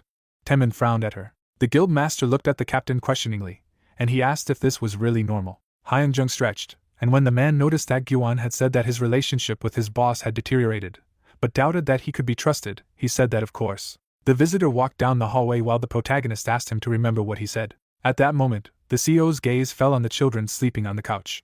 An image from his childhood flashed before his eyes, how he slept with his sister in the same way. Taemin pursed his lips as the guild master reminded him that the guest had said he would be back soon. That night in Anderson's office, the guys from the executive department stared at their boss in shock, and asked if his words were true. One of the guys shoved a colleague in the shoulder when he asked too loudly if Ace's guild really wanted them to join them, and asked them to speak quietly. The employee's eyes widened as Gyuwon confirmed that this was true. The young man folded his arms over his chest, and explained that the guild wanted him to bring as many hunters as possible. The boy's eyes were surprised when the supervisor added that was why he had told the 2 of them about the offer. Sweat poured down the face of one of the guys when he asked if it was a trap. The executive director frowned as the staff reminded them that they were the ones who attacked the Ace Guild. How could they take them in after that? Which meant it was too dangerous. The young man wondered if the staff knew about the situation of their guild and revealed that Seongjin had lost all common sense and succumbed to Hyunjin's provocation by committing a reckless murder. And that was not all. He had even killed a member of the Ace Guild and ordered the witnesses to be captured and killed. Gyuwon remembered how Jia had proposed to increase the terror against the permanent members of the Ace Guild. The guys opened their mouths in horror when the supervisor added that the guildmaster's worst decision was to use the berserker. One of the employees stretched out his hand to the young man, unable to believe it, because the drug was strictly forbidden by the rules of the guild association. The executive director nodded, confirming that Sungjin had broken this rule, but in the end, Berserk didn't kill anyone because someone had incapacitated him. The second guy was confused and asked who was capable of killing this monster, but Gyuwon shook his head impatiently, demanding that they stop chatting since they didn't have much time. The Ace Guild had evidence that their guild was behind past attacks. Moreover, in 3 days, the DPS would launch an invasion, and Anderson would hardly be able to hold back until then. The Anderson Guild was nothing more than a tower made of blood. The young man narrowed his eyes and reminded him that their headquarters had turned into nothing more than a vulnerable, uninhabited house. The staff looked panicked. It dawned on them that the other guilds that harbored a grudge against them would not be able to stand aside either. And at that very moment, an explosion thundered behind the guys. Gyuwon clenched his teeth, and while cries for help rang out around him, he swore that he was light. The hunter summoned water magic in the palm of his hand. While the water jets enveloped him, the young man ordered as many leaders as possible to be taken away from here. The employees rushed to run, but one of them looked back, and the director added that he would buy them some time to escape. The guy enveloped himself in water, rushing forward, shouting after his subordinates to save only those who would be useful to them. They were unable to save everyone. He did not believe that things had turned out this way. Gyuwon clenched his teeth, realizing that he was slowly soaking wet with blood and didn't even realize he was drowning. His death will be the atonement for all sins. And if he survives... Sungjin shouted loudly into the phone for the executive director, this scoundrel, to come out at once. The man huddled on the floor, trembling and muttering pleas for mercy. When an employee burst into the guildmaster's office, he continued to swear at the phone. The blade pierced the assistant's chest as soon as he could say that they were in trouble, and the guild was suddenly attacked. Blood gushed onto the floor. Someone stepped on the back of the murdered man, and noticed that they had not seen each other for a long time. The scoundrel looked up at the man and asked who he was. The man gritted his teeth, asking if Sungjin had forgotten about him as he vividly remembered his face as he looked in the mirror. The assassins went inside, and their leader added that he was not alone. He did not even suspect that there were still so many people eager to see him again as much as he did. The man's face was swollen. The scoundrel folded his hands in a prayerful gesture, asking for mercy. The assassins approached inexorably as the guildmaster announced his willingness to beg them for as long as they wanted, only to spare his life. Sungjin's eyes widened in horror. Soon, the guild building was shaken by his scream. Disheveled, Gyuwon arched an eyebrow when he heard the remark that he had managed to bring back 36 hunters with him, and replied that this was all that was left of the main management force of the Anderson Guild. Hengjin peeked out from behind the folder and said that he was aware that the enemies had been attacked by other guilds that still harbored a grudge against Sungjin. The manager furrowed his brows and loudly demanded to explain how this man knew about what had just happened. A black mist rose from behind the chair. The protagonist smirked and recalled that he was talking about his personal informant. The guy arched an eyebrow and thought that this man was impressive when the guildmaster clarified that Sungjin and Jiao were the leaders at the time, and after Anderson lost his leader, it would be disbanded very soon. With a smile, the young man asked his interlocutor to be sure that he was no longer in danger, and then greeted him to the Ace Guild. Gyuwon's mouth dropped open in shock when the protagonist said that he might no longer feel guilty for joining them. Looking at the head, the guy asked why he was so polite, who, leaning his head on his hand, replied that he had become his ally, so he should not talk to him informally, and he had shouted before just to set the mood. Taemin pushed the head and asked if it was just for that. The young man stood up, telling Gyuwon that he must be at a loss, but he returned as soon as all the problems were settled. He put his hand on the guy's shoulder, saying that he had been a little busy lately. Grinning, Hyunjun said that he had not slept at night, trying to lure someone away without further trouble. When Gyuwon flinched in fear, the protagonist said that they would talk about transferring the rest of the staff tomorrow. The young man smiled nervously, not noticing the man who approached him. Taemin, tilting his head, frightened the newcomer. He pointed at him, telling him to wipe that grin from his face. Frowning, the man said that the guild master had done a lot for him, but he was still the most outstanding member of the guild, and that should be understandable. The guy chuckled, saying that he would try to remember it, but in his mind he said that this is the so-called local ruling hierarchy, he needs to be careful. Turning to the exit, the commander asked the newcomer if they should go out on the roof for a minute. Gyuwon frowned, suggesting that this place was the same as the Anderson Guild. Looking at the roof space, Taemin said that the guild master is a good person. Lowering his eyelids, he added that although there were many obstacles, but the head had not broken under their onslaught, it was very likely that he could not resist shaking hands with those who were suffering for the safety of their loved ones. The young man frowned as he listened to him. Stepping forward, he said that he was not a fool, and understood the meaning of the favor they had done him. Since his subordinates were moving here with him, he planned to keep his personal feelings in check as much as possible. Taemin opened his eyes. Taking a pack of cigarettes in his hand, the man asked the young man why he stood up like that. If someone saw them, they would think that he was mocking him. Taemin lit a cigarette, saying that it was obvious that such methods were used in the Anderson Guild, but that was not the way the Ace Guild did. He grabbed Gyuwon sharply. The commander abruptly pushed the guy to the edge and held him. Holding the young man by the shirt, he said that apart from the mercy that the head had shown him, he was personally not happy about the situation, for trying to recruit someone who was against their guild by sacrificing so many funds and people was too high. Gyuwon gritted his teeth as Taemin asked him what would happen if, after everything they had done, he decided to betray them. Smiling, the man said that if he could do it his way, he would unclench his hand. He threw the guy on the floor of the roof. As he left, Taemin told the rookie that it would end badly for him if he disappointed the head. Even if the head decided not to interfere, he would not stand idly by, he would keep a close eye on him. The man stopped. Smiling, he said that he had better not engage in bullying on the roof. The head hates this. Gyuwon frowned, wanting to scream in anger. Looking at the departing commander, he was amazed at his vile character. Clutching his head, the guy said that Taemin was scary but different from Sungjin. He thought it would be decided once he left the guild, but faced a new challenge. The young man smiled broadly. Looking at the beautiful sky, he said that in any case, his connection with the Anderson Guild was over here. Events take us to the protagonist's house. The guy examined the blade in his hand. As he studied the blade's aura, he realized that the butcher was pleased to absorb the blood he so desired. The young man frowned slightly.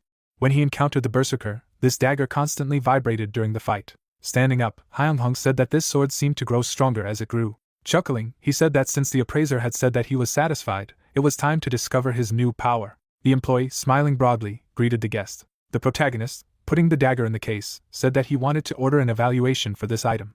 The worker released the mana from his hand and said that judging by the amount of mana in the sword, the item had reached a rank. The young man in front of him was surprised, said that the item was only B rank when it was evaluated for the first time. The worker thought about it, and said that this item probably gets stronger as it grows. It seems that he has used it well, and his rank has been promoted. Holding out the paper, the man said that it was an evaluation report. A new ability seemed to have arisen in the dagger. Suddenly, the blade flew upward. The dagger was transformed, having passed the stage of evolution. The protagonist grabbed his new dagger, saying that it was more than enough. Walking down the street, Hyun-jun asked the executive director why he had called him, who replied that he had heard the news that the Ace Guild had been awarded silver rank. The guy's eyes widened in shock. He covered his mouth as he listened to the CEO's words. Hyung-hong froze as he stood in the middle of the street. He stepped forward when the director said that he would clarify the details when he arrived, and if he told him his location, he would direct the car to him. The guy ran. He had long ceased to understand what his subordinate was saying. The protagonist burst into the room. Smiling broadly, he asked if their guild had become silver. The guy straightened up when Taemin said that they only became silver for 2 weeks. The spot occupied by the Anderson Guild became vacant after they disbanded.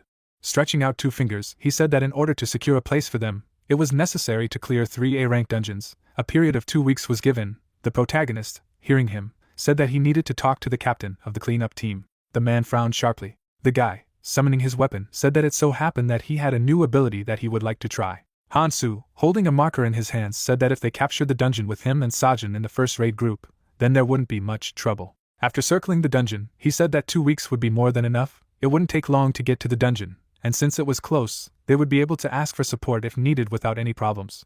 The young man stood up and told to inform the first raiding group about this strategy and be ready. The man smiled and asked when he planned to start. The guy, grinning, said that everything would begin in 2 days. Events take us to the park. Seojin turned when she was called. The protagonist, approaching her, apologized for keeping her waiting. Sitting down next to the girl, he said that it was getting quite cold, they should meet in the guild building. Seojin replied by saying that she loves a cool and refreshing autumn. Looking at the sky, she said that she had heard from the raid group commander that they were going to take over A-rank dungeons this time. Bowing her head, she said that she had also learned about her participation in the seizure. Hyung-hong turned his head to her and asked if she was worried. Shuffling her fingers, Seojin said she was worried. Recalling the torment in the shelter, she said that they were always outsiders in the shelter. They were beaten, humiliated and tortured with threats. Maybe because of this she continues to think about the bad. The protagonist looked away. The girl, lowering her eyelids, said that at the same time she had other thoughts. Smiling, she asked what kind of happiness would await her if she overcame all this. Hyung-jung's eyes widened in shock as Seojin said that if they were doing what they had dreamed of before, then they had to overcome all this. She opened her eyes, saying that they needed to put aside their excitement and fear. Patting the boy's hair, she said that he had come a very long way. The girl suddenly hit him, calling him a scoundrel. Smiling, she said that they had to clear this dungeon at all costs. The protagonist, clutching the back of his head, was embarrassed. The couple stood in the park for a few minutes, looking up at the sky. The protagonist, putting a towel on his head, was thoughtful. He remembered how Sachin had patted his hair. The guy ruined his fantasy, saying that it was completely unexpected. Falling on the bed, he asked why she did it. It didn't look like her so much. Blushing slightly with embarrassment, he told himself to calm down. Narrowing his eyes, the young man tried to think only of reaching the silver level, of becoming stronger. The blanket under him crumpled. Romanov, grinning, said that the boy had grown up enough. It seemed that they could no longer treat him like a child. Karsago, who was standing beside Sidon, thought for a moment. Glancing at Romanov in front of him, he asked what if he didn't intervene himself, even after they told the guy about the real goal. Pierre, lowering his eyelids, said that since they were only outside support, he would like to ignore this desire. Leaning against Sidon, he asked if Durandal had fallen asleep again, if when the man appeared, their adventure would begin. Grinning, Pierre said that this would be their flaming flower road. Sidon pointed to the sky and said that it was late. This guy had just appeared. The hand was formed from a bundle of energy. One of those who defy fate. Deus appeared in the middle of a dark space. The heroes looked up and said that Deus had arrived earlier than they had expected, but that he had to come that day anyway. Sidon looked at the tan man and said that they needed to talk. Looking at Kasashin's back, he told him not to use any more improvised means than is required for Hyunjun. He says he is preparing for that day, but he is not enthusiastic about his methods. The knight raised his eyebrows as Kasashin said that neither he nor Durandal would be able to stop Hyunjun as long as he was strong enough. After thinking about it, the knight said that Estel could very well handle the current situation. Stepping forward, the assassin said that with Hyunjun's current strength, even if he learned the magic of the Red Wizard, he wouldn't be able to use it properly. Standing beside Sidon, he told him that when that day came, they would have to become a little more violent in order to win the war. After all, so many righteous reincarnations had already been performed. Narrowing his eyes, he asked what the result was. Sidon also narrowed his eyes at his opponent. The protagonist suddenly found himself in the middle of darkness. Looking around him, he asked who had come to see him this time. Suddenly, Deus appeared in front of him, saying that he was the absolute will, representing 990,000 past lives. The guy's eyes widened in shock, then Deus said that he was here to check one thing before interfering with his fate. The creature stretched a finger to the young man's forehead, saying that it wanted to test something that might give him a tiny hope before the absolute despair that was coming. The guy clenched his fists when he heard him. Looking down, Hyunghong mentally said that he was thinking that he would have to pay for the power of past lives that he had obtained so quickly, and it would probably be absolute despair. Deus, wearing a mask, said that they were coming, and who they were, he could not say now, but he could inform him that he would not have the slightest chance of surviving this disaster without a blessing, and if he received his blessing, he would have a small chance of winning. The young man raised an eyebrow as the creature said that on the other hand, they would find out about his existence. The young man asked what would happen after they found out about him. Deus replied saying that they would send out at least S-rank fighters that he would have a hard time dealing with. Frowning, Hyunjun asked what would happen if he didn't receive his blessing. The will of past lives replied, saying that the fighters would not come, but the day of reckoning would definitely come. One day, the whole earth would be ablaze. They couldn't know when it would happen, but if he escaped, he would buy himself some time. The young man's mouth dropped open in shock. Bowing his head, he asked if he would become stronger with his blessing. Deus replied by saying that his strength was not comparable to what he possessed now. The protagonist grinned. Looking at the creature in front of him, he asked to be blessed. The space around him was flooded with white light when the system announced that from now on the absolute will of Deus would interfere with his fate. He would have a chance to win, but they would find out about his existence. Looking at the planet in the middle of space, the creature felt a magical power that changed its fate. The creature grinned, saying that it didn't expect that someone already met the requirements. Blood was spilled on the ground. When the protagonist got down on one knee, the subordinate said that it would be dangerous if this continued. The guy, frowning, told the manager that he had an important job for him. Pointing to Sachjin aside, he said that he needed to defend her with all his might. Jiniso frowned and roared, saying that he would protect her no matter what. Hyeongjum gritted his teeth. Someone on the artifact flew up to them. Yuri, standing on her side, asked the boy if he understood now that he shouldn't have dug in without knowing his place. She sneered, saying that he should have stayed in the bronze-level guild. Why did he bother so much and bring himself to such a point? The protagonist narrowed his eyes. Clenching his jaw, he realized that he had been too naive before. A week earlier, the young man, looking at the sky, had been thoughtful. Sitting at the computer, the protagonist listened to the news say that there have been non-stop disappearances of low-ranking hunters lately. Sachjin, approaching the guy, said that lately all the news was about the same thing. Hengjong raised his cup of coffee and said that they should strengthen the guild's defense system. After all, the Lace Guild had not yet reached a high level. Temin burst into the office with a scream. The pair stared at him, puzzled. The man raised his hands to the sky and said that their guild had finally officially reached the silver level. He covered his face with his hands, saying that he had previously thought that he wouldn't live to see this day. Hyunshong patted him on the shoulder, saying that he had done an incredible job. It was all thanks to him. Smiling broadly, Taemin said that due to their promotion, Paldagu and Sian had been designated as their special raid zone. The guy scratched his head and said that it was in their best interest to clean up the area, but of all the places, it had the fiercest competition. Taemin agreed with him and said that it so happened that the raid administration had requested their presence. The protagonist, opening his eyes, asked if a gate had appeared there. The man replied, saying that it seemed to be so. They even contacted other guilds. The protagonist frowned, deciding that perhaps this was the very chance that Deus was referring to. Events take us to the headquarters of the CN Tower team. Sijuan, standing at the head of the table, introduced himself and said that since they were short on time, it would be brief. Looking at the protagonist on the left side, he said that the urgency of the raid was that the intended location was located in Paldogu and Inidong. The approximate difficulty of the raid was a record A rank. Tamin looked at the head and said that the people here were the other guild masters and representatives from Paldogu, as well as the rest of the retinue. In other words, for the Lace Guild, the raids would be different from the dungeons. The screen in the room lit up. Sungjin parted his lips and said that monsters would appear from behind the sudden appearance of the space gate, in which case, fortunately, the raid detection system would notice him in advance. Yeri sneered and asked if the Lace Guild had also been sent to their special zone. Sungjin replied by saying that the Lace Guild was suitably qualified since it had been promoted to a silver-level guild. Tilting her head slightly, Yeri said that he could definitely ask the guild master if they were going to exercise their priority rights. The young man, frowning, said that they would use them. After all, these rights were granted to them quite justly. Raising her hand, the girl said that in that case, their guild wouldn't use its priorities. She just wanted to see how good Lace's guild would be. The people around the table followed suit, abandoning their priorities. The leader frowned and shouted, asking Yeri if she was going to play with human lives. Throwing one leg over the other, the girl said that she did not say that they would not block the raid, just that Guild Master Lace said that he was going to use priority rights. The protagonist narrowed his eyes. He was sure that there was a bad intent in this. Smirking, Yeri said that when the kids with great dreams who had just come out of bronze said that they wanted to face the raid, they couldn't stop them. Hyunjun heard her and said that in that case, they wouldn't declare their priority rights. He smiled, saying that they would instead use exclusive rights. Yeri's face twisted with anger. A magic rune appeared in front of the young man's eye. The girl who had been designated as a greedy ally jumped up, saying that he needed to learn to read the atmosphere and keep quiet. She kicked the table. Hovering over the young man, Yeri said that if he continued to be so tactless, she might get angry. The protagonist, unleashing his killing lust, told the girl not to speak down to him. The girl shuddered all over. She walked away a bit when the head said that since the other guilds had already given up on using priorities, Lace would have an exclusive position. Yeri clenched her fist until it trembled. She bit her finger. The members of the guild walked up to her, agitated.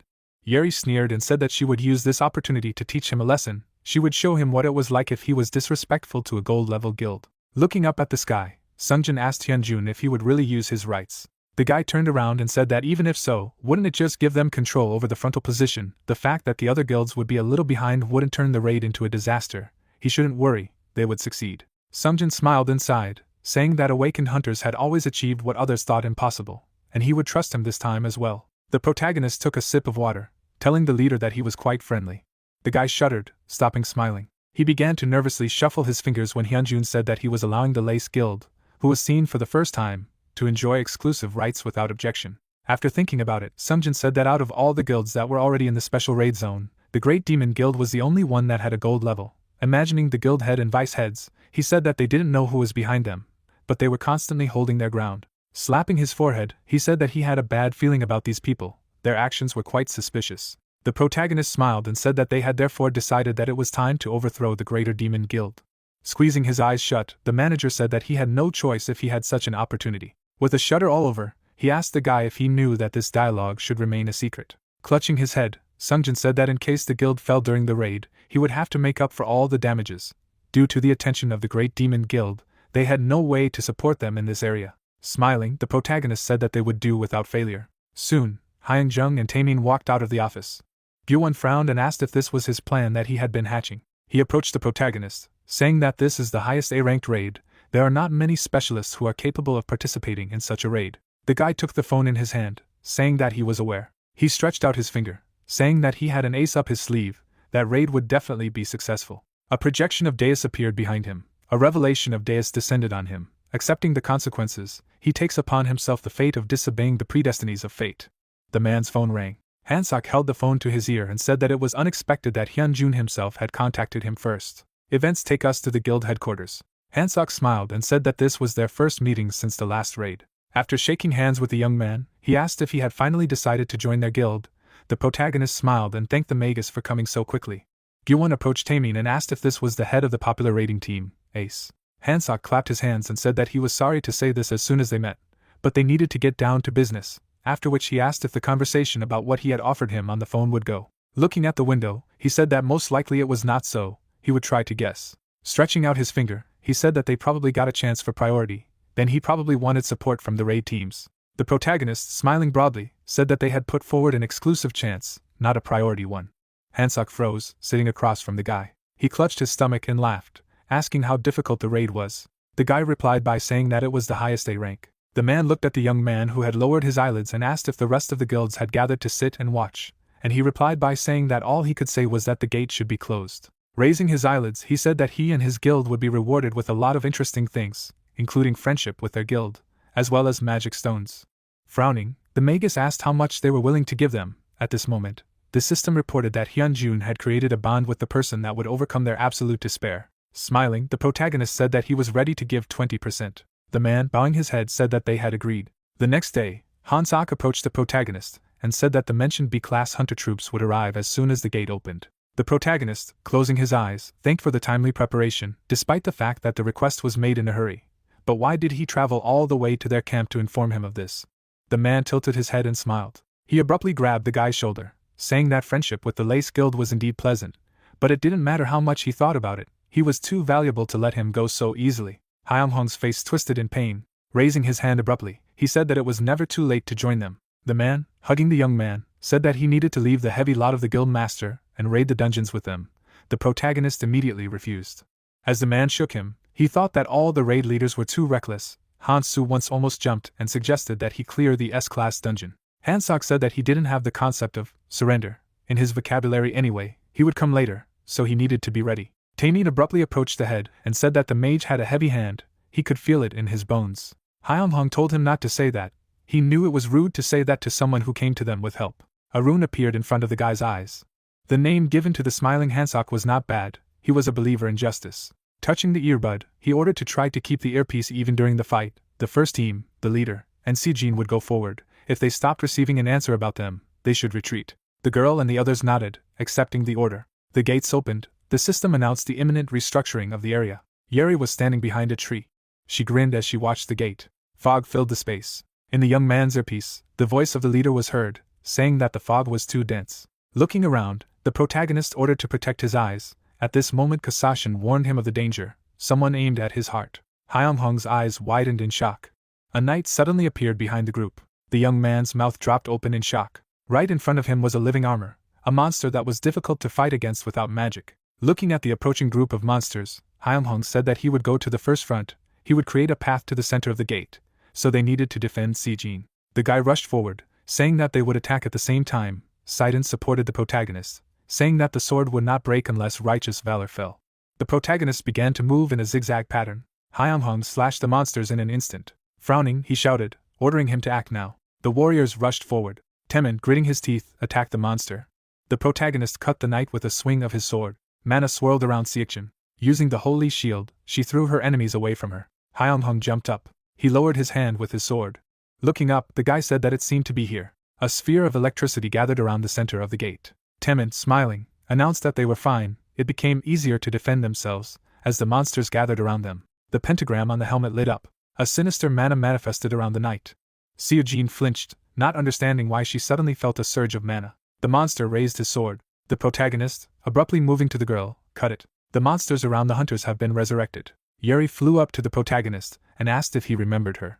The young man opened his mouth in amazement. Smiling, the girl said that she was dying to see him again. The protagonist abruptly tilted the hull back and displeased asked what was the reason for her visit, since his guild was using exclusive rights. But before he could finish, the girl clutched her stomach and laughed loudly. Her eyes were shining brightly as she asked if he really thought she had come here for this trivial raid, adding that she wasn't going to turn a blind eye to the fact that some piece of shit that had just entered the silver level had behaved disrespectfully in front of her.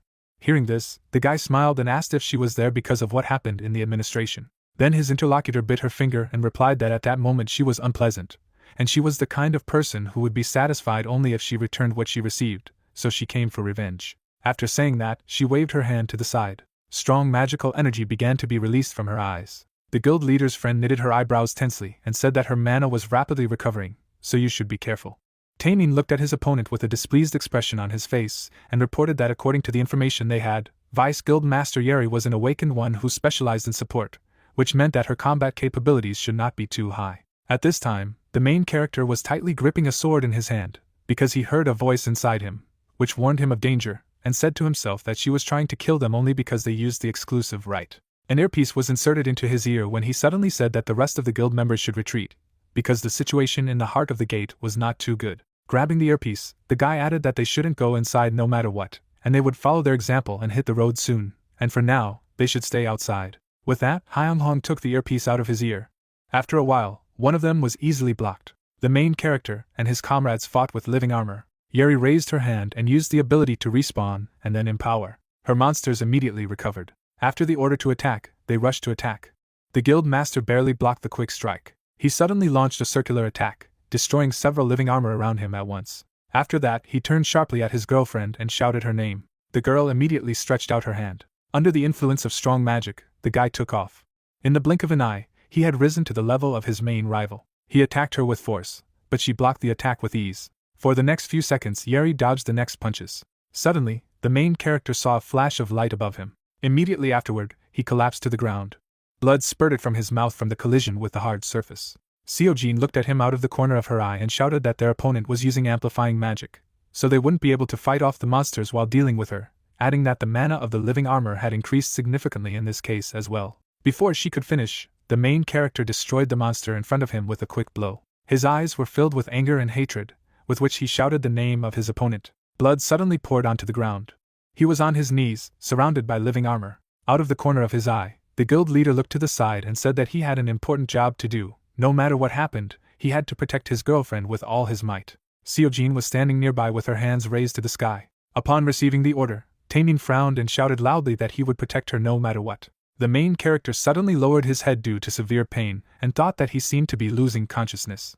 Yuri stood on a side that was shrouded in powerful magical energy. She went down a little lower and asked him if he understood now that he shouldn't dig in without knowing his place. She smiled and added that he should have stayed in the Bronze Guild, and then asked why he was so bothered and brought to such a thing. Hyung-hong stared at his opponent from under his brow. Gritting his teeth in anger, he said to himself that he had been too naive, when suddenly he heard a voice inside him that said that Dancing's will was with him, and as long as he had someone to protect with him, he would not lose. At the same second, a bright flash appeared in front of the guy. Using his blade control, he destroyed the cores of the living armor. The blade quickly returned to its master, who said to himself that it was too dangerous to continue like this, so he needed to hit her with a single jerk, using the blade's aura. Suddenly, he turned his head sharply when he heard a painful cry. Taemin fell to the ground. With a shaking hand, he reached for his sword. His eyes were full of pain, and he said with all his strength that he needed to protect the girl on the orders of the guild master. But before he could do anything, living armor fell on top of him. Their owner smiled contentedly and said that from time to time, people awaken special abilities when they reach a certain level. In her case, it's monster control, so she has the opportunity to have so much fun. Raising her hand above her head, she added that the jokes were over, so she would end him peacefully, and for the others, he would be considered dead in the center of the gate during the raid. After all, they were only amateurs who did not know their place. Seojin stared at the bright light in front of her. The living armor, full of magical energy, rushed to attack. Suddenly, fire appeared in the air after using the ability Wall of Flames. At the same second, a huge fire tornado engulfed the living armor. At what she saw, Yeri furrowed her eyebrows and screamed loudly, asking what it was. Surprise appeared in the eyes of the protagonist's girlfriend, and she asked if it was her. A powerful huntress stood before her and replied that she had heard of Yeri's notoriety, but she seemed even more hopeless than she thought. The girl smiled and asked the guys if they were okay, adding that they looked rather crumpled, but tolerable, and it was very good that they were still breathing. She turned to the guys and said that it would be a little sad if they died in such a place. Some time ago, Gina ran ahead of her friend and said that she heard that Ace had taken advantage of exclusive rights, so she came to take a look, but instead of the main character, she came across only a strange old man. In the cave there was a team of hunters, among whom one of the guys asked if the commander had given the order for such an unexpected retreat, but what happened? The girl looked at the guys with her mouth open in surprise. Currently, Gina and her companion were standing in front of the protagonist and his girlfriend and saying that she had looked around and found a familiar flow of mana coming from within, and following the flow, she had come here. A flame suddenly appeared on her hand, and she said that it would be sad if the person she planned to observe died, so probably no one minds the exception to the rule. When Gina turned to the healer, the girl raised her eyebrows in surprise and asked what it was. The rescuer winked at her and ordered her to protect the guys, otherwise they could burn accidentally. At this time, Yeri bit her finger. She gritted her teeth in anger and said that they were just cheeky bastards. Raising her hands to the sky, she summoned reinforcements to the monsters and ordered them to attack. Gina immediately got into a fighting stance. With a wave of her hand, she created an incredibly strong wave of flames. After destroying the opponents, she smiled and mockingly asked what she was going to do now. All her dolls were burned, adding that now it was her turn to show off. From these words, shock and horror appeared in the opponent's eyes. At this time, Gina created a circle of fire around herself and her comrades. There was not a drop of fear or doubt in her eyes, as if she had ever seen with her own eyes the magic of an S-rank hunter that could only be applied using an abnormal amount of mana. Yuri kept her frightened eyes fixed on the girl. The girlfriend of the main character looked at the fire and said to herself that at this rate they would be consumed by the flames. Realizing this, she slammed her hands into the ground, creating a healing barrier. Smiling madly, Gina screamed, "Hellish!" Hearing this, Seojin turned around abruptly and shouted that she had to stop, because her shield wouldn't be able to withstand so much. But while she was screaming this, her rescuer rushed to attack. A huge fiery tornado rose to the sky. The ceiling was painted completely white. The main character opened his eyes and said to himself that this was an unfamiliar ceiling. Sitting down on the bed, he asked himself where he was. Remembering his rival, the guy added that he had collided with her in the center of the gate and lost consciousness after Gina's arrival. As he said that, he remembered the S-rank huntress who had come to their aid. Suddenly, the head of the guild felt her hair with her own hands. Sitting next to the bed, his girlfriend slept. Seeing her, the main character smiled warmly and said that it was very good that she was alive and well. The door to the room was closed, and suddenly a familiar voice was heard from the corridor, asking if he could enter. When the guild leader gave permission, Johnson walked over to the bed, bowed and asked how he was feeling, as he had been unconscious for almost a week, to which he shouted in shock, asking if it was a week, and then asked how the leader was doing. At this time, Taemin was lying in a separate room, and Johnson reported that he had quite severe injuries, so he was only in the middle of treatment, and most likely his recovery would be delayed. Keeping his eyes on the head of the guild, he added that the deputy manager was currently acting as the leader, so there was no need to worry, because all important issues were resolved directly through him. Hearing this, Hyun-jung raised his hand to his lips and said that it was a relief for him, but it was better to talk outside, to which his interlocutor replied that the supervisor was currently resting in the room next to him. The door to Taeming's room was closed. A man with a bandaged head was lying on the bed, but as soon as he saw the main character, he immediately tried to get up. Seeing this, the guy smiled and said that you shouldn't do it until he got angry. Then Taemin closed his eyes and asked for forgiveness, because he fell first, and now there is no excuse for him.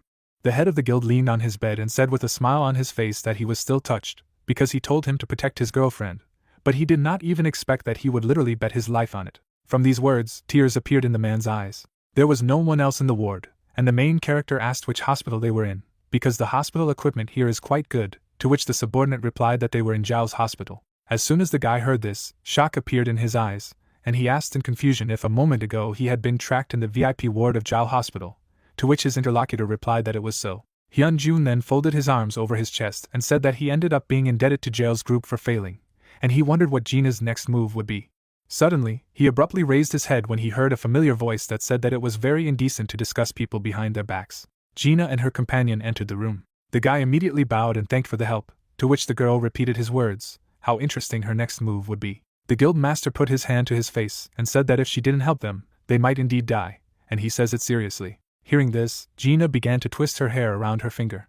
Closing her eyes, she explained that she had only come because she was interested in seeing Ace's first exclusive raid, because the situation called for it. Suddenly, she clenched her hand tightly into a fist and added that she thought it would be nice if he moved to Zhao's group in the heat of emotion. The main character, hearing this, knitted his eyebrows and offered to use this meeting as an opportunity to discuss something, because he actually had a proposal for her, after which he asked if she would listen to him. The girl sat down on a chair and replied that she was attentive. As Seokyun stirred the smoothies, Hyun-jun said he had many enemies, to which Gina replied that she knew he was sticking his nose into his own business, and asked if he wanted to seal his alliance with Zhao and clean them up. The main character sat opposite his interlocutor and replied that he had thought about this as well, but above all, he believed that the union with Zhao was really good for them. The girl smiled and replied that she certainly wasn't, and the guy went on to say that he wanted Zhao to be a shield for the Ace Guild. As soon as Gina heard this, she tilted her head in surprise and asked if he even understood what he was talking about. Then the guild master lowered his head and firmly replied that he understood. His interlocutor folded her arms over her chest and asked him if he understood that such an offer put Zhao in a risky position, and whether there was any good reason or advantage from such a risk, and what benefits Zhao would receive from this cooperation. As soon as the protagonist received such a question, a huge smile appeared on his face, and he replied that he had been waiting for this question. Raising his hand, he asked if the offer of an implied relationship with a future SSS class hunter would be suitable for her. Gina sat silently on a chair. Her mouth was open in shock. Her eyes were wide open. Suddenly, she tilted her body towards him and shouted loudly, asking what he had just said. Smoothie was standing on the bedside table, and the girl was saying that moving from F rank to C rank and then getting a rank in just 6 months was a great achievement. She suddenly pointed her finger at her interlocutor with glowing eyes and asked if he understood that there was nothing special about this for the reawakened, and although reawakened people were indeed rare, they did not have such unjustified requests as he did. The young man, hearing this, put his hand on his neck. Suddenly, he looked at Gina with his eyes wide open and asked what if he became an S-rank hunter. The girl then lowered her head slightly and asked back if he really thought he could rise to S-rank by the next reassessment. The protagonist clenched his hand tightly into a fist and firmly replied that everything was so. He was more than sure that he would be announced as S-rank at the next reassessment. At these words, shock appeared in the eyes of his savior. She looked at the guy smiling broadly and wondered if she had been prying for the idiot all this time. Perhaps she had just lost her grip. After a short pause, she put her hand on her head and said that as far as she already knew, he had been promoted to a rank not too long ago, after which she asked what the promotion requirements were now. Hyung-jung put his hand to his chin and replied that he knew that the demands could be circumvented if he had monstrous strength, and if he had it, then his interlocutor would definitely help him, to which she raised her head in surprise and asked who said that she would help him. Upon receiving such a question, the guild leader looked at his interlocutor in surprise. Suddenly, he clenched his hand into a fist and exclaimed that she would have no choice but to help him, to which she screamed in shock, asking if he was already living a second life. How could he be so self-confident? The main character lowered his head and replied that this was not so, at the same time saying to himself that this was his 100th life. At this time, the girl tilted her head forward and said that she thought highly of him, but that he would be a real walking problem if he acted so stupid. Getting up from her seat, she added that first he had to show what he was capable of, and then she would think about investing, to which he asked in response if he could really show what he was capable of. Gina threw him a business card and replied that when he was ready, he should write to this number. It was the contact number of their office, and if he contacted them personally, the company would call him back. While she was explaining this, the guy caught a business card. When his interlocutor finished, he gritted his teeth and asked how uneducated he was. In her opinion, he was also a guild master and knew it. Suddenly he folded his arms over his chest and asked what had become of Yeri. Such a question made a drop of cold sweat appear on Gina's face. After a short pause, she turned to the guy with a fussy smile and asked if he knew that she was a hunter who was famous for the best fire magic in Korea, adding that she really didn't want to trample on the growing escape, but to be honest, she had too much stress at work lately, and after all, she was only human and could make mistakes, therefore, she could not cope with the flames. Hyung-hong looked at his interlocutor with surprise in his eyes. But before Gina could finish speaking, So-Kane stuck out his finger and quickly said that they had closed the gate in front of her while she was alive. As soon as the protagonist heard this, his mouth involuntarily opened in shock. The guy smiled broadly and continued to say that if luck was on her side, then she survived. If not, then she died due to a break in the spatial rift. Putting his finger to his lips, he said that it should stay between them. Closing his eyes, Gina's companion said that it would not end well if he told anyone about it. Frowning tensely, the guild master replied that he would mean it. The door to the ward was closed. Janso stood next to the protagonist, and said that there were probably no official raids planned for Yeri, which means that she acted of her own free will. Lowering his head slightly, he added that the Great Demon Guild would probably think that it had just suddenly disappeared, and it would continue to be so if their secret was not revealed. The guy was sitting with his head down, when suddenly he asked if he was asking for help from the wrong person. He suddenly put his hand to his face and asked if he could also suddenly end up disappearing or finding himself on an unknown lonely boat at sea. Because if he didn't live up to Gina's expectations, then it was quite possible. Before he could finish speaking, Taemin, who was lying on the bed in front of him, said that when she spoke of showing what he was capable of, she probably meant a duel. Hearing this, the guild leader looked at the squad commander and asked who his opponent would be, to which he replied that Gina would most likely be his opponent, and since Jail's group did not have an official guild, there were not many S-rank hunters in it. Without raising his head, Hyung-hong suddenly said that then he had only two options: either he showed what he was capable of, or he lost and disappeared from the face of the earth. After these words, all three were in silence.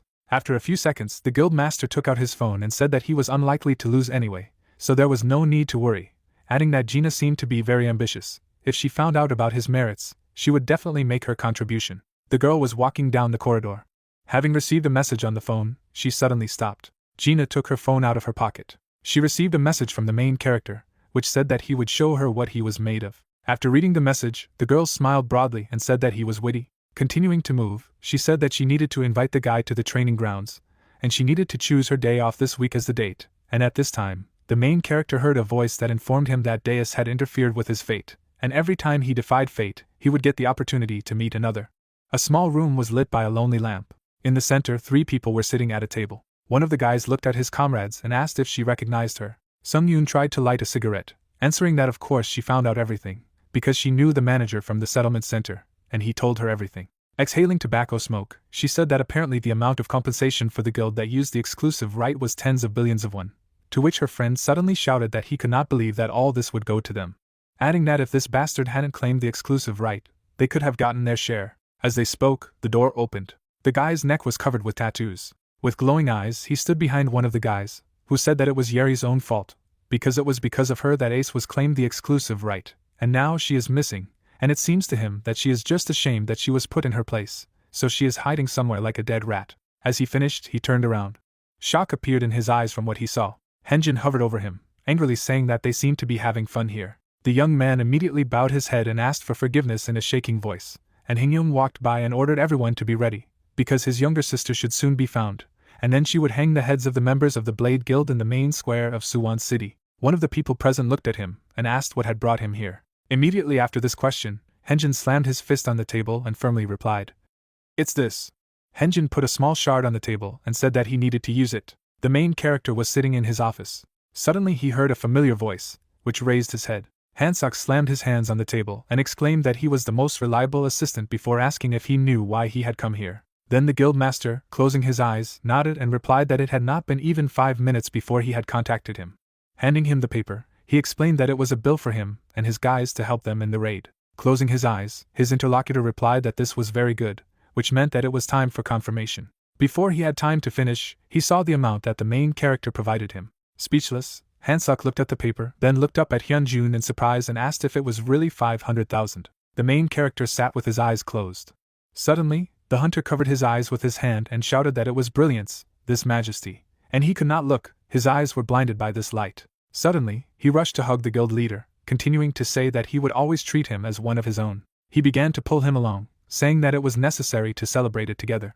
Hansok led the protagonist out of the office, continuing to say non-stop that there was no need to sit here, because you had to go celebrate with him on Friday night. Jonso exhaled heavily, and said quietly that he should just go home. Night fell, and the moonlight lit up the city. A man was walking along the alley, moving his legs heavily. The main character was holding on to the wall, saying to himself that this guy was crazy, and Hansok was staggering from side to side, asking if he was already running away. Some time ago, they arranged a corporate dinner, where they made a fuss. Suddenly, Hansok fell to the ground and said that he had already said countless times that he was very grateful to him, adding that they were just mindless idiots who had nothing but passion. Hearing this, the guild master turned to his comrade. Lowering his head, the guy continued to say that that's why, to be honest, the aces were poor until recently, and thanks to him, they got rid of a big burden. Then Hyunjun leaned over to the interlocutor and said that he was very glad that everything went as it should. Suddenly, Hansok stuck out his finger and asked what about him becoming a member of Ace. Closing his eyes, he smiled broadly and added that he was just joking. After all, he couldn't lure him away when his eyes sparkled so much in Ace. From these words, surprise appeared in the eyes of the main character. After a short pause, he turned away with a smile on his face. The guy got up from the ground and said that if there was an opportunity for a raid, then let him call him. The guild master frowned and wanted to say something, but before he could do so, he abruptly shifted his gaze to the side, because the voice in his head warned him of the danger, because someone nearby was plotting something evil. Both hunters looked into the dark alley. Hansok drew his weapon. Footsteps came from the dark alley. Suddenly, the guys saw a monster that came around the corner. Shock appeared in their eyes and they asked each other what it was. The monster's body was shaking. There was a mark on his forehead, and with glowing eyes, he asked to be given another chance. Drops of cold sweat appeared on the protagonist's face, and he asked in confusion if it was a human, to which his comrade replied that he did not know how to call this creature a human, but judging by his mana, he seemed to be at least rank A. Suddenly, a black silhouette appeared in front of the monster, which said that he had to make a sacrifice to the law enforcement officer for the ceremony. Suddenly his eyes lit up even brighter, and he begged him not to do it. At the same second, the hunters saw the monster's body tear apart. Hansok, whose eyes were full of shock, began to laugh and say that he seemed to have had too much alcohol, because now he sees strange things. But the main character silently walked forward, saying to himself that something was happening here, because this was not an ordinary case, because he was warned of the danger. Only a stain remained on the ground. Coming closer, Hansok covered his nose with his hand and said that the smell had sobered him up, and then asked if they should contact the special police department. The guild master glanced at his comrade out of the corner of his eye and replied that it wasn't a dungeon, and then asked if he really wanted to take part in the investigation when things like this were wandering around. Standing up, he added that he thought it would be better if they just left here. Hansok kept his hands in his pockets and said in a low voice that this made his mood suddenly drop. Suddenly, what he saw made him very surprised. Something glittered on the black spot, and the hunter said that there was something there. Looking closer, the guys realized that it was a mana stone, but its color was black. Suddenly, a shock appeared in Hyunjung's eyes as dozens of his past lives began to speak. After a few seconds, he lowered his head and said that it was too late, so he had to go back to the guild office. His companion smiled broadly and exclaimed that it was an honor for him. Before leaving, the protagonist took the mana stone and said to himself that this is the absolute despair that Deus was talking about, and now he is sure that it is a big deal since his past lives reacted in this way, which means that there is not much time, so he needs to become stronger as quickly as possible. After these thoughts, the hunters began to leave. At that time, there was a man on the roof of the building. His face was hidden under the hood, when suddenly he said, "Found a suitable one." With that, he looked away. The next day, clouds floated across the blue sky. The main character went out of the gate to a white car. The window immediately opened, and the girl asked how long he had to wait. Lowering her glasses, Gina added that it wouldn't be good if he ran out of energy already. The guy smiled silently. As soon as he opened the car door, the girl leaned out of the window and asked who was the guild master who didn't have a driver's license, to which he replied that it was because he didn't have any free time. Raising her glasses, Gina said that it seemed to be because of this, but what was more important was what would happen from now on, as it was time to check if he had S-rank hunter skills or not. And while she was saying this, Hyunjun buckled up. Gina walked through the open doors and asked her friend to follow her. The guys found themselves in a large empty room, which the girl called her personal training ground. The protagonist looked around and said that he couldn't believe that it was possible to train in such a huge space alone. The woman replied that this was one of the privileges of Giles' guild planning director. Stretching her shoulder, the hunters warned her that he would have to wait a long time to be able to retake the exam for S-class, and added that she could help if their duel lasted 30 minutes. The manager raised her eyebrows and said that she would consider all their previous agreements invalid if he did not succeed. Hyunjung squinted slyly and asked if she was underestimating him too much. Gina smiled and told me what the chairman had said. The man was walking down the street of the city. For him, the world is a battlefield where only those who can survive to the end will be considered worthy people. Hands rushed up. The girl said that it was actually good that those who had no value were dying.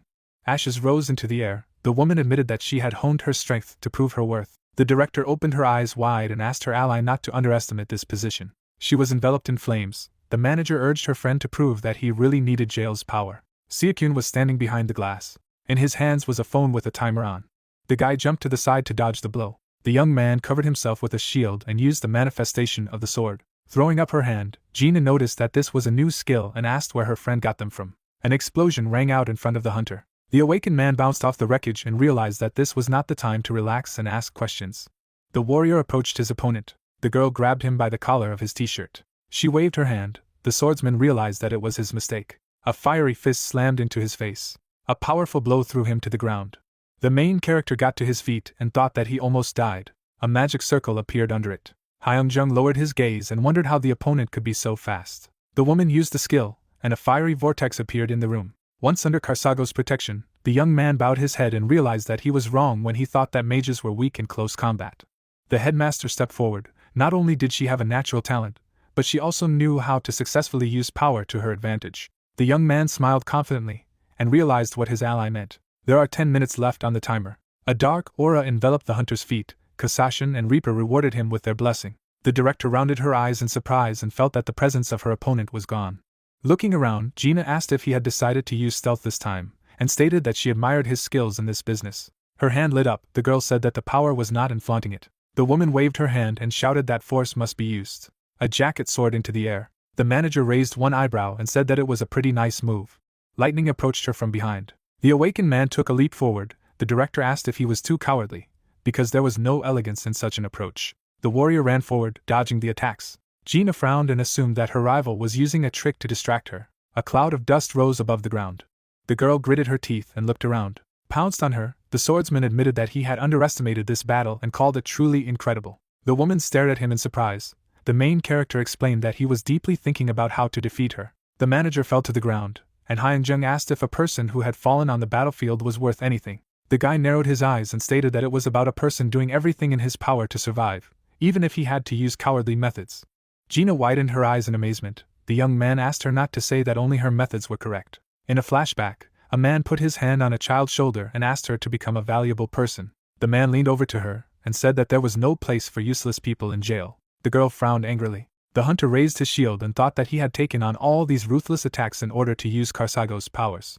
Spears appeared in the air. The awakened man decided that this would allow Jail to come over to his side, and Ace would prosper. The woman opened her mouth wide and used a blast of dust. The warrior looked around in fright. A huge amount of energy burst out and lifted the debris of the walls into the air. The timer has expired.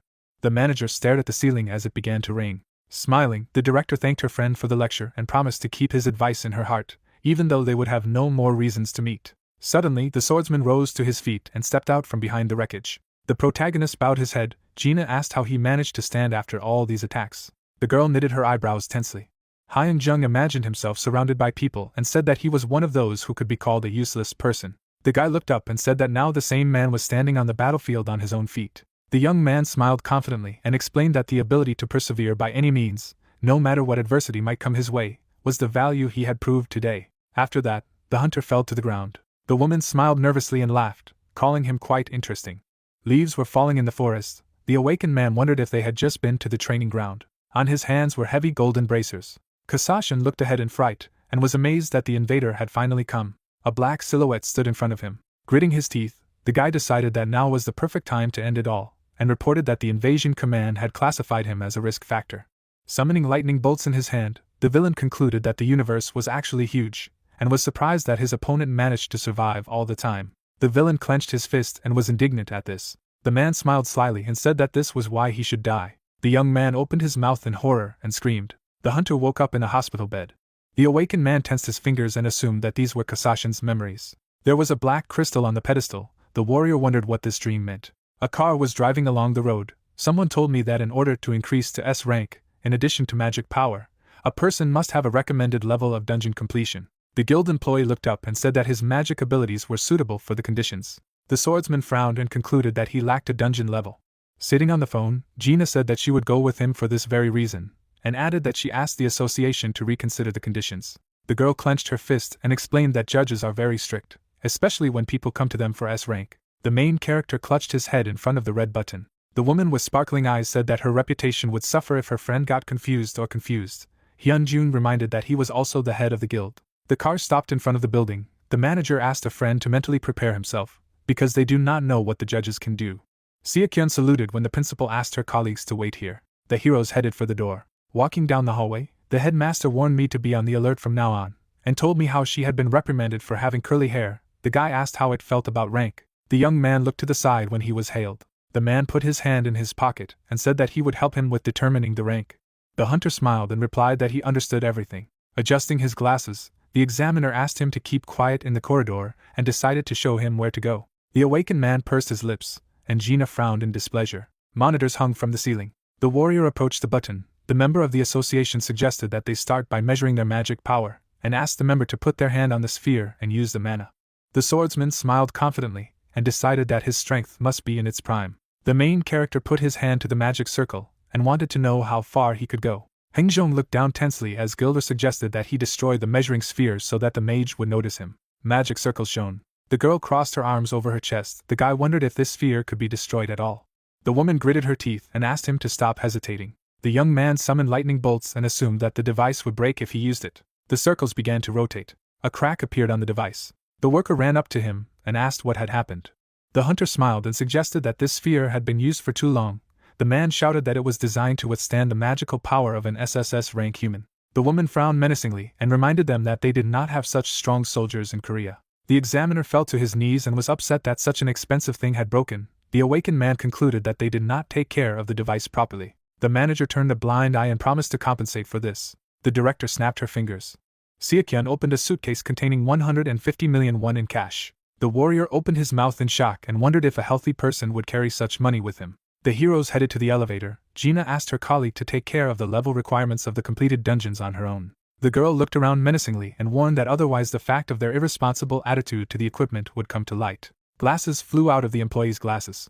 The swordsman looked away and thought that his girlfriend was too harsh. Gilder turned his attention to him. The protagonist asked if the S-rank exam was really so quick and easy. The woman scratched her head and replied that all the people in the association were very busy. Hyung-jung raised his hand and wondered how an S-rank grade could take less than half an hour. The manager asked him to stop whining and stated that they were coming back. The phone, which was in the pocket of his jacket, vibrated. The director looked around and asked why it was so loud. The guy said that he did not turn on the vibration.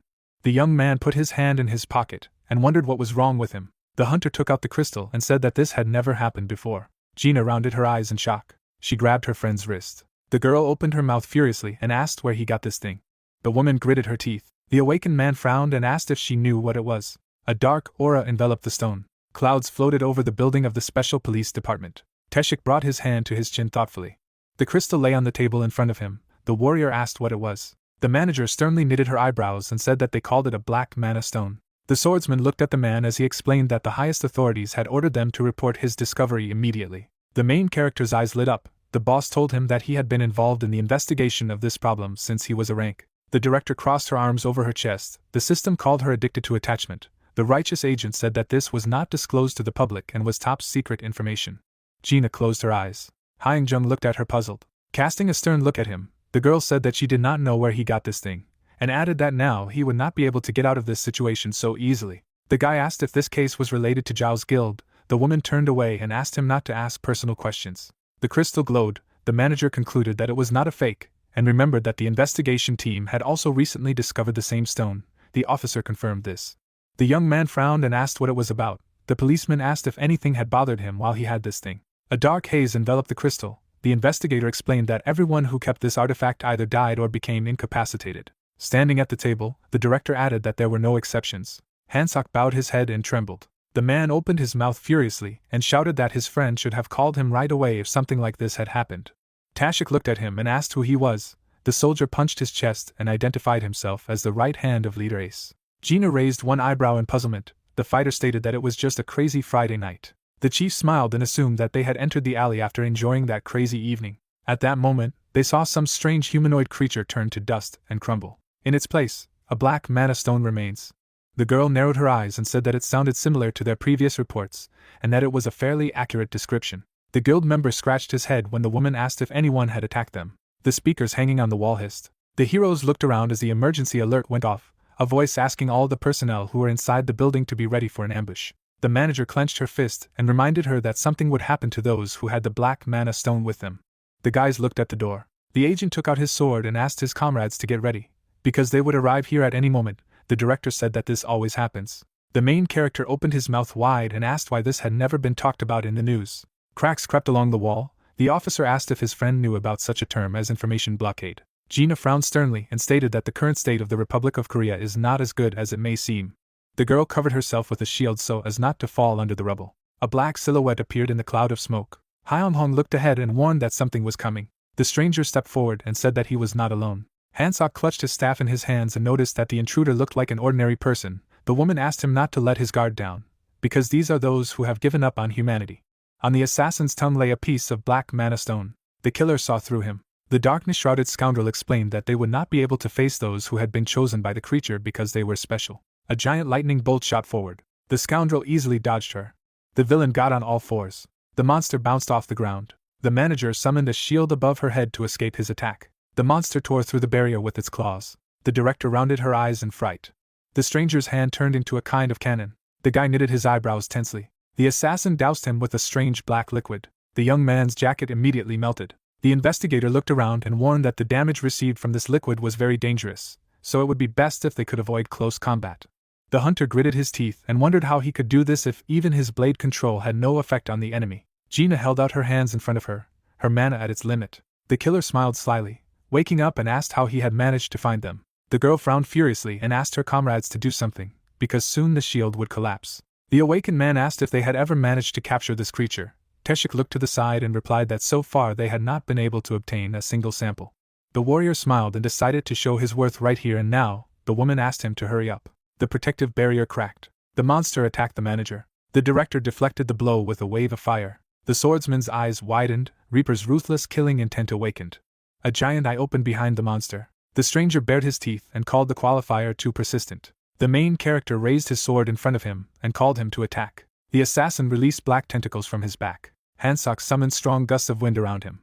Hyung-jung sliced through the air in front of him with his blade. The blade was covered with blue lightning, and Sidon blessed it. The guy struck a blow and found himself behind the enemy. The boss rounded his eyes in surprise and thought that this could not be. Gina opened her mouth in shock. The agent couldn't believe that this person had an F rank just a couple of months ago.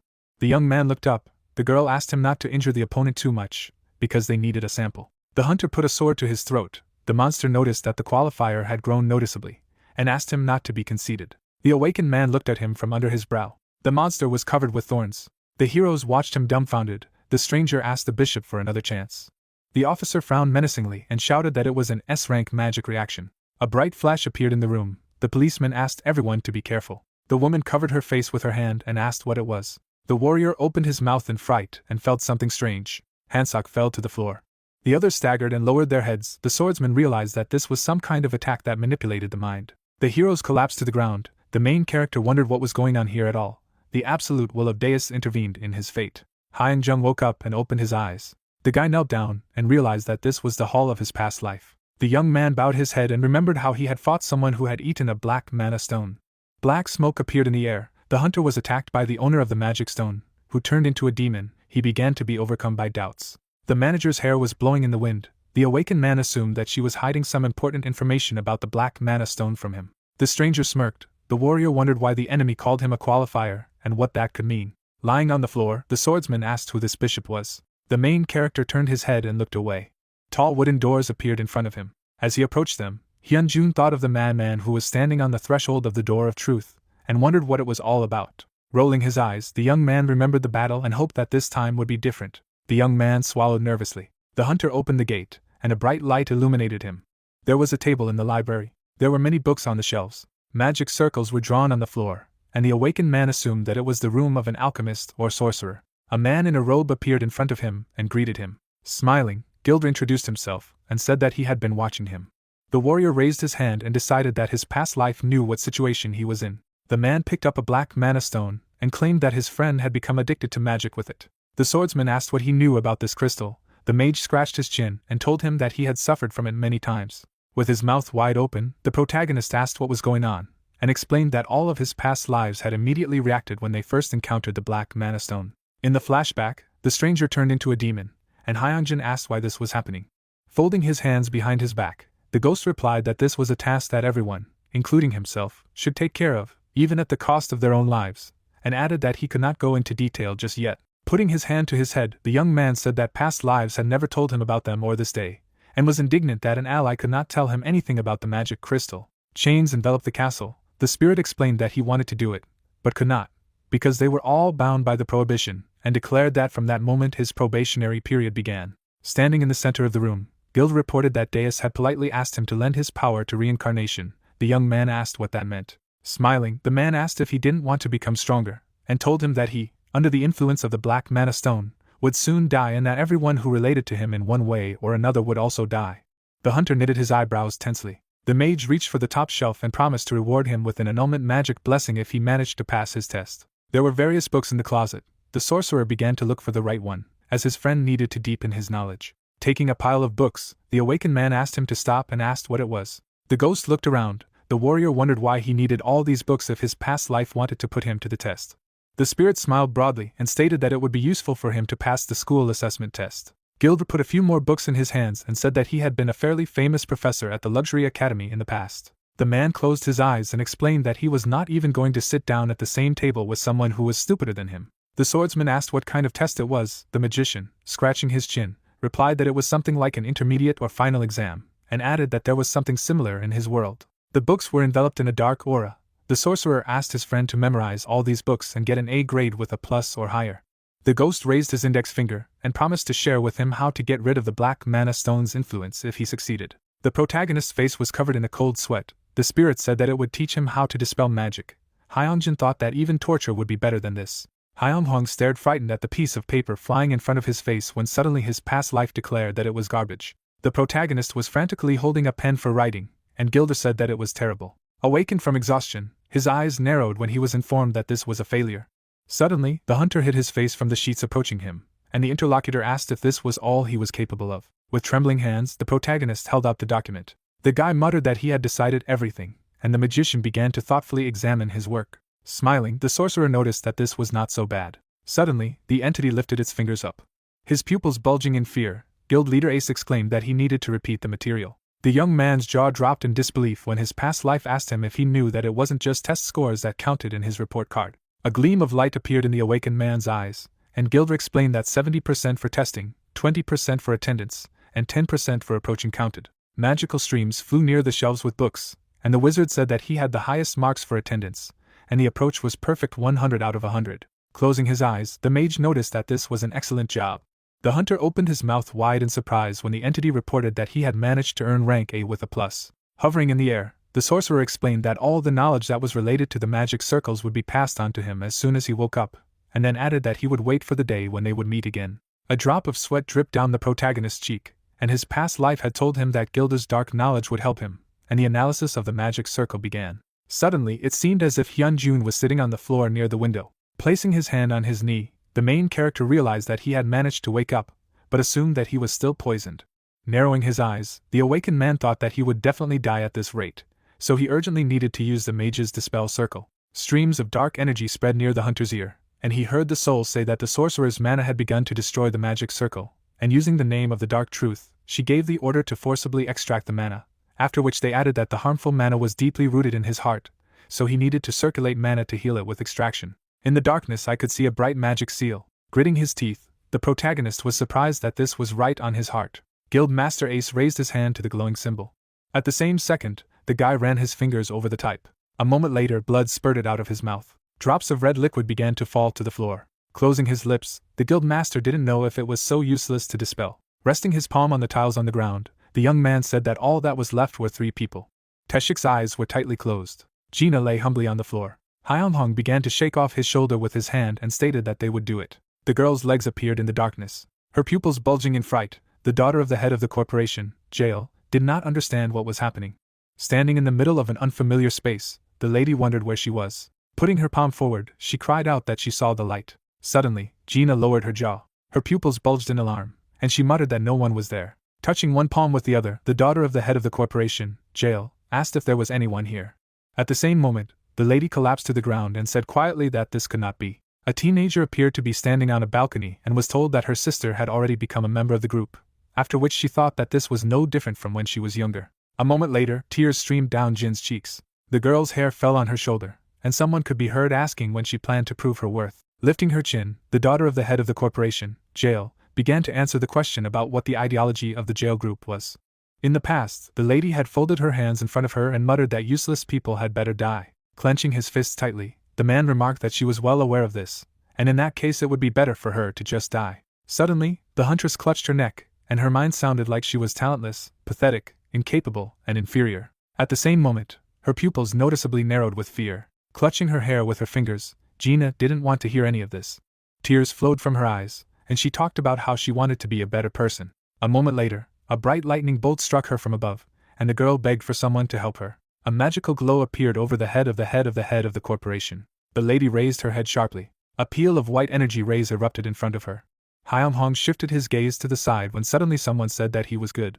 Hansok put his hands on his side and inquired about whether it was okay, while Teshik advised against using such a word when referring to a person. Gina slightly opened her eyelids, and the main character said that he could not concentrate, so he asked the others to be quiet. The silhouette of the awakened man seemed blurry in the girl's eyes. A tear was running down the cheek of the daughter of the head of the corporation, when suddenly she was called out loudly.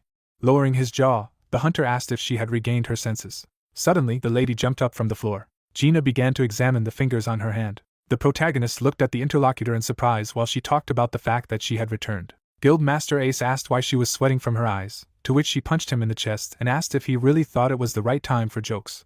Around the hero, you could see fragments of asphalt, and the girl thanked him for saving him. A view of the building opened up under the night sky. Stretching his palm forward, Teshik said that he thought they were almost done, and they had all done a good job.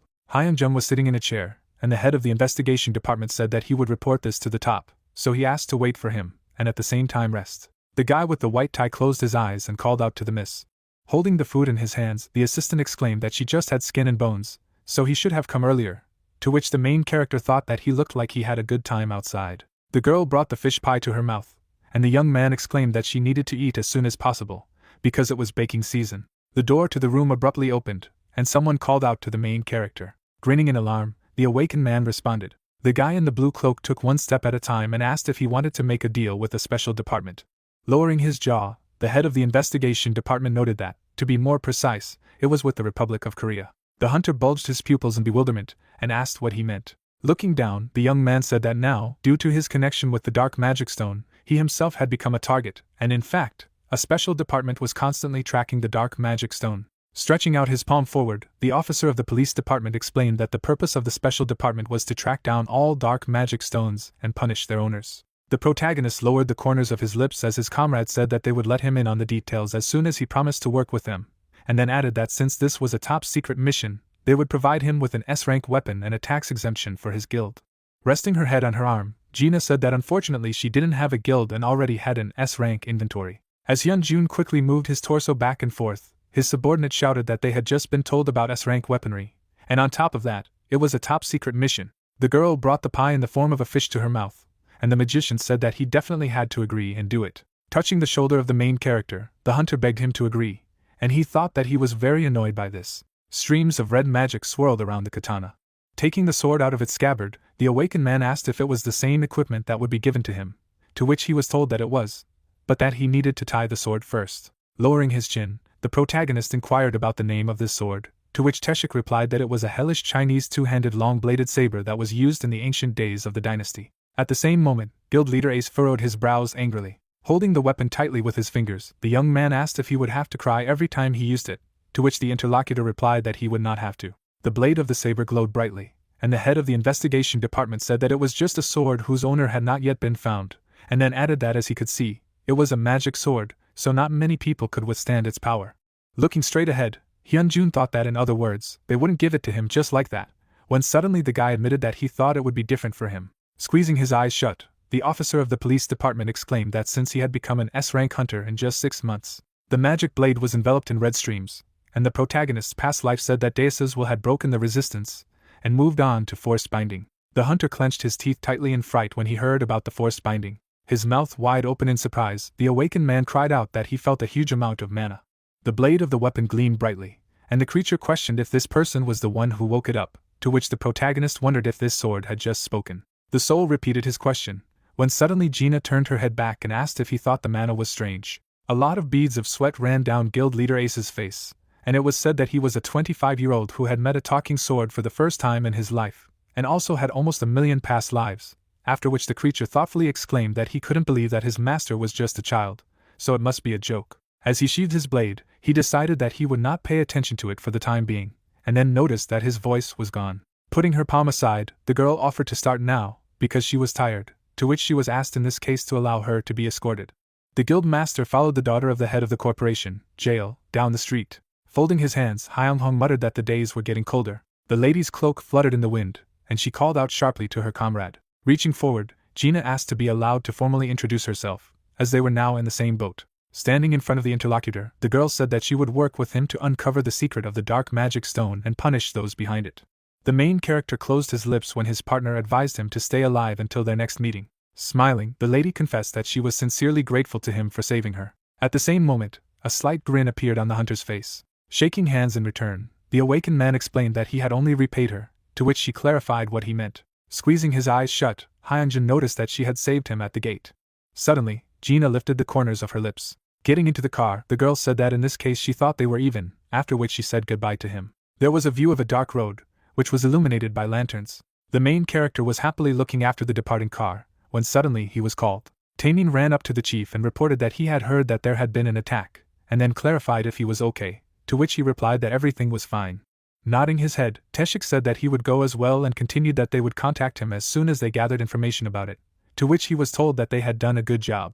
At the same moment, the hunter invited Hansok to go with him, to which he pointed his finger at his face and clarified whether it was normal for him to impose himself again. The mage raised his hands high to the sky and thanked the protagonist when he said that all sorts of dangerous nonsense happened one after another, so for security reasons, it would be better to spend the night at the Ace Guild. Frowning angrily, Henjin said that he had found it. Placing his palms in his pockets, the guild master noticed that this meant that it was Hyunsong. The protagonist turned his head towards the sword, which called out loudly to him. The creature inside the weapon resented that he dared to send it to such a dark and empty place, and asked if he was willing to pay for this sin, to which he began to draw the blade from its sheath and replied that he had just put it in the storage area for a while. As he shoved his equipment into the magic portal, the awakened revealed that he hated noisy things the most, so he should go back, to which he shouted that he was a bastard. Blood began to flow from the hunter's ears as the soul screamed, which is a very useful sword, as it can restore mana by absorbing the blood of enemies, and can even nullify high-level magic. The protagonist narrowed his eyes slightly when the katana declared that his master should execute all the unholy, after which he thought about whether he should return it, and the sword did not understand what kind of smile it was, but decided to take it for consent. People in business suits were sitting in front of the stage, when suddenly the manager congratulated someone on his promotion to the A rank. Taemin smiled and thanked him, and then added that he would try harder. A slight smirk appeared on Hyunjin's face. Putting his hand out to the side, the main character said that he also congratulates all the other hunters who also received a promotion, to which the audience exclaimed that it was all thanks to the guild master. Seojin approached the microphone and said that this was the end of their general meeting.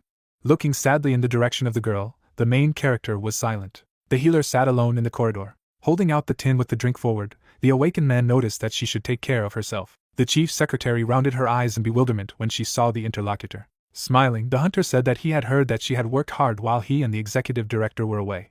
Closing her eyes, the lady explained that she was just doing what she had to do, after which she added that it was because she was the only one who left without being hurt after the raid. Lowering her chin, the paladin noticed that since she was always one step behind, relying on him, it was the least she could do, when suddenly the protagonist said that she was talking about it again.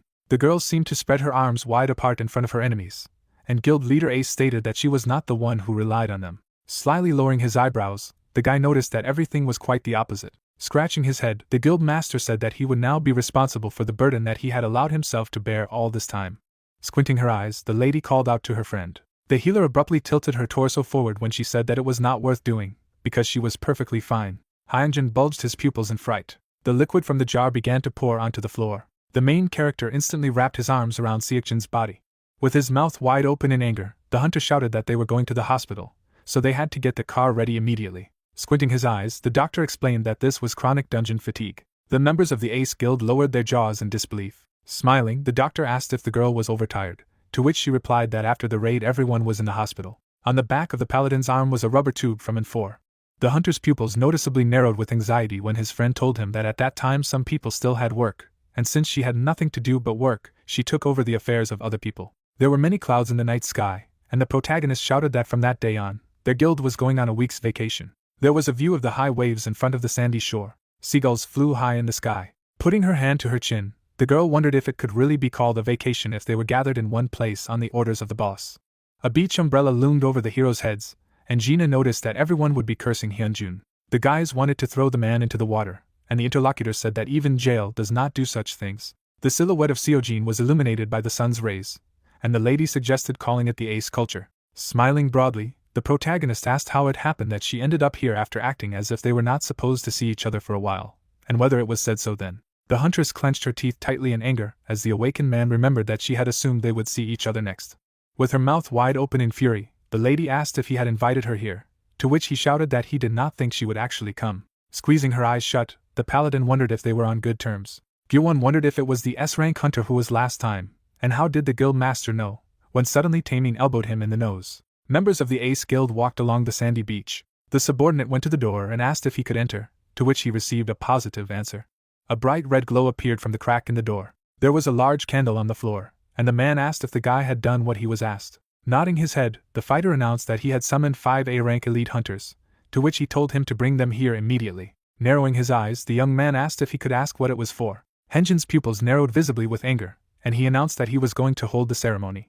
There were bloody footprints on the wall behind him. Furrowing his brows angrily, the assistant asked the chief again, to which he replied that he was going to get the power he needed to avenge his sister, and avenge those responsible for her disappearance. The subordinate humbly pressed his hands to his feet, and the guild master noted that it was his duty to follow his instructions as befits an executive director. The guy clenched his teeth tightly in anger. Hyunjin was heard asking people to come in, when suddenly young guys appeared in the room. Squinting his eyes, the head of the guild said that this was a little different, but they should be enough. Bringing a dark stone to his face, the man called for a punisher. Suddenly, a dark silhouette appeared, surrounded by streams of black magic. Lifting his leg off the ground, the creature stated that he was late, to which the creature apologized. Looking straight ahead, the punisher told him to proceed immediately. Putting his hands in his pockets, Hyunjin asked everyone to stand on the line of the magic circle. Drops of sweat dripped down the cheeks of the young guys. The man took a few steps forward near the burning candle. At the same second, the young men began to be absorbed by energy currents. Black silhouettes of people appeared, shouting loudly, when suddenly a subordinate asked what was going on. The guild master tilted his head down and thought that with this, he would be able to take revenge on that bastard Hyunsong. It seemed as if the hunter was tightly gripping a dark stone in his hand. There was a view of the guild office building, and someone was heard assuming that everyone was already there, and then adding that they had found some important clues before contacting them. Lowering his chin in bewilderment, Hyun-sung asked him again. Taeshik laid out the photos on the table and invited him to take a look at the images first. Taking the picture in his hand, the main character said that the Greater Demon Guild was on the first floor. While the hunter explained what he meant last time, Gina covered his mouth with her palm and inquired about what was wrong with this guild. Holding out the photo forward, the head of the investigation department revealed that guilds at the gold level and above regularly hold meetings, and given the sheer amount of authority that each of them has, it's important to make sure that they all fulfill their duties. People in black clothes were standing near the car, and the young man noticed that the Greater Demon Guild hadn't taken part in these meetings for a long time. Pointing his finger at the picture, Hansok noticed that it was of their guild master Henjeong, to which he was told that the man was the second in command and Yeri's older brother. The girl seemed to be walking towards the white light, and the young man reported that he had heard that since she had disappeared, the Great Demon Guild had become restless. Closing his eyes, Taeshik stated that one of their investigators had gone to the Greater Demon Guild to investigate, and back then, the guild was completely empty, as if no one had ever been there. A subordinate could be seen illuminating the room with a flashlight. The protagonist asked if the interlocutor wanted to say that they had disappeared without a trace. The head of the investigation department handed the photo to the girl and said that this was not so, because there was something suspicious. Suddenly, Jin's pupils noticeably shrank in size from fright. Tilting her torso down, the daughter of the head of the corporation, Jane, said that she was going to vomit. The picture showed bloody footprints near the candles, and the awakened man did not understand what it was. Hyun-ying stared at the image and noticed that it looked like some kind of ceremony or ritual had been performed, to which his assistant said that it was pulled out of some horror movie. Lowering his chin, Taeshik said that shortly after the investigator took these pictures, he was attacked. The protagonist touched the silhouette of the monster with his finger, and the head of the investigation department said that fortunately, the camera was in a safe place, so they were able to extract its contents. The device for filming was lying on the concrete floor. Suddenly, blood splashed onto the lens glass. Stretching his palm forward, the officer of the police department asked if it looked familiar. Lowering his jaw, the hunter said that it looked like someone had used a dark magic stone, to which he replied that it was true, and led them to believe that the Greater Demon Guild was involved in the attack. With her pupils bulging, Gina asked her to wait a minute. A black design was imprinted on the red cloth, and the awakened man asked if the symbol did not seem familiar to him. Frowning, Guild Leader Ace said that since he had started talking about it, he could see the reflection of the pentagram in his eyes, and he exclaimed that it was right during Yeri's exclusive raid. Resting his hands on the table, Taeshik asked if he knew anything about it. A drop of sweat ran down the young man's cheek, and he wondered if it was true that her brother was looking for and wanted to know her whereabouts. Looking straight ahead, the girl asked if the investigator could get the department to work on this, to which he replied that it would be difficult without official justification. Grinning maliciously, Guild Leader Ace clarified what would happen if it appeared in the Greater Demon Guild. Looking at the interlocutors, the guy said that if only it were possible, after which he cried out that there was no need to tell him. Looking up, Hyunjun said that he was just going to take the bait, and then added that it would depend on Hyunyoung whether he behaved or not. On a piece of paper in his hand was written a question about whether he wanted to know his sister's location.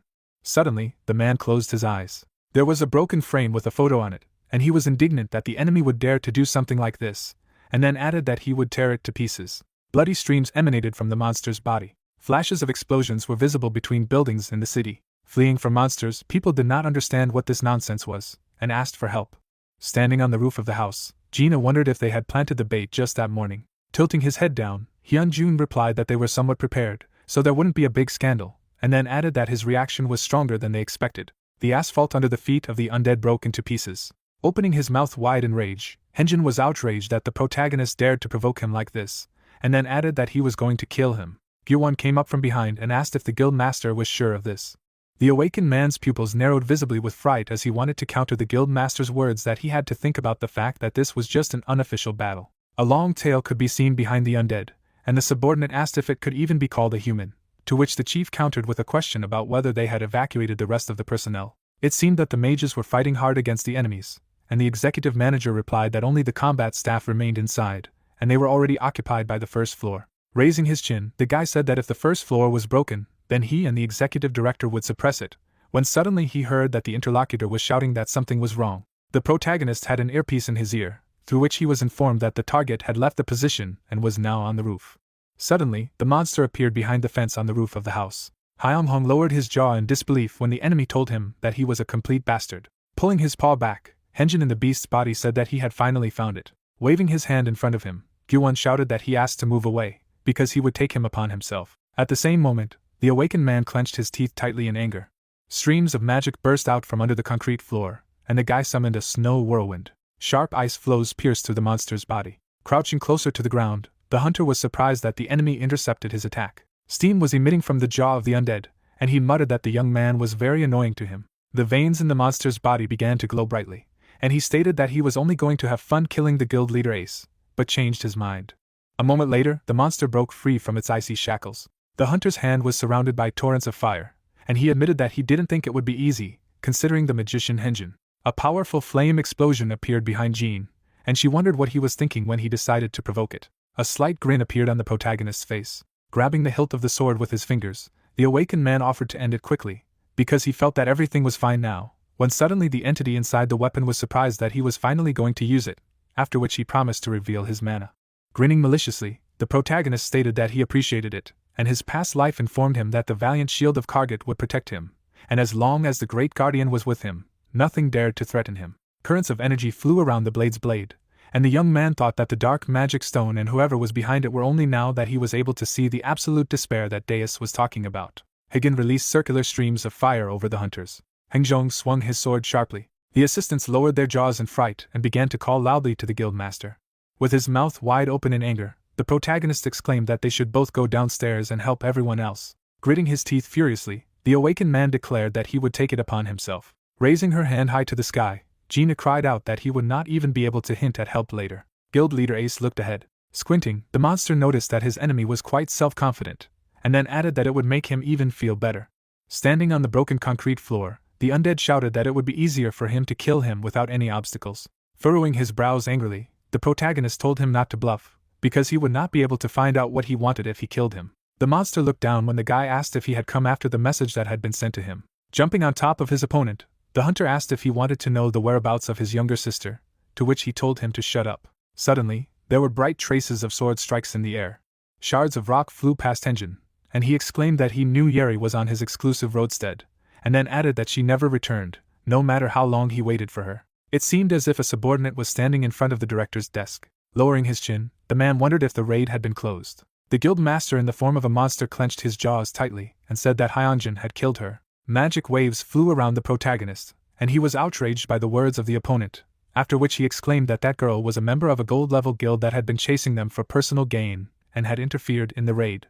Black bursts of magic appeared, and a past life announced that the spirit of a cruel and deadly reaper had awakened, and all living beings would be subjected to instinctive fear. Suddenly, the protagonist abruptly pulled his hand back. The blade of the katana was stained with blood, and the entity within it exclaimed that it was wonderful, and that it would excite it. The ferocious monster opened its mouth and began to scream loudly. Shrouded in torrents of dark magic, the undead declared that his enemy was a bastard. At the same moment, guild leader Ace punched the enemy in the chin. Henjin was thrown backwards by the force of the attack. Hyunjung jumped down after his opponent from the roof. Swinging his sword, the main character shouted that he would get hit in the face for the last time. After a powerful blow, bloody pieces of asphalt flew up. White smoke spread across the ground. The silhouette of the slain monster appeared, which did not understand how it managed to lose after the conclusion of the bloody pact. With his pupils bulging in fright, the guy did not understand what his enemy meant. Sitting on top of the evil spirits, the awakened one asked what the sound was. The monster's limb was severed, and at the same time, the protagonist asked questions about what kind of blood pact and low-level hunters it was, and whether it was a case of disappearance.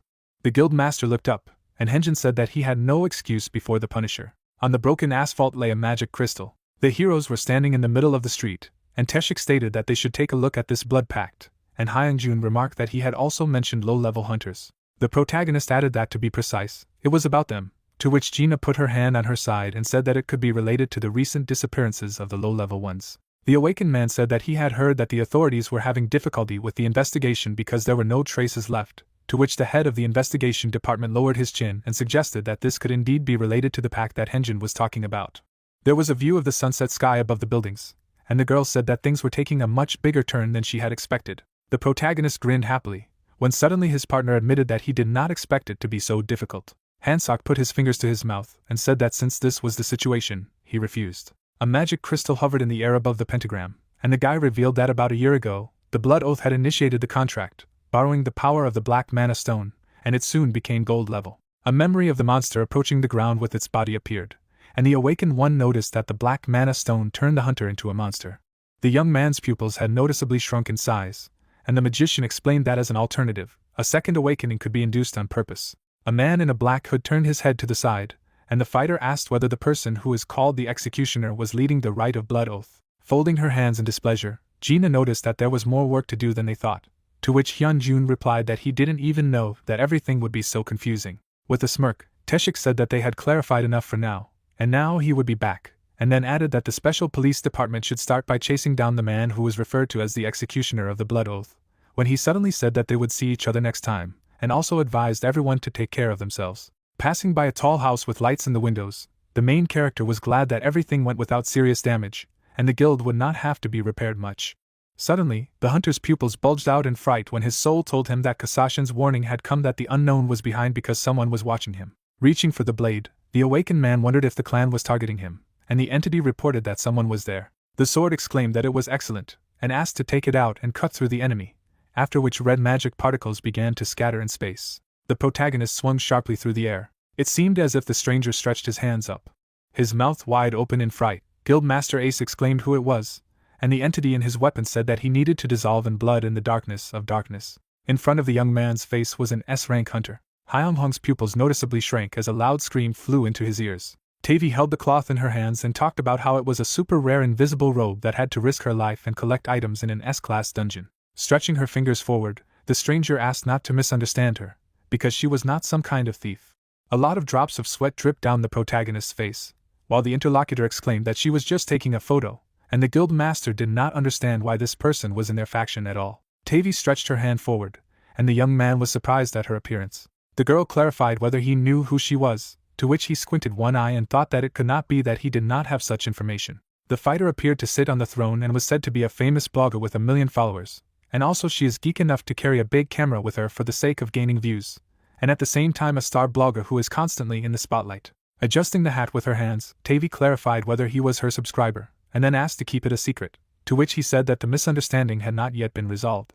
The girl began to run away when Hyunjun said that since only its members were allowed to visit the guild building, he should check her cell. Raising her eyebrows sadly, the millionaire blogger exclaimed that she was well aware of how terrifyingly powerful the guild director was, and asked if he could just turn a blind eye for this one time. Smiling broadly, the awakened man replied that he could not do it. Suddenly, the hunter pulled the phone out of the lady's hand.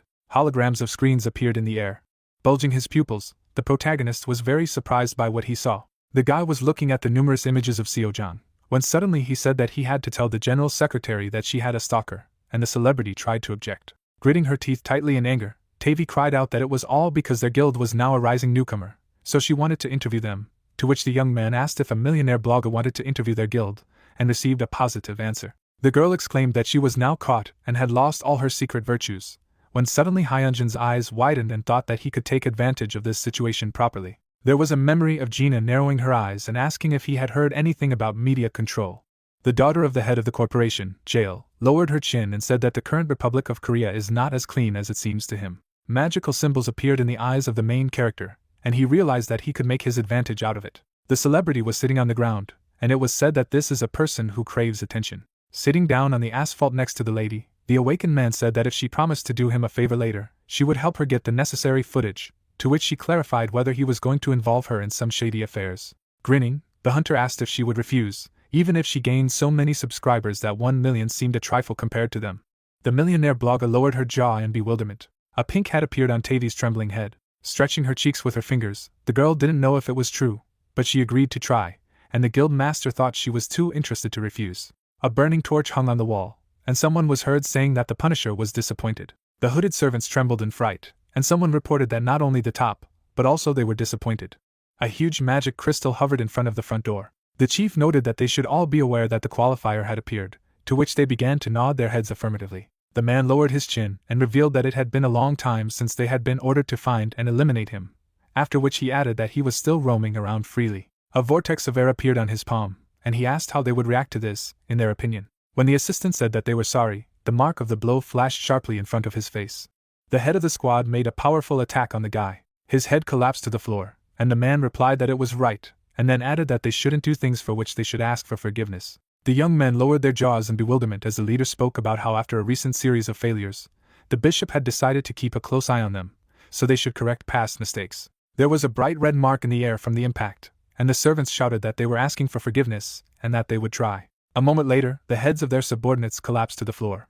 Pools of blood spread on the ground. Raising his hand up, The leader said that he was giving them the next command, when suddenly someone stopped him. The bishop stepped closer to the magic stone and wondered if throwing their heads around would cause all the non-existent errors to evaporate, to which the bishop wondered what had brought him here. The priest's face was covered with a white cloth, and he said that it was disturbing, after which he added that the invader was about to show up, and they still did not get rid of the problematic element. The man lowered his jaw in fright, and was surprised by what was said, when suddenly the priest explained that it was him, since they were the first to learn about the appearance of the qualifier.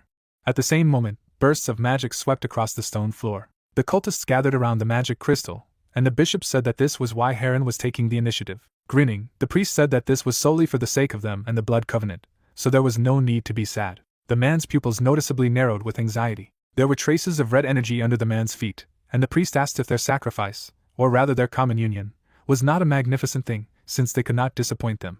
Stretching out his palm forward, the sectarian did not understand what he was talking about, and then shouted that he had not yet been able to use all the creatures. A flash of white light appeared behind the bishop, and he reported that the invader was coming. A current of air swept over his head, and he clarified what good trivial creatures like them could do. Blue veins appeared in the eyes of the subordinate, and he asked not to kill him. Suddenly, there was a powerful explosion. A dark silhouette of a man began to appear in space. The man had gold armor on his body, and he asked if he had called him. After bowing, the priest replied positively. Heron clenched his hands tightly into a fist and noted that it was excellent, after which he asked what was going on with the qualifier. Heron walked past the priest, who said that they had already identified him, and then asked for an order, to which he ordered to gather all the troops that could be mobilized and destroy him immediately. Under the white cloth was the bishop's broad smile, and he asked if the head had to do so right away, and the bishop countered to whether he had expressed himself clearly. Squinting his eyes, the invader asked if he needed to explain it to him in more detail. Bowing, the priest exclaimed that it was not necessary to do this, when suddenly the marshal said that if the house was destroyed, the pests would crawl out of their own accord. Heron was wearing a fang mask on her face, and he stated that from now on, they were going to wreak havoc on this place. A view of the night sky opened up. Hyung-hong, lying on the bed, muttered that his energy was completely depleted. Suddenly a camera appeared. Tavi winked and greeted everyone. The girl exclaimed that she had a guest today, and then the main character, opening his mouth wide, repeated her words. Suddenly, the celebrity hit the protagonist. Looking ahead, the millionaire blogger explained that he must greet fans with enthusiasm. The guy, putting his palms on his face, remembered how he greeted the audience several times, after which he decided that he never wanted to have such an experience again in his life. Turning on his side, the young man thought that he was doing all this in order to find the one who was hiding behind the black mana stones. Imagining the unusual energy, the hunter added that he still knew nothing about them, and was absolutely desperate. Squinting, the guild leader couldn't understand what reason was preventing almost 1,000,000 of his lives from solving this problem, even though each of them was far more impressive than him. Hyung-jung raised his eyebrows abruptly when he heard someone say hello to him. The main character asked how he ended up here, and then Kasashin, crossing his arms, replied that he had called him. The protagonist, stepping in his direction, asked if he himself had summoned him, and at the same moment the warrior reported that they had appeared. Parting his lips, the fighter said that this was an invasion team, and they called themselves an invader. Through the sweat on his face, the hunter asked again about this command. The metal lock shattered into pieces, and the guy noticed that thanks to him, his ban was lifted. The guild master looked ahead in surprise, after which the young man said that he could finally tell him the details about the purpose of their past lives, and what horrors he would face. Kasashin's legs were visible, and he added that he could report on all their tasks and responsibilities that would fall on his shoulders. Lowering his gaze, Hyung-hong asked what he was talking about, to which he received a counter-question: what happened when he found the black mana stone? Opening his mouth, the main character replied that every past life he met reacted. The warrior, standing in front of the protagonist, asked if they remembered using the term, and then the protagonist clarified what he meant by talking about them. Suddenly, a confused guy appeared. A dark silhouette could be seen in the distance. The young man clenched his fist sharply. The hunter, looking down, heard that it was an invader. Parting his lips, Kasashin explained that they were the ones whom past lives could not overcome for countless years, and this is absolute despair. There were many defeated warriors lying on the ground, and the fighter said that the invader was a group of invaders from another world, and they fought alone to stop them. Sweat was dripping down the guild leader's face, and then the guy added that they had been defeated. Introducing the soldier with the spear, the young man told me that some past lives had fought side by side with their comrades and met their end. The swordswoman's body was stained with blood, and at the same time the warrior said that the others had been slain by their own allies, who had been brainwashed by the invaders and died. A bright light fell on the lady, after which Kasashin noticed that some lives died when they tried to establish peace. Shrapnel was visible, and Hyung-jung asked what he wanted to say, to which he received the answer that almost 1,000,000 of his past lives had failed. Looking ahead, the fighter asked if he now realized that he was at the forefront of the invasion. The protagonist opened his jaw in bewilderment, and then the guy added that the powers of the three invaders are far beyond his imagination. Raising his palm, the protagonist exclaimed that he had definitely just taken care of some of them, and he could see by looking at Henjin. The young man explained that those he was dealing with were not invaders, which made the hunter smile in confusion. Important personalities appeared, and at the same moment the warrior reported that the invader was coming first, followed by the bishop, then the executioner, and the puppets of the dark stone, who were following their orders. Red eyes were visible, and Kasashin said that in other words they were creatures. Hyunjin bit his lips thoughtfully, after which the fighter said that he had encountered ordinary creatures, even if he did not compare them to invaders, and there was also a question if he could do it. Clenching his jaw, the protagonist said that he always relied on his past lives and borrowed their powers, and then wondered how he could achieve what none of them could. The guy opened his mouth in surprise. Smiling slightly, the young man noticed that it was just like them. The warrior asked the protagonist not to be afraid, which caused him to raise his head abruptly. Suddenly, someone tapped his foot on the ground, and then Kasashin said that among all the qualifiers he had met so far, he was the only one with unlimited potential, although at first they had no faith, so they only watched him. The man walked forward, and the fighter added that he should not be discouraged. Suddenly, the warrior stopped in place.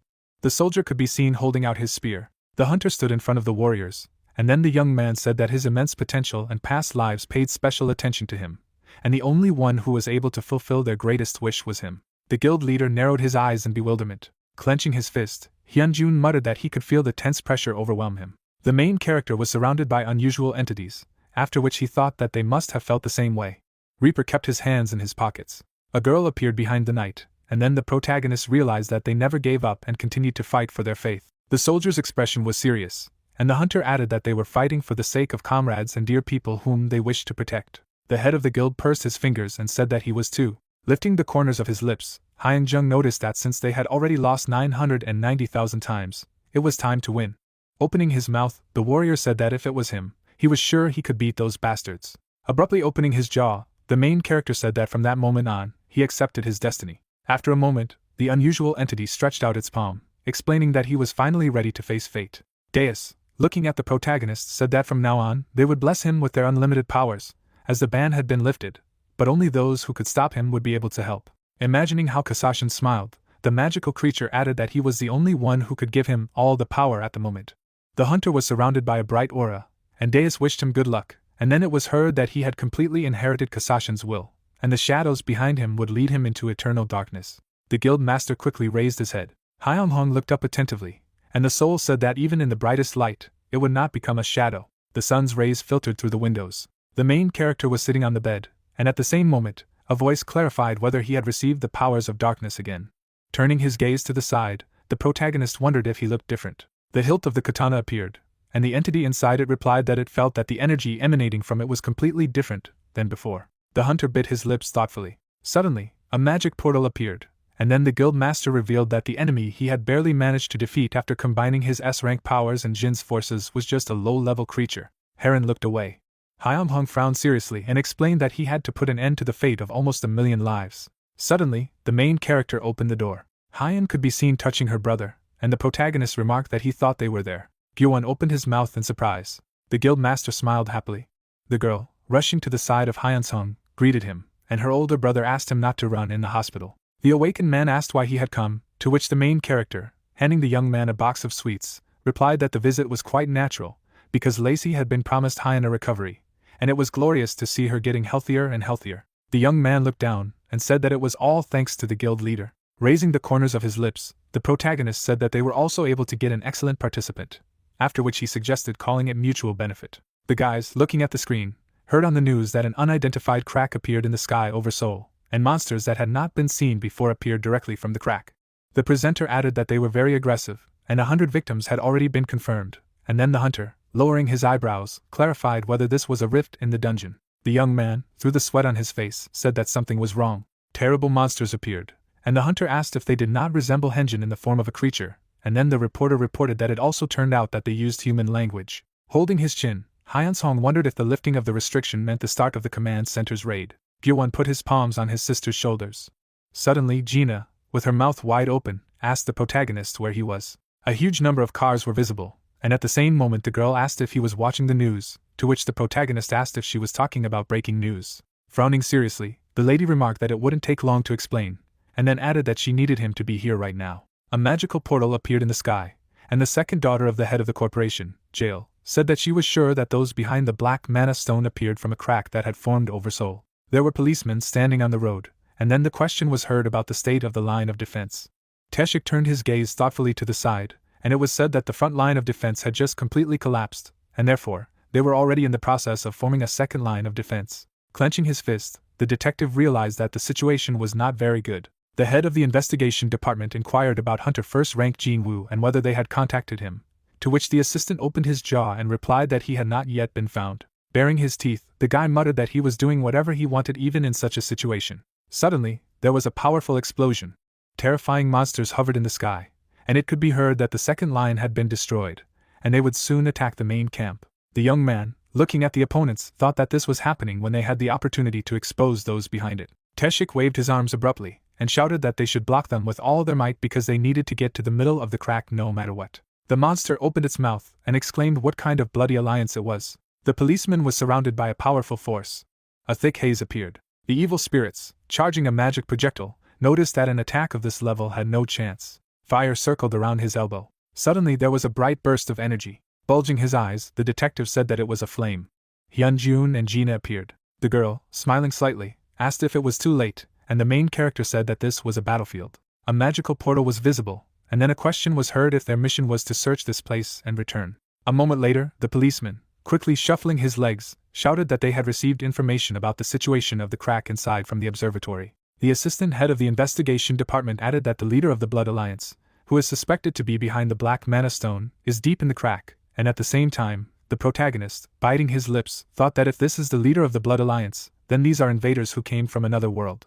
White Prince appeared, and at the same moment a voice said that the invader forces in the command center were far beyond his imagination. The guild master grabbed the hilt of his katana, and the souls wished him good luck. The lady, smiling, explained that this could be extremely dangerous, and therefore let him not succumb to emotions and think only about survival. Hyeonghong turned his gaze sideways, after which the S-rank hunter said that she was sure that he could handle it on his own. A lot of terrible monsters were visible, and it was heard that it was time to advance.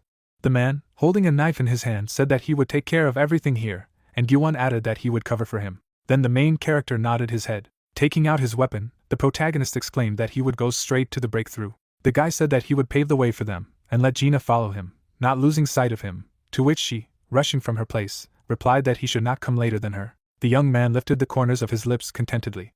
A magical flash appeared in the sky. The hunter moved quickly forward, and at the same time a voice said that the Master of Shadow was leading eternal darkness into him. Bright lines were visible. The guild master sliced through his enemies, and at the same time, the soul added that even in the brightest light, he would become a shadow. Taemin, his mouth wide open, was surprised that he had killed so many with a single blow, and the awakened man wondered if it was even possible. The second daughter of the head of the corporation, Jael, quickly moving her legs and arms, noticed that this was the technique that he showed in their duel, and also added that he had become faster. Picking up his katana, Hyunjun asked his partner to hurry up. Pushing off the ground, the girl said that she could not afford to fall behind. Then the lady flew high. The S-rank huntress abruptly grabbed the protagonist by the clothes. A powerful explosion rang out behind the guys, and at the same time, the second daughter of the head of the corporation, Jael, exclaimed that this way they would get there faster. The protagonist's weapon could be seen, and the entity inside him said that it sensed the energy of a powerful being not far from here. Turning his gaze to the side, the guy asked if he was a bloodhound, to which he received the answer that it was natural, since he was perfectly covered by the energy of death. Through the sweat on his face, the young man couldn't understand what he was talking about, and at the same time, Gina shouted that she had to stop, because there was a mana reaction here. The hunters landed on the ground. A dark silhouette could be seen through the haze. The girl lowered her eyebrows and revealed that he was one of the silver-level guild masters. A terrible demon appeared, after which the lady added that it was a creature that used to be the head of the guild. Narrowing his eyes, Hyeonghong wondered if this was a side effect of gaining mana that his body couldn't handle. The monster was surrounded by a dark force, and at the same time, the protagonist thought that he was definitely about A rank when they first met.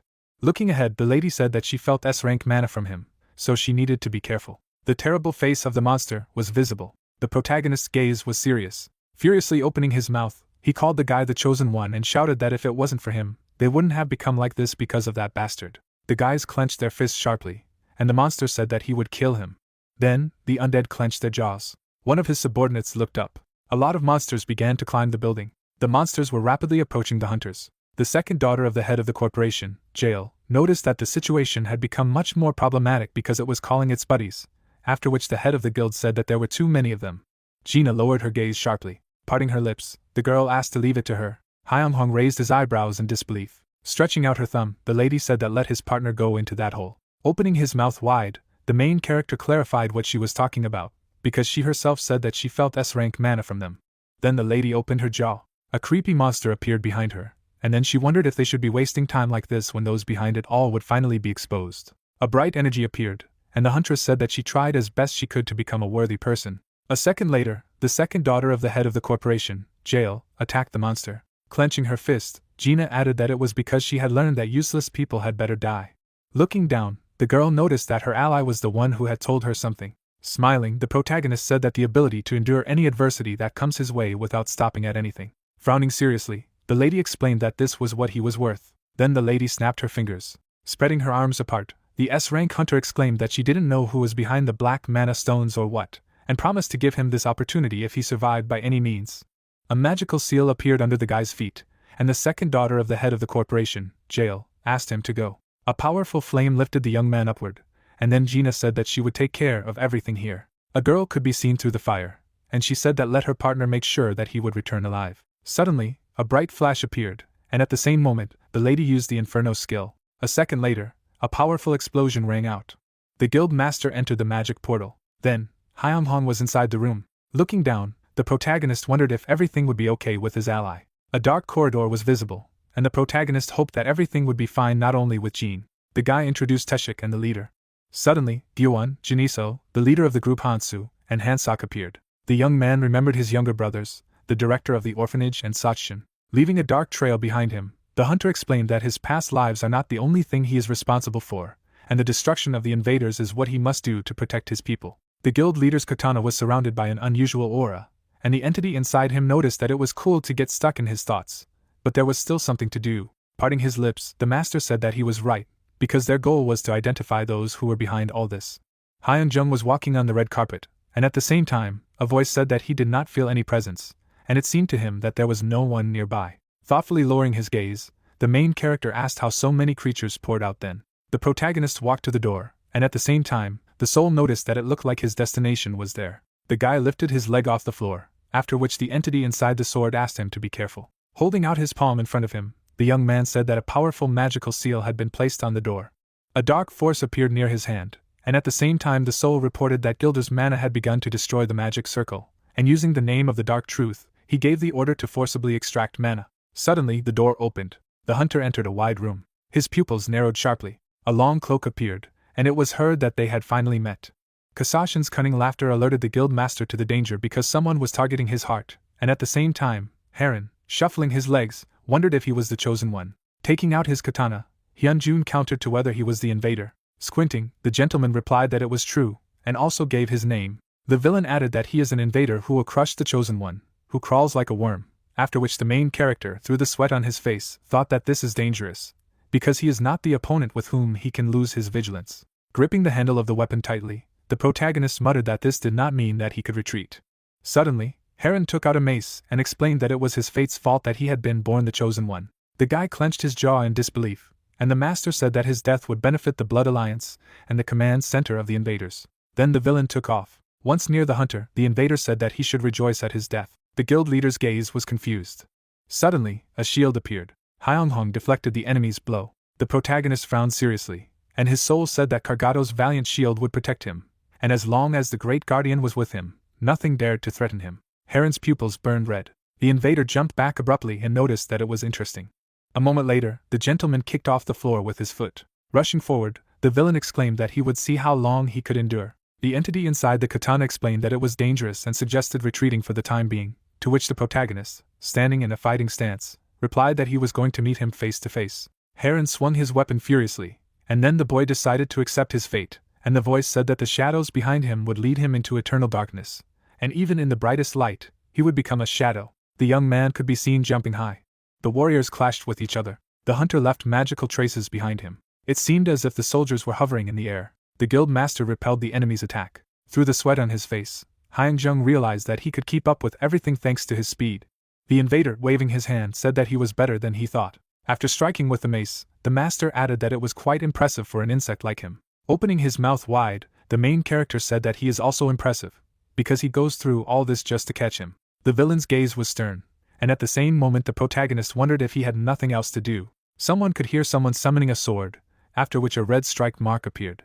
Biting his lips, the guy noticed that he had opened. The young man quickly rushed towards the enemy. Lowering his eyebrows, the hunter wondered if he had disappeared. Suddenly, several invaders appeared above the master. The entity inside the katana warned the master that these were not illusions, but real clones, and therefore he should be careful, and at the same time, the guild leader, clenching his jaw, exclaimed that one was enough. Squinting, the gentleman said that it was time to finish warming up. The back of Hyunghong's head could be seen, and at the same time, the villain said goodbye to the chosen one. A dark force swirled around the main character, and the soul said that the ban was lifted, and the powers of previous lives were fully available. A number of clones of Heron appeared, and a voice said that the Reaper's cruel and murderous intentions had been awakened. Looking sideways, the invader wondered what it was. A red eye appeared, and then the villain shouted that it was impossible, and also added that they would be crushed alive, and they would not be able to withstand it. Then the copies of the master vanished into thin air. The protagonist, gripping the handle of his katana tightly, exclaimed that the last invader remained. The guy rushed sharply towards the enemy. Heron's mask could be seen, and he used his attraction ability. Sweat ran down the young man's cheek. Suddenly, the invader hit the hunter hard. Cracks appeared on the wall. Frowning seriously, the gentleman wondered if it was because he was the chosen one, and also noted that he was holding up very well. Mysterious entities appeared, and at the same time, the villain said that he had faced many opponents who fought in vain. Looking ahead, Heron added that they had ended up being crushed by him like insects, and knew for a fact that his strength was on another level. Clenching his jaw, Hyunjun asked what he was doing. A purple crystal appeared above the invader's head, and he said that this was his realm. Dark energy swirled above his palm, after which the master explained that it didn't matter how hard he tried, because he was no match. Rushing from his place, the main character clarified what he was doing now. Lowering his gaze, the villain said that his mind was in complete turmoil, and his bloodlust was the same as before. The protagonist's gaze was stern. Suddenly, Heron grabbed the guy by the leg. Waving his hand, the invader noticed that he was still out of his mind. Then the young man hit the floor. Taking out the mace, the gentleman called the hunter a disgrace. The master opened his jaw in bewilderment. A second later, the villain furiously attacked the main character. Hyunjung landed on his feet, and at the same time, the entity inside the sword said that he should pull himself together, because he should not give in to his emotions. The protagonist's ribs were broken, and he muttered that he ended up getting hit. Bringing his hand to his face, the guy thought that it had been a long time since he had also been in pain, and therefore it could be dangerous. Suddenly, the soul announced that Danzing's complete protection was within him, and he would endure any difficulty to protect his fate, and at the same time, the young man, smiling slightly, said that he had no more strength left. Suddenly, Heron kicked him in the stomach. The hunter quickly flew back. The master sat on the floor, and the invader grinned at him and said that he was the one the command was looking for, and therefore let him try to the very end with all his might.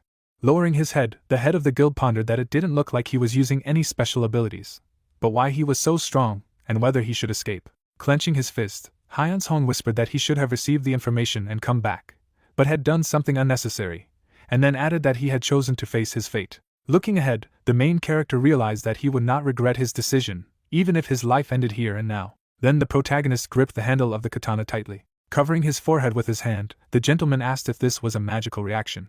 A powerful aura surrounded the young man, and he thought that he would never escape, and at the same time, the voice said that Durendal was paying homage to his justice. The young man could be seen parting his lips, and at the same time his soul announced that Durendal's will was merging with his. The villain, frowning maliciously, exclaimed that he had given him too much time. Rushing away, Heron shouted that he would end it right away. Then the hunter pulled out his weapon. Suddenly, a magic beam appeared. The invader, having repelled the attack, said that he should stop resisting in vain and die. After a moment, the master opened his mouth. The head of the guild summoned a sword, after which the lord's hand was cut off. The villain's pupils burned red. Suddenly, Heron rushed towards the main character. A magical trace from the blow appeared. Looking sideways, the invader noticed that he had taken him by surprise at the end, but that he was still human. The master's armor was visible, and at the same time, he said that even if Hyunjun was the chosen one, he was not able to defeat him. Suddenly, the protagonist stabbed his opponent with a katana. The guy furiously swung his weapon. Gripping the hilt of his sword tightly, the young man said that it was true, because he could not defeat it alone. The villain's pupils narrowed in confusion. Then the hunter took hold of the enemy's mace. Frowning seriously, the master revealed that he was not fighting alone, and Heron wondered how he was able to block his attack with his bare hand. Holding the katana to his opponent's head, the guild master added that it was time to stop fooling around and end this. A second later, Hyunshong released a powerful burst of energy. After some time, it seemed as if the main character was lying on the floor. The protagonist, clenching his fingers, muttered that he could not move, but was able to defeat Heron. The guy opened his eyes, and at the same moment, the entity inside the sword asked him to stop doubting, and also asked if he could stand up. Closing his eyes contentedly, the young man replied that he could not move at all, and even breathed heavily. A huge cobblestone was visible. Suddenly, the invader put his palm on the stone. Trying to get up, the master could not understand how he, the invader, could lose to the little man. Shuffling his legs, the villain called the hunter an impudent bastard and exclaimed that he would kill him. Opening his jaw menacingly, Heron explained that the order was to capture him alive, but he had changed his mind, and so he was going to tear him apart until there was nothing left of his body. The master, frowning in pain, wondered if this was all. The guild leader, holding a purple crystal in his hand, muttered that he didn't even have time to confirm the identity of the invader. Through the sweat on his face, Hyung-jung wanted another chance. Suddenly, the main character looked away in surprise. A second later, a powerful explosion rang out. Gina opened her mouth wide and called for her partner. A lot of shrapnel was visible, and the lady reported that the crack was crumbling. The girl added that at this rate she would disappear, and they did not have time, after which the invader, turning around, asked her again. Then the magic crystal broke, and then the master asked the chosen one how he dared to destroy the dark mana stone. The protagonist jumped sharply onto the cobblestone. After a moment, the guy jumped high. A huge shard flew through the magic portal. The lady, stretching out her palm, asked to take her hand. The young man smiled happily. The huntress's expression was serious. It seemed like the guys took each other. The fighters were hanging in the air, and at the same time, the villain shouted that he would definitely make the chosen one pay for it next time. There was blood on Heron's face. The master frowned sternly. Suddenly, there was a powerful explosion. An unusual flash appeared in the sky. Narrowing his eyes, the guild master wondered if he had left. Gina held back her ally, and he wasn't sure if it was worth feeling relieved about. Then the guys landed on the ground. The soldiers, running up to them, asked if they were safe. The protagonist's eyes were closed, and then one of the awakened asked if he was okay, to which he was told that he had lost consciousness, and did not know how bad his condition was, but thought he was seriously injured. The policeman, raising the corners of his lips, said that thanks to them, the crack had closed, and the situation was more or less under control. The evening sky appeared, and it was heard that it was worth going back for a while, and the others would take care of the rest. Suddenly, Hyun-jun looked ahead and noticed that he was here again, and at the same moment, he wondered what kind of test he would face this time. Standing near the tall mirror, the protagonist muttered that this was eternal emptiness. Grabbing the door handle, the guy whispered that he was eager to find out what kind of person he would be this time. Suddenly, Bejimos appeared in empty space, and then he greeted the young man. The priest raised his hand, gave his name and explained who he was. The hunter, standing in front of him, asked again about the priest who devoured the voids, to which he was told that if he could satisfy the emptiness, it would bless him. Opening his mouth, the old man said that he would be able to obtain anything, namely magic, control, or anything else through the blessing of the void. The master looked ahead and said that it was very tempting, and then wondered what it meant to satisfy the void. The creature in the white suit closed his lips sharply. Smiling slightly, the soul devourer revealed that it meant sacrificing the soul of the chosen one. Streams of black magic swirled around Bejimos' fingers, and he said that he needed to imagine a soul that had suppressed the will of almost 1 million people, after which he added that he should kill the enemy, and separating his soul from his body, throw it into the void. Hyun-jung was standing in the middle of a dark space in which magic particles were flying, and the priest remarked that if the soul was not in a very good condition, he would have to sacrifice much more to satisfy the emptiness. The main character looked straight ahead and said that if it was not in good condition, then it would no longer be worth anything. The Void Eater lowered his chin and said the same words. Standing in front of the awakened man, Bejimos stated that, as expected from his reincarnation, he quickly grasped things, to which he admitted that he was worried about something, and inquired about whether it was true that since it was called emptiness, it could not be all right. The skull of an animal appeared, and the priest advised him not to worry about it, because in preparation for the battle, the previous life system had been created, and 990,000 life experiences had been accumulated.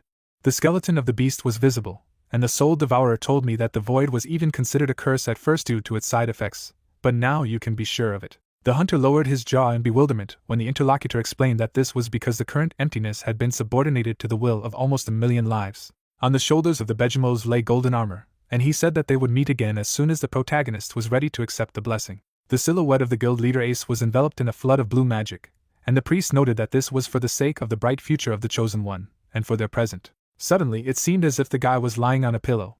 There was a view of a room with a wardrobe against the wall. Hyung-jung sat down on the edge of his bed. The sword rested on the bedside table, and the entity inside it asked if its owner had come to his senses again, and if he remembered what had happened. Lowering his chin, the protagonist replied that he remembered the battle with Heron, and then thought about what happened at the end. With her mouth wide open in anger, the girl loudly asked to take her hand. While the awakened man called Jin's name, Seo Jin appeared outside the door. The healer's hair lay on her back. At the same moment, the lady bit her lips in sadness. Waving her hand, the chief secretary greeted him. Closing her eyes, the paladin asked him to take a towel, to which he thanked her. The partner said that the examiner had been coming since he closed the crack, after which the protagonist wiped his face with a cloth and clarified whether this was true. The guy gripped the towel tightly in his hands when he heard that Ace was rising to platinum levels. A moment later, the door to the room began to open. Spreading her arms wide to the sides, Tavi shouted that they had just been promoted to the silver level, and now they were being promoted to platinum, not even gold. With her eyes rounded in delight, the S-rank hunter exclaimed that this was why she had come here to cover the story. Screens with the image of his face flew around the head of the main character. Squinting her eyes, the lady noticed that they had not seen each other for a long time, and then cried out that he had no idea how much trouble it had cost her to get here. Jin's fierce pupils glowed brightly, and the millionaire blogger said that this cruel woman guarded this elite room of the jail group. Tavi wrapped her fingers around the phone and asked who they thought she was, and then cried out that she was the one and only S-class hunter and celebrity. There was a fragment from the video in which the daughter of the head of the corporation, jail, attacked the monster. A powerful fiery explosion appeared on the screen. The girl put her fingers to her face, and it was said that this was the hidden hunter who was behind the closure of the Gangnam crack. Gina lowered her jaw in alarm as Tavi reported that everyone already knew that the two of them were behind the crack closing. The millionaire blogger gave a thumbs up and then exclaimed that the S-rank hunter let her pass after showing her the footage she posted. Seo Jin widened her eyes in fright and asked if she wanted to say that she was going to take pictures of the injured man, and Hyung Young asked if the crack had already been closed. Winking with one eye, the celebrity said that the full coverage had already ended, so this was just an interview. Raising her eyebrows, the healer did not understand what she meant. Smiling contentedly, the S-rank hunter said that there was a video of them both fighting. The protagonist closed his lips in fear when he heard the words that the ability to endure any adversity that comes his way without stopping at anything is what he is worth, when suddenly he was asked if he knew how many views he had on him. Spreading her arms wide apart, Tavi shouted that it had grossed a whopping 130 million, after which she added that she thought he was talking complete nonsense when he said that he would bring her 1 million subscribers. But this is really not a joke. Smiling, the girl said that this was why she wanted them to continue their deal, because she would help him in the future. Turning the bright screen of the phone towards the interlocutors, the millionaire blogger noticed that it was broadcast live around the world. Guildmaster Ace turned his head towards the bedside table. Suddenly, the hunter pressed a button on the remote control and said that she wondered how the world would react when they saw his fight. The news anchor on the TV screen placed his palms on a piece of paper and reported that it was the enemy of the whole society, and that this time the creatures had come out of the rift in Gangnam, after which he added that it turned out that the person who protected the land was Hyunsong. At the same moment, the man grabbed the door with his palm. Smiling broadly, Tavi announced that she would take the position of public manager at the Ace Guild. The entrance to the room was closed, and a reporter could be heard saying from the news program that the hunter rescuer was currently undergoing treatment at the jail hospital. The protagonist stood on the floor next to the chief secretary while the news anchor revealed that the government had expressed support for him because he had been instrumental in rebuilding Seoul. Turning her head to the side of the guild master, Sachjin admitted that she was glad that he was okay, because at first she was surprised when she heard that he entered the crack all alone. The awakened man lowered his chin, and the healer noticed that she even knew how Gina had sent him because she trusted him. Putting his fingers to his face, the paladin declared that he was very cool. Standing in front of the interlocutor, the girl said that this was something that they could not even dream of before, but now he managed to become someone who was respected by everyone. Squinting her eyes, the awakened woman reported that she had heard from Tavi that the government was apparently considering raising his rank. With a satisfied grin, Hyunjun asked how her younger ones were doing. The main character clarified what about the director, and whether they were surprised, to which the healer rounded her eyes in bewilderment. Scratching his head, the hunter noticed that they had seen everything on TV before he had time to tell everything on his own, so he was not sure what excuse to give them. Wiping her tears with her finger, the lady said that they had said they were proud of him, and then added that the headmaster had said that he was given to be so cool because he was the one who raised him. Behind the small window in the door, the dark silhouette of a man could be seen, and the protagonist was heard exclaiming that this was a great relief. Looking down, Gina overheard the man shouting that it was the first time she had heard it.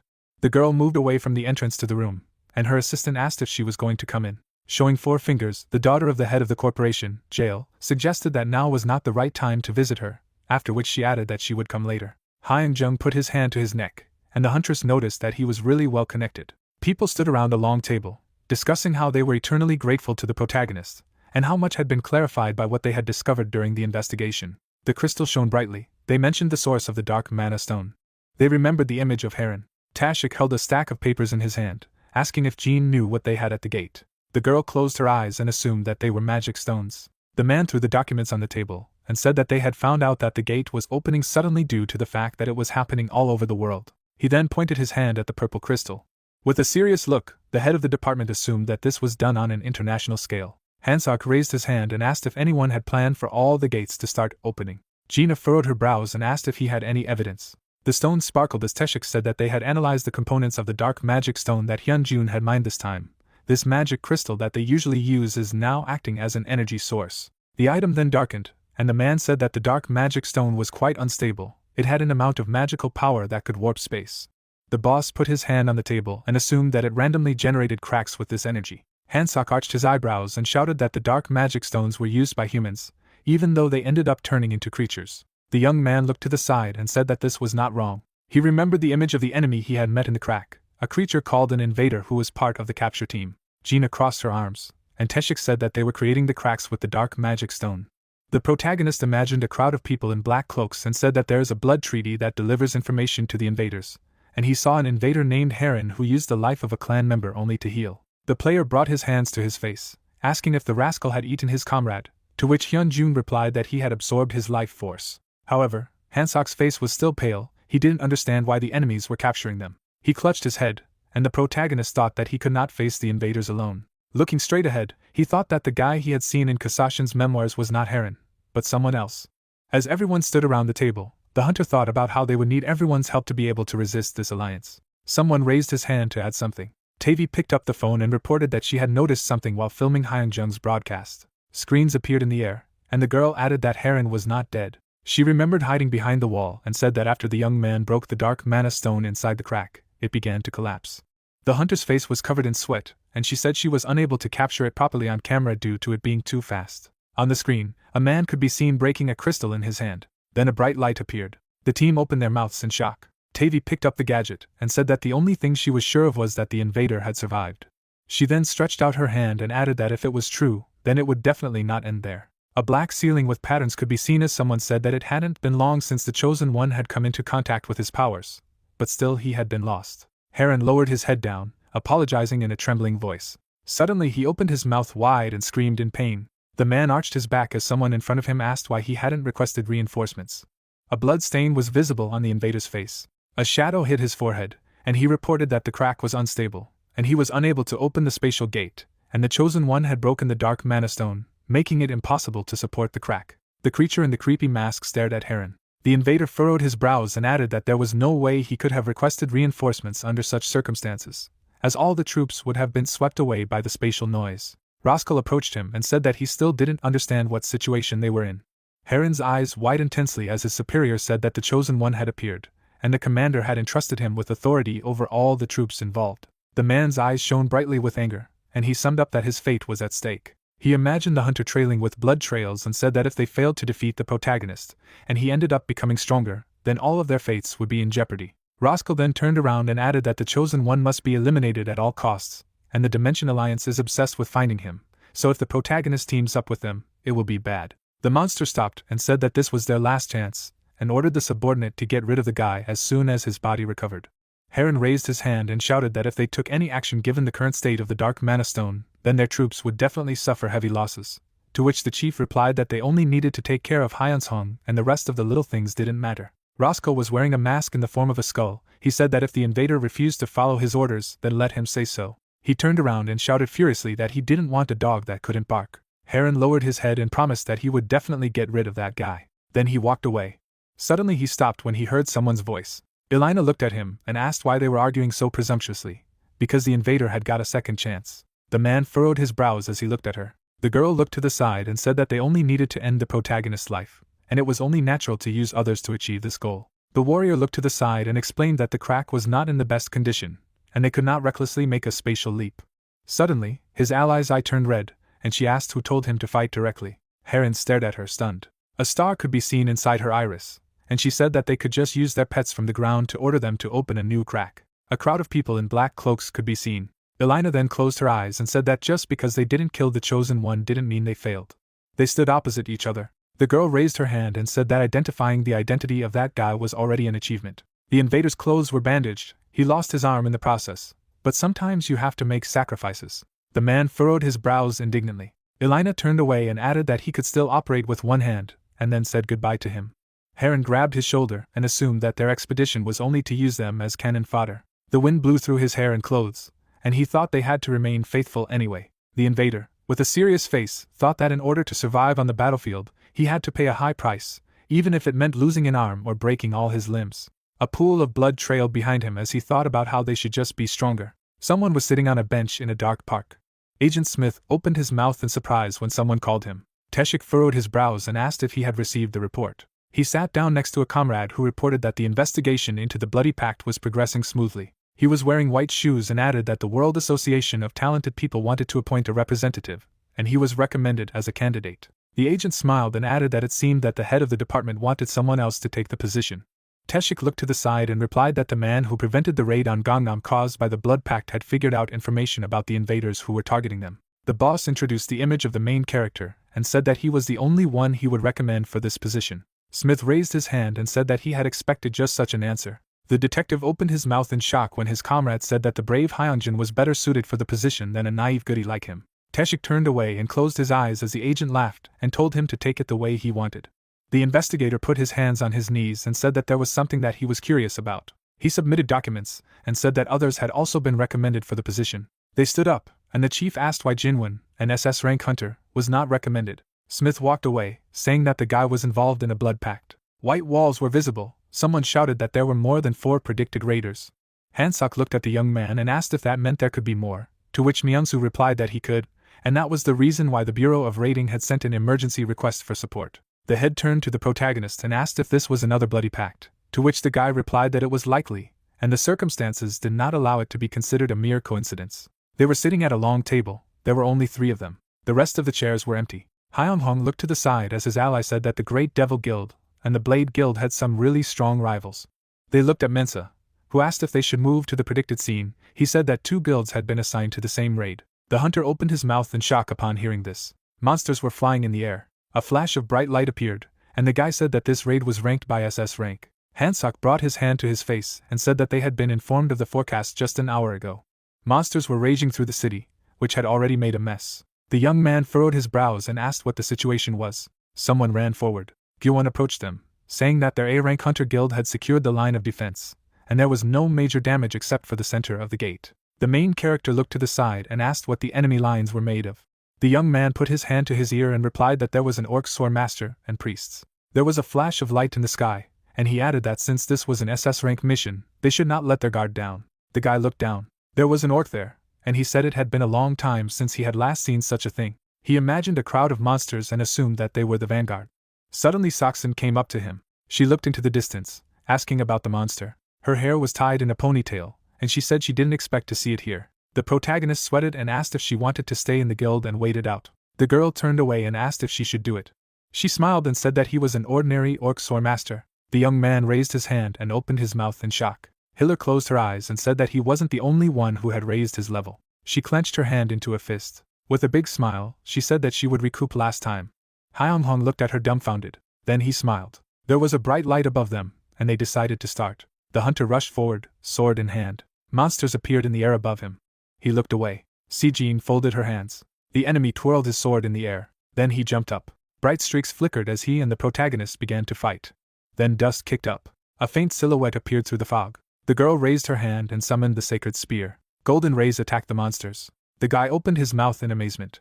The opponent fell right in front of him. Hiller wiped the blood from her face and said that these weaklings were playing hard for no reason. Hyung-jung pulled on a broad smile and thought that his ally had a lot of stuff amassed. Gyuwon opened his mouth wide and called out to the guild master, warning of an S-rank orc priest. In the distance stood the enemy with a staff in his hand.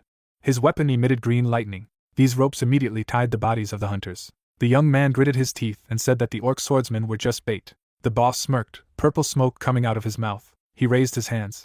The fog enveloped his fingers. The guild members opened their mouths in shock when they saw the opponents. Orc swordsmen were coming back to life. Monsters surrounded them. Seo-jin opened her mouth wide and shouted that she needed a little time to free them. The enemy was standing in the distance, and Hiller shouted that she was almost done. Hyung-hong furrowed his brows. His mouth opened wide as Gildray dispelled the magic that bound him. The girl raised her hands and shouted that they were free. Hansok looked at his hand and said that it was very sudden. Gyuwon furrowed his brows and warned that the orcs were going to attack again. The opponent waved his hand. The hunter ran forward. A red stripe formed behind him, Then he blew off the enemy's head. His allies watched him dumbfounded. The bodies of the orcs lay on the Zelma, while the guy wiped his mouth from blood. People ran forward. Hancock looked to the side and assumed that the center of the gate was somewhere here when they had previously checked the radar. There was a red dot on the phone. They stood in the middle of the spacious room, saying that it was suspicious because the wave was over and there were no magic blows around, but it was still too quiet. Hyung-hong looked to the side and thought that he wasn't picking up on any magical reactions. There was a gadget on the floor, and the young man assumed that someone had been there before them. Gyuwon looked to the side and replied that the security forces were trying to get in. The protagonist looked at the phone and thought that if they had been smashed after leaving a rescue signal, there would have been corpses, or at least traces of a battle. White sparks flickered in the air, and the hunter thought that this place was so suspicious that it was suspicious. He looked down, sensing a strange danger. He spun around abruptly as Kasashin's heartfelt laugh warns that someone is targeting his heart. The protagonist remained in the dark, not finding the villain. He looked to the side and advised the allies to be more careful with the situation. Suddenly, a red ray of magic swept past him. Hyung-hong's eyes widened and thought that this was dangerous. In front of him was a monster with a red aura. The guild members opened their mouths wide in shock and asked what it was. The hunter furrowed his brows and assumed that the attacker was at least SS rank. The stranger's eyes were shining. He had a sword in his hands, and the hunters assumed that he was the organizer of the raid. There was dark energy in the air. The dark spirit swung its weapon. It was a high-level magical beast. His masked eyes were red, and the young man said that there must be some kind of source inside the dark spirit. Destroying it would close the raid. Hancock clenched his hand into a fist and suggested that it must be a dark magic stone, and Seojin asked if the guy had a strategy. Everyone opened their mouths in horror when he replied that he didn't have it. Hyun-jung grabbed his shield and sword, saying that absolute strength was always a guarantee of victory, and Sidon and Cartago were also with him. The main character smiled and said that it was time for them to do it. He quickly waved his weapon. A drop of sweat appeared on his still cheek as he realized that the enemy had dodged. The dark spirit was already directly behind him. Hiller created energy in her hand. The young man bounced back from the blow of the scoundrel. The stranger looked away. The girl opened her mouth in fear when he called out to her. A purple flash appeared. The enemy approached Sachin and said that he had to kill him first. The chandelier shook in the wind, and the Hiller screamed loudly. The hunter stood in front of the dark spirit. His hands trembled, and he shouted that they were not here for decoration.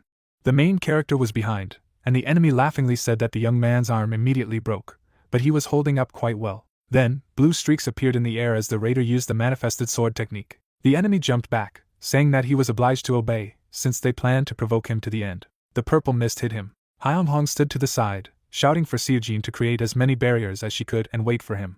He smirked and added that he had to protect everyone. Suddenly he found himself in the middle of darkness. Then, an enemy appeared in front of him and attacked him. A fresh scratch appeared on the hunter's cheek. The dark spirit's face was hidden behind a mask.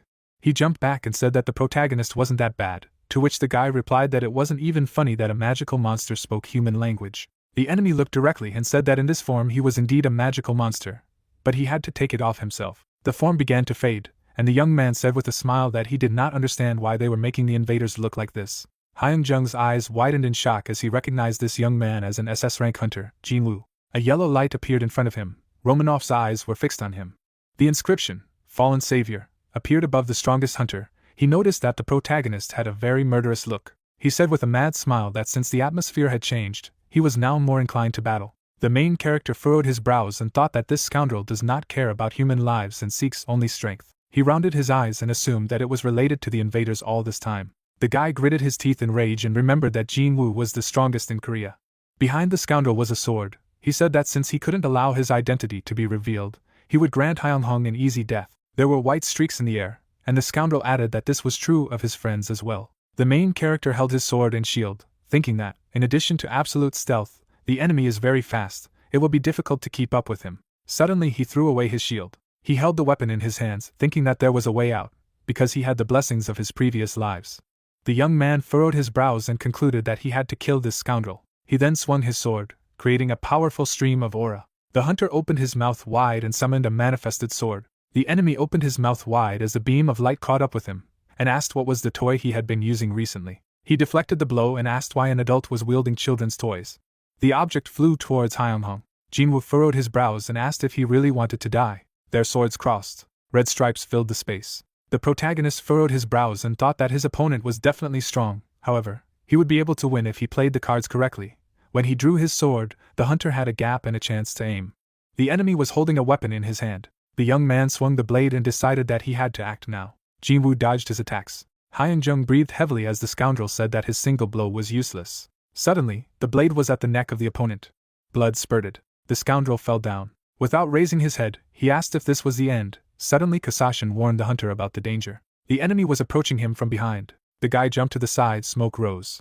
Blood splashed on the floor. Jinwoo clutched his head and said with a smile that the young man was terribly careful. The protagonist, looking at the enemy, asked if this was an accelerated regeneration. The man threw up his hands and replied by saying that this special ability had been awakened when he had reached S rank, and it was the first time he had used it in front of someone. Jinwoo attacked and said that he was better than he thought. Hyung-hong deflected the enemy's blow. When the sword began to crack, he said that it was slightly dangerous. Jinwoo grinned. The protagonist gritted his teeth. He wasn't going to lose, no matter what it took. With Saiden's encouragement, the guy threw his opponent away. The traitor jumped, saying that he had more special abilities than he thought, but he was still weak. Like a whip, the man attacked the protagonist. As he began to fall, the young man cursed. Jinwoo bowed his head and said that he knew that he would be able to tie the Blood Pact and the invasion team, but he didn't think that he would make things so difficult for the invaders. They must have liked it for a while, since they loved fighting so much. Hyun-jung gritted his teeth. Jinwoo turned into a beam of energy and rushed towards the enemy. The protagonist chuckled, saying that these guys only appear after he has done all the work. The young man, having received the support of his past lives, raised his sword. Jinwoo frowned, not understanding why there was a sudden surge of mana. The protagonist rushed towards him at great speed. Jinwoo's body began to smoke. He clutched his face, hysterically saying that this could not be, because he was the best in Korea. He screamed in despair as his arm and leg dissolved. The man, examining his body, shouted, saying that this was the worst thing that could have happened. His other hand began to dissolve. Falling to his knees, he prayed, asking the Lord to give him a chance. A moment later, the hunter completely disappeared with a scream. The sword, after thinking about it, said to Hyun-hong that his technique was very strong. The guy who heard it said that it was not something that he could use all the time, he was just lucky. Hansok walked over and asked the protagonist what happened to the dark spirit, who replied that he had taken care of him. Byewon, his mouth agape in shock, said that the dark spirit was definitely an SS rank hunter. Imagining Jinhwa, he asked if the guy had joined the invaders. The protagonist nodded. Hansok said with a nervous smile that if he thought of it, his power came from the dark magic stone. Hyun-hong looked at the girl and said that they needed to get out of here first. The gate was about to close. Placing his hand on Sungjin's shoulder, he asked her if she was okay. The girl, parting her lips, said that she herself was perfectly fine, but what about him? The young man smiled and said that he had already told them that he would protect everyone. The girl's eyes widened, she was startled. The events take us to the invaders' castle. The girl said that it was confirmed that the spatial rift expanded slightly with the raid carried out this time. Elena, lowering her eyelids, said that it gave them the opportunity to send more skilled troops, but it was still not large enough to allow them to cross the dimension. Roscoe, who was standing in front of the couple, said that he understood her, which means that they need more victims. Heron, parting his lips, responded when called. Squinting, Roscoe said that this time he had to bring him the head of the chosen one. Teshik walked into the office. The protagonist sitting at the table asked him how he was doing. The agent replied saying that he was doing well. He had heard that he had defeated an SS rank hunter. The protagonist, raising his eyebrows, asked in surprise if the news had already reached the department. Tavi's hat twitched. The girl, abruptly standing up in front of the agent, said that the views were just off the charts. Earlier, he attached the camera to Sachin, and it was a good idea. Clenching her fists, the girl said that the country was now full of hype. After that, he left with a smile on his face, saying that she should go immediately and make a cut. Soon the door closed. Teshik coughed into his fist, saying that there was someone who wanted to meet him. The protagonist, crossing his arms over his chest, was puzzled. Introducing Jinwoo, the agent said that the World Association for the Gifted was greatly shocked by the incident. When he opened his eyes, he said that they had no idea that Jinwoo was working for the Blood Pact, so they created a national organization called the Defense Alliance Committee. Hyun-young, parting his lips, said that this was the first time he had heard about it. The man, after thinking about it, said that it was top secret, so to date, only a few people knew about him. The guy's eyes widened, being surprised. He asked what benefits membership would give him. Rubbing his chin, Teshik said that the most important of these are global immunity, privileges, and the ability to mobilize troops on behalf of the association. The agent, approaching the table, said that, in addition, it would be possible to access the confidential data of the members of the association. The rest of the minor benefits are documented in detail in this manual. The man put the sheet on the table. The young man, taking a sheet of paper in his hand, asked what the restrictions were. He replied that there were no restrictions. He could subdue the Blood Pact on his own, and whenever he succeeded, there would be rewards in magic stones or money. The young man thought for a moment as he read the document. Teshik, moving his lips, said that first he needed to cooperate in order to eradicate the Blood Pact. The guy put the documents on the table, deciding that there was no need to think twice. Looking at Hyun-jung with his fingers clasped together, the agent said that he had to answer now. The protagonist, smiling, said that he accepted the offer. Smiling, Teshik said that there was someone he wanted to introduce to him, Hyunjun. The guy looked up. The doors of the office opened. Smith walked inside with a smile on his face and introduced himself. Sitting in a chair, the man said he had heard that he had prevented a large-scale raid in Seoul, according to reports from a gate that opened in Seoul. A battle took place in the city between hunters and monsters. 3 monsters were A rank, 3 more were S rank, and 1 was SS rank, but the hunters fought valiantly against them. One of the hunters jumped up. Smith lowered his glasses and said that even this gate had been taken care of by none other than Hyunghong. After a moment's thought, he said that Lisa's news source was much better than the press, and that videos with various titles had already been posted.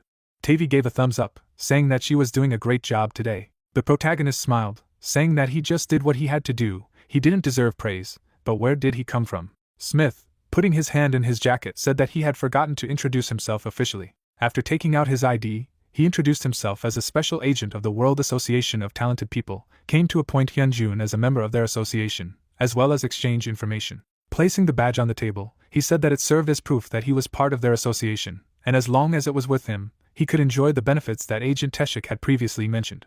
Raising his hand, Smith said that the Blood Pact was certainly involved in the recent major raid in Seoul. They had mobilized all the informants who were in Korea to investigate, but there were no reports of the Blood Pact. Teshik, frowning, said that the secret of the hunter Jinwoo had been solved and a large-scale investigation had also been conducted. However, they had not been able to obtain any evidence. Hyunghong looked away and pondered, saying that they just couldn't hide. Smith, frowning, said that there was always the possibility that they were operating in secret. The agent, raising his hand, said that there were a huge number of small raids going on around the world, and the number was much higher than before. The protagonist parted his lips, saying that according to the previous investigation, the cracks in the rift were created with the help of a black magic stone. The agent turned his head to him and agreed. Jinwoo frowned, being at the place where the crack opened. She, sitting in the car, saw a rift. On that day, a humanoid called himself an invader appeared there. The protagonist, clasping his fingers, said that dark magic stones can be used to create a creature, but they can also be the key to opening the interdimensional cracks that summon invaders. The young man narrowed his eyes, asking what was the likelihood that they were planning to create a large-scale conscription or summon an army of creatures. Smith stood up and said that at the moment they were watching the whole country. It was strange, but it seemed that they were aiming at him. Slapping Teshik on the back, the agent said that it was a pleasure to meet him. If they found anything, they would immediately inform him through Agent Teshik. Hyunghong smiled and said that it was wonderful. The doors closed. The guy leaned back in his chair. His spirit said that he seemed to be too thoughtful. The young man, hearing him, said that it was because the enemy was getting closer and closer to them. It was impossible to get rid of the feeling that war was coming. Hyunjung raised his hand. The more connected he was to past lives, the stronger his hostility towards the invaders. Clenching his fist, he said that the invaders were enemies whom he must destroy at all costs. Sitting in the chair, the young man realized that he did not want to become a hero.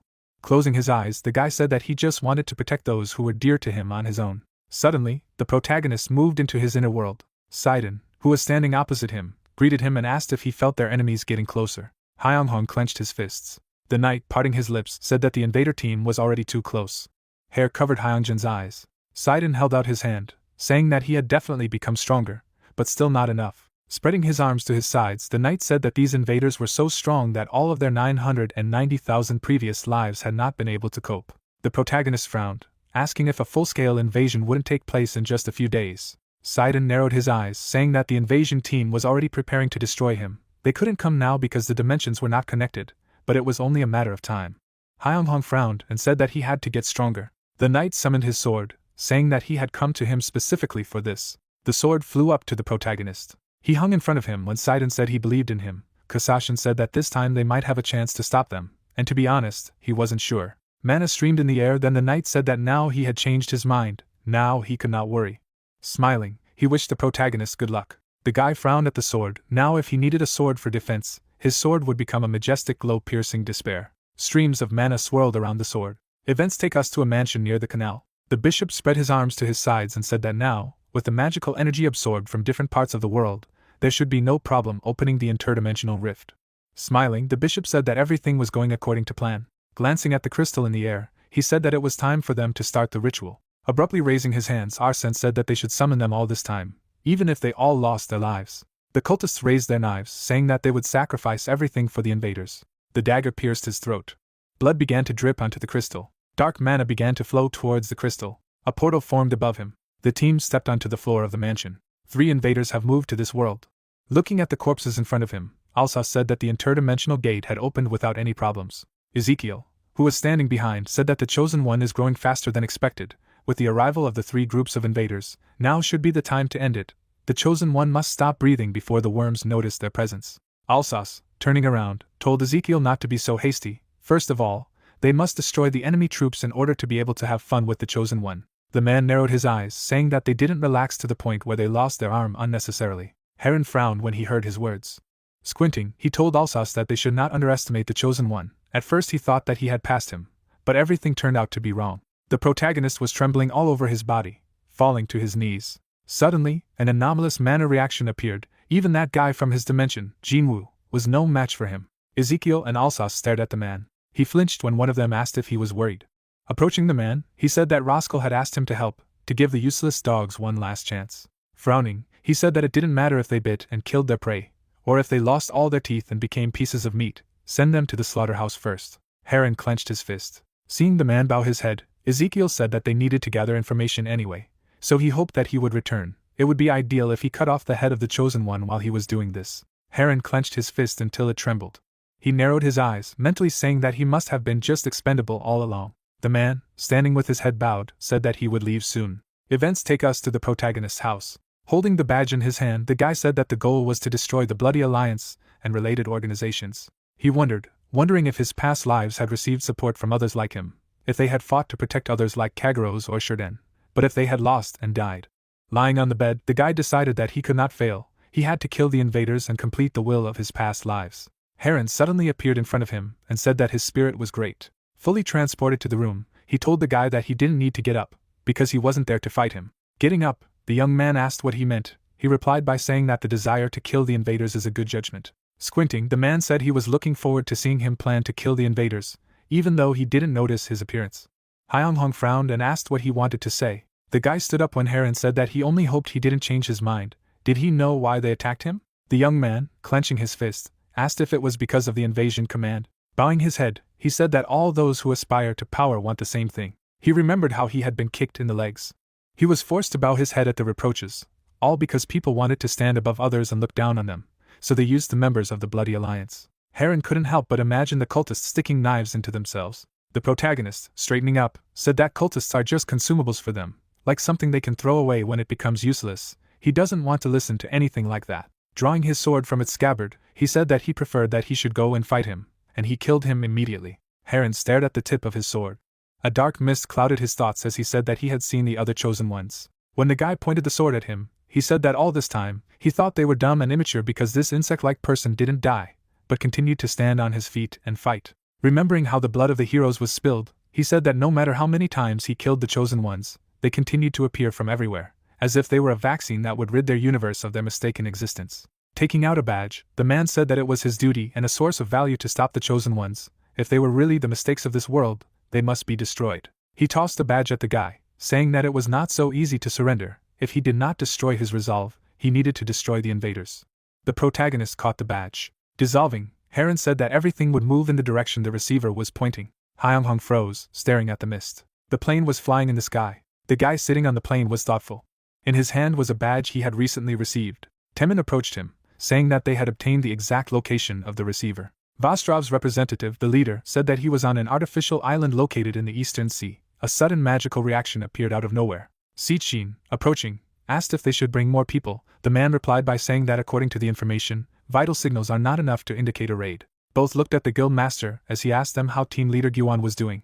Recalling the attack the commander had taken into his hands, Taemin said that he was still recovering from his injury, and Hansek's injuries had not healed yet. The protagonist, glancing at the girl to the side, said that they would have to deal with it on their own, after which he asked Tavi if she was really going to fight. The girl was trembling, being nervous. The protagonist covered his mouth with his hand, being thoughtful. Taemin approached and asked if everything was okay. The guy replied saying that it was unusually quiet here. The man agreed, saying that they were acting carelessly, but the enemy did not react at all. Hengzhong looked out the window and thought for a moment. Remembering how Heron had come to see him, he decided that they were so sure that they didn't feel the need to launch a raid. The guy, bowing his head, ordered to start preparations. Soon the plane landed. Looking around, the guild master said that there was a strong wind here. Siekjin, getting off the plane, said that it didn't look like there was anyone else here. Tavi agreed, saying that she didn't feel any magical reactions. The sword on the guy's belt said that there were enemies inside. He could feel strong magic emanating from the mansion, a lot of magical reactions, about 3 invaders. Hyung-hong turned towards the mansion. As he began to walk towards the castle, he said that there was nowhere else to go except the building. The group went inside. Someone stepped towards them. In front of the Hengzhong group, a trio of invaders stood up. The protagonist, looking at the trio, said that he thought there would be only Heron. Tavi opened her mouth in horror and asked why she didn't feel anything. Alsace, who was at the head of the invaders, asked the boy if he was the chosen one, who, confirming this, said that they could also call him the man who would destroy the invasion team. Ezekiel threw his head back and laughed. Hyunjun heard his laughter and said that he was too noisy. He wanted to ask a few questions if they were willing to answer. Alsace raised his hand and gave permission. The guy, tilting his head, asked if the capture of the dimension was the main goal of the invaders.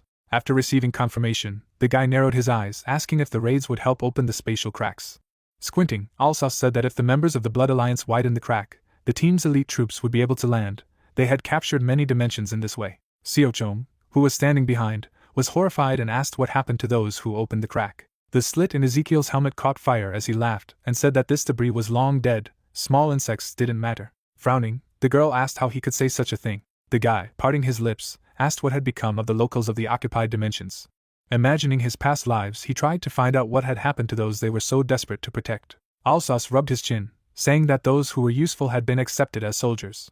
Throwing up his hand, Taemin asked what that meant, if the invaders were not originally part of the invasion team, if they had joined those who had taken over their dimension. Alsace, bowing his head, asked what was wrong with the pursuit of strength. To be precise, only 10% of the captured men became soldiers, the remaining 90% killed. Blood is spilled, staining everything red. Hyung-hong frowned and asked where magical beasts came from. Parting his lips, Alsace said that they belonged to the core of magical beasts. They might not be strong when it came to combat, but there were many of them, so even if hundreds of thousands of them died in the process of space jumping, it wouldn't matter. The young man standing opposite said that they were just cannon fodder, after which he asked who was at the very top. The invader grinned. His mind burned in flames. Spreading his arms to his sides, he said that the invasion commander was at the head of the invasion command. He involuntarily imagined the commander. The protagonist frowned, as did his comrades. Holding out his hand, Alsace asked if they were not interested in why they were answering their questions. Concentrating mana in his hand, he said that they would all die here.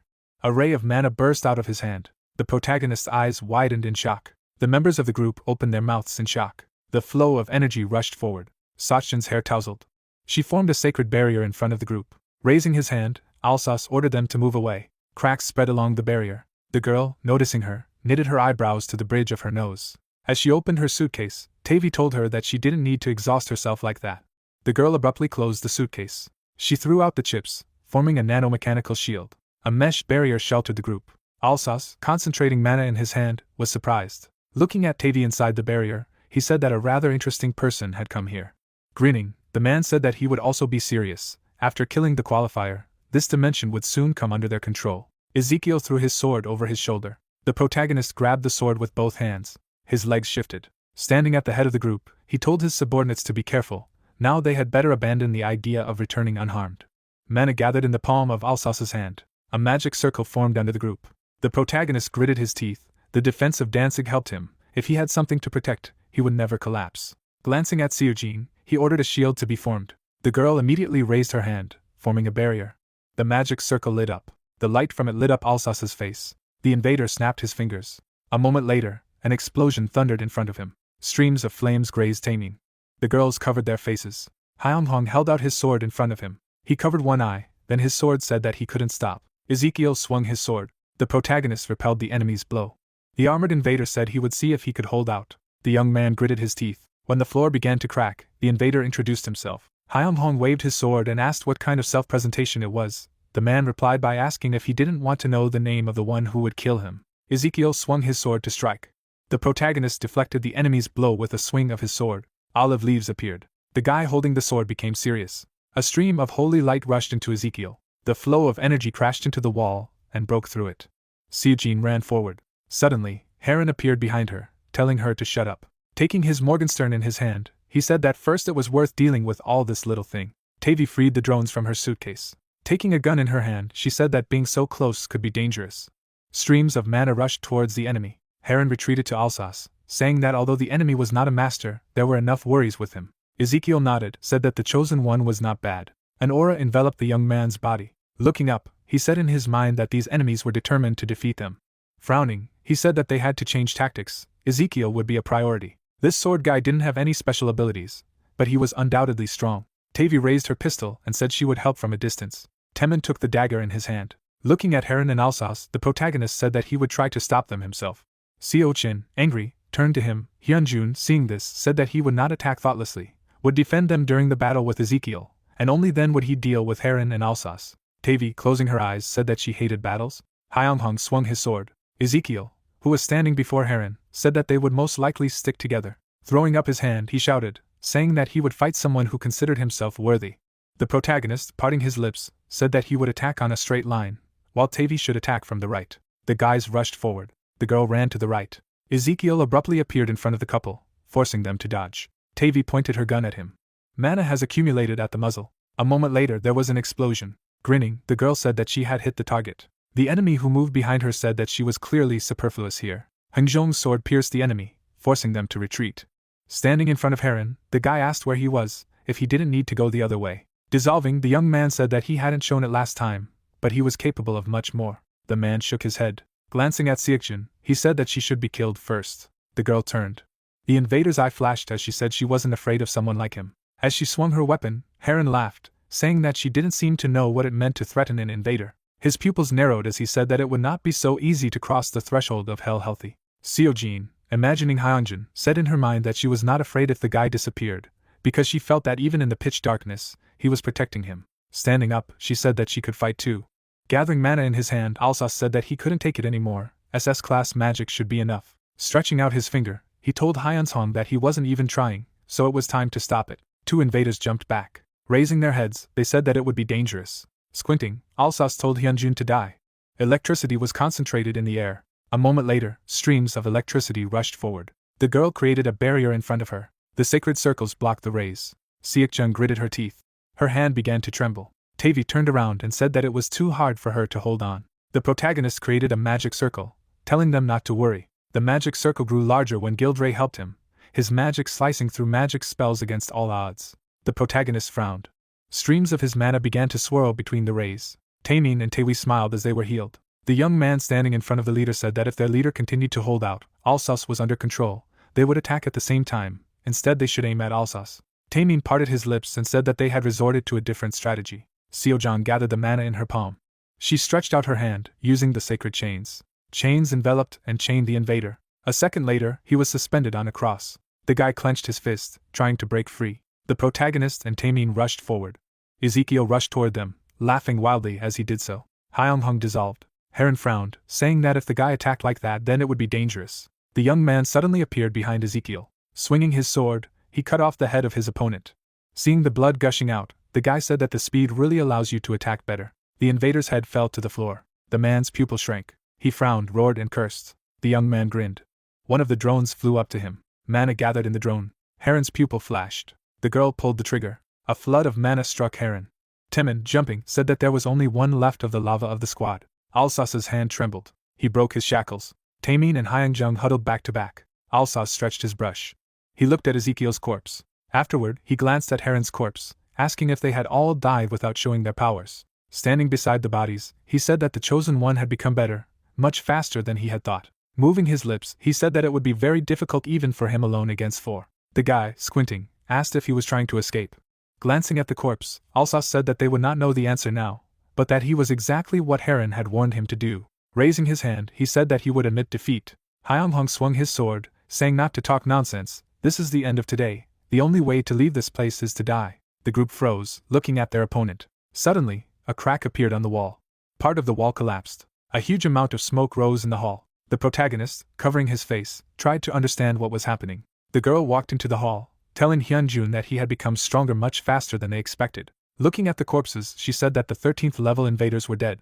Alsace turned when Elina said that even a level 11th invader had been cornered. The girl, putting her hands behind her back, asked if he was about SS class by their standards. The protagonist's face twisted in shock. Elina looked at the protagonist without any emotion on her face, and said that she was pleased to meet him, adding that she had come to pick up Alsace. Her companion was standing behind her at this time. Hyunhong, hearing this, frowned and asked what it meant to take away. The girl did not take her eyes off him, explaining that they had lost enough strength in this battle, so they had to return it to them. He gripped the hilt of his sword tightly in his hand and asked if she really thought he would let them go so easily. But unexpectedly for him, Elena raised her hand and, with glowing eyes, asked what he was going to do if they did not let him go. After these words, the eyes of the protagonist's comrades lit up. At the same moment they clutched their heads and shouted loudly. The guys immediately turned around, and the girl said that no matter how chosen he was, she was a 9th level invader. Under the influence of strong magic, a sword and a pistol were raised. Tamine and Tavi were ready to attack each other. Elena squinted her eyes and said that it was not the business of forcing her comrades to take each other's lives, and if so, she thought it would be useful to her. After saying that, she stretched out her hand towards the healer. The guild master immediately stood up in front of his girlfriend and said that they were just cowardly bastards. At these words, a smile appeared on the girl's face. Raising her hand, she turned away and said that they would definitely meet next time. Alsace looked at the boy out of the corner of his eye. The main character gritted his teeth with anger and said that next time he would definitely cut the throats of all her comrades.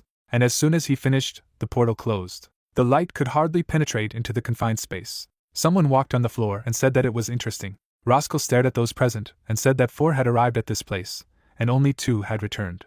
In front of him stood Alsace and Elena. Lowering his hand, the former said that the command had been destroyed by capable fighters, to which he decided to ask if Heron and Ezekiel did not belong to this command, adding that it had not been long since the news of the attack had been received. However, it had been destroyed earlier than expected, and Miss Elena must have been absent from other operations. Then the girl bowed her head and replied that everything was so, after which Roscoe asked Alsace if he had not been on the battlefield during the battle. Then the guy looked at his partner out of the corner of his eye and replied that he had been there since the beginning of the attack. Elena then looked back at him and asked if the other 2 had died while he was there, adding that the protagonist must have been below Sir Heron. Suddenly, a drop of cold sweat appeared on Alsace's face, and he said that he felt a familiar magic. He used the skills of the already dead chosen. The 2 people present heard this and continued to stare at him. The guy raised his hand and added that no more than that, and in any case, they could not resist their invaders. Then the girl bowed her head and asked if he could not see at what rate the strength of the chosen one was growing. Her interlocutor put his hands behind his back and asked in response if she really thought that the chosen one was more dangerous than they supposed, to which she replied that it was so, and if they had to meet again, he could become much stronger, after which the guy said that there was absolutely no point in it, and although the growth rate of his abilities was unusual, but to defeat them. But before he could finish speaking, Roscoe took a few steps in their direction and ordered them to be silent, because the power of the chosen one exceeded their expectations, so now they need a plan. Hearing this, Alsace raised his eyebrows in surprise and asked if they had any special plan for this eventuality. The monster's eyes were full of rage and anger. Elena bowed her head as she was approached and asked if she really should have left the vanguard. The girl's face did not express any emotions all this time. After a short pause, she raised her head and said that she had one plan. At this time, the main character, along with his comrades, were still in that hall. Suddenly, Tavi grabbed her hood and screamed with tears in her eyes, asking if they had heard that she had only retreated. Waving her head from side to side, she kept shouting that they would have to fight these monsters again, and she didn't want that at all, and because of this, she was going to go crazy because she had sold her soul for the number of views and had come across these monsters so closely. Hearing this, the main character pointed his finger at her, and exclaimed that she herself wanted to be responsible for communicating with the public. Suddenly a hand fell on the girl's shoulder. With wings on her back, Seojin smiled warmly, and said that she had done a good job because she had helped them defeat the invaders. At these words, the girl opened her mouth in shock. When she came to her senses, she turned away in embarrassment, and asked what she could not do for the sake of humanity. Hyeonghong suddenly looked to the side when he heard a voice.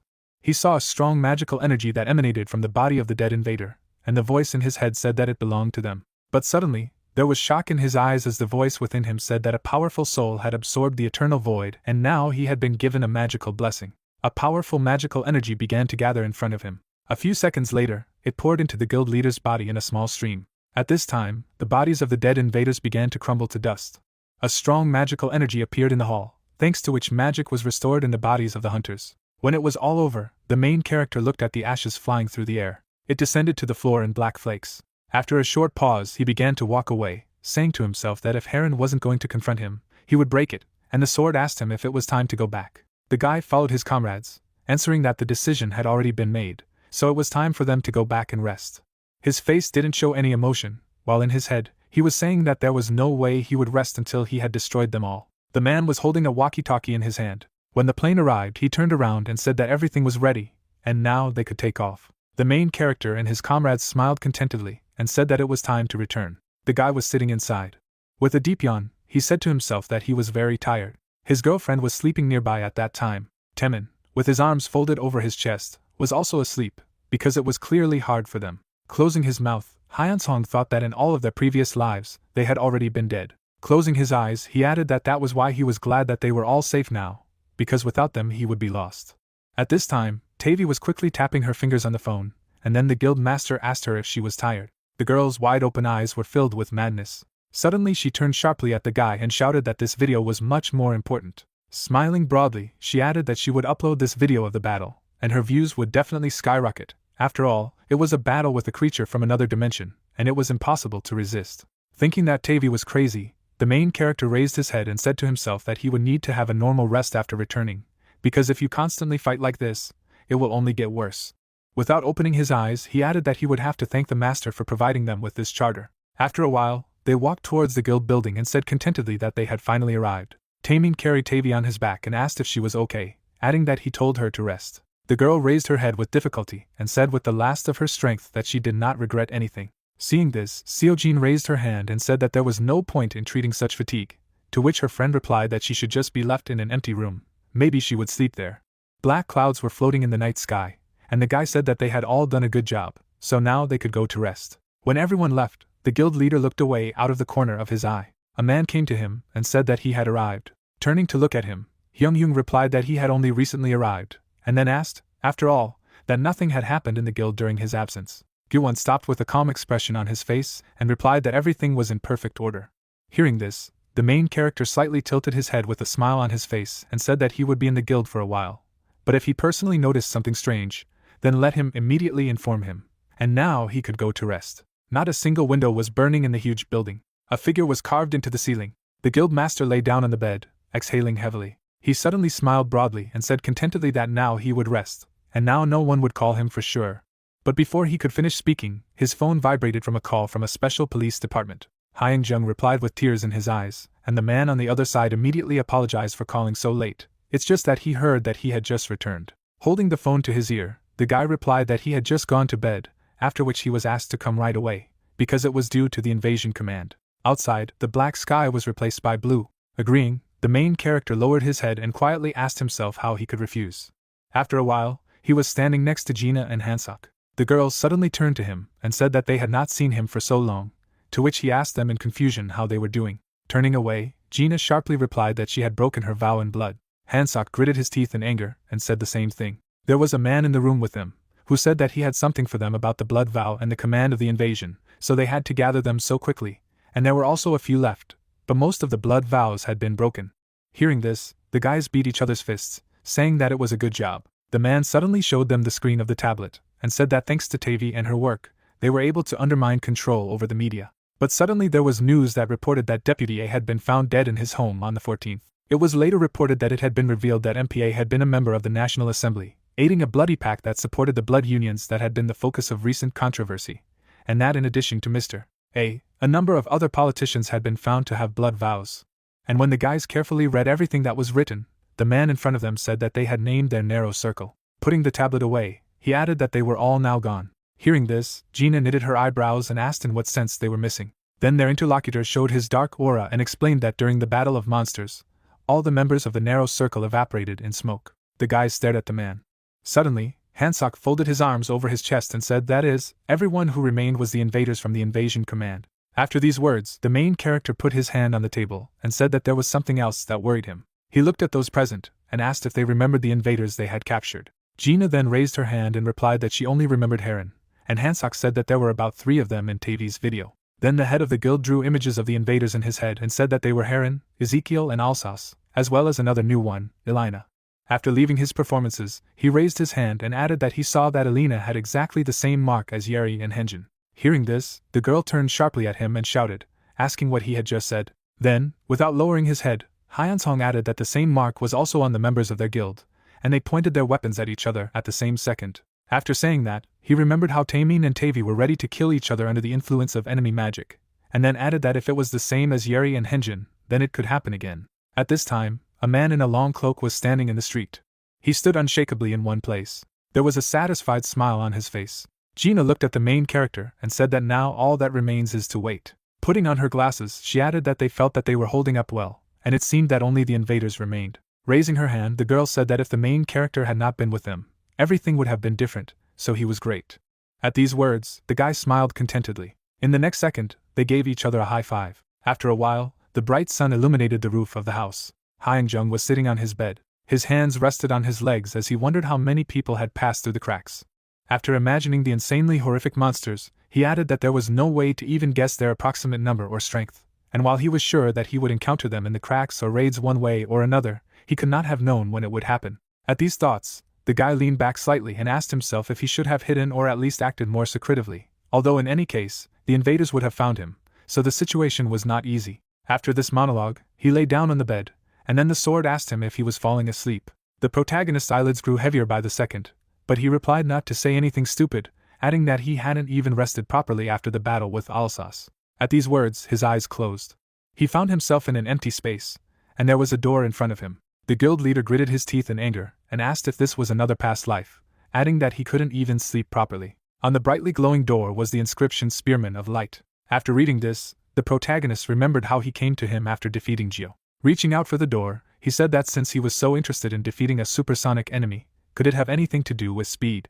Asking himself this question, the guy found himself on the other side of the door. A spear rose into the sky, after which a rough male voice said, "The one who will inherit the will of the light has finally come." The burly man sat on a black horse and added that he was glad to meet him, after which he introduced himself as the Spearman of Light and added that until he was destroyed, he was the one who had pierced the enemy in the name of the light. After these words, he jumped off his horse. Smiling, the man said that his name was Raikiri.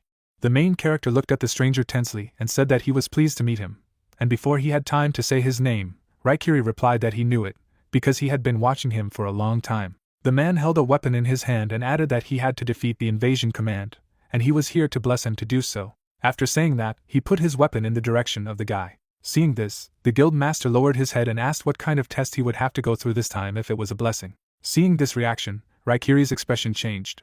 Suddenly, he laughed and asked the guest not to worry so much, because fortunately, he had the right to inherit the will of the light. Hearing this, Hyunjung put his hand behind his head and asked if he had the right to defeat that supersonic enemy. The man stood a few steps ahead of him and answered firmly, yes, adding that it was an accident or fate unknown, but everything went according to their plan, and when the guy asked whose will it was, he replied that it was their will, the will of his past lives, but it would not be wrong to say that it was part of the will of one of his closest lives Deus. Hearing this, the guy breathed a sigh of relief and said that he already thought that the cracks would need to be closed again.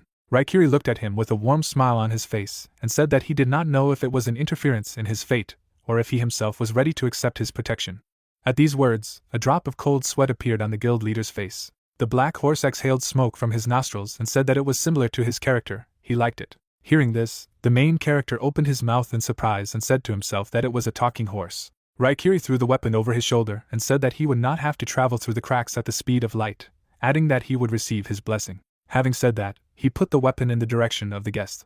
Seeing this, the main character frowned. His interlocutor smiled broadly and said that he must go and destroy the invasion command. Immediately after these words, the guy woke up with a loud scream. The sword stood next to the bed and said that he didn't feel the darkness this time, and then asked what kind of energy it was. Hyunjung suddenly grabbed his weapon as he began to curse violently, and asked where he had come from to say that.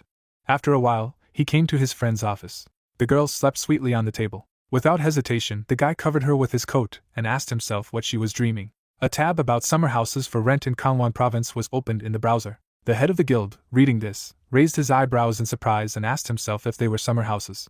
After a while, Seokjin's eyes sparkled, and she happily exclaimed that the air here was very clean. At this time, Gina lowered her head slightly and asked if they were announcing a general corporate vacation a week before and going on a trip, if Ace's work style had always been like this. Next to her was the main character, who folded his arms on his chest and replied that this is her unique style, and the last time with a trip to the sea it was the same. At this time, Tavi put her hand to her mouth and shouted loudly that everything was ready and everyone should come here. At this time, the guild master and Gina began to raise their hands and shout loudly at each other.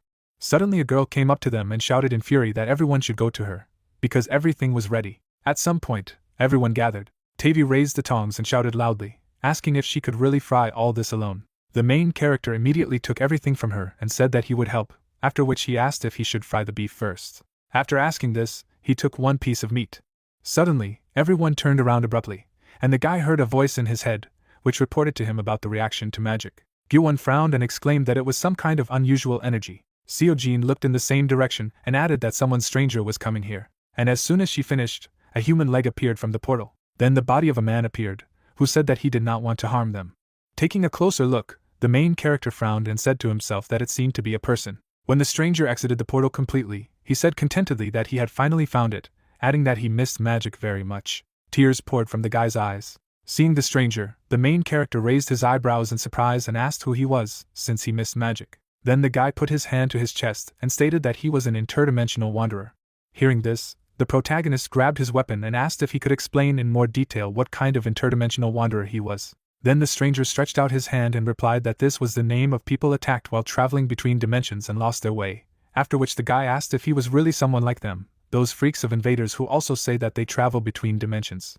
As soon as the stranger heard this, his aura changed drastically and he asked if he had just said invaders, could it be that they had met them as well? Hearing this, the guild master furrowed his eyebrows tensely. Anger appeared on the interdimensional wanderer's face, and he said that he thought they would still need a more precise explanation, after which he asked if they could at least take a sword, otherwise it would be difficult to have a conversation in such a situation. The guy slowly lowered his weapon. After a while, the room was lit by lamps. The main character was sitting on the sofa, and in front of him sat a wanderer who said that his name was Levian, after which he said that the conversation could be long, but he would try to tell everything as succinctly as possible. The guild master looked at the guest in confusion and asked if he had come here through a crack. Despite his interlocutor, the guy replied that everything was so, it was a spatial crack. He suddenly looked at the protagonist out of the corner of his eye and explained that he was a magus of the Mado Alliance. Hyung kept his eyes on the guest, who said that he was also a member of an academy that pursued the truth. Hearing this, the main character raised one eyebrow in surprise and said to himself that he had already heard about this Truth Academy somewhere. At this time, Levian drew a picture of monsters in his head that had been released from the crack, and told him that one day an interdimensional rift suddenly appeared, which grew into a huge hole, and then they appeared. Hearing this, the guild master frowned and asked who else they were. Lowering his head, the wanderer replied that these were the same invaders traveling from dimension to dimension, but he learned the truth later. But the seeds of discord were sown a long time ago. He presented a powerful magical aura. Drawing a madly strong monster in his head, he finished saying that their name was the Invasion Command. On that day, his master gathered the Allied army forces to confront the Invasion Command. The war began, and at first they won, rejoiced and believed that everything would turn in their favor. The guy told this without looking up. Suddenly he remembered the horror that filled them. The invaders, who were the main enemy forces, broke out of the crack. Levian turned to his professor, but his master stepped forward. He looked at the monsters that were bursting out of the crack and said that they had to do everything they could to push forward before they stopped breathing. At these words, a smile appeared on the wanderer's face. Currently, he closed his eyes and said that now the main character can guess for himself what happened next. He remembered the blood and explained that the alliance had been defeated and the enemy had launched a full invasion. An invader stood on the battlefield, and most of the alliance members died in battle, and a small fraction of the survivors were brainwashed and turned into command soldiers. Some of the guys stood without raising their heads. Their eyes were completely blank. Thanks to the master's sacrifice, Levian was able to sneak away, but due to unstable magic, he drifted between dimensions. After this story, the two guys sat in absolute silence. A few seconds later, the main character, without taking his eyes off the guest, asked if he could tell him the name of his master. Levian then drew an image of his master in his head, and replied that his name was Gilder. Lowering his head, he added that he felt the magic of the master in him, which he missed so much. Suddenly, shock appeared in the guild master's eyes when he heard a voice telling him about the will of the great magus. There was a cup of tea on the table, and the guest suddenly said that now it was his turn to explain everything to him. After showing his aura, he asked how he could feel his master's magic in it. The guy silently looked at his interlocutor. After a short pause, he closed his eyes and replied that this was his past life. Opening his eyes, he explained that his master was one of his past 990,000 lives. And as soon as he said this, Levian slammed his hand on the table. He immediately prepared to attack and furiously shouted that he shouldn't joke and say such words towards his master, what other past life he was talking about. But suddenly, a strong magical energy appeared around his hand because Gilda's magic had destroyed his magic formula. In the name of the dark truth, he called for the dissolution of magical power. Seeing that his magic had been destroyed, the wanderer opened his mouth in shock. He saw the magic of his master and understood that it belonged to him. The main character held his hand outstretched and said that he also did not believe words so easily, because he did not know that he would meet someone who knew his past life. So he suggests that he first calm down and continue the conversation tomorrow. Clenching his hand into a fist, his interlocutor replied that he thought it would be better. All this time, they were watched from the balcony and said that they did not understand what was wrong with this guy, because he had been met only yesterday. Tavi pulled her hat over her head and said that in the end she had to do everything herself, and she didn't even get a piece of meat. Hearing this, the guild leader's friend handed her the roasted meat and told her not to worry, because she had prepared everything in advance, and if everyone was hungry, she offered everyone to eat. Those present began to close their eyes from the bright divine light. Tavy folded her hands and with tears in her eyes shouted that the girl was the best. After a while, the main character was lying on the bed and said to himself that the moment Levian called the name of his master, he resonated in it, after which his sword said that the familiar magic that flowed in the blood of the hero of the previous life also responded. The boy stared at the ceiling and continued to say that everything would be much more pleasant if he met Gilder, to which his weapon asked if he was talking about that room. Closing his eyes, the head of the guild replied that everything was correct, because if Gilder reacted then it means. Before he could finish speaking, he found himself in front of the door in a familiar space and said Manan, that he had touched the truth. Stretching out his hand, he exclaimed happily that he knew it, just like that. After these words, the doors opened. Under the crimson sky, the ground was soaked with blood. With his eyebrows knitted in frustration, Levian shouted that he couldn't just leave. Then his master smiled and replied that he had to survive, and this was his end. He looked at his disciple and ordered him to escape through the interdimensional rift. After all, this was his first and last request. Immediately after these words, the main character woke up. With a loud cry he sat down on the floor. A man walked in his direction and asked if he had already woken up. Smiling, Gilder asked how he felt about his illusion of the past. Drops of cold sweat appeared on the guy's face, and he asked in response what the illusion of the past meant. The mage sat down on a chair and said that he assumed it would be so, and yet he was a little embarrassed to face him for so long. The head of the guild kept his eyes fixed on his interlocutor, asking him if he had anything to do with a man named Levian. Looking down, Gilder replied that it was true, that he was a member of the Motto Alliance in the dimension he was in, and that he was his assistant at the academy. Immediately after these words, the guy pointed his finger in his direction and shouted loudly that he knew so, after which he asked, after all, that he was the same smart teacher. And as soon as he said this, the magician smiled broadly and replied that everything was correct, he could teach a lot, after which he asked if he would like to test his knowledge, to which he shouted loudly that he refused. After this short dialogue, he rose to his feet. Gilder raised his hand to his chin and said that Levian was special, very curious and interested in research, and he was also a great friend. A long time ago, he turned around when someone called out to him. Levian peeked around the corner and asked if he was still there, adding that everyone had already gathered outside, to which Levian replied that it was easier for him because he didn't like noisy places, and there was no one who liked him. Levian listened to his master with his mouth half open. Closing his eyes, the great magus finished saying that if he went, the others would be uncomfortable, so he didn't care. But before he could finish speaking, Levian came up to him and, with his hands folded on his chest, told him to follow him, because there was the result of the creation magic that he had created. Clouds floated across the blue sky. Gilder looked at the boy's work with a disgruntled look on his face and asked what it was. A multitude of people gathered around the wooden statue.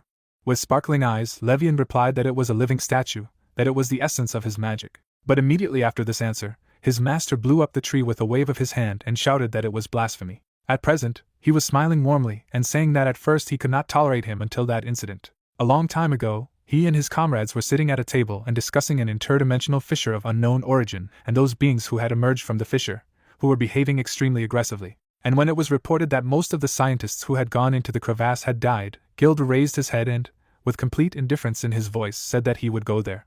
Those present fixed their eyes on him and asked what he was saying, to which he replied that he would go into the crack tomorrow, and he would lead a squad of magical warriors, and in doing so, they would help the reconnaissance group. After this meeting, Levian ran after him down the corridor. His eyebrows knitted in excitement, he shouted that he would go with him. The great magician looked at the guy out of the corner of his eye and asked why he had decided so. Standing firmly on his feet, Levian replied that he himself had said that no one would take his side.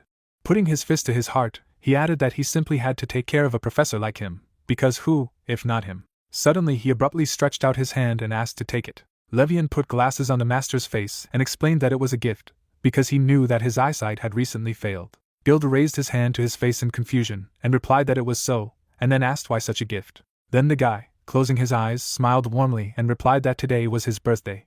After leaving his memories, the great magus put his glasses on the table and said, after all, the power of the invasion command was too great. The main character, having fully listened to the interlocutor, asked if, even with his strength, they could not win, to which he replied that everything was correct. In just 6 months the dimension in which he was turned into a lifeless desert. His glasses flew to the ground. That day, the protective barrier was covered with cracks, and someone present shouted loudly that if they surrendered, then everything would end here, and they still had a little longer to close the crack. But immediately after this shout, the barrier was broken. From what he saw, shock and horror appeared in the eyes of the master. He saw his comrades being killed by monsters one by one. Monsters strangled them and broke their necks. They squeezed all the blood out of the mages. Gilder's expression changed after seeing this.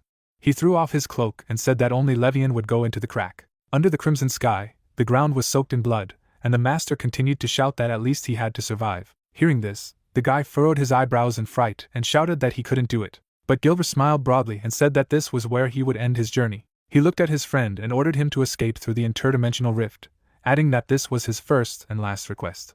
After that, he handed him the glasses, saying that this was all he could give him. Accepting them, Levian raised his head to the master and asked in confusion why he needed them. The great magician continued to smile. Without a drop of fear or doubt in his eyes, he looked at the disciple and replied that today was his birthday, adding that the crack had been closed, so he had to go to another dimension and make sure that he could survive. Stretching out his hand, the guy shouted loudly that he could not cope alone. But as soon as he finished, the crack began to swallow him. Until the very end, he could see a smile on his master's face. Hearing this, the main character gritted his teeth in anger and shouted that the invaders were just bastards. Suddenly Gilder took a few steps in his direction and said that with this he would inherit his will completely, and he would become the third after Kasashin and Sidon Miller, because all the emotions and anger that he felt, his illusions of the past, he had no right to forget. The great magician smiled warmly.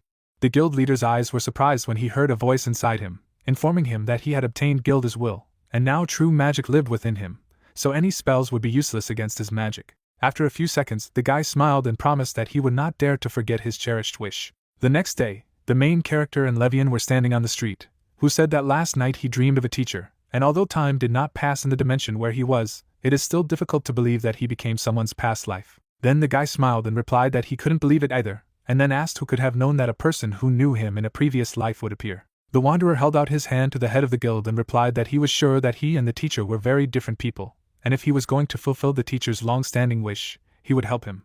After these words, they shook hands.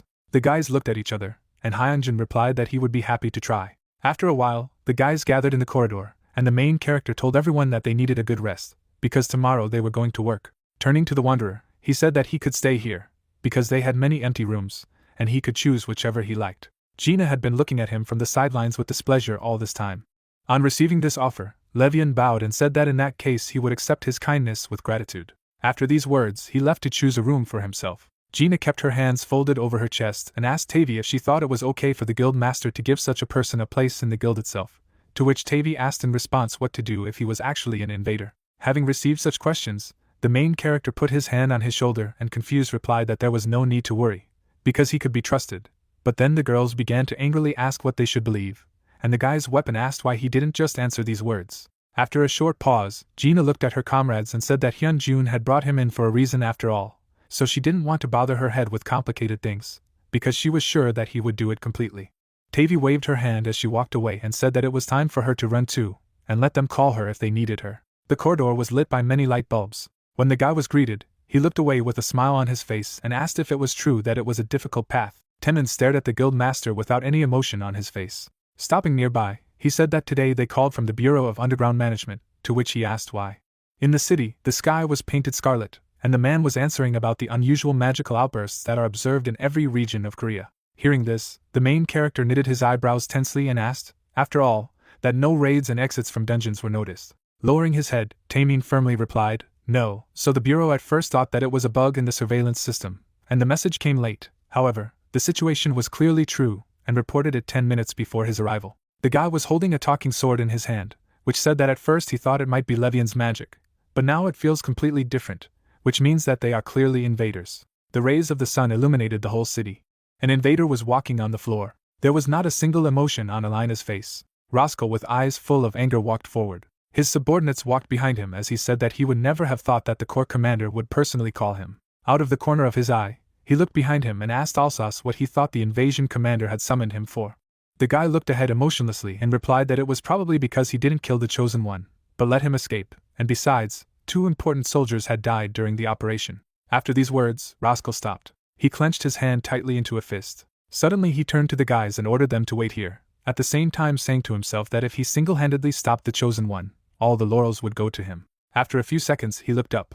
Roscoe knelt before the commander of the invasion corps, Sir Inzul, and reported that at his request, the commander in charge of the command, Roscoe, had arrived. The creature from another world slowly turned to his subordinate. The monster trembled when the boss turned to him, and said that he was waiting for his orders. He did not dare to raise his head when Inzul said that he had received an answer regarding their chosen one. Suddenly, his eyes lit up, and he angrily asked why the information about how fast he was gaining power was withheld, adding that he actually understood why exactly they hid it. Well, if the progress was so great, then why? And most likely the officer was aware of all this.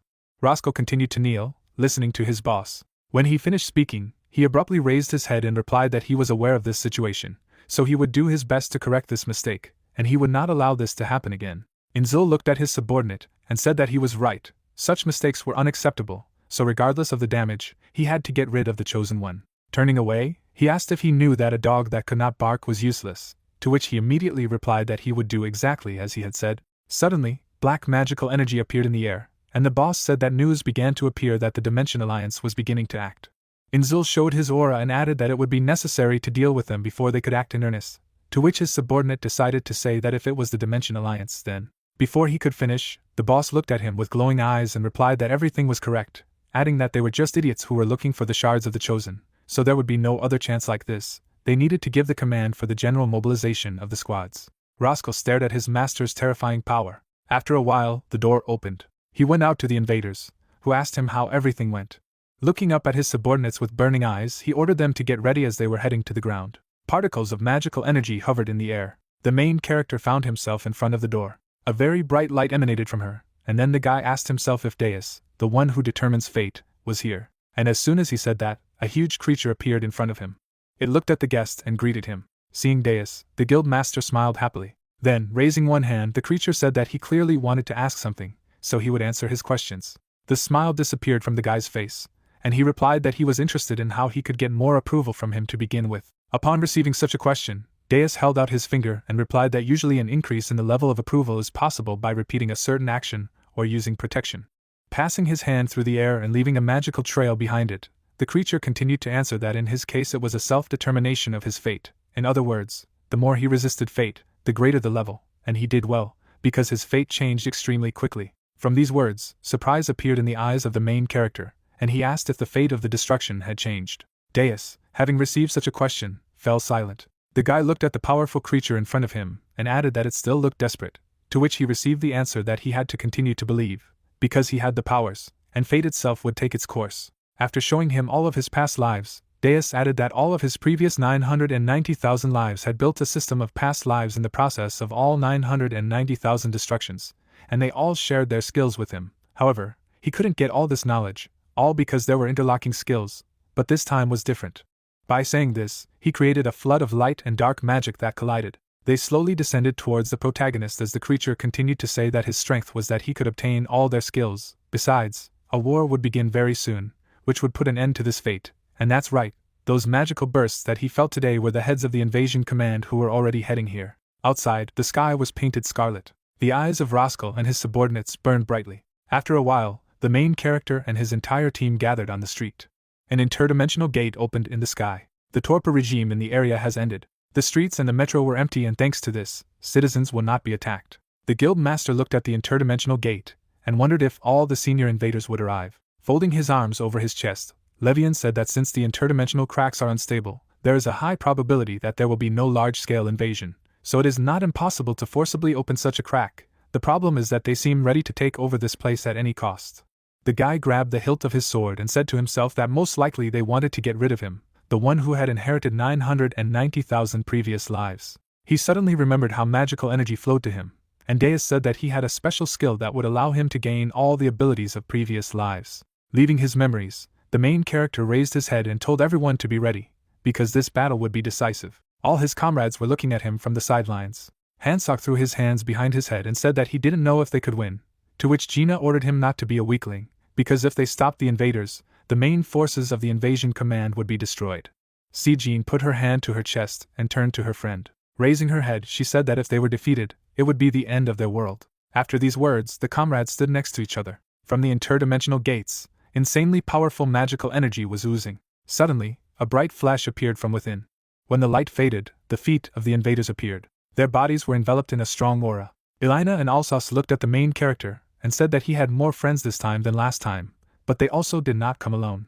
After saying that, the girl raised her hand and added that in their world, they called him an SSS rank hunter, and his name was Vladimir. Immediately after these words, a hunter and his subordinates jumped out of the interdimensional portal. Hearing this, Hancock opened his mouth in shock and asked in confusion if this was the Ice Blade of Russia. Martial rank hunter Vladimir of the Ice Blade landed on the ground spectacularly. He had two abilities when awakened by the second type, one of which was the mastery of cold magic at the highest level. A chill began to gather around his hand. Releasing it towards his opponents, he stated that the main character lasted longer than he thought, so all those who prevent the invasion are in danger of death. Vladimir, without moving from his place, ordered the Alpha group to follow the will of the invasion command. The main character looked at the opponents and said that it would not be easy, and his sword suddenly said that he had to be careful, because these guys are not many, but they radiate irresistible magical power. Then the guy saw the aura that emanated from these guys and realized that they had all been brainwashed. Gina kept her eyes on her rivals, saying that brainwashing had taken place, just as the guild master had said. Resting her hand on her side, she looked at the girl and said that she must be Ilan's invader, to which she replied that she was smarter than she looked. Raising her hand, the invader added that she thought it would be useful to her. Then Gina waved her hand and created a flame and mockingly said that she called herself an invader, but was only capable of this amount of magic. At these words, a smile appeared on Elena's face. Putting her hand to her chest, she closed her eyes and told Alsace that she would deal with her. Then she made a movement of her fingers and added that the main weapon of the Chosen One was magic and vampirism, so she would have to deal with it herself, all for the sake of the invasion command. After saying that, the girl showed her powerful aura. Vladimir waved his hand and ordered all his soldiers not to interfere, because he would deal with him himself, and they would be left with change. One of his henchmen drew a weapon, the rest did the same. Vladimir put his hand on his hat. The protagonist stood in a fighting stance and said to himself that it was worth considering his ability to restore mana and magic, while his sword said that they were definitely aware of his abilities. Vladimir held out his sword in the direction of his opponent, who thought that if he looked ahead, there was a chance of being at a disadvantage. After these thoughts, he tightly gripped the hilt of his sword in his hand. Lowering his head, the guy firmly said that they would perform the operation again, after which he ordered Ginny to deal with Elena, because she was resistant to brainwashing. The girl created a flame in her hand and replied that she would do so, because she understood why they did not oppose her. Teshik frowned when the guild master said that he would leave the Alpha group to them, after which he replied that the Russian Alpha group specializes in close combat, which means they have a chance. Levian's face was veined with anger, and he said that his goal was very visible to him. Alsace walked slowly in his direction. Seeing the guy, he raised his eyebrows in surprise. Levian's eyes filled with rage, and he said that he could never forget him. He suddenly remembered how blood spurted from his teacher. He immediately rushed to help him, but the only thing he saw was the burning eyes and the grin on Alsace's face. Leaving his memories, Levian gritted his teeth in anger and shouted that he had taken the lives of his teachers. Seeing such a reaction, the invader smiled madly and said that it seemed that fun was planned. The main character raised his sword and said, "So be it," adding that he will fight against Vladimir. His blade reflected his eyes, which had no fear in them. The head of the guild and all his comrades prepared for a fierce battle against the invaders. Immediately after the start of the fight, Vladimir used the ice zone. Ice immediately covered the buildings around. The ice spread rapidly across the land. Seeing this, the protagonist's girlfriend stretched out her hand and used the sanctuary. A huge barrier protected her and her comrades from the ice. Seeing this, Vladimir grinned and said that their healer was much more useful than he expected. Furrowing his eyebrows in anger, the main character replied that he should be silent. At the same second, the hunter changed his grip. In the blink of an eye, he struck a shot that was blocked. The two opponents' swords were shaking with exertion, and Hyunghong's weapon said that it wasn't just cold, so if he allowed him to attack, everyone would freeze over. From this, shock appeared in the guy's eyes. At the same second, he launched a quick attack. Jumping back a few meters, the protagonist asked if it was an invading type, adding that it would not be so easy to deal with him in close combat, to which his sword replied that there was no need to worry, because if they let him attack, then there was an opportunity to absorb the attack with the help of vampirism. The guy tightly gripped the sword in his hand, which said that this information was absolutely inaccurate. At this time, Vladimir was preparing for another attack. Raising his ice sword, he loudly said that the chosen enemy of the invasion Grand Command, so he would be destroyed. There was not a drop of fear or doubt in the guild leader's eyes. Holding out his sword towards his opponent, he replied that he had better rid himself of the thought of surviving this battle, after which he heard a voice in his head informing him that Sidon Miller's valiant sword was with him, and would not break as long as his courage stood firm. Suddenly, a bright light began to emanate from the blade of the sword, because Duran now showed a bright radiance in the righteous sword. Immediately afterward, the main character unleashed a powerful magical attack. The magic stream was approaching his opponent, who was using the ice wall. Hearing this, the guy smiled and mockingly said that there was no need to worry, because there was nothing wrong with low-level magic. But before he could finish speaking, he saw a strong barrier of ice that blocked his attack, and then asked in confusion if it was really an ice wall. And while he was asking himself about it, Vladimir waved his hand, releasing ice icicles in his direction.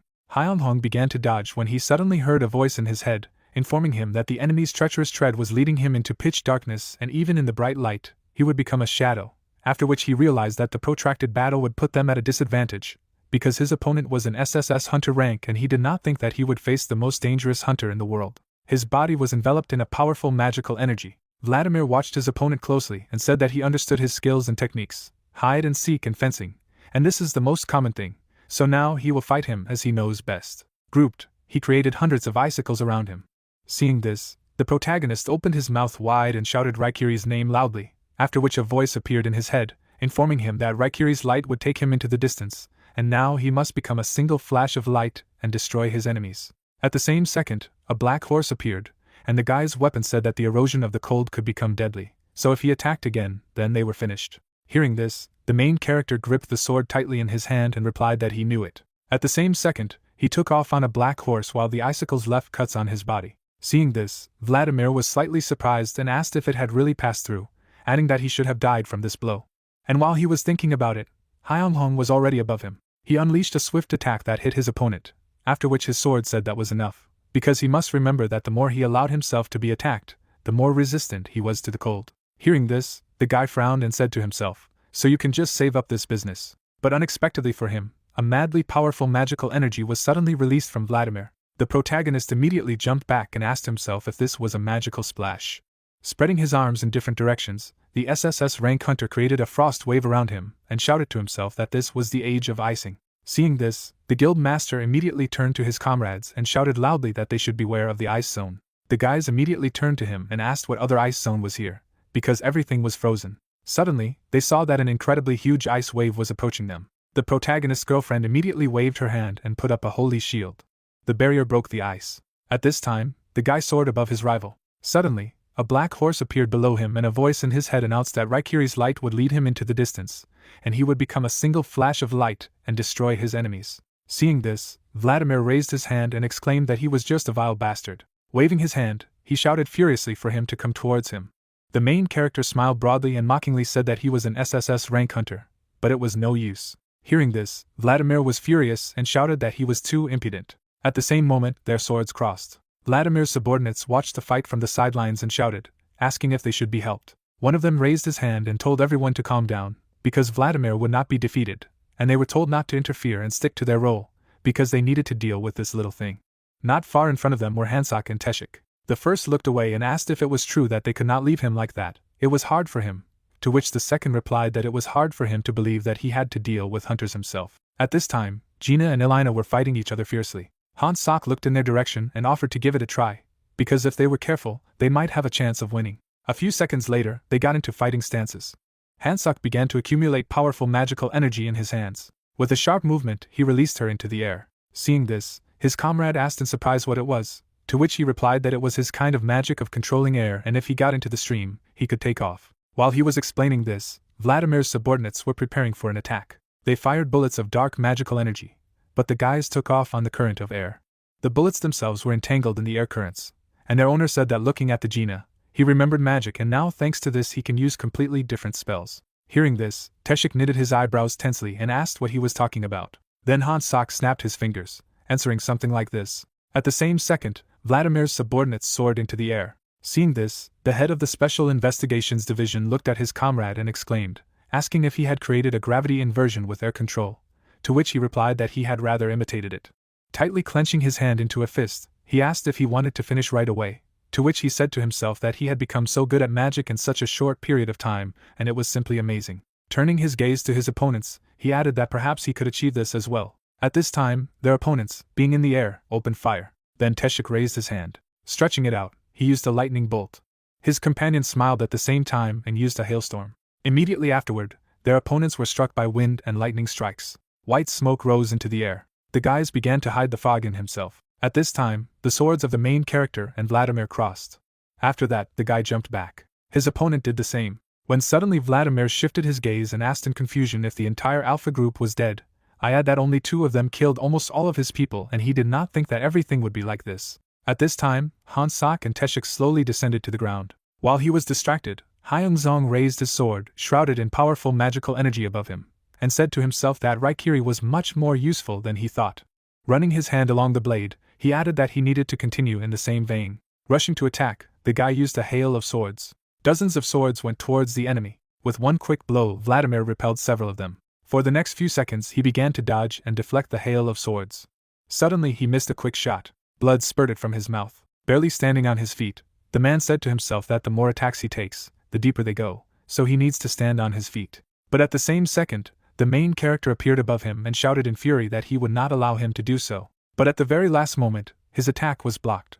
Vladimir raised his hand and shouted that he saw that his opponent knew how to fight and that it was not bad, after which he used ice erosion. The ice immediately began to spread through the hands of the guild leader, and his sword screamed that he had to retreat urgently, because he could not die here. Suddenly, the young man opened his mouth slightly when a voice appeared in his head, informing him that the completely inherited will of Gilda was blossoming in him, so by the will of the stubbornness of the chosen one, any magic spell was no longer useful. In the same second, his blade shattered the ice in which he was trapped. Immediately after that, the ice shattered into blocks.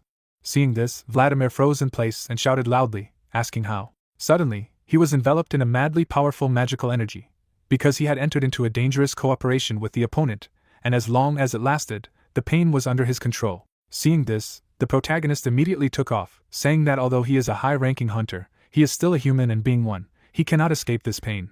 But this is the end. His blade was a few centimeters away from his opponent's body. Suddenly, Vladimir's eyes lit up brightly and he shouted in fury that he could not be broken so easily.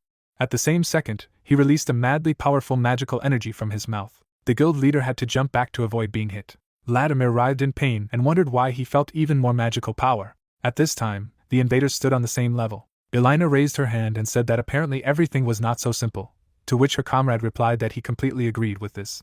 In front of them were the incredibly strong Gina and Levian, one of whom defied brainwashing, and the magic of the other was quite unusual. Elena suddenly shifted her gaze to the side. The main character was standing not far from her. Without looking away, she told her friend to cook the same, because he could buy some time. Alsace looked at his hand and said to himself that this was all that was left.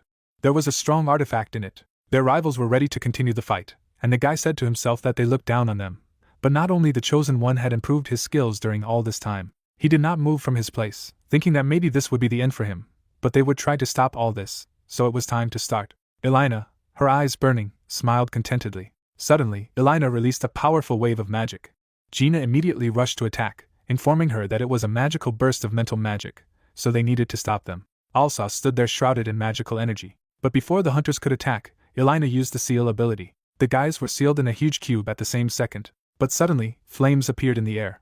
With a quick blow, Gina destroyed the barrier. At this time, the aura of Alsace was getting stronger. Blood poured from his eyes. But unexpectedly for everyone, he raised his hand and used reverse gravity. At the same moment, the hunters took off. Blood spurted from Gina's mouth. With a wave of his hand, Alsace ordered them to fall. Immediately after that, the guys fell to the ground in a bright flash of magical energy. The invader looked at the crash site without any emotion on his face. Suddenly, magical energy appeared around him. Unexpectedly for him, a magical seal appeared under it. Levian rose to his feet and used the magic book of life, the first chapter of the Peta. Immediately after that, a living tree grew out of the ground, which entangled the invader. The roots of the tree gripped their opponent tightly, who discontentedly asked what he was doing, how he had tied him up. Levian looked at what he had created. Not far from him, Gina stopped and said that she was ready to finish it. With a mad smile on her face, she created a flame in her hand. Their opponent's eyes turned terrified at what they saw, and he shouted loudly, begging her to stop. The flames quickly set fire to branches and sheets of paper. A few seconds later, the flames consumed the entire tree. As soon as the fire went out, nothing remained of the tree. The protagonist's girlfriend immediately rushed to the aid of her comrades, shouting that she had installed a shield before falling. Turning to look at her, Gina shouted that she could not approach her, because the magic field was still active. Elena had been strengthening her magic field all this time. A huge smile suddenly appeared on her face, and she said that it was too late. At the same moment, Gina froze in place. The invader stared at the huntress with blank, glassy eyes. Suddenly she showed her grin and ordered her to forget everything. Her incredibly powerful ability hit the hunters. Gina, Levian, and Sajin's eyes lit up under the influence of enemy vehicles. Hyunghong, caught under the influence, clutched his head. Then Elena looked at Vladimir and ordered him to finish. With glowing eyes, the man created a cold around him and said that he obeyed the order. Immediately after that, he released dozens of icicles. They hit the body of the main character. Blood spurted from the guy's mouth, and he said to himself that there was no magic left at all. The fire in his eyes quickly faded, and he knew that he had to make a decision. He remembered the powerful magical energy that Deus had created with a movement of his hand. Suddenly, powerful magical energy began to flow into the guild leader's body. Seeing this, Vladimir rushed to the attack with a loud shout. Could it be that he was already giving up? Unable to raise his head, the main character begged Deus for help. Suddenly, a drop fell on the water and a voice appeared in the guy's head, which told him that in response to desperate pleas, Deus was interfering in his fate, and now the advent of his previous life was happening. At the same second, an SSS rank hunter jumped towards him, but unexpectedly for him, a powerful flow of magical energy hit the head of the guild to madness. Vladimir jumped back and asked what kind of magic it was, to which Elena replied that she thought that oblivion had already come. Hyunjin seemed to be on the hand of the powerful creature Ares, who was ready to fight on his side, and after asking if he would accept help, the guy nodded confidently, after which Ares condescended to him. He was immediately filled with magical energy, his eyes lit up, and his health and mana levels were restored due to the presence of a previous life, and now his will unites and deifies him. Standing in a fighting stance, the main character displeased asked who dared to stand in his way. From what they saw, there was shock in the eyes of Elena and Vladimir, because they felt this all-consuming fear and the magic that was only a grain in the ensuing abyss of greatness. A divine light emanated from the guy while he said that the one who stood in his way would not be able to survive. The invader immediately stretched out his hand and used oblivion, but Hyunjun blocked this attack with a flick of his hand and said that such cheap tricks wouldn't work for him. From what she saw, the girl froze in place and realized that this was the power of the Chosen One. But suddenly, an SSS rank hunter took off. In flight, he let out icicles and shouted loudly that it was time for the Chosen One to die. Seeing this, the main character opened his mouth slightly. Raising his sword, burning with an overabundance of magical power, he said that when the Sword of Light brought down its majesty, let the scarlet flowers bloom. With that, the guild leader sliced his opponent into dozens of pieces. From this picture, shock appeared in the eyes of the invader. Dropping her head abruptly, she put her hand to her ear and shouted that they were coming back. But before she had time to speak, the main character put a weapon in her direction and said that he would not allow this, because since they entered into battle with him, they must be ready to die. Hearing this, Elena looked up in fright and asked in a shaking voice what he really was. The guy burned her with a look and replied that this was a meaningless question, and it was time for her to die. Immediately after these words, the blade of his sword was above the invader's head. The woman screamed as the sword pierced her. As blood poured from her mouth, she couldn't believe that the Chosen One was capable of such a thing. Hyunjung sank onto the broken concrete. Elena fell down, and remembered that when they first met him, she thought she could finish him off with one left. Particles rose into the air as the invader realized that everyone was dead. The woman faded before her eyes, whispering that Sir Rascal should be careful. Soon there was no trace of the other world. The young man exhaled tiredly, letting go of the protective cover of the hero patron. The swordsman clutched his chest, standing on his feet only thanks to the sword, and the patron asked if he was okay. The guy breathed rapidly, answering that it felt like he was falling apart, but he was reminded that there was no time to lose. The assistant pointed to the crystals and added that last time their souls had already been absorbed. They had to gather themselves before they lost all their strength. Hyunjung picked up the crystal, clarifying whether the patron was talking to the void protection. The young man squeezed the stone, allowing the Bejamos to open their empty mouths and absorb the souls of the invaders. The guys began to come to their senses. Gina clutched her head and asked what was going on. The protagonist smiled with a happy smile. After that, he just fell on the asphalt, realizing that it was all over. The hunters rushed to the fallen guild leader. Everyone looked at the swordsman in surprise as he announced that the battle was over. Gina folded her arms over her chest and clarified what had happened again. She couldn't remember anything after her mind was subjected to the magic of the invaders. The guy broke into a smile, and explained that Elena had cast a spell of oblivion. Everyone had to forget who they were, and what they were doing here. Hyunjung picked up the crystal and announced that he was done. Rascal threw down the trash and cursed. The bottle rolled on the ground, and the invader muttered that he didn't think the Chosen One would be so strong this time. The invader looked gloomily at his feet, remembering that when they had met the Chosen One on the artificial island, Ilin and Alsace had had more than enough. They hadn't thought things could go wrong. Rascal froze when it dawned on him what it was. Cyborg gritted his teeth, realizing that the protagonist's magic could be the one he had read about in the notes.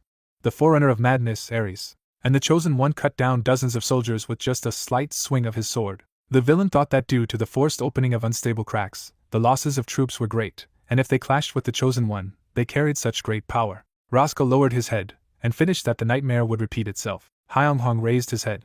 He looked at the stranger who was sitting in the middle of the ancient battlefield, and he said that he was finally facing real life. The ancient warrior sat in the lotus position, while streaks of light rose above his figure. The young man clenched his fists, mentally coaxing himself to remain calm, and asked if it was the same forerunner of madness in front of him. Ares rose to his feet and wondered aloud at his nickname, but he liked it. The warrior spread his hands and said that if he was standing in front of him, it meant that he was chosen, and if the protagonist opened the doors and came here, it could only mean that he lacked strength.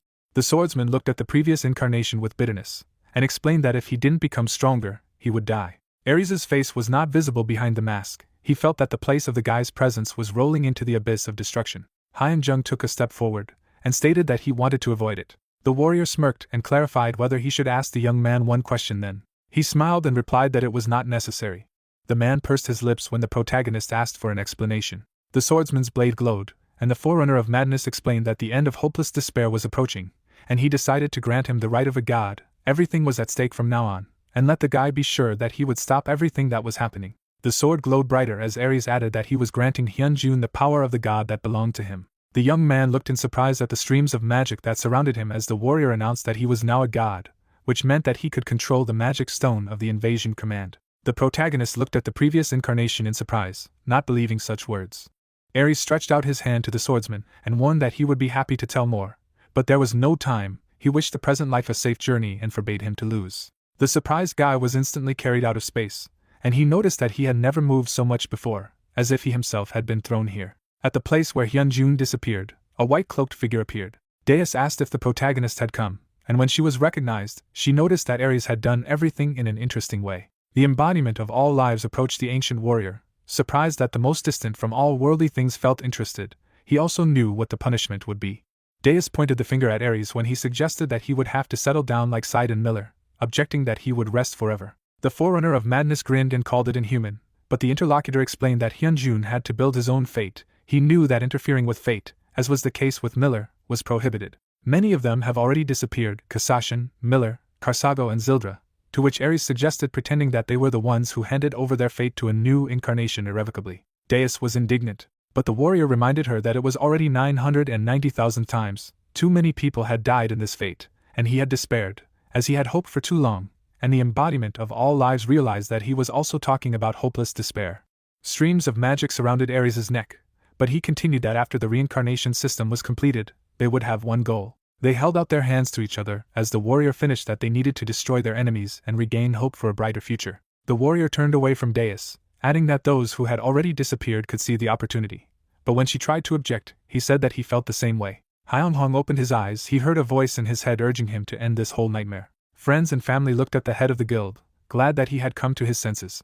At this time, Ares turned around and said that it was time for him to go. And smiling at Deus at the end, the warrior promised to meet her at the end of this fate. Then he dissolved completely, leaving the incarnation alone. There was no emotion behind the mask, but Deus agreed to accept this promise. The commander turned, unable to believe what was happening.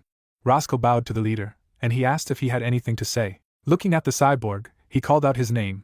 Inzul rubbed his chin, and admitted that he hadn't thought that he and the 281st Squad would suffer such a terrible defeat. Roscoe pressed his hand to his chest, and explained that the crack was unstable, and the gate was open, but the commander interrupted him with a question. Was this really why they had lost most of their strength? The alien looked at his subordinate with a threat, and noticed that even with all this, they screwed up too much, after which he clarified who the main forces of the 13th Invasion Command were. Roskal put his hand behind his back, and after a pause called Lady Ilin and Sir Alsace, and the commander wondered if their strength was not enough to conquer the earth. Inzul's gaze darkened as his subordinate added that they had both fallen victim to the Chosen One, and he clarified how the enemy had managed to kill 2 level 5 invaders in such a short time. The man took a few steps forward, and asked what level of power the Chosen One possessed according to the available information, and Roscoe replied that the will of the god had been seen, which he was using. The villain's eyes widened. He admitted that the situation was terrible, and thought to himself that Hyunjun needed to stop him before his will was revealed, after which he clarified the state of the crack now. The cyborg bowed, and replied that Mistress Elina was keeping it open, but it wasn't enough for their parties to get through. The commander closed his eyes, and said that the main part of the command was currently waging a full-scale war with the Alliance, so there were very few troops, but Roxel had already reported that their soldiers were not in the best condition. The villain narrowed his eyes, and stated that he couldn't even ask for support due to the unstable crack. Cyborg flinched as Inzul ordered the crack to be opened wider and an amphibious operation to begin. He leaned forward and objected that the damage would be too great, but the commander said that the Chosen One was getting stronger too quickly. They could not wait for the crack to open on its own. With a threatening look, the alien added that before that, they must direct all their forces to the destruction of the Earth. Roxel looked at the leader in confusion. Then he lowered his head, turned around, and announced that he had heard the order. The cyborg placed his palm on the crystal, thinking that if he channeled the magic into the controller of the interdimensional gate, the spell would work. Roxel froze, and again asked the commander to reconsider his decision, as the method was extremely dangerous. But the commander interrupted him by asking if he knew who was left in command. The cyborg's mouth opened when he heard that there was no one but the two of them. On the other side, the Chosen One clearly did not lose strength. On the contrary, he only grew stronger. Roxel lowered his head. The villain pointed his finger at his subordinate, and reminded him that this was the last chance, after which he gave the order to begin a spatial landing on Earth with all the forces of the 13th Invasion Command. At the same time on Earth, Gina stretched her neck and reported feeling it was time to end it all.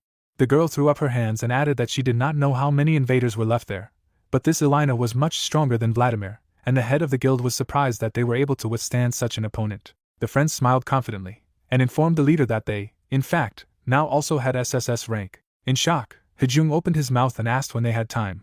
Teshik scratched his cheek in embarrassment, and said that when the commander was in battle with the invaders, they also had something to do here. The young man was even more confused. He was told that countries around the world had said they would provide any support to the Defense Alliance Committee. Gina and Han Sok, who had suffered enough in the fight, received awards. Teshik folded his arms over his chest and added that he had tried to contact the commander, but it was all in vain. However, all the guild rewards had been successfully transferred. The swordsman sheathed his weapon, happily announcing that they had done it quickly, but the faces of his comrades became confused. A portal opened directly above the protagonist's head from behind, while he offered to go home with a happy smile. The guys were horrified, not believing that the enemy was returning, and the assistant squealed that this was insanely strong magic. Monsters rained down from the breach, and it was immediately clear that this was an attack by the invasion team. The people below saw that there were more and more enemies every minute. Levian looked at this scene in horror, then he shuddered. He then turned to Hansok, who was standing next to him, but he immediately asked what the strange magic splash was, and he confirmed that he had sensed it. The guy furrowed his brows, and added that this was not a surge from the invasion command. Gina let out a jet of fire, and asked if it could not have been from another invasion. Hansok turned to her, and shouted that he could sense him somewhere nearby. The monsters were approaching the surface of the earth. The defenders noticed this, and prepared for battle. But suddenly, a group of monsters were destroyed by golden light. A bright flash cut through the darkness. The white boots sank to the asphalt. Hyung-jung opened his mouth when he saw the new guests, who were glad that they had finally arrived. Looking at the two slender figures, the protagonist decided that they were elves. The young man was shocked, but then the stranger noticed him. She held out her hand to the swordsman, and said that she was pleased to meet the chosen one. With a warm smile, the elf introduced herself as the consul of the Interdimensional Alliance named Iseria. The head of the guild covered his face from the light, and clarified what kind of organization it was. The girl put her hand to her chest and said that they intended to resist all hostile forces, for example, as the headquarters of the invasion, although she admitted that it was difficult for them to understand this now. While her assistant dealt with the monsters, Iseria added that they had come to their aid. The monsters flew back as the consul added that they would help them destroy the 13th Invasion Command that had invaded this planet. At this moment, another interdimensional guest appeared, and noticed that the Interdimensional Alliance had found the chosen one. The elves turned to the invader. Roscoe looked at the girl grimly when she warned that she didn't want to rant for a long time, but the Alliance forces were heading here, to which he retorted that if he killed the chosen one now, there would definitely be no problems. Iseria put her fingers to her lips, and decided that the scoundrel did not understand her, and she was giving him a chance. Her assistant summoned a light spear when the consul demanded to leave right away, and the cyborg demanded to repeat. The spear was aimed at the enemy as the elf added that no matter how strong they were, it was clearly impossible to defeat both the chosen one and the Alliance consul at the same time. With a smile, the girl asked if Roscoe wanted to return to the fallen invasion headquarters, and he cursed. The scoundrel opened the portal, and said that they would see each other again.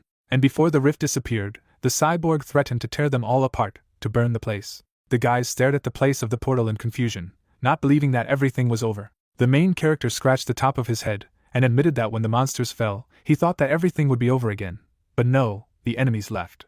Hyung-jung turned to the guests and asked if they were really from the Interdimensional Alliance, and they confirmed that they were confronting the invasion command and looking for the chosen one. The young man looked intensely at the elves and clarified about his choice.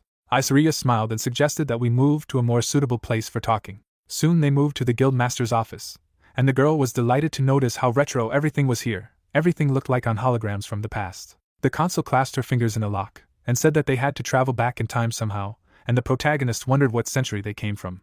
The guest cleared her throat when the swordsman said that he realized that he was facing representatives of the Alliance forces, but he wondered how they found him.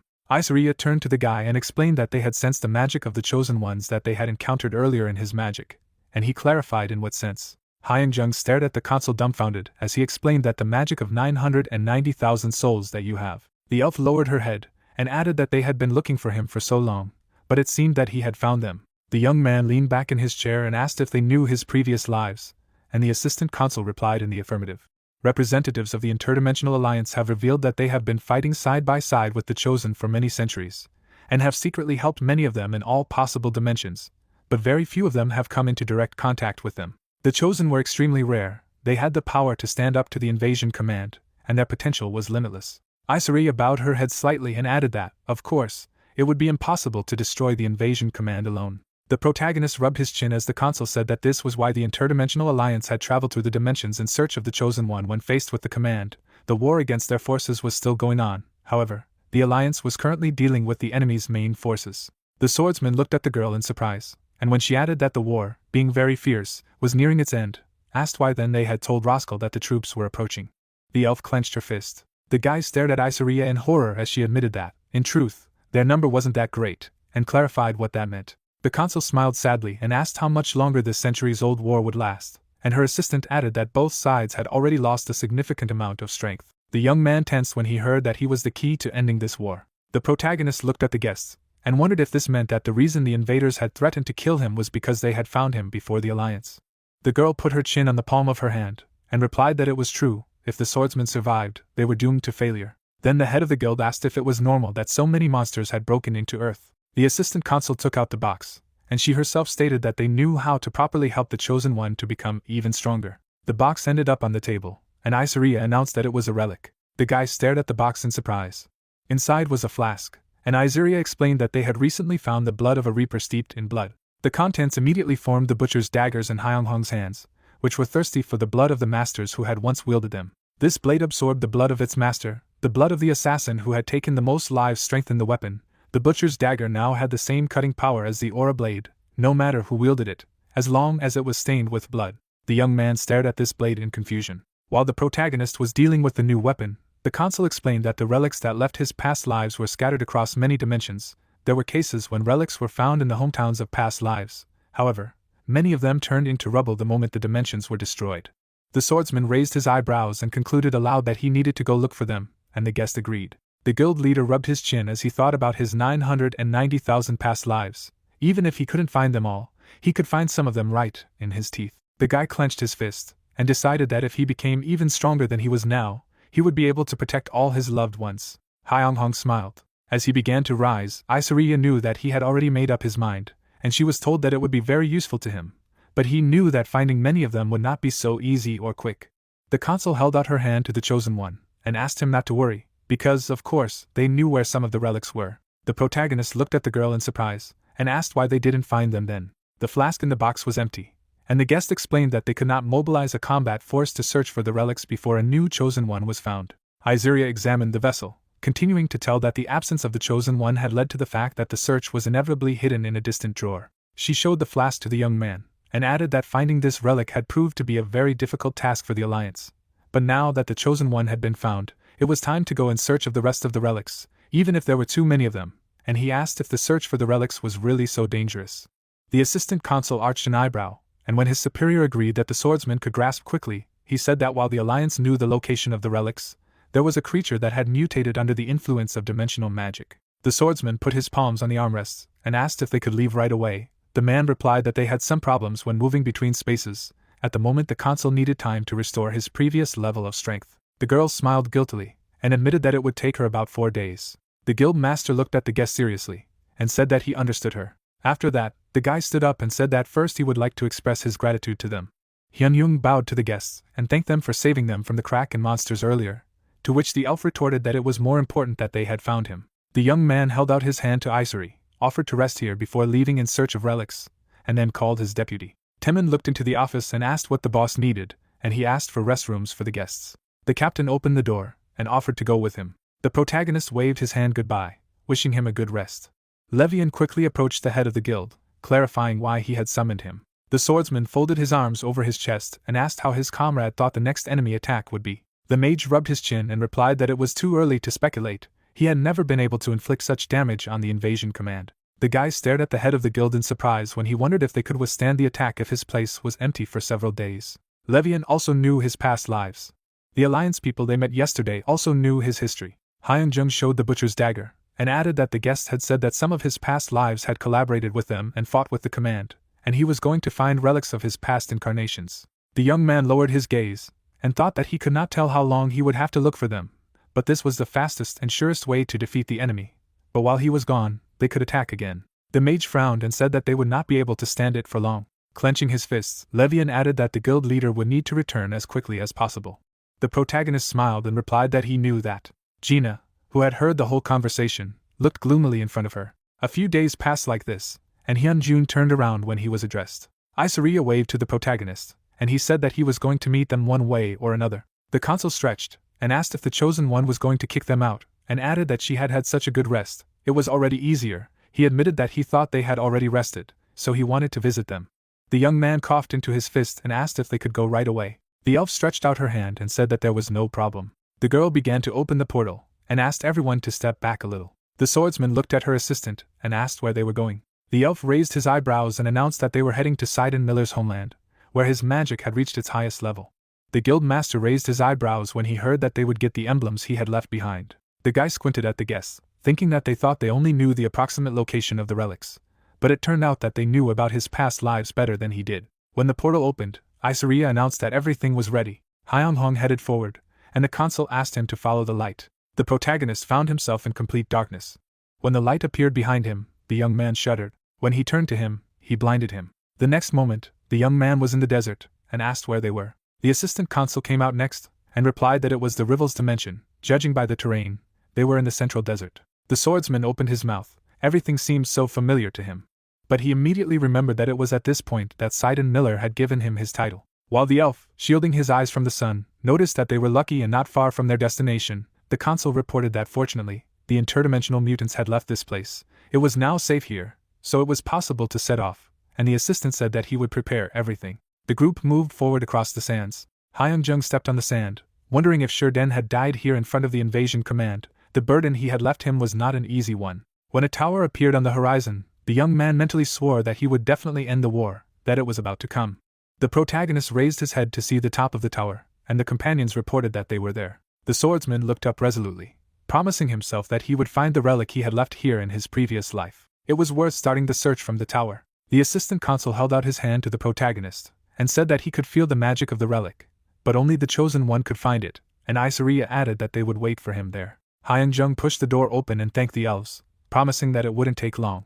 The door opened. The protagonist went inside, and his eyes widened in surprise. He felt something, and he understood where he needed to go. The young man turned.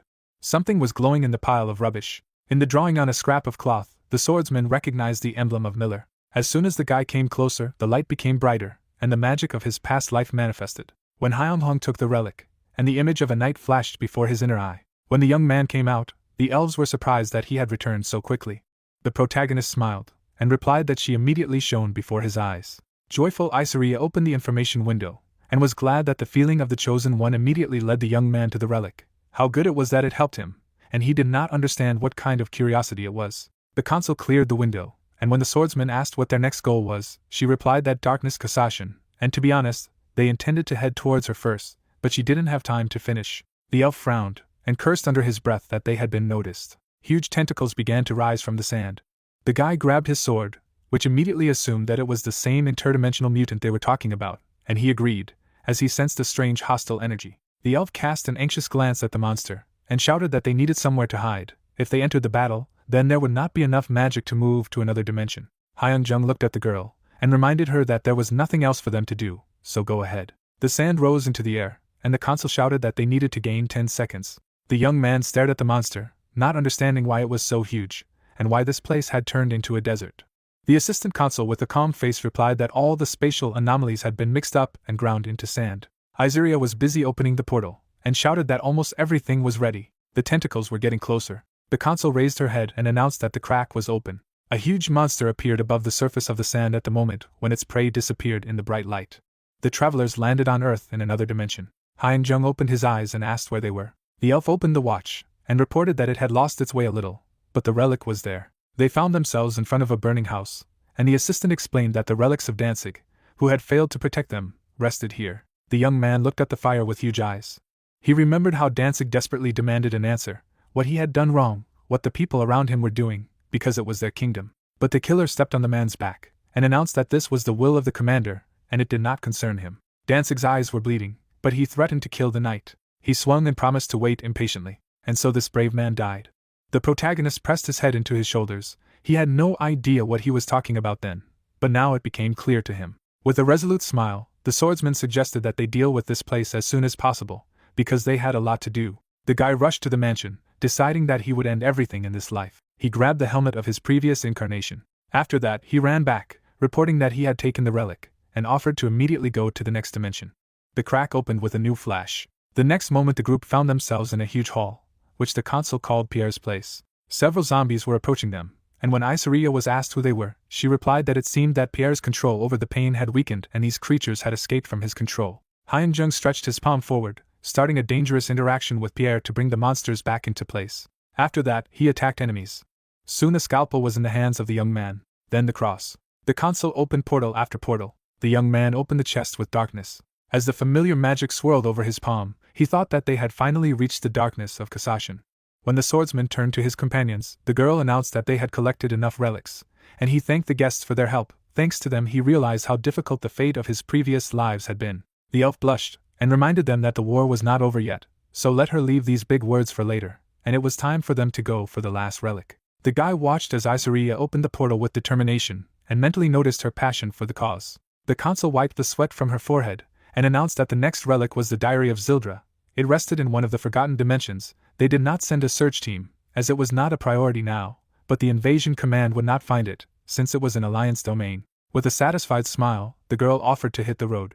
At this time, the commander of the invaders turned to his subordinate, and said that the alliance had finally found the chosen one, and with their support, the enemy would soon reach unprecedented strength. The man pursed his lips. Inzul stared thoughtfully in front of him when asked what they should do. The villain threw a glance at the questioner, and ordered to go after them. Roscoe bowed to the leader, asking if he was sure, and he replied that the fact that the Alliance forces had joined forces with the Chosen One was a great opportunity for them. The commander turned around when the cyborg asked if he had any plan. As interdimensional crystals appeared over Earth cities, Inzul asked his assistant how he thought the Alliance would ask the Chosen One first, most likely begging for the return of the fragments of the already fallen Chosen. While the main character's people raised their heads to danger, the villain expressed confidence that the enemies were still in other dimensions. Gina chuckled bitterly, and said that the guild master was right. She wasn't sure if they would withstand this attack. In the meantime, the squad returned to the library. They found all the artifacts. In the hands of the hero was Zildra's diary. Isaria smirked, and said that only a chosen one is able to use the power of relics to the fullest. Hyunghong turned around and asked how to use them. The consul opened the system window. According to the records, he should be holding the relic in his hand and feeling the magic. The guy nodded and thought for a moment. He took the helmet in his hands. It began to emit a yellow light. The young man's hair began to rise as if from electricity. He closed his eyes. He clenched his fist, concentrating the power in it. Traces of past lives were discovered. The level of information exchange with past lives began to increase. The relic of Sidon Miller was obtained. The power that he left behind will now be with the hero to the end. With the last sword in front of him, there are no restrictions. The darkness left by his assassin has been found. From now on, real darkness with the hero. Complete secrecy will not be cancelled even when using magic. So the hero took the power from each relic. His eyes began to fill with light. The consul tensed, noting to herself that she saw the true potential of the Chosen One. The man was blazing with strength. He was getting stronger too quickly. The assistant carefully watched him from the sidelines. Isaria smiled. She had heard that the Chosen One was monstrously strong, but she could not have imagined that he had become so much stronger since their first meeting, that there was hope inside her to win the war. The hero looked at the diary. The consul ventured closer and explained that the last relic remained. Was the Chosen One not going to use it? The hunter handed her the book and said that he thought he had his own owner. The fragments of the past Chosen Ones began to burst. Dark portals opened in the sky. Gina smiled. She didn't like it. Levian looked up and said that the second squad had already arrived, but it seemed that both of them were not in full strength. The girl looked at the hunter and asked if he could really tell how many of them were there. Just by looking at him, he explained that the dimension he was in was destroyed by these same idiots. So yes. Gina looked at the portal in the sky, remembering that the commander had said he would bring a lot more monsters next time. The creatures began to fall out of the portal, and although the hero significantly weakened the villain, but if they only waited until the crack stabilized and their troops landed, she was even scared to imagine it. A subordinate ran towards them. He had just received a message from the association. He stopped and anxiously reported that the World Hunters Association had said it had sent as many soldiers as possible. Eric began the battle. He was joined by Duke, the dimensional traveler. Even Drake Storm joined the battle. All of them have SSS rank, thanks to which they will be able to repel the enemy here in Seoul. Levian pondered. He looked seriously at everyone and asked if everyone was ready. He ran forward, even though the hero was not with them now, but he had to focus on what they could do. The rest of the fighters began to join them. Someone asked, when will it finally end? The squad got together. Gina said that they had no choice. Fire appeared in her hand. The girl offered to meet enemies. Everyone began to prepare. The creatures have landed in the human world. Their leaders went to the front line. The portals buzzed and flashed. Levian opened the magic book. The leaders of the enemy side finally appeared. A magic disc opened in the sky above the city. The commander-in-chief of the invasion, Inzul, looked arrogantly at the human world. He chuckled. As expected, there was no chosen one, only motley garbage remained. Hansak looked at him angrily and noticed that he had come as if he were at home and was going to kill innocent people. The invader pointed his hand at him, using dark magic. Luminous chains began to appear from the magic circle. They have chained most of the hunters, Inzul declaring that they will now become their soldiers. He will grant them a power that no one can surpass. He pulled the chains over his fist and asked if they would follow him. Gina destroyed the grip and defiantly refused. The rest of the warriors barely escaped, which provoked the Lord's laughter. He freely took a few steps towards them. He had nothing more to say to them. He pointed his hand at them and promised that they would all die. Hansak and Gina took up fighting stances. The girl said that it would not be easy. If everything turned into a protracted war, they would be at a disadvantage. Levian looked up at the sky and added that the invaders had an incredible number of monsters and the magic that both enemies possessed. Their abilities were not fully known to him. The huntress hit herself on the head and complained that she didn't like fighting such enemies. She looked sadly ahead. Remembering the inspiring hero, she asked herself countless times how much she had changed since the day all her unbending will came from, but she couldn't find the answer. The Lord was approaching her. Perhaps this unpleasant battle would give her the answer. Lights began to appear in the air.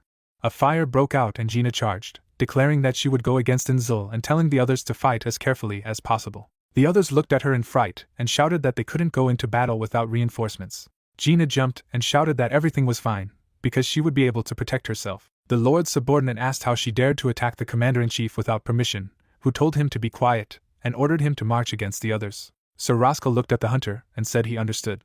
Inzul's hand was covered in dark magic. He waved his hand and carried himself and his rival into space. He was curious to see what she was capable of. He smiled, wondering who had defeated Lord Alsace, a level 6 invader. The girl frowned at him. Could it be that this man represented all the invaders? A spear appeared in his hand. He attacked with a dark ball of energy. It became difficult to see the battlefield. Gina tried to see something through the darkness. It was obvious to her what would happen next. Then there would be the next attack. Hunter dodged a direct thrust. She grabbed the enemy's spear, and she sent flames at him. The Lord snatched the shaft so as not to burn himself. After that, he clicked and created an arc of fire. He immediately attacked back. Inzul stood majestically in the middle of the fire. His gaze coldly assessed the situation around him. Suddenly, a woman's hand was an inch away from his face. Gina grabbed his head and used the technique. A powerful explosion thundered. Ashes and sparks began to fall into the void. A black tentacle rose into the sky. Roscoe released them from his body and began to transform his body. He was counting on a more merciful death for all of them. His face turned into that of a mutant. He shouted that they all die mercilessly. The hunters stared at him in amazement. They realized that the enemy in front of them was clearly not an ordinary one. The rest of the squad stood and waited for the command. If the hero arrived on time, they would have a chance. Suddenly, Roscoe appeared behind the two hunters as they thought they needed to hold out until he arrived. Levian turned and shouted, asking when he had made it. Suddenly, the mutant disappeared somewhere, leaving behind dark smoke. The girl searched for him with her eyes as the tentacles reached out to her. She turned around, the monster's voice saying that she needed to get rid of the healer first. Levian waved his hand. Not understanding how the enemy carried out attacks even without a magic surge, he used Gleipnir. White threads bound the mutant. The redhead sat down and began to cast the ice. His partner began to sharply reduce the distance. He climbed the ice spike and sliced off the creature's tentacles. Hansak used magic to support his comrades. An energy tornado has engulfed the monster and tore it apart.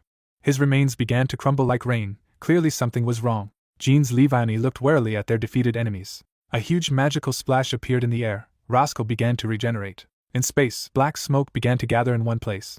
Inzul appeared before her again and asked the huntress if they had finished. With a black splash, he threw the girl back. Gina dodged the fatal hit.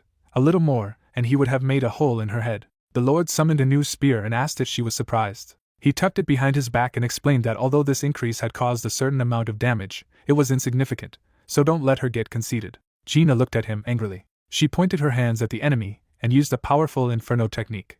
The commander-in-chief slowly raised his hand and pronounced the conclusion. A chain of explosions appeared in front of him. The spirit of Ifrit jumped out of it and rushed into battle. The villain pointed his hand at him and used penetrating force. The huntress grinned nervously and wiped the corner of her lip. Black wands appeared around her. A new flame flashed in his hand. He pounced on the invaders' guns and began to change their trajectory. He enveloped black arrows and burned. The huntress stretched her arm. Black ash fell on her. She decided that she shouldn't have used this skill, because the enemy was not as strong as she expected. She went on a new attack. She just needed to prevent him from moving too far. The Lord tried to use thrusts on her again, and Gina was about to switch to close combat. Purple chains appeared around her. The huntress predicted a new explosion. She used the chains as a fulcrum and began to shorten the distance at unpredictable angles. Her hand reached forward, her pupils narrowing wildly. Inzul looked at her calmly, and he smiled contentedly and began to use exile. Dark clumps rushed to Jin's face. She used fire and tried to dodge with the help of an inferno. At the ends of the chains, she noticed sharp hooks. She gritted her teeth and cursed to herself. The enemy lord majestically raised his trident, and at that moment the chains bound his rival. The girl looked ahead in fright. Rays shot at her from the trident. Jin was thrown back. The damage went through her. Red clots enveloped the hunter's body, and she screamed in pain, the enemy telling her not to think that this was the end. The purple chains were imbued with dark energy, and the new ones pierced the body of the defenseless protector. She realized that the enemy had more than one ability. These chains were stronger than she imagined. She clenched her fist. Small flashes appeared inside. She had to get out of the hold. His face was covered with sweat, his hair was ruffled, and his mana concentration was lost due to the pain. Horns grew from her head, and in another voice she said that this was not the end in any case. A violet light flashed high above her head. Clots of energy began to rush towards her. She asked what was it. The commander-in-chief smiled madly and replied that it was a force of destruction. Gina just chuckled. Tears appeared in her eyes. She began casting fireballs everywhere. They rushed to the target. Flashes illuminated the bound silhouette of the huntress. She used a piercing blow. On the ground, some of the hunters were already lying defeated. Healer and Levian survived. The vice guild leader looked angrily ahead and realized that they couldn't do anything. Roscoe looked at them and noticed that only the two remained. Its tentacles regenerated after the attacks. A woman who challenged the commander-in-chief, he said. It looks like she's still breathing, but it won't last long. The vice leader took out his phone. He thought that they could hold out for a day, and in just half of it, he used up almost all his strength. Tears flowed down his cheeks. It seemed that he could not keep his promise. At that moment, the chosen one appeared and apologized for being late. The survivors looked at him in fright. Hyeonghong walked out of the portal. He looked at the defeated and noted that they fought well. He understood that he could not miss it. Levian approached him, unable to say anything. They shook hands. Levian clung to his arms in tears and told him of his master's wishes. Hengzhong nodded gloomily and said that he could rely on him. Hengzhong looked at Yingzul and said that there were only two opponents left. The creature, looking at the guy with the sword, said that no matter how strong he was, he couldn't handle them alone. The young man, parting his lips, said that it would be difficult. Hyeongjung imagined a smiling Taming. He remembered how his group of 4 people fought against the invaders. Gina smiled at him, hoping for him.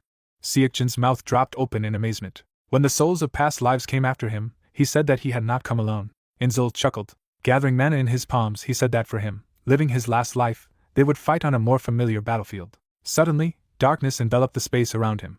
A moment later, the invader threw down his spear. The hero swung his sword and dodged the spear. The beast rushed forward. Hengzhong sneered. His sword began to envelop mana. Half of his face was covered by the soul of a reaper. He had awakened, and now no living creature was able to resist instinctive animal fear. The monster froze in horror. The hero pointed his sword at him and told him to get out of the way. The creature's eye narrowed. Mana gathered on the tip of the sword, and the Durandal skill was used. A moment later there was an explosion. The young man, escaping from the smoke, rushed to Inzul. He threw his spear again. The chains that broke out of the spear tried to forge the Hyeonsung's sword. The guy frowned, realizing that the invader was trying to neutralize the sword first. Chains bound the sword. A second later, a huge number of swords appeared around the young man. A helmet formed on the guy's head. Carthage helped him, saying that as long as he was around, nothing posed a threat. The sword shattered into pieces. The hero turned around abruptly as the sword warned him of a hidden magical attack. The fetters shackled the guy. The invader's eyes lit up. Whips burst from his back. Tentacles with spikes rushed towards the young man. Hyunjun used Shaiden's power to cut his shackles. A moment later, he cut the invader to pieces. The mechanism rushed towards him. The young man raised his hand, using Gilda's protection. The whip struck his arm. The young man, looking at his hand, realized that Gilda's protection could not be used. At this moment, his sword said that their magic was different from normal. Inzul narrowed his eyes, looking at the enemy. Hyeonghong chuckled and said that they had been playing a terrible weapon, but in fact, one of them had already died. The hero, having collected mana in his hand, used the ability of the behemoth and absorbed the soul of the killed invader. In return he was granted the blessing of rebirth. The commander gritted his teeth. He raised his spear, telling the guy not to even hope for a peaceful death. Dark mana rushed towards Hyeonghong. The hero used Raikiri's light, and it swept through the darkness. Inzul blocked his sword. The light struck the invader's chest. The man frowned at the pain. He threw his opponent back with a swing of his spear. Dark tentacles of mana burst out of the young man's body. The Reaper's bloodlust awakened. The young man stood up, wanting to use Durandal's ability. A stream of light covered the invader. He gripped his spear tighter, saying that he could not die like that. Spreading his arms to his sides, he dispelled a beam of energy. Hyeonghong gritted his teeth and frowned. The beast opened its mouth and said that it had no choice. The guy landed and stared at his opponent in shock. The commander took on his true form, armor covering his entire body. The hero frowned. The enemy's armor looked strong enough. Dark mana was released from the commander. Inzul raised his hand and said that even after hundreds of thousands of reincarnations, he would not be able to stop them. He had better shrink and be able to accept his fate. Like ripples on water, the mana rings passed by Hyunghong. The young man looked at his sword.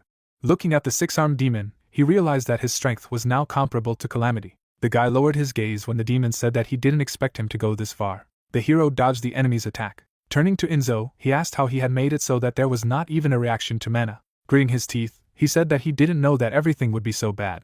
The Reaper's bloodlust burst out of his body. Looking up, the young man decided to break through. He abruptly shifted his gaze to the side. Inzo moved behind him. The enemy's attack was blocked by the barrier of Carthage. Suddenly, a crack formed in the barrier. Seeing the barrier break, the hero was amazed. A moment later, the barrier was blown to pieces. Hyunghong jumped back. The monster stretched out his hands to him. A lot of swords formed behind the young man. He immediately bent his foot. The guy jumped up. Inzo stretched out his fingers. A multitude of swords immediately pierced Hiroya. Blood escaped from his mouth. Starting to approach the enemy, the invader asked if he had surrendered. As if holding the guy in the palm of his hand, the demon said that if he surrendered, he would declare the end of his world. Hera's eyes rolled back. Blood spurted from his neck. Deus, summoning the soul of the young man, told him that there was no way he could resist it. The guy, throwing up his hand, asked if this was really the end, if it was all in vain. Deus, bowing his head, said that this was the strength of the commander of the invaders. None of them could cope with him, not even Ares, the precursor of madness from a past life. The hero, looking at his hand, said that he could not lose now. Looking down at his hands, he said that there was still a lot he hadn't done. It couldn't end like this.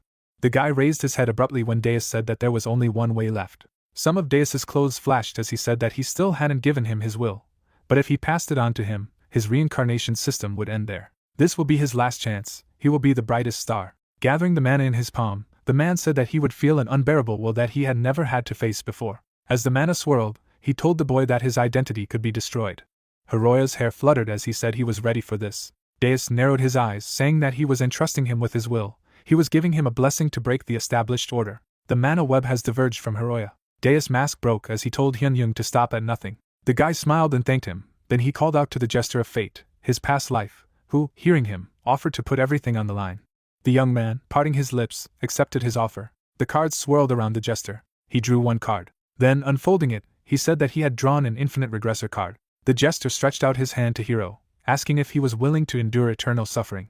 Hangzong sneered. Moving his lips, he said that he was ready for anything. Looking at the cosmos, Inzul said that even after hundreds of thousands of reincarnations, he could not stop them. The demon that had taken on his true form told Hyunshong to surrender. The guy clenched his blade. He realized that he had moved at the moment when the enemy revealed his true appearance. He returned and again stood in front of the enemy. The young man swallowed. His sword enveloped the mana. He jumped up. Hyunghong, along with 2 horses, rushed at the enemy. Looking at the beam of light, Inzul said that Raikiri had previously appeared in the Amos dimension. The commander of the 8th Invasion Corps had killed him. Although he was fast, which was nicknamed the Spearhead, it was not enough to kill the commander. The monster tilted its head. The hero, who turned into a ray of light, realized that his body was not moving the way he wanted. The guy was right in front of his opponent. Blood spurted from the young man's body. He barely raised his head, being wounded. The monster, having created many swords, said that this was the end. Hyunghong's eyes widened as he went back in time. His back bent. He looked at his hand, realizing something. Raikiri's blessing was gone. In exchange for the regression blessing used, he was losing one random blessing from his past life. The guy seemed to be in the middle of darkness. Swords of darkness formed in the air. The hero stood up, deciding not to think anymore. As the swords rushed towards him, the young man said in his mind that he had already lost twice, but now he needed to think carefully before taking any risks. Thanks to the will of Danzig, the swords fell apart. The demon in front of the boy learned Danzig's will. Opening his mouth, he said that Danzig was losing to them in defense. His blessing was too weak, although the records of him were preserved in the system of past lives, but he still could not protect anyone. The old man was crying because of his weakness. Having created many swords, Inzul said not to rely too much on this protection, it would not help him. The swords rushed at Hiroya. The guy's muscles tensed. The Carthaginian shield formed around him, protecting him from attacks. The man, holding out his hand, said that the aura of Carthage was too familiar to him. He was the one who had first succumbed to them. A moment later, the barrier shattered into pieces. The hero rushed to the side. Hyungjung poured mana into the sword. A wound formed on his arm. The guy began to deflect attacks from all sides, but there was no mana reaction. The sword unwound the young man's cheek. Swords were constantly attacking in the darkness. A wound formed on the side of the young man. The guy swung for a punch, trying to figure out how to handle it.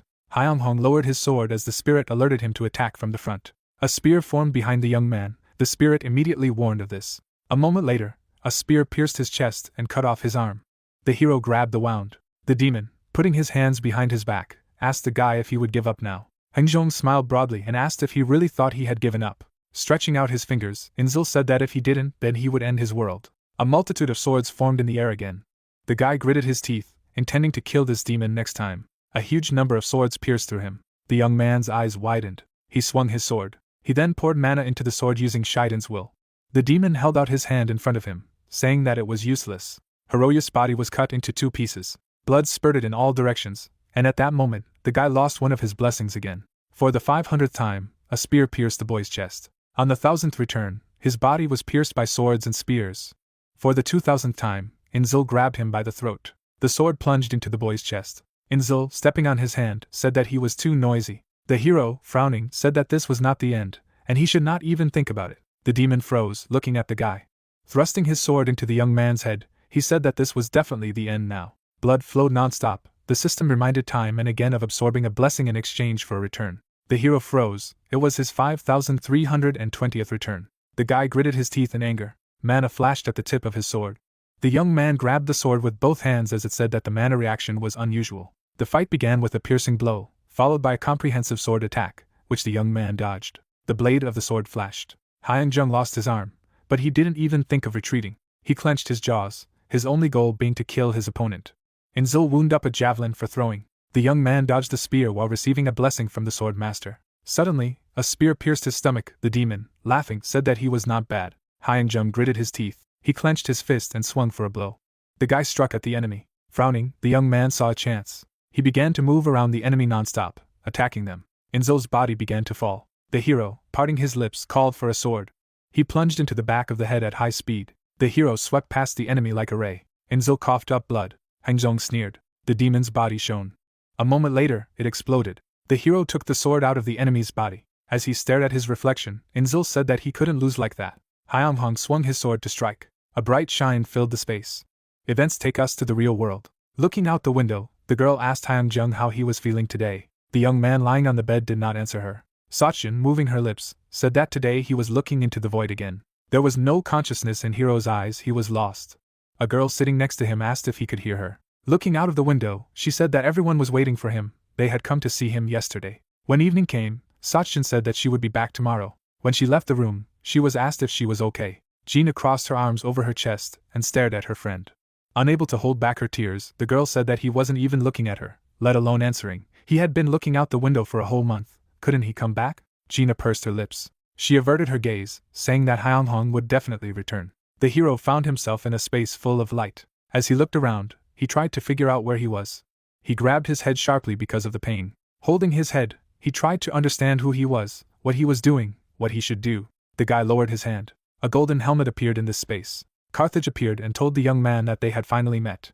He narrowed his eyes and called out the name of Hyung-hong. The young man turned to him and asked if Hyung-hong was his name, and how did he know his name? Who was he? Carthage, bowing his head, introduced himself. The guy's eyes widened in shock. Squinting, the man said that a righteous shield stood guard over the north of the empire.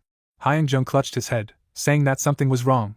I didn't know how he knew his name. The warrior parted his lips and sighed. He summoned his spear. Grabbing the spear, he said that it was natural. Pointing the spear at the guy, he said that he was his past life.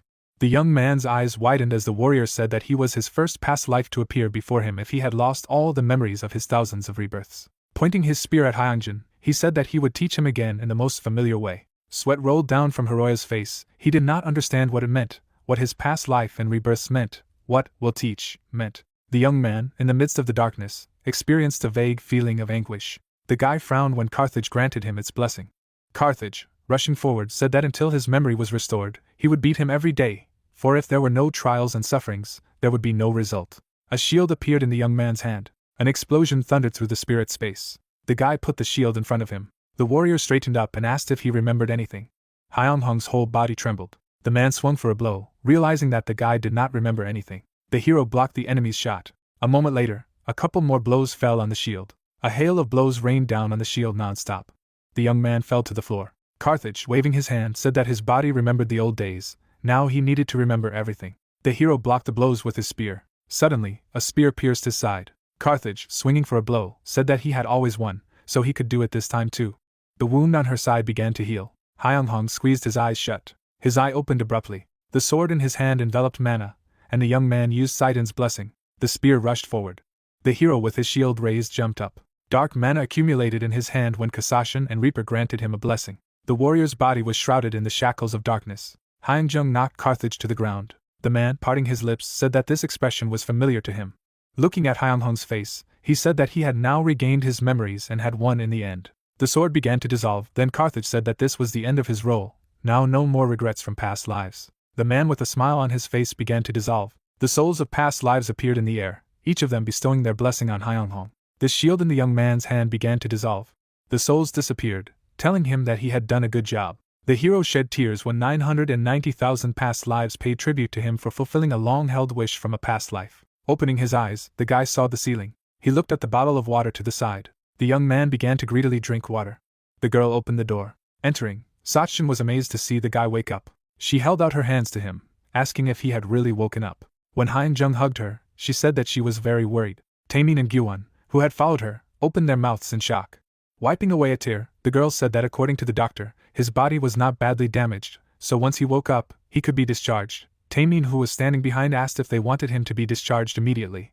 The hero replied saying that it was time for him to go back. Hansok burst into the room and asked how the elder was. Hansu replied by telling him not to worry about him because he was fine. Janso, sneering, said that they had better do without formalities. Hansu, smiling, said that they were waiting for him. Teshik, putting his hand to his chest, expressed his joy that the young man had woken up. Tavi, mouth agape in horror, said that she wanted to make a video, but missed the moment of waking up. Levian, smiling, said that he had no idea how much they feared that he would follow the same path as the teacher. After the death of the invader commander, he had the highest level of magical response, and the news spread that the cracks that had appeared all over the world began to heal, losing their strength. Seku, smiling, said that although he had looked from afar, it was surprising, he had done a very good job. The man, putting his hands behind his back, asked if he was satisfied with the service of the VIP ward of jail hospital. Izeria, smiling, said that it was all thanks to him, they had done a good job. While the hero was thinking about the possible appearance of new enemies, Gina entered the hall. She parted her lips, saying that he looked too smug. Did he know that in the end, she saved him when he fell? Smiling, she said that she now knew what he was worth. The hero also smiled, asking if this was really his teacher. Friends approached the young man one by one. Now all the obstacles were not scary, because they were not alone. Hyeonghong closed his eyes and laughed. He would go on no matter what, for a better future. Everything trembled. The wolf rushed to attack. The guy pointed the blade of his sword at him. He made a dash and pierced him. The beast fell to the ground. Hyeongjung wiped away his sweat. The vice leader thanked him for his good work. The man smiled and slammed the book shut. Everything quickly returned to normal in the restored world. The hunters began to help the wounded, but when the invasion headquarters collapsed, he thought that the cracks would not appear again. After the death of the commander, the invasion disbanded most of its forces. Devastation reigned around. There were those who did not do this. They could be considered as a remnant.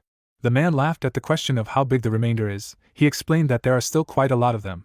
But this is all nonsense, of course, the threat has not yet passed. Hyeonghong yawned tiredly. Levian said that due to the impact of defeating the last opponent, hunters around the world were uplifted. If you think about it, the invaders said that there were too many monsters. The hunters behind were already skinning the beast. All this would not end quickly, of course, there were fewer cracks. But they continued to arise and their work was not over yet. The hero could only sigh. He looked around and asked if they could go once they were done here. They left the dungeon. Levian began to admire the sunset. The Chosen One called out to him and told him that before the last battle with Inzil, did he remember how he traveled through the dimensions with his allies? The vice leader remembered that the hero was looking for relics of his past lives. Hyeonghong smiled and reached into his pocket. He had one left. He handed him the diary. The man stared at her in amazement. The guy calmly explained that looking at his reaction, he did not need to explain anything. With a trembling hand, the leader accepted it. He pressed her breasts and stared at her silently. Then he bowed. A grateful smile appeared on his face. Now Hyeonghong was sure that he had done everything right, but Levian thought that this was not the case. He looked at the hunter, even if he gave him this book, but he was different from the teacher. Tears began to flow down his face. Now he admitted that they would not find any more traces of the teacher. Hyeongjung raised his hand and revealed that there were many spells in the book, most of which he would no longer be able to use. Levian looked up in surprise. The hero was sure that he would definitely cope with it. The sunset lit up two real men, Levian being Gildra's only successor.